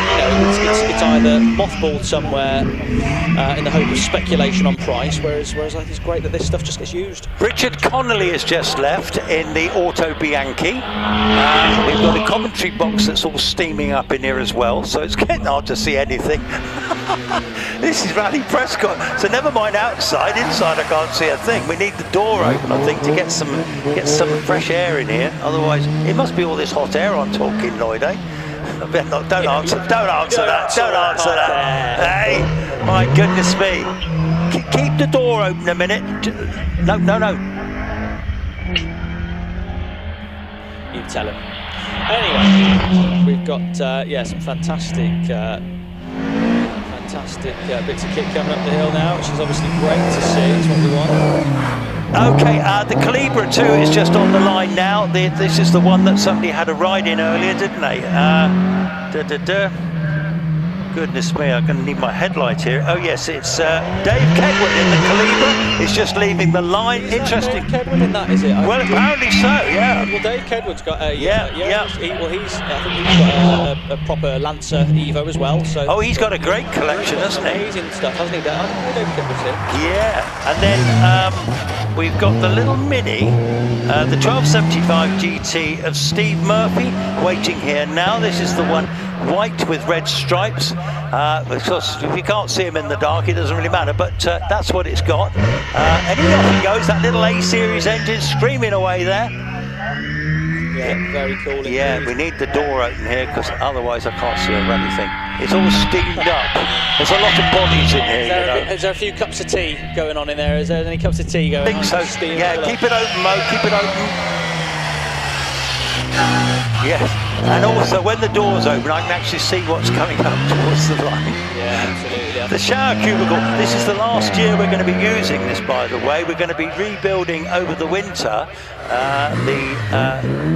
where the drivers watch from just down below the start line there. Do you remember where we commentated on the British that time? Yeah. Well, that's where we're going to be next year. That's one of our jobs for the winter, to sort that out in there. No, keep it open, keep it open, keep it open. Exciting times ahead.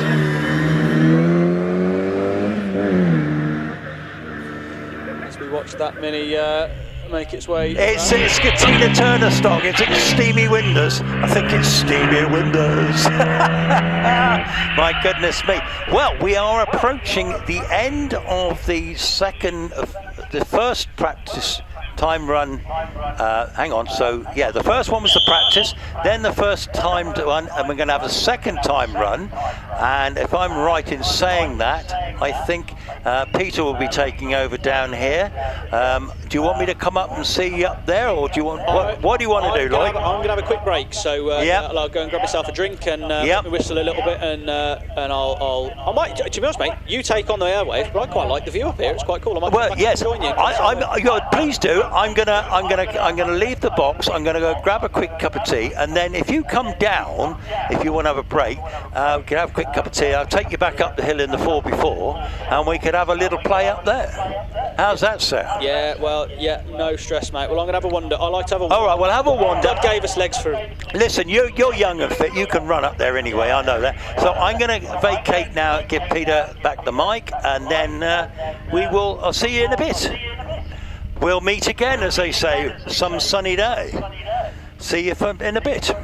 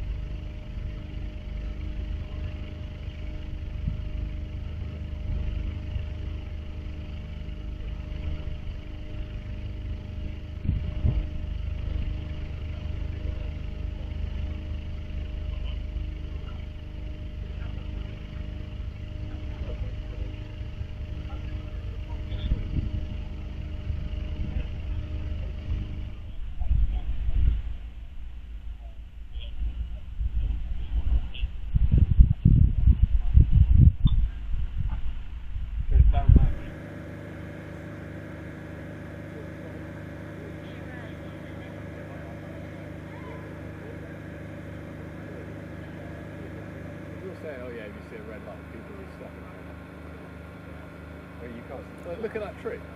Yeah.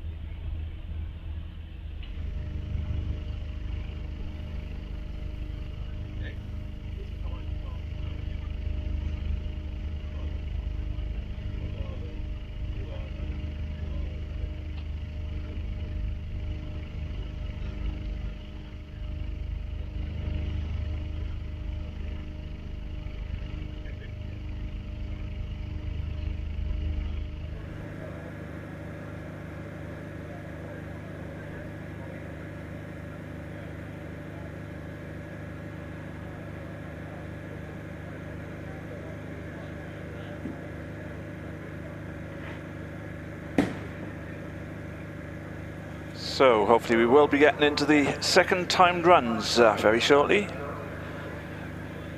So Peter Hughes here taking over from Chris at the moment, and we will keep you up to speed as soon as the action starts once again.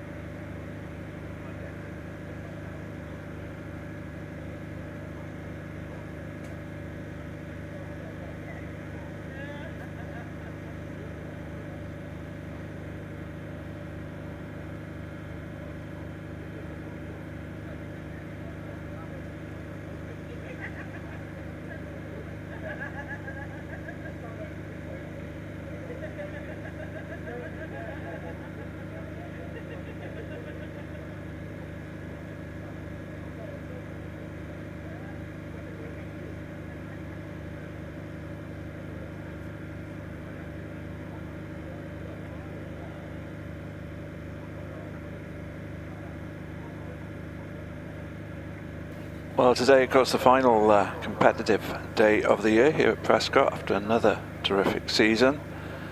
And well done to the whole team here at Prescott, the Gemma and the staff, and all our volunteer marshals who've done such a great job, all the other officials, medical staff. Thank you so much to all of you. Well done. But there's another full season planned for 2026, so keep up to date, stay following the Prescott Facebook page, the Prescott website, and you'll have all the information very shortly as to what the programme is for next year.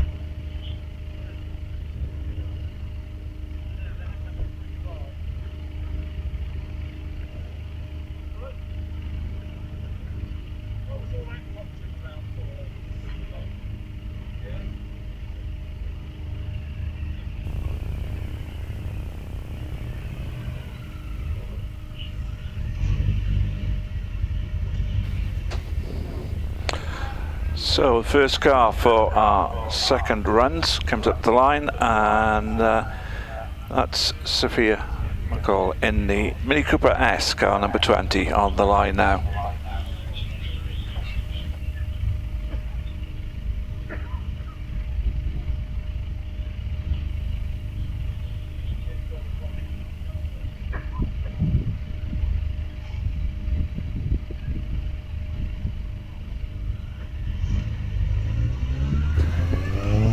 And away goes Sophia.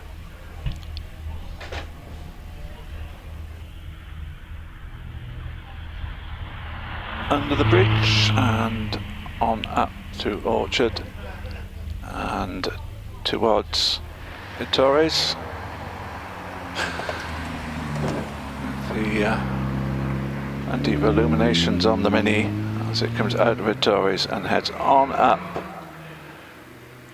Disappears into the darkness, but going into Pardon as away goes car 21. And that's Roger Jones in his classic Mini. Up to the line comes 23, David Wilson in the Peugeot 205 1.9. As the Mini makes its way around the Torres.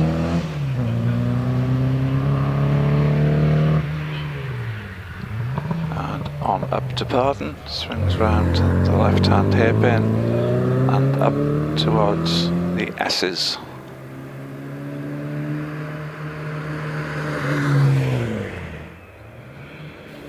So Sophia McCall's time at ace 72.74 as David Wilson gets away. And up comes car 724. And that is Alex Coles in the Renault Clio 200 Cup car.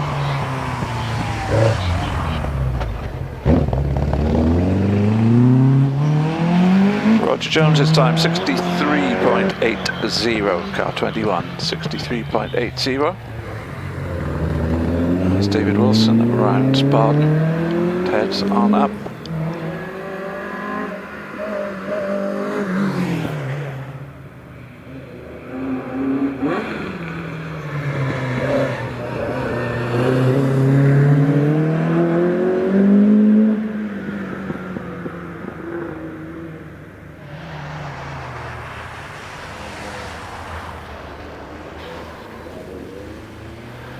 Around Torres then goes Alex Coles. Lizzie Weaver meanwhile leaves the start line in the Citroen Saxo VTS. Onboard pictures then just showing us exactly what the competitors can see.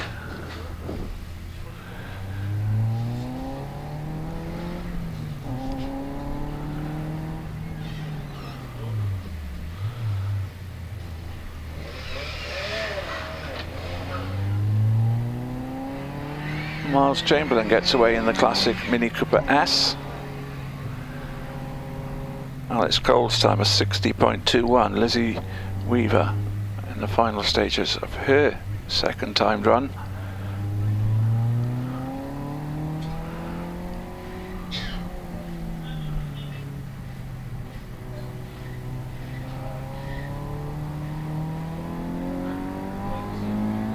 And under the line she goes, 66.14 seconds then for Lizzie in the Citroen Saxo BTS.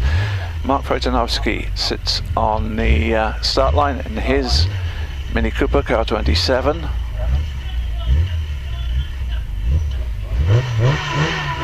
The revs rise and away goes the Mini as Miles Chamberlain in the final stage of his run up the hill.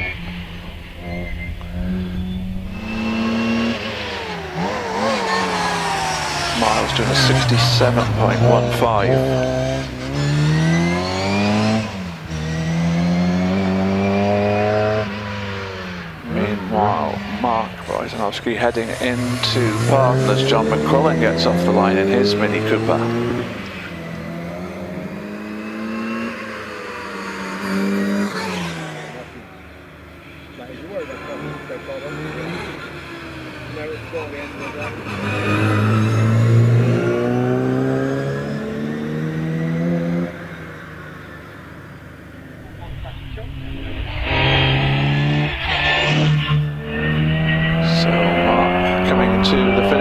And recorded a time of 60.75. Good time for Mark as Christopher Bentley Jones gets away in the Austin Cooper. And up the line comes the Mini Coupe.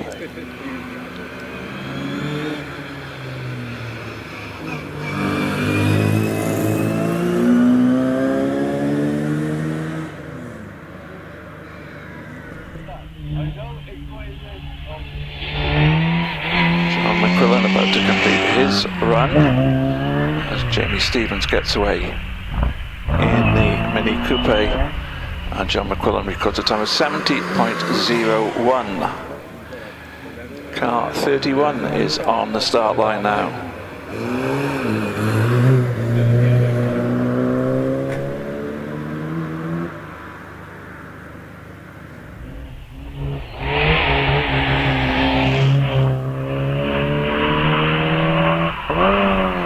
62.23 seconds the time then for Christopher Bentley Jones as Clive Godfrey gets away in the Mini Cooper S. And up to the line comes the first of our Daimler Conquests. This one being Jasper Casey.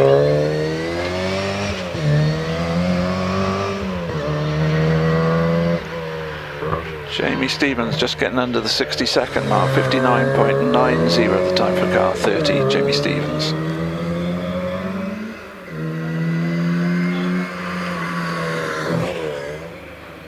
Away goes Jasper Casey in the Daimler.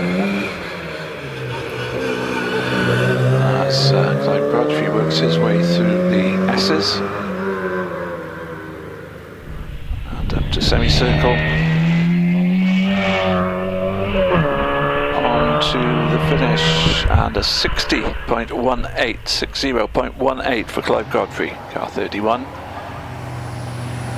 As Jasper in the Daimler rounding Ettores and heads on up to Parton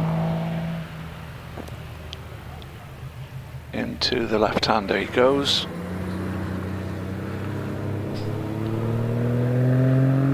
Out of that, the second of the two hairpins, and on up towards the S's as Peter Baker gets away in his Daimler Conquest Century, car number 33.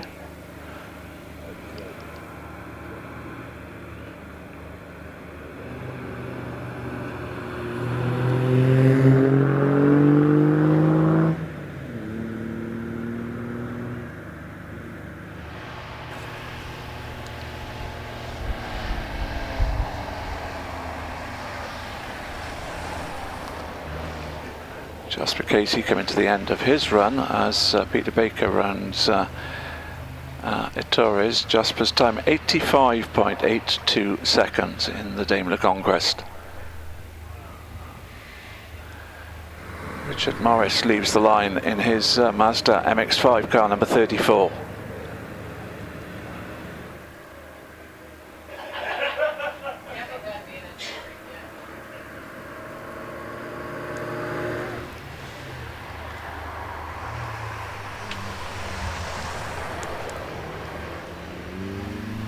Second MX-5 waiting on the line. This time it's car 36, Tim Cross. As Peter Baker comes towards the end of his run around Parton, goes Richard Morris in the first of the MX-5s. Away goes Tim Cross. And Peter Baker, slower time this time for him, 90.15 seconds.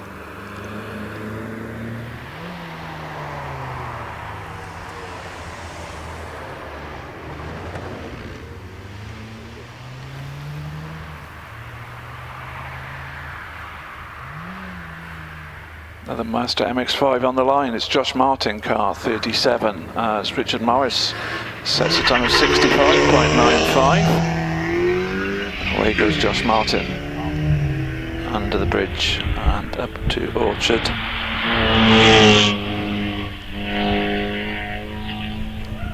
And the two-driver BMW Mini Cooper S comes up to the line. This time it is Aaron Bland at the wheel.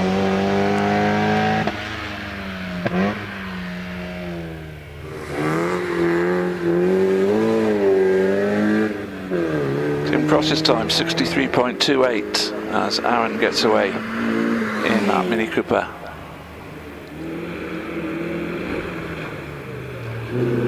And we see another two-driver car. This is the classic Austin Mini, car 721, which means it's Paul Jones at the wheel. Oh, and problems for, I think that's Josh Martin.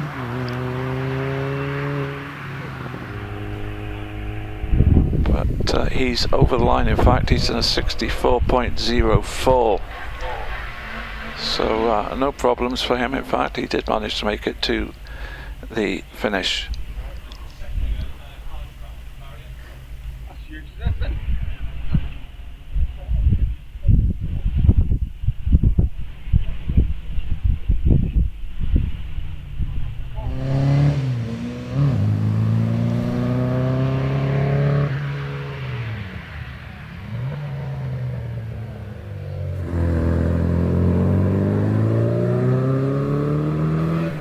Jones continues on his way. Aaron Bland's time is 62.42.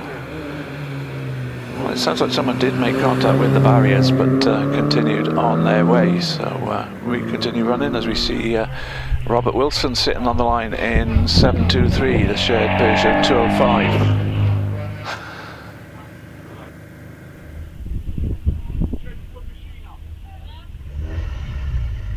Paul Jones's time is 66.19.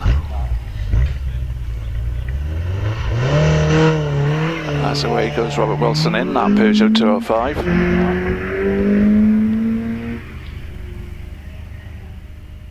And to the bridge he goes and on up. Up to the line comes car number 24.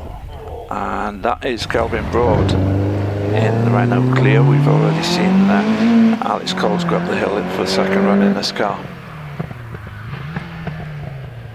As around Pardon goes Robert Wilson in the 205. So Kelvin Broad sitting on the line waiting for a green light. So Renault Clio 200 Cup car, this one.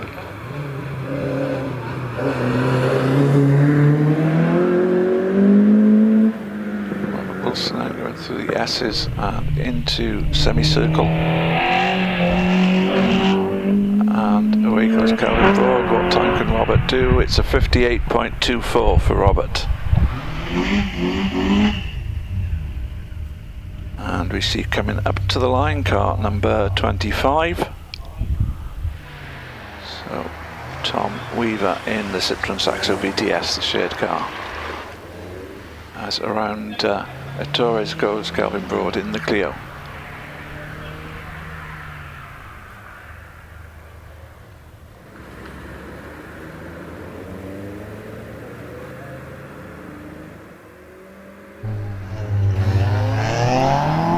And away goes Tom Weaver then in the Saxo under the bridge into Orchard on up towards Torres. Around that challenging right-hand hairpin, and the short blast up to the left-hander at Pardon. Calvin Broad's time for his second run 64.15 seconds. As Tom Weaver continues on his way, having successfully negotiated Pardon on up into the S's. Lewis Porto, meanwhile, has left the line in his Mazda MX-5.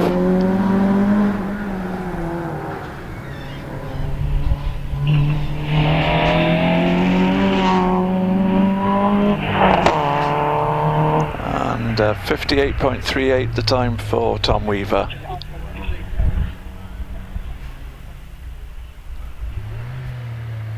Lewis Porter then rounding Barton in Master. As on the line and just leaving is Stephen Norris, car 39 in the MGB Roadster.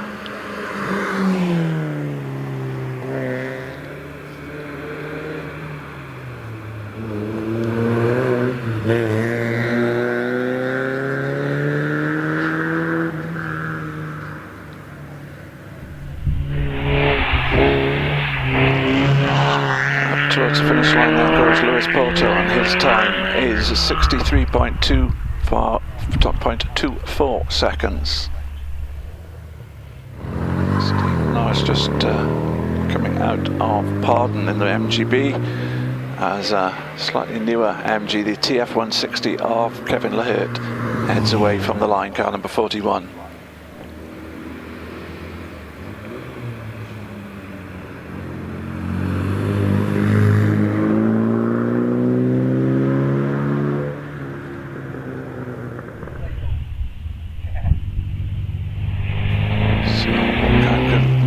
Stephen Norris doing the MGB Roadster. He's coming to the line and his time is 68.80. Away then goes Kevin Lahert in the TF160, and next up to the line Steve Jackman's gone away in the MGF, and up to the line has come the MG Saloon car, but let's see what Kevin Lahert, who's coming towards the end of his run, can do. Steve Jackman rounds Ettores. Steve Loveridge in the MG ZR sits on the start line. Steve Jackman rounds Pardon as Kevin Lahert records a 63.60.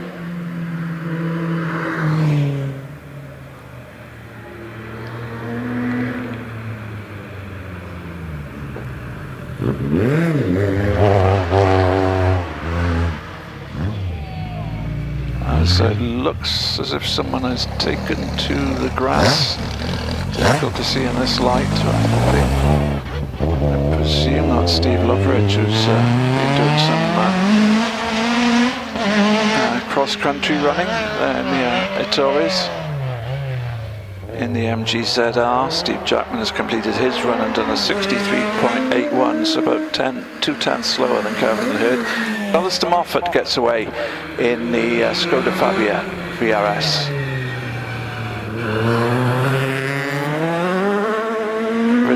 Steve Loveridge then continuing on his way despite that off-course excursion in the MG ZR. He's coming up to the finish and does a 68.89. So I'm sure there was some time lost with that moment he had at Hatchett's. As around Pardon goes Alistair Moffat in the Skoda Fabia, and off the line goes Jeremy Jones in the GTM Coupe.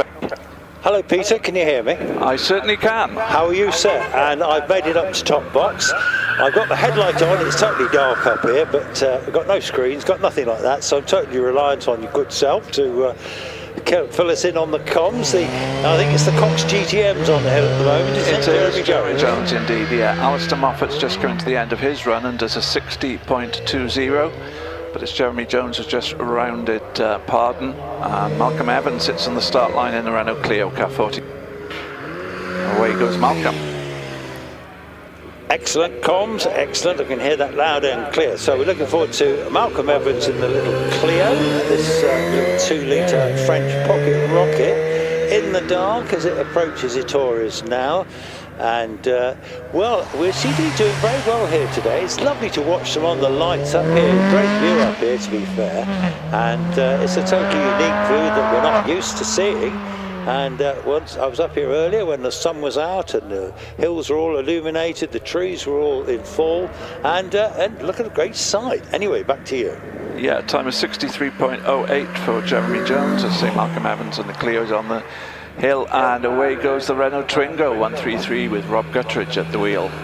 Yes, the little Twingo, ex-Tom Mogorossi car. This little Twingo, little 1600 French pocket rocket. Again, about 135 brake horsepower as they left the factory. And as Lloyd was saying, it's a great little car to go hill climbing in, to start in particularly, I think.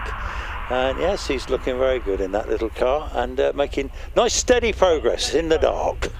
Time for Malcolm Evans is a 64.62. That's car 48. David Smith sits on the start line in his Renault Sport Clio 182, and away he goes. Yes, David Smith again, the Clio, the 182 version. So this is the smaller and more original body shell before they went a bit bigger and put. They're still running a 2-litre engine, but these had 182 brake horsepower as they left the factory, which in a little small lightweight car like the Clio is a great combination, to be fair. And going up with value very much. Phil James, our mate from Wales, is he not with you? No, it's Caroline Ryder who sits on the line in the VW Polo, car 53, and away she goes. Yes, Caroline, very experienced lady driver, big noise in ladies in motorsport. She's well illuminated on the front of that little Polo too, isn't it? That's the car they shove on the back of the motorhome when they go away for a trip somewhere, so they can use it. But you can also see it's a very rapid little thing, and with her driving it, and she is one of our instructors too up the road at Shelsley, she certainly knows how to drive it. And she is also the mother of Matthew Ryder, our current British Hill Climb champion. Indeed, 65.44 for David Smith as Ben Bowditch makes his way off the line in the Volkswagen Golf R. I'm not sure what's happened to Phil James. No, well, we were chatting to him at lunchtime, weren't we? Ben Bowditch, actually, if I'm right, he's a mechanic from down on the south coast, and this little Golf R, of course, four-wheel drive, 300 horsepower, very effective little vehicle, aren't they? They certainly are. They always strike me as fun cars. George Sackness is on the start line now in the Renault Sport Clio R3, car 101, and away he goes. Yes, the George Takanis, yeah.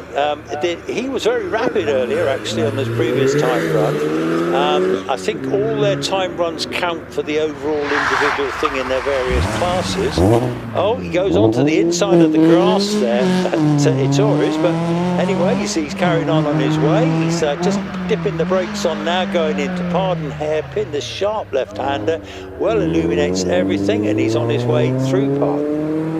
Time for Caroline Ryder was a 60.07, and Ben Bowditch did a 58.57. Next car to start will be the VW Tiguan, car 57, Edward Cottam, away he goes. Yes, well, he was down to drive his Healy 104, but he told me he's got a mechanical malady with that one, so he's brought the Tiguan out today, and driving it very well indeed for this big family sort of kids and dog carrier going to Sainsbury's in, doing very nicely indeed, isn't he? Yes, I think the technical term is a sports utility vehicle, isn't it? Well, yes, you're probably right, actually. Yes, I think he's embarrassing one or two much quicker machines, actually. Yeah, Ian Thomas gets away in the lovely Austin Healey 3000 Mark II, which is nearly as good to listen to as it is to look at. Oh yes, well, what's not to like about a Healey? He had plenty of success in the rally scene back in the day on events like the Monte Carlo. Pat Moss Carlton. Pat Moss is the sister of Sterling Moss, and she married Eric Carlson, and well, that's what she used to drive. And there was, I think, did Rosemary Smith drive one of the Healeys, or was Rosemary come after then? I'm not sure on that one, sorry.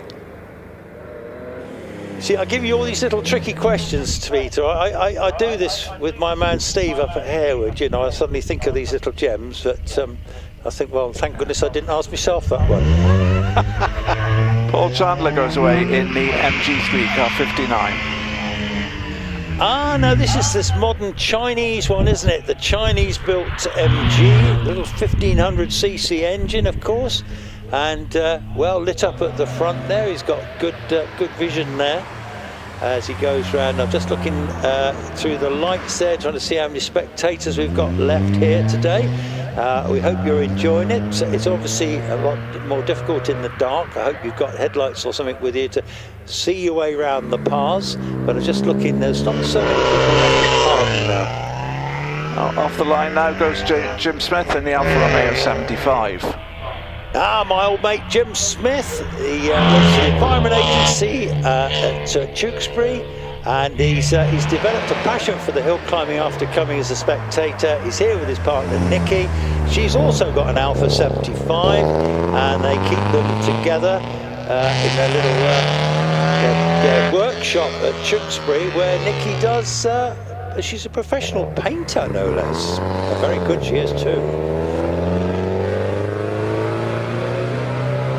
Definitely better than me. I can't, well, you know, what was it they said about Hitler's painting ability compared to Churchill's? Hitler, 1 room, 2 coats, 1 day. Well, indeed. So Jim Smith, I don't know what sort of time, I think he posted about a 70-second run, 71 seconds last run. Who have you got for me now? It's Max Hawkes in the Alfa Romeo 145. Indeed, young Maxie from Pershore, one of our professional photographers that comes here as well. He's driving his, I think his own 145, which he's done a lot of work on, and normally drives, often drives a Formula Ford, and also the family also own a Ford single-seater as well. But Maxie, ever smiling, lovely chap, tall young man driving the Ford 145. Jim Smith managed to record a 67.13. Meanwhile, heading up towards you, Chris, is Tony Feekins. Tony Feekins, ever the entertainer. Now he does look to be going quickly, even from my view here. You can tell some cars are just going that much quicker. Tony did a great time last time, and that little Peugeot, it's a right pocket rocket. He's had a few of these, and he's building another one as well, which might be even quicker. But Tony, the entertainer from Gloucester, the builder from Gloucester, what can he do? Well, lots of purple sectors on the timer screen at the moment as Paula Luisa Dragosano gets away in the 36 model BMW M3. Yes, she's been quick all day, hasn't she? This is the car that they've driven here today. Her partner is Colin Bullock, the chairman of the Bugatti Club here at Prescott. But she does drive this car well, because she's driven some of Colin's Bugattis, and very, very well indeed, actually. I'm not sure she isn't quicker than Colin. So she's a great driver in this little BMW. Always on the go in this car, isn't she? Certainly is. Another respectable time for Tony Feekins. He did a 54.11. Meanwhile, heading up to you now, the Mazda MX-5 of Colin Richards, car 734.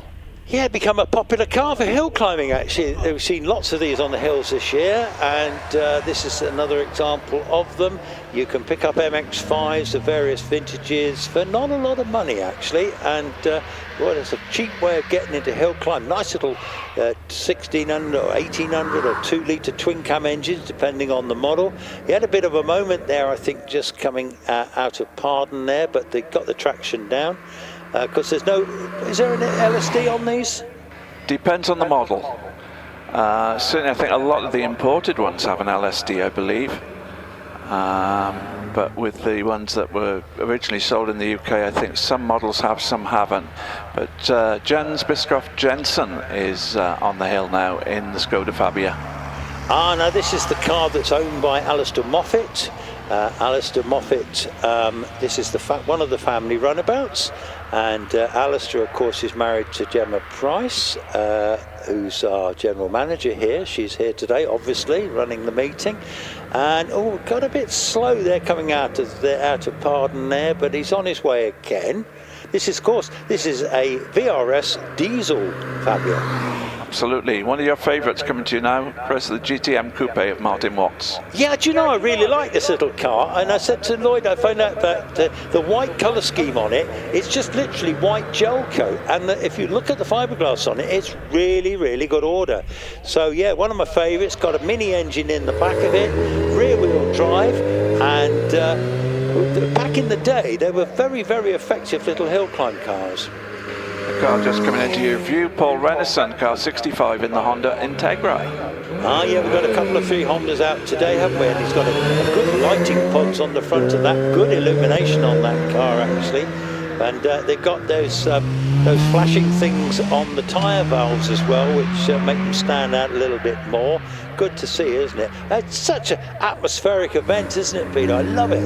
It is. It's fabulous. It's one of my. Well, there's so many good days here at Prescott, but this is one of my favourites. Yes, you've done many a good day here, haven't you, over the years? Yes, indeed. Jonathan Elwood gets away in his Honda Civic Type R. Yes, the Civic Type R, the sort of multi-valve, variable-valve timing and all that stuff. These screaming Honda engines, they've got oodles of power, haven't they?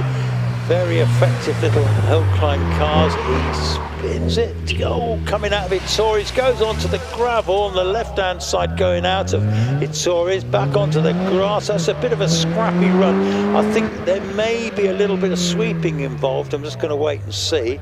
He certainly was, and he's virtually stopped at Pardon, but he's got going again. So he's having a bit of a scrappy run, I reckon. Yeah, I think you're right. Well, the next car has started. It's John Manners in one of my favourites, the Toyota GT4. Oh yes, what a lovely car. That's in the red. Lloyd reckoned it was the GT4. So the GT4, that would be the four-wheel drive version. Is it the turbo version, do you suppose? I think it would be, yeah. Yeah, very desirable car, aren't they? And yes, I was telling Lloyd earlier, I had a customer once run a little garage business, and he had one of these, and I had to take the engine out of it, put another one in, and I tell you what, that was quite a job. That was quite a job. As I didn't even have a ramp anyway, so I had to do everything from underneath the car, so that was interesting. One of the rarer Porsches coming up the hill now, the Porsche 914 of Dominic Cheetah. Yes, the 914. Now, some people describe this as a sort of the collaboration of VW and Porsche, and sort of a bit of this and a bit of Porsche, a bit of VW. But now, quite rare, and some of these are making in excess of 20 grand now. So, you know, pretty decent bit of kit. Yeah, and behind him, one of the quicker cars, the Audi TTS. Tim Goodwin is on the hill. Yes, now Tim Goodwin was quick earlier. This particular example has got about 270 brake horsepower, and I think he's going to be followed with Einan Price. Now Einan Price, I was just chatting to just now, his four-wheel drive system is not working at the moment, and he said he had about one-wheel drive earlier, so he was scrabbling for grip all the way up the hill. But Tim Goodwin's example, nice looking car, isn't it? And pretty quick too. Yeah, it is indeed Einan Price who is on the line. Dominic Cheetah, incidentally, in the Porsche is at 65.29. And Einan Price, I see, sitting on the line at the moment. Tim Goodwin continues to make his way up the hill. And the revs rise, and the Audi TT Quattro is go. Yep, it's go. It's when it's on form. He's only just recently bought the car. He actually bought it off eBay. He sold the Skoda Fabia R5. That's gone to Scotland now. He's got a really good lighting pod on the front of that one, Einan. That is, he's not sort of illumination. My goodness me, it's amazing. These modern LED lights. Gosh, that's really lighting it up as he goes down the hill there, heading towards Pardon there now. So he can certainly see where he's going, even if it's not quite on song regarding getting the power down. Next up after Einan, Roger Stocks in the Toyota GR Yaris, car 73. Yeah, Roger Stocks. This is the one that in the daylight, you can't miss it. It's in the brawn colours, the white and the fluorescent greeny yellow. He's got the flashy things on the front wheels there. Roger Stocks comes from Leicester Way, regular hill climber, isn't he? And Alan Mansfield is, of course. But anyway, is Alan is on the line, or is he not running? It's Tim Porter in the Darien T90. Now, early Dariens used to be powered by Hillman Imp engines, but these T90s got something rather more powerful, pushing up the hill. Yes, well, of course, I think the Hillman Imp engines were probably the Davrians, weren't they? And then they morphed into Dariens later on. Yeah, I think some of the early Dariens had... did they? I believe so. Okay, well, this one's running a Vauxhall XE engine, and got plenty of horsepower. Tim is regular rally driver, Tim Porter. It's 260 brake horsepower, so yeah, it's got all the right kit on this car, rear wheel drive. Yeah, because they're pretty lightweight as well. Hendrik Minderman is on the hill in the Honda Civic. Yes, Hendrik, yes, he was due to drive an Impreza, but he's obviously brought the Civic, got a problem with the Impreza. Don't know much about Henrik, but nevertheless, I'm sure he's enjoying his day here. Certainly appears to be. Stephen Moore waits on the line in the Mitsubishi Evo 6. This is the car, of course, that he is sharing. And away goes Stephen. Yes, Stephen Moore, the farmer from near Salisbury. We've said it many times, he's got 3 of these. It's his birthday, I think, tomorrow or Monday. Not sure what birthday he's celebrating, which one, but anyway, just looking at this, he's going very well indeed. He certainly knows his way up here. He's an ex-Midland Hill Climb champion as well, and very experienced competitor. Doesn't make many mistakes, and of course very generously sharing with Scotty Moran today. Absolutely, and some lovely onboard shots on the video coverage as Harvey Waters makes his way up the hill as well in the Ford Sierra. So who's got the camera? Has Stephen got a camera? Yes, he has. Oh, okay. So Stephen heads towards the finish as Harvey Waters, as you say. Did you say Harvey Waters? Yes, Harvey Waters in the Sierra. Yeah. Now, I don't know if this is a 4x4 Sierra or not. It's certainly running the V6 engine in it, isn't it? The 3-litre engine. It is, but interestingly, Stephen Moore has just beaten Scott Moran's time from the first run. So he's done a 52.76. Wow, well done, Stephen Moore. Excellent time, excellent time. He'll be very pleased with that. Scotty had a bit of a scrappy run last time, didn't he, giving it a go? Who have I got now? You've got Roger Taylor in the Ford Escort. Oh, we've got a little glut of Ford Escorts and stuff now, haven't we? So this will be a nice bit of entertainment for us all. These lovely Escorts, you can hear them, don't they? Look great, sound great in the dark as well. What's not? This is what, as Lloyd said, the Rallye Prescott is really about. Ford Escorts in the dark, BDGs, Vauxhall Red Tops, Millingtons, fabulous. Yeah, Roger leading his class up to the first runs. Mikey Miles is on the hill now in another Escort Mark II. Yes, quick earlier, yes, and all these Escorts are having a go. They're built for the kill, aren't they? They're absolutely, there's so many of them still rallying as well. And of course now a lot of these cars have got much more powerful engines than they ever started with. And these Millingtons and the like, and some of them pushing over 300 brake, aren't they? They certainly are. Roger Taylor has improved on his first run time. He was quickest in class on the first runs anyway, but he's just done a 55.28 as David Turner gets away in his Mark II Escort. Yes, David Turner. So is this a shared drive with James Turner? Yes. Oh no, there's David and James. Yes, it is a shared drive. It's a 2.4. I think it's got a Vauxhall Red top in this one, or a Millington. But either way, very well prepared car, as most of these Escorts are here today. And you can see lots of power. A lot of them have got 6-speed sequential gearboxes as well. So they've got all the right toys, haven't they? Certainly have. And it is the other Turner who currently leads the class. Richard Egger is away in his Mark I Ford Escort. Very nice looking car, this. Yes, and I like the colour scheme, that light blue, turquoise blue and the orange wheels. They've also, the last 2 years, they've been here with Novas. They had a very quick Nova. They've got 2 Novas, but they're both in the wars at the moment. So they're going to get mended. But this one was built during lockdown. He was a bit bored. He had an Escort shell knocking around. He built it into this rally car, and it runs a 1600 crossflow, I think, and it goes quickly, doesn't it? It certainly does. Coming up towards you now, Mark Linforth, car 82, again in the Mark I Escort. Mark, a regular on the hill here. This is the car he races in the Fassi Championship. This runs a 2-litre Pinto engine. So he hasn't got quite the power. A good Pinto would probably put out about 180 brake horsepower in the flywheel. Sometimes possibly in excess of that if it's got a few tricky bits on there. But Mark knows his way up the hill. I'd be interested to see what he does for a time. Yeah, David Turner finding over 2 seconds improvement on his run. He's up into 6th in class now. Meanwhile, Steve Downey should be coming past you at the moment. Yes, I've got him now.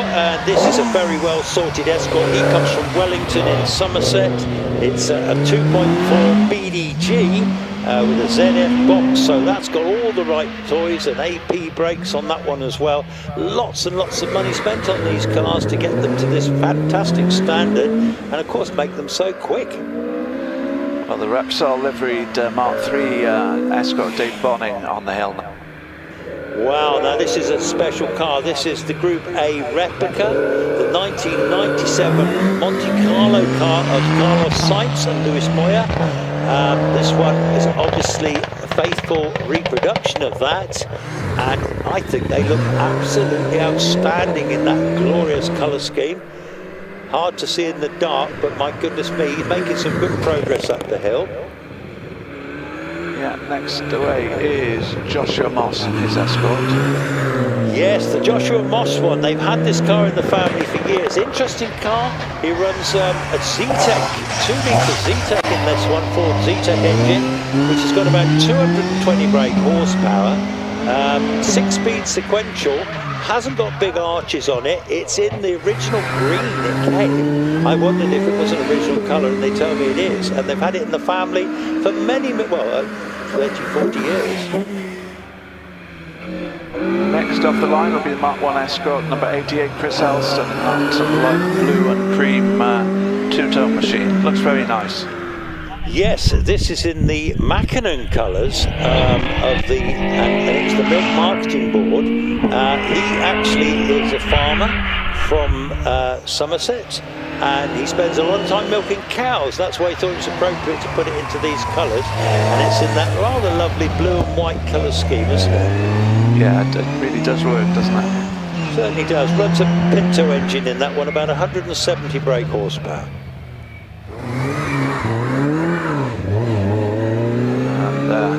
Just taking a couple of bites at getting around Pardon, but he's through there.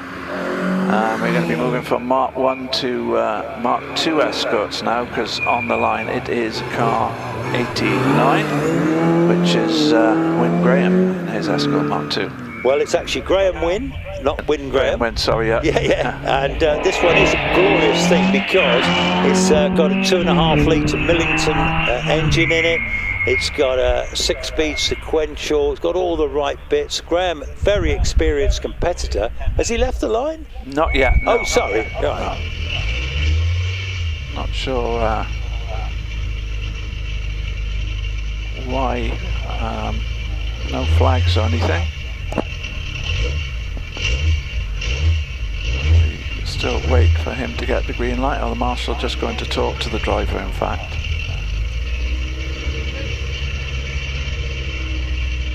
Nice step back, so it looks as if we should be getting underway any second.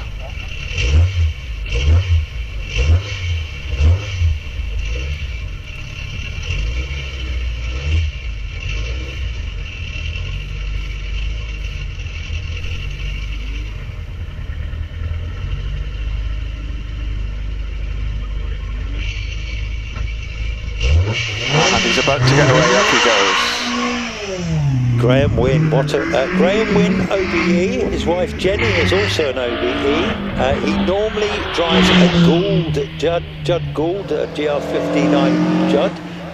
He's got this car. He has a lovely collection of cars. He's just bought himself a Force sports car with a 2.5 litre V6, which he'll campaign mostly next season. But this one, this classic late Escort, really, because this is the modern Escort with a Millington. So again, the original one started off with BDAs and the like, but now they've gone to these 300 brake horsepower plus cars, still rear-wheel drive with an LSD, and what a lovely sound. Yeah, another Mark II leaves the line. This time it's Peter Hedges, car 90. Now, yes, this has got a Vauxhall red top engine in it, so again, the Vauxhall engine, very popular. Great light pod on the front of this one. My goodness me, that's illuminating the track really, really well. You can certainly see where he's going. He's got lights going out to the sides, which is exactly what you want. He can see where he's going. He's already heading in towards Pardon. It looks like he's only got one brake light going at the moment, but I don't think he'd be worried about that. And he's heading up towards the S's. Yeah, just a little bit twitchy through Pardon, but about to leave the line, the car, which I think I might say is the fastest time of the day so far. It's Mark Gamble in the Peugeot 208 T16 R5. What a piece of kit this is, and what a great driver Mark Gamble is. He's from Wolverhampton area, got a great light pod. He can see where he's going. You can certainly hear this car, can't you? Four-wheel drive, 1600 turbocharged. Only about 2 of these in the country at the moment, and he's only had this car a week or so. He nearly spins it out of park, but he got it straightened up. He's putting the power down, heading towards the S's now. My goodness me, come on Mark, how's he looking on his time? It looks like he's improving on his first run time, but can the car behind him challenge him, because it's Scott Moran in the Mitsubishi Evo 6 coming up the hill next. My goodness me, I've already got Scotty in front of me. I've got Gamble going round semicircle. Scotty Moran, come on. He is a man that likes getting FTDs. He will be giving it a real good go. He had a right scrappy run last time, but not this time. Now, the thing with Scott, when he's going really quick, he doesn't look like he's going quick. How's he looking on his splits? Well, let me tell you about Mark Gamble first, because he's beaten his first run time. He's done a 50.87, but his Scott Moran splits are all purple as well. James Turner is on the hill now in the Escort Mark II.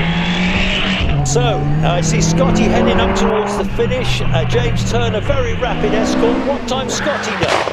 He's done a 49.19. He's gone fastest. Oh my word, that lad can pull it out when he needs to. So, Stephen Moore's Evo, quickest on the day so far, I believe. Is that right? It is, yes. He's just taken that from Mark Gamble, that fastest time of the day.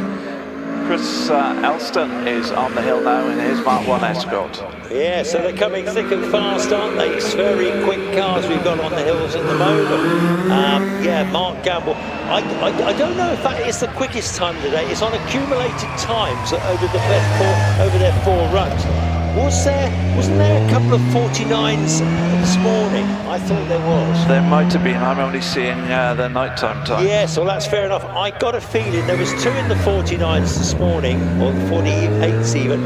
Mark Gamble was definitely one of them, and I'm just trying to remember who the second one was.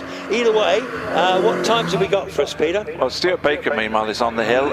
James Turner over the line at 54.85. Got 780. And obviously we've got Chris Elston and Stuart Baker on the hill at the moment. Right, so Stuart Baker, is he in the Morris Mini? Yes, indeed, yes. Yes, it's interesting looking at the lights on that Mini. They're pathetic compared with some of these LED jobs.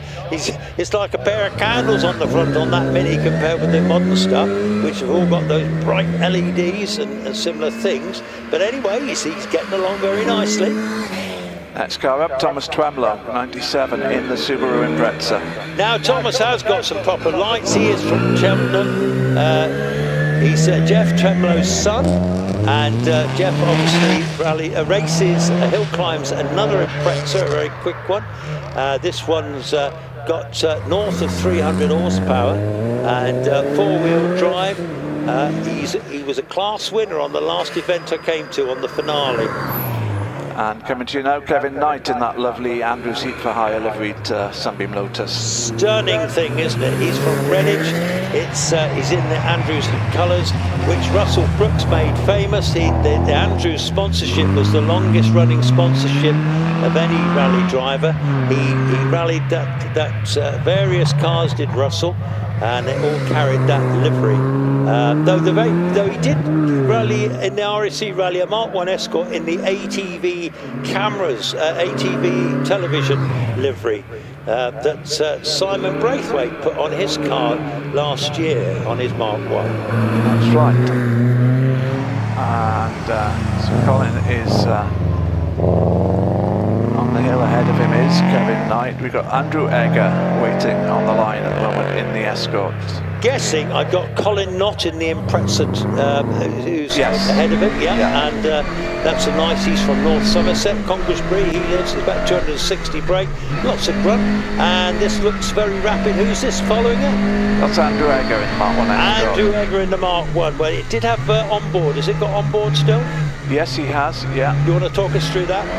Yeah, he's, well, he's just out of a tour, he's on it up to Pardon, into the left-hander now, and cleanly through there, on up towards the S as he goes. And this looks like a very neat run. It's a quick run, but neat. Not too much in the way of oversteer, just the odd little twitch. And the left-hander,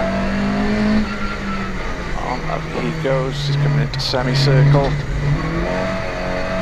And there he goes. We should see the finish banner any moment now. He goes under it and does a 59.53.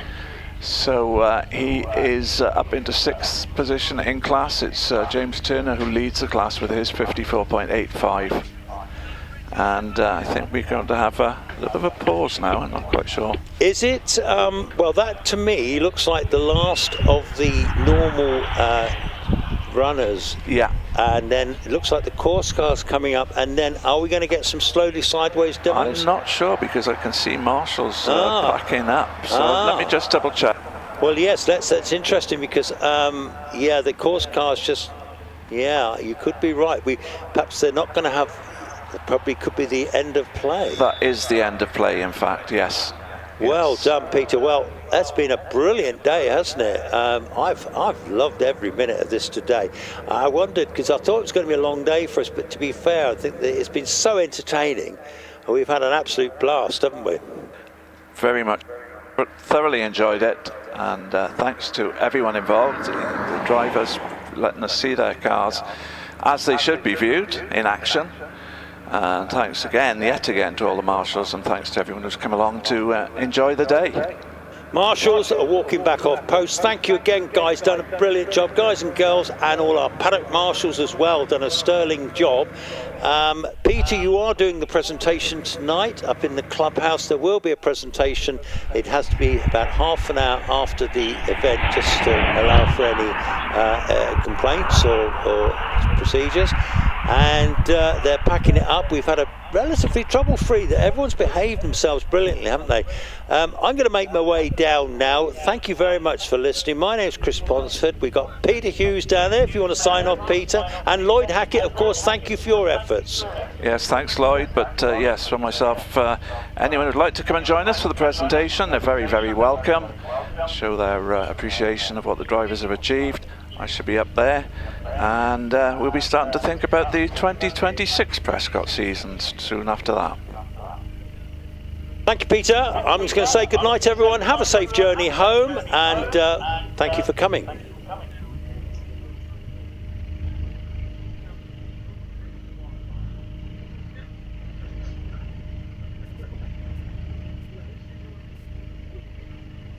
If I'm